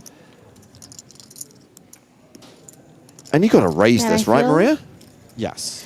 Yeah, I feel like, you know, you can't blame Brzezinski for going for value here. Again, still plenty of Jack X that he gets called by, that he has outkicked. You know, is beating, of course, 10s, maybe some good 8Xs that Ostash decided to continue against the raise there on the turn. A lot of missed backdoor draws, of course. One time bank card deployed. You think he's dreaming about Vegas and the effing Mirage? Well, I hope not, because they've closed it. He might afford to be able to reopen it when he wins this tournament. There is the raise. 2.25 million.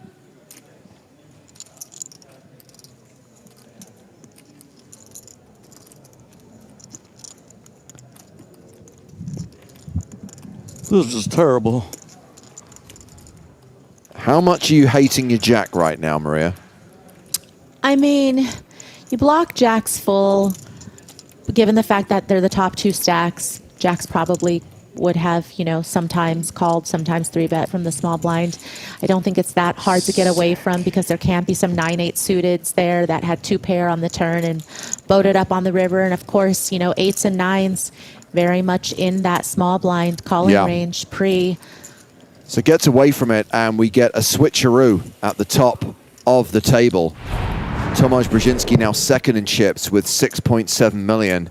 Mikhail Ostash, number one once again, closing in on the 10 million mark, has more than 160 big blinds, at least for the next two hands, and then the blinds will go up.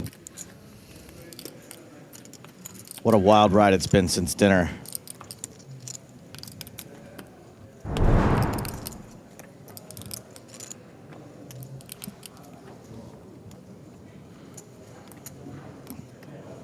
Okay, we'll need to calm down. We just need a simple raise and take it, just to kind of give us a minute, give us a breather.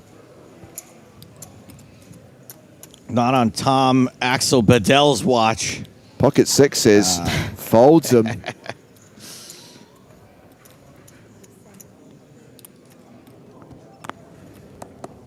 Tony Calco has folded. Ben Heath is out. Ostash on the button.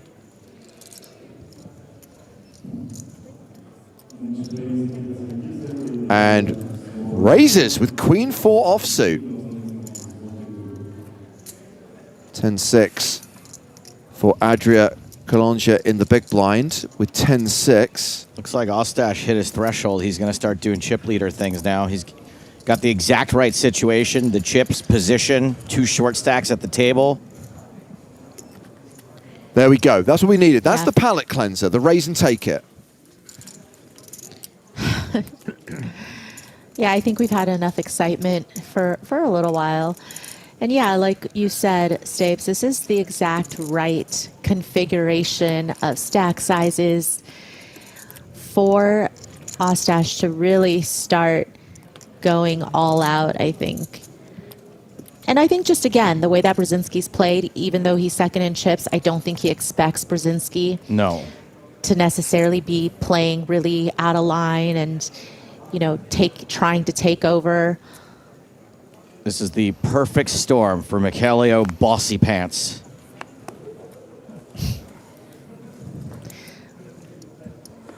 Let's see. Let's see if he... Oh, come on. Hey, let's see if he raises this one. We did have one hand off. That's all I needed, just one to reset. Okay, I'm good for another cooler. I mean, this could also be raise and take it. There's no guarantee that Bedell's going to have a hand here. I mean, it was only a 40-minute dinner break. Can you imagine if I had had time to crank it for a full hour? I think we'd be heads up already. And Mikhail Ostash becomes the first player to cross the 10 million mark as the blinds go up. We've just hit level 28 and are now playing 40,000, 80,000 with an 80K big blind ante. I was about to say we need some more action. So 125 bigs at the new blind level. 30 hands to play at this level.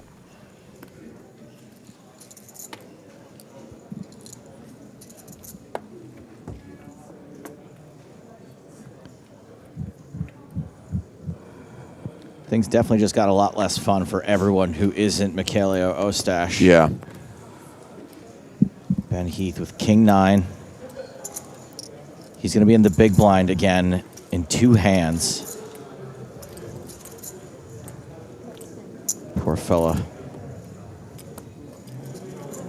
Okay, let's see how loose Ostash is going to be. No, he's not going to do it. Huh. I feel like a lot of people would have taken that spot with Janina. What do you think? I agree. I am a bit surprised by that, but I don't know. Maybe it's a little bit of Boyka being in position with 60 bigs behind him, but I still think I would have opened the Jack 9. Yeah, some people just don't like Janina, but most people are a fan, I think. Kalonja opening the button with King 8 of spades. I mean, I'm a fan of having everybody in ICM jail, so any two would have looked pretty good. Come on, Marie, you can say it. You can say Janina. Brzezinski with King 5 of clubs. If you have problems, just ask Ben. I know. Dominated, but suited. So a reminder that we're going to play 45 minutes of this level, still an hour and just 3/4 of an hour rather to go on the day. And Brzezinski's 3-bet. It's re-raised to 710,000. I mean, from a guy that doesn't 3-bet very often, yeah. Smell you later. Brzezinski still second in chips with around 85 big blinds. By the way, at this new blind level, let's just check on the 3 shortest stacks. Kalkua is down to 19 bigs, but he's fine. Tom Axel Bedell is playing 6 big blinds. Ben Heath is playing 4 big blinds. They are not fine.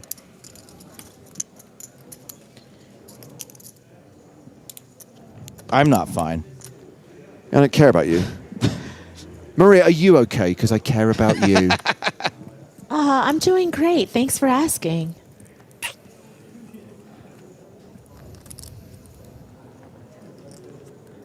What's the pay jump right now between 7th?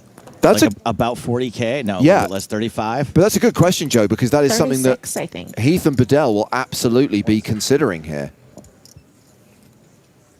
Ben Heath in the big blind next hand. He is folded under the gun. He's going to have half his stack in. Of course.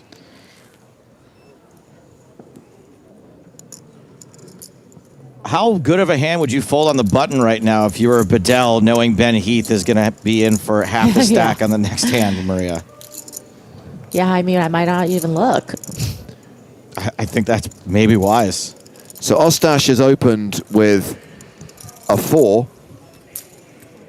And that is a call from Brzezinski in the small blind with the Grafton, 10-9 suited.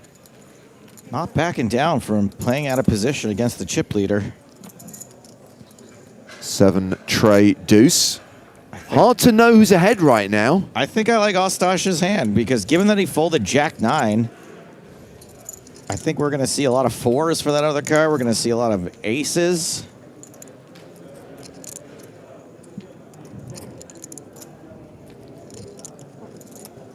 Well, his continuation bet likely to get the job done. Sure enough, Brzezinski has folded.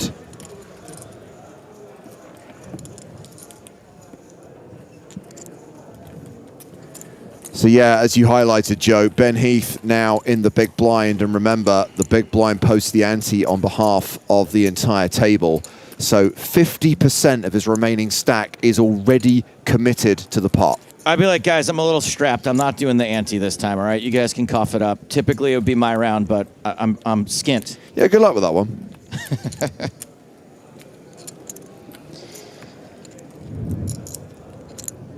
So, incredibly likely for Ben, formerly Heat, now Coolerth, to be all in.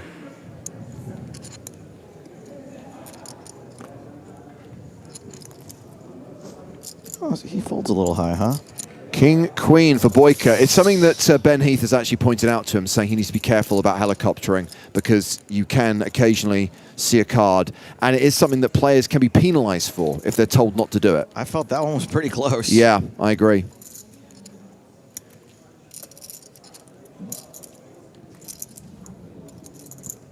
No, come on, Tommy. Tom, this is a dream spot for you to make $35,000. Yeah. He's folded. Run OMC.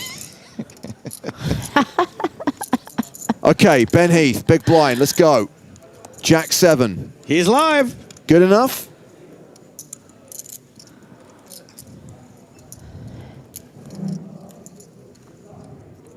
Don't waste the time bank on this. You might run it up. There it is. So just a call, leaving himself 75k behind. I have 75. Oh, he's going to see the flop. He is seeing the flop, which has a Oh, jack no. on it, but gives Boyka Broadway. Everything's funner when you go runner, runner. I mean, you can't fold the jack. So Boyka bets enough to put Heath all in. He calls, realizing that he's drawing almost dead. Running cards required for Ben Heath. Look, there's lots of good turn cards for him. An ace, a 10, a jack, a 7. Let's see if we get a sweat or if Ben Heath is drawing actually dead on the turn.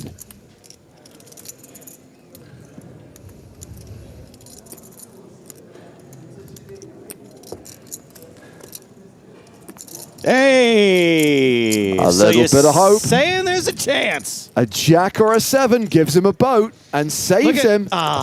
King on the river, and that seals the fate of Ben Heath.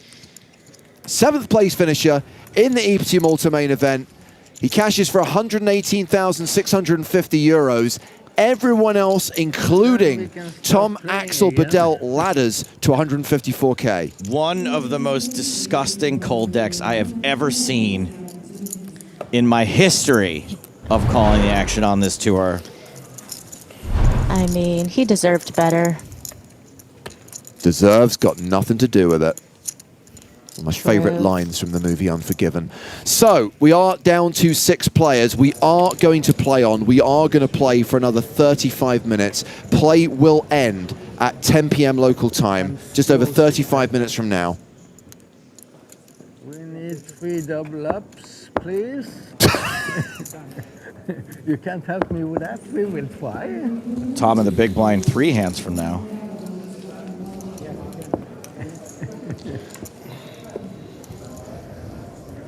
At which point, nearly half of his chips will be going into the middle. Yeah, and I wouldn't imagine we'll see much craziness from anyone else for as long as Bedell is still at the table playing 6 big blinds.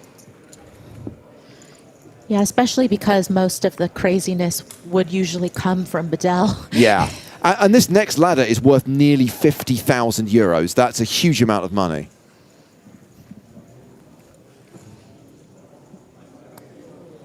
That's right, T-Ban. Sadly, the final table will not feature Juan Pardo or Ben Heath. Thanks. But there's a very good chance it will feature the defending champ and... Tommy, can you hear me? Oh, here we go. He's all in. Good luck, man. It's tricky. Well, Bedell. listen, if you want 3 double ups, you got to get the chips in the middle. So, Well, he's not going to get a walk this way. So Ostash has 2 overs. This is a coin flip, and it is a flip. Bedell needs to win. He needs these snowmans to hold. Like Burning Man versus the Met Gala. One of these 2 things has a slight mathematical advantage. I'm not ready to leave late. Yeah.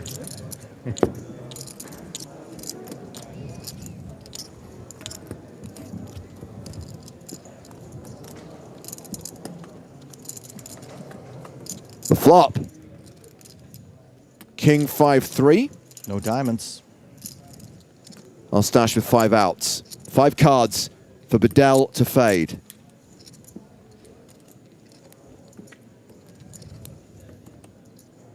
Three of spades on the turn. So, unless there is an ace or a 9 on the river, Bedell doubles up and survives. It's a double up for It run, is. Run OMC.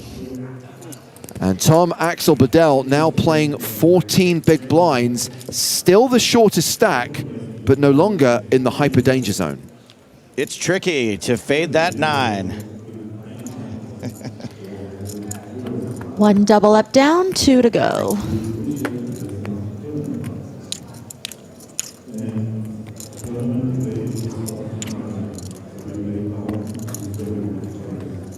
Greetings, fellow teenagers. Or however the phrase goes. Wait, this is pretty good. Somebody says, wait, is this the first time Tom has mentioned that Bedell looks like Mr. Feeney from Boy Meets World? That's the first bad look like we've had for, what's his name? Something Daniels? William Daniels. William Daniels also played the voice of Knight Rider. It's pretty good. It's a good one. How do you do, fellow teenagers? Thank you, PewDiePie. Well, well, well. Oh, my word. Kings for Bedell. Well, he basically said he needed a double up, then a double up, and another double up. And it seems that the poker gods have forgiven him for his dinner faux pas. 160. You guys aren't going to believe this, but another one of the huge hits for Run DMC. Down with the king. So Bedell raises. Doesn't open jam. Just min raises to 160,000. King Queen for Tony Kalkua. I mean, you do have to. So Bedell does open pretty liberally when he has chips. Kalkua's calling. Yeah, I think that this is pretty bad to get a hand this low that you still have to call. Boyka's getting a good price, but his hand ain't great. Hashtag understatement. You got to do it for the memes. Does that look like a guy who's interested in memes? Oh. So, Bedell, a huge favorite, suffice to say, as we go heads up to the flop.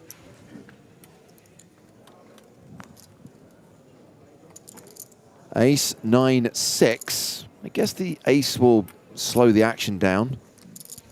I got a disease, and the only cure is more Bedell. He checks to Kalkua, who has 2% equity here. Seems like a fairly easy check back. Yep. 8 on the turn. Kalkua drawing dead.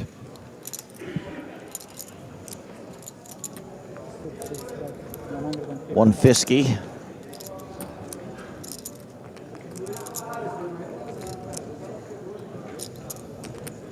Kalkua with no hand, no draw. Doesn't need to do anything other than fold. Bye-bye. So no double up for Bedell, but crucially has chipped up and has actually moved ahead of Kalkua on the leaderboard.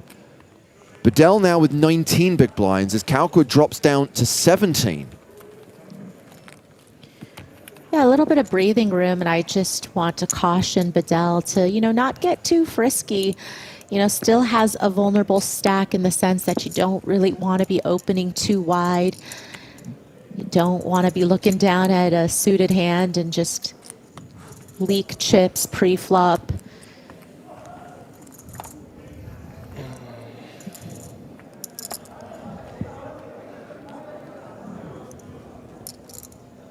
We are playing the 40,000, 80,000 blind level.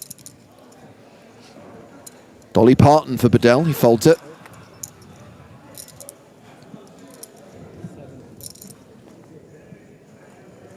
King 9 for Kalkua. Don't think you can really faffo with this one. 160. Oh my goodness! Off a 17 big blind stack. Is this... I don't want to try and step into this guy's mind and work out what he's doing. I can't work out whether it's boredom, frustration, trying to make something happen. I mean, maybe just trying to play off image that you're going to expect him to be a lot stronger than this. Maybe this would get through.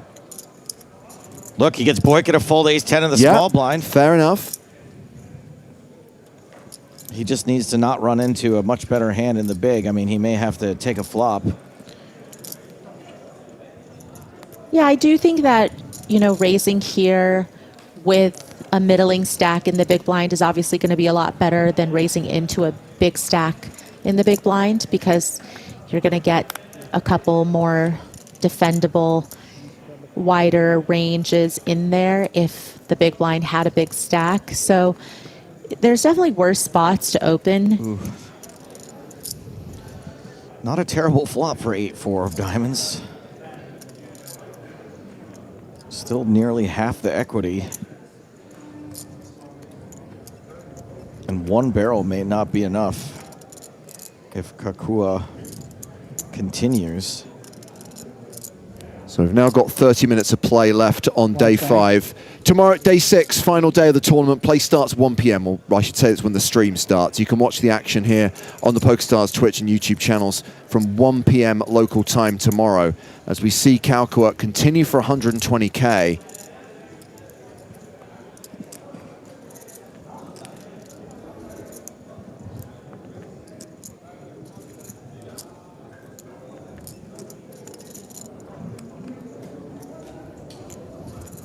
And Kalonja calls.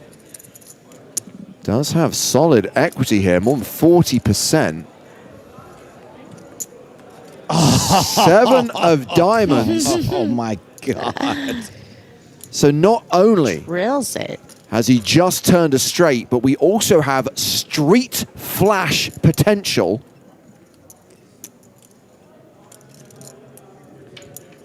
I don't think Kakua can go second bar here anyway.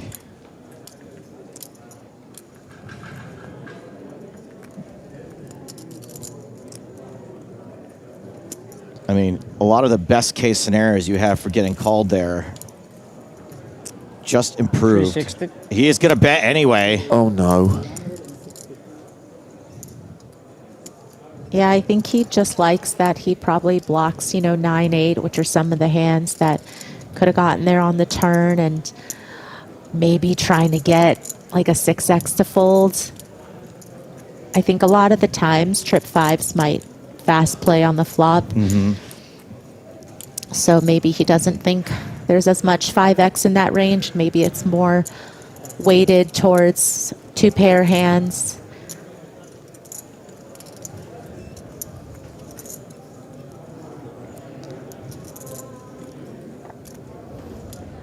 Are you saying that King 9 is a Kakua blocker? It would appear that that's what he thinks.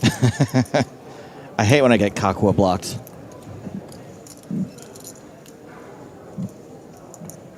All in. Kalonja assumes Kalkua is stronger than he is. Well, Kakua does have a gut shot. Kalkua quickly folds, leaving himself 750K, so he's now a sub-10 big blind stack. That's right, Zafad. Kakua blockers aren't real.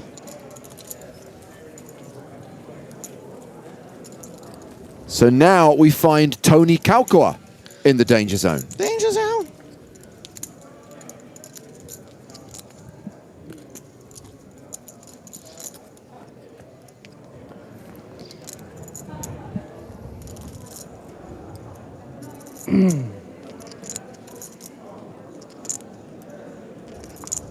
Well, it's Bedel's big blind, so it is Tomasz Brzezinski who's first to act here.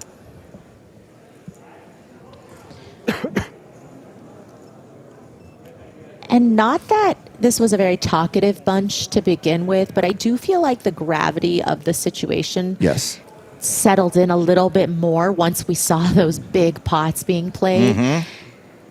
Well, with these snowmans, I think Tony Kalkua is going to be all in. You're right, Maria, though. A chill filled the room after those first couple of hands.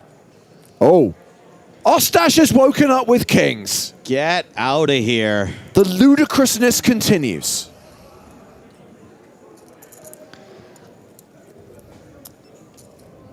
Pocket kings for Mikhailio of the stash. He announces call, hoping that he can tempt someone else in. I don't think anyone else will be tempted. I don't disagree. And sure enough, everyone else folds. Kalkua is going to see that he is dominated and likely to go out in 6th place.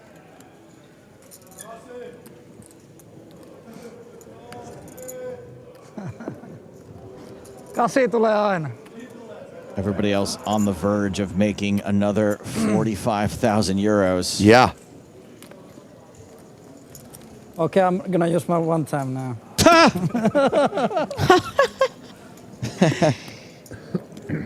Oh, Bedell. This could be the end of Run OMC. Just kidding. No. No, I haven't. Ace, Queen, Jack on the flop.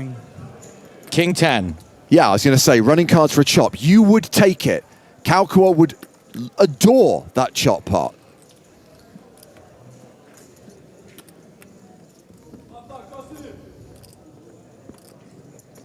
Turn card is a 6. Close.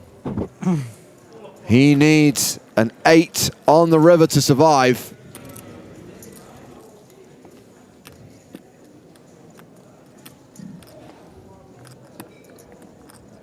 Close but no cigar, and that is the end of Tony Kalkua's EPT Malta main event run.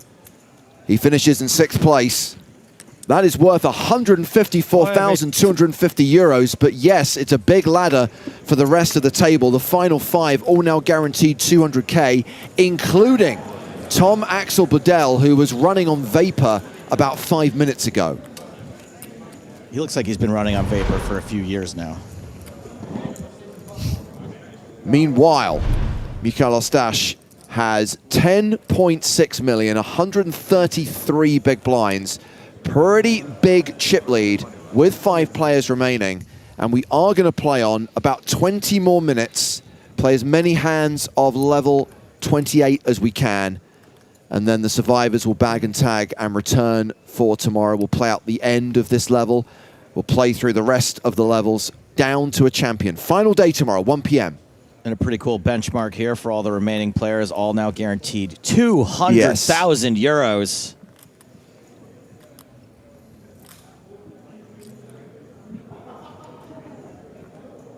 Have not heard much from Alexei Boyka. He's going to get involved. Boyka opening in the cutoff. Well, remember, we are now short-handed. And that will affect ranges. Well, we know... Oh, what in the world? Are we sure the graphics are working? Are you sure they're not just remembering the hands from the previous? Yet another pair of clangers. This is ridiculous. Kalonja's turn to pick up kings. He 3-bets to 450,000. Yeah, fortunately for Boyka, with having a 4 in his hand, there's probably not going to be a lot of continues. There's going to be some. But what if it's ace-4 suited, which everyone feels compelled to pump with these days? You know that? Yeah. You know that cereal, like, oops, all crunch berries? This deck is oops, all kings.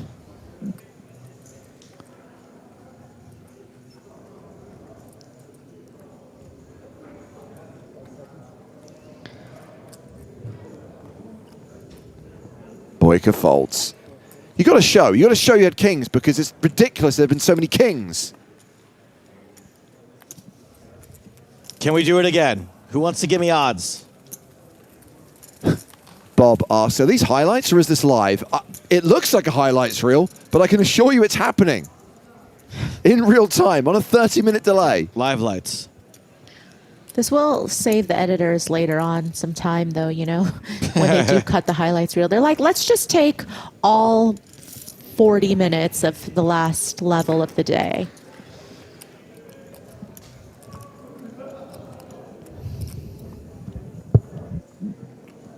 So yeah, there's still 23 hands to play at this level. We're not going to get through all of those 23 hands in the next 20 minutes.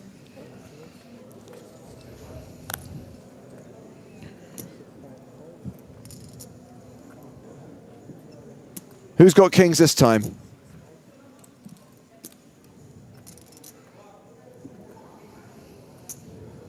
Queen Jack suited.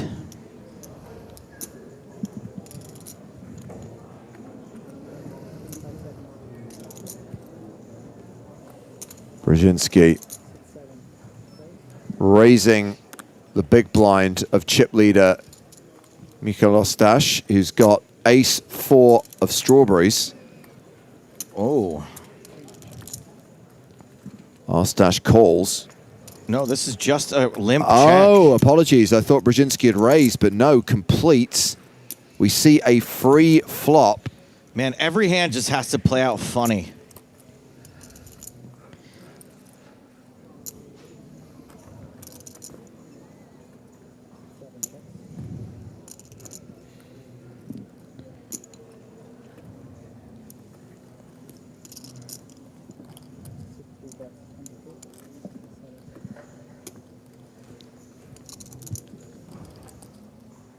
And Pegged says, I'm really surprised it didn't just stop at 6 or 7 players the final day. Sometimes, / normally we would. The one thing I would alert you to is the size of the average stack compared to the blinds right now. 5.4 million is the average stack, and we're still at the 40, 80 blind level instead of most of it to play. The danger is if we stop here, we could be in for a very long final day. Let's just try and keep the days a bit balanced, play till 10 o'clock this evening, and then resume tomorrow. The first time we came to Malta, March of 2015, the final table went on until 5 in the morning?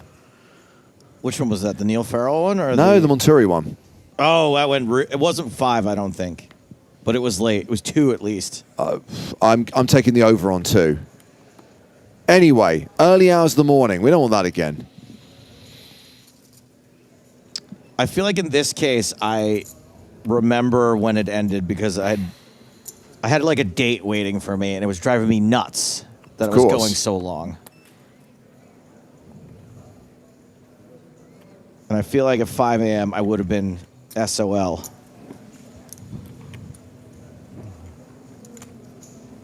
Red Pixel says James wants to sleep on final table days. I just want to sleep on one of these days. I would just like one night where I'm not up for 3 hours. I like that jet lag is all of a sudden real now that James experiences it.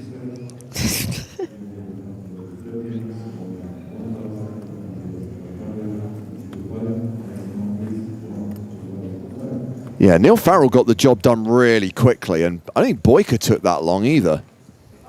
I forgot we went twice in that 1 year. Yeah, spring of 2015 and October.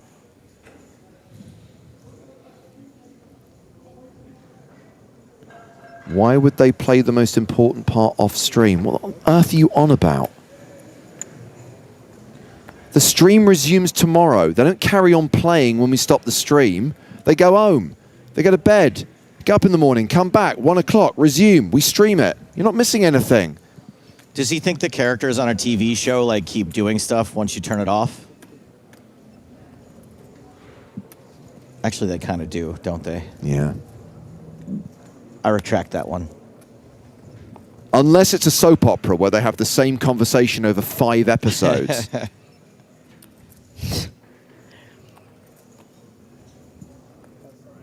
720. All right, what is it now? Queens? Well, it's a hand worthy of a 3-bet. And 3-betting the chip leader. Now, granted, the chip leader is going to be opening pretty wide on the button, but why, when you can see a flop for less, would you put a bunch of chips in unless you had it? The chip leader forced to fold good old Dolly Parton. Raksha says, I stopped watching soaps years ago. I visited someone and they had it on. I hadn't missed a thing.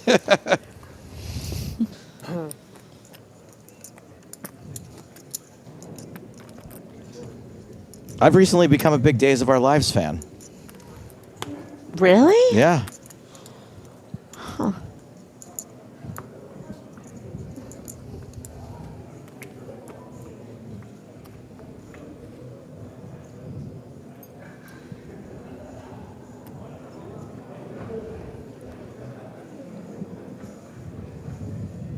Zoomer, I was kind of into Passions back in the 2000s. Passions?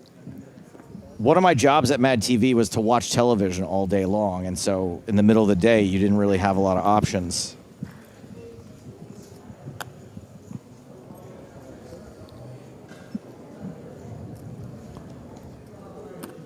The only soap opera I ever genuinely followed was Neighbours. It's not a terrible choice. During my school years, the 5:35 p.m. repeat of Neighbours. The Madge and Harold, Charlene and Scott era. Was Guy Pearce on when you watched it? Yeah, he was Mike. Mike and Jane. What about Margot Robbie? No, this is pre-Margot Robbie. Alan Dale was Jim Robinson. Leave the table and take Paul Robinson. Helen Daniels. Dr. Carl. Des and Daphne. See, you look down at me, I say Days of Our Lives, but it turns out you're a real neighbor's head.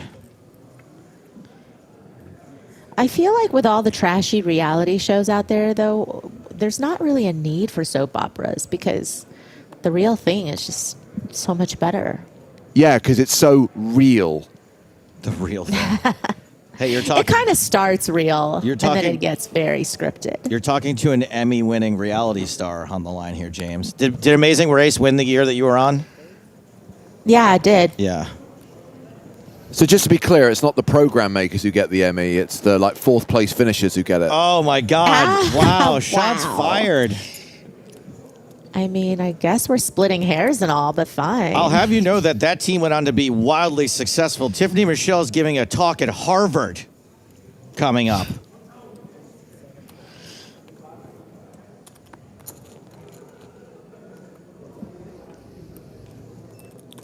I looked it up, though, and it's not Harvard University. It's Harvard Landscaping. Brzezinski versus Boyka.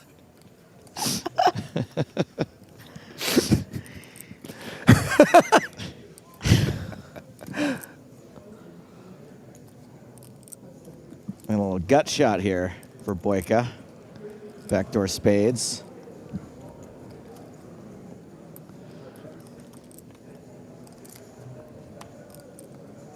Hey-o, it's gut shot city today.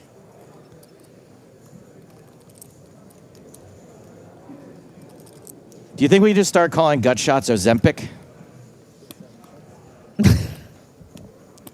The GLP-1 on the turn? I think there's a sponsorship opportunity. Yeah, right? Mengovi. Ozempic. Mengovi. Get on the line. Jimvaro, whatever they're called. Let's go. Start the bidding war. I look forward to the disclaimer running at the bottom of the screen the whole time on all of the many side effects, including death, which could occur if you use this drug. Hey, life is 100% chance of death.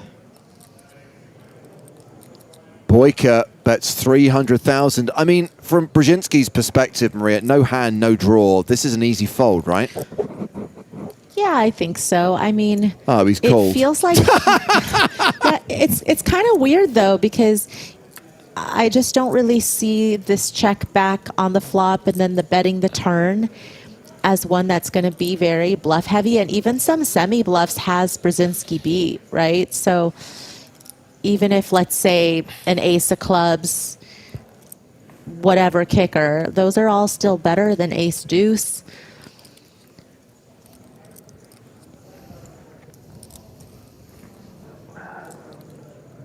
Well, Brzezinski checks a third time. Boyka wondering how much value he can get here. There's $1 million in the middle.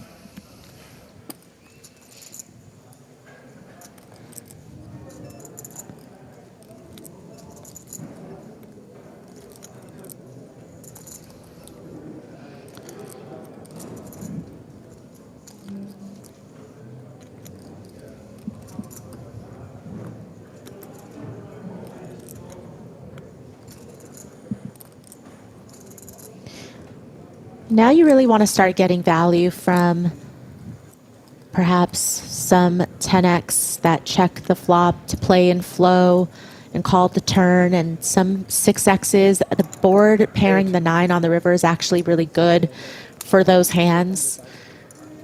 So you don't think that they're likely to go anywhere. I mean, ace deuce is just so kind of low in the range, but also the board pairing probably makes it a little bit better with ace high. Ooh. Does get value. Jeepers. I mean, what? Hero call gone wrong. We're making coolers even where they don't exist. Superhero crashing to the ground right now as Boyka chips up to 6.1 million. Boyka second in chips now with 76 big blinds. Brzezinski drops down to 67 bigs.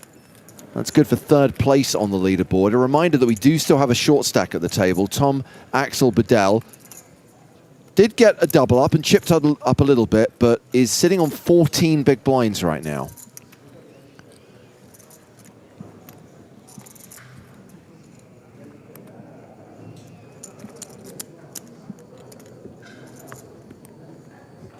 Samantha said, I said this would be hard to get paid. Was I wrong? Mm-hmm.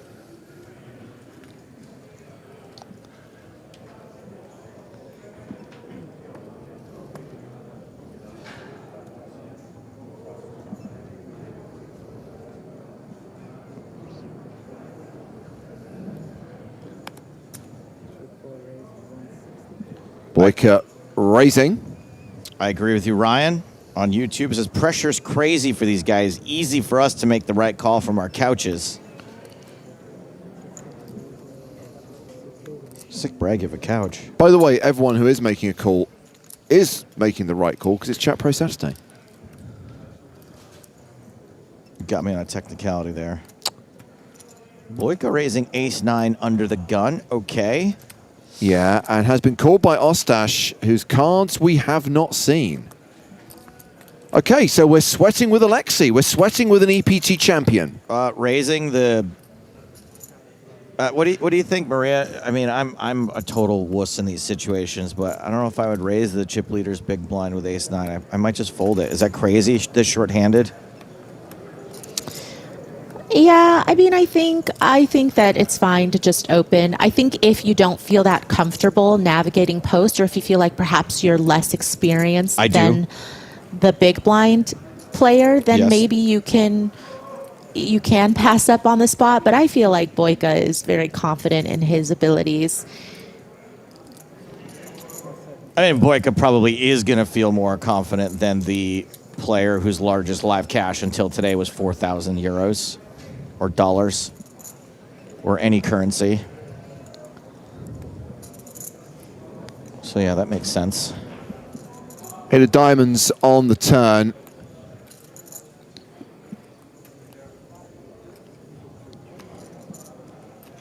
Yeah, but you see how Boyka just goes ahead and checks back that flop, even though it's favorable for his range. Because, you know, I think opening the pot here versus playing a big pot are two different things. Like, you don't want to start folding ace-9 five-handed, but you can certainly control the pot size against the chip leader so that you can play small pots, get to showdown cheaply.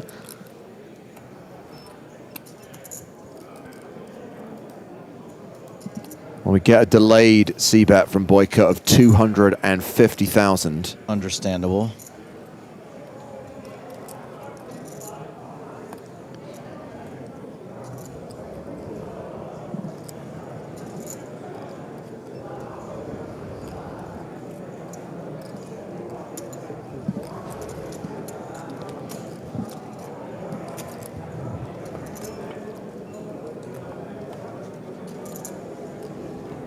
And with Ostash calling, we get the eight of spades on the river, pairing the board. I hate it.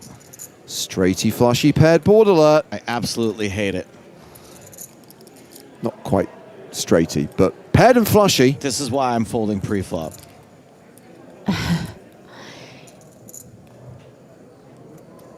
Yeah, Ostash could have called the turn, of course, with the flush draw, maybe some 10x. Maybe, you know, because he did get a free card, could have some 8x as well. I think that if he had King X, he would have led the turn himself versus checking it over to Boyka.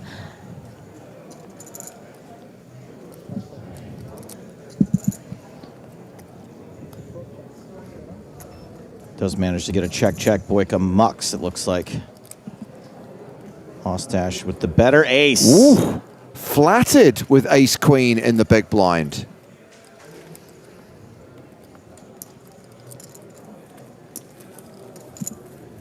And I think we're going to be able to squeeze in one more hand before the conclusion of the day. Yeah. And of course, unless there is We can sleep long. a bust out, 5 players will be bagging and tagging and returning for the final day of this tournament. A reminder, the final day starts at 1 p.m. local time, 1 p.m. Central European Summer Time. Every hand live on the PokerStars Twitch and YouTube channels.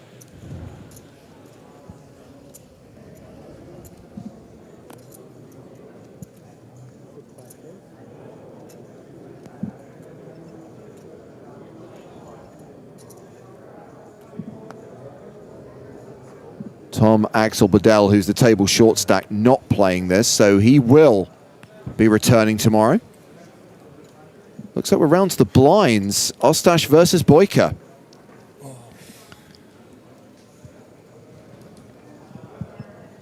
And that's right, Scott. Last hand to end Chat Pro Saturday. Get your back seating in now. Tomorrow, the Banhammer's coming back.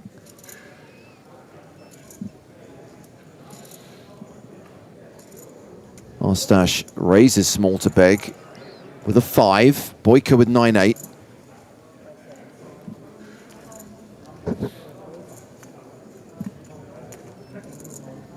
Defends. Well, at least we end the day with a flop. That's nice. Hey, and a top pair at that. Any chance that Ostash has 7-5? Yeah, I think whatever his other card is, we know just by the 5 alone, he will continue in some way in this hand.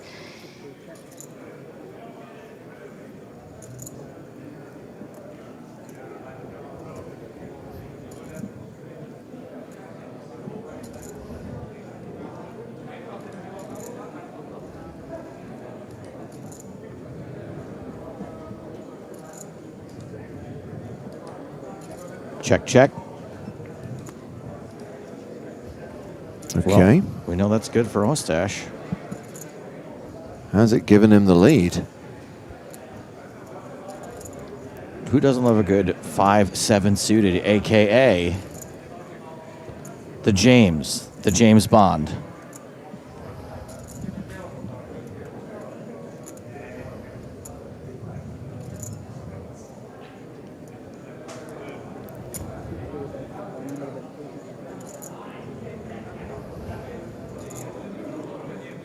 $180,000.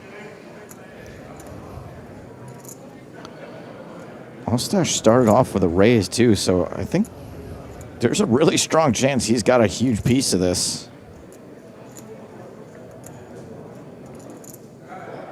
Yeah, and Boyka's check back on the flop just really allowed him, I think, to continue pretty cheaply here on the turn, see what develops on the river. So we got a million chips in the middle, blind on blind. Yes, we do. Oh. And the Boyka. 7 on the river gives Boyka a straight to the 9. Ostash likely to be playing the board. The Boyka Binka. Yeah, it's hard to think that, you know, Ostash is opening from the small blind with 9-5.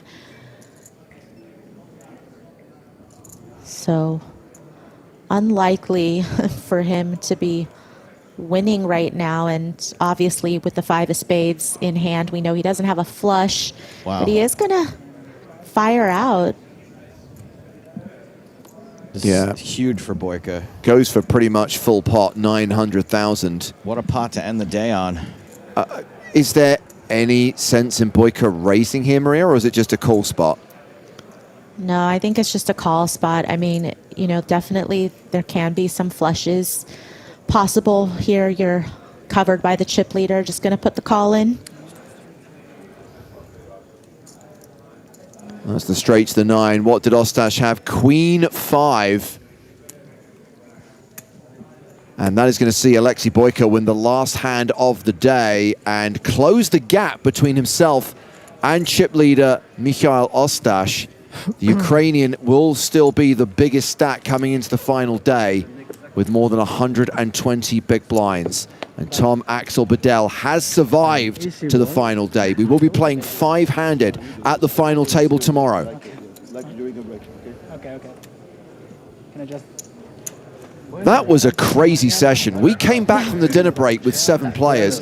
We saw a run of ridiculous coolers. We saw the rise and fall of Ben Heath in 2 hands. When we say we're going to play on so that things don't take too long tomorrow, we don't expect that there's going to be 2 eliminations. We expect it's just going to be a slow grind to get the blinds down so we can lose players tomorrow. But we did lose Ben Heath. We did lose Tony Kalkwa. So 5 players return for the final day. 1 p.m. Central European Summer Time is when the final table stream starts.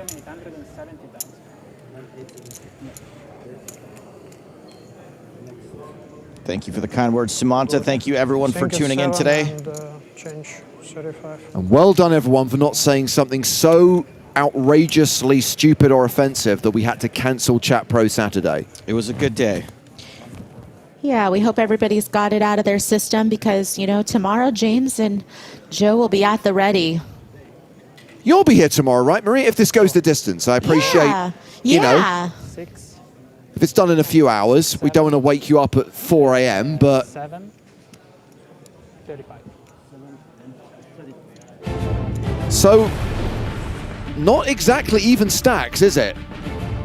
9.8, 7, 5.3, 3.5, 1.1. And a reminder, there's still 15 hands to play at the 40-80 blind level. The 5-handed final table is set for tomorrow, with everyone now guaranteed at least 200,000 euros. There is a 60k money jump if you can make it to 4th. We're looking at 340k for 3rd, nearly €500,000 euros for the runner-up, and tomorrow's champion will lift the trophy and claim 760,000 euros. Don't forget to check out the PokerStars blog if you want updates and stories from the European Poker Tour. Of course, if you check out the live updates on Poker News, you'll get information about the finalists and also updates from the high roller being played here in Malta. But we will be back tomorrow, 1 p.m. Central European Summer Time for the final table of the EPT Malta main event. Until then, thank you very much for watching. From Maria Ho, Nick Walsh, Griffin Benja, Joe Stapleton, and me, James Hartigan, it's good night from Malta. We'll see you tomorrow for the final table.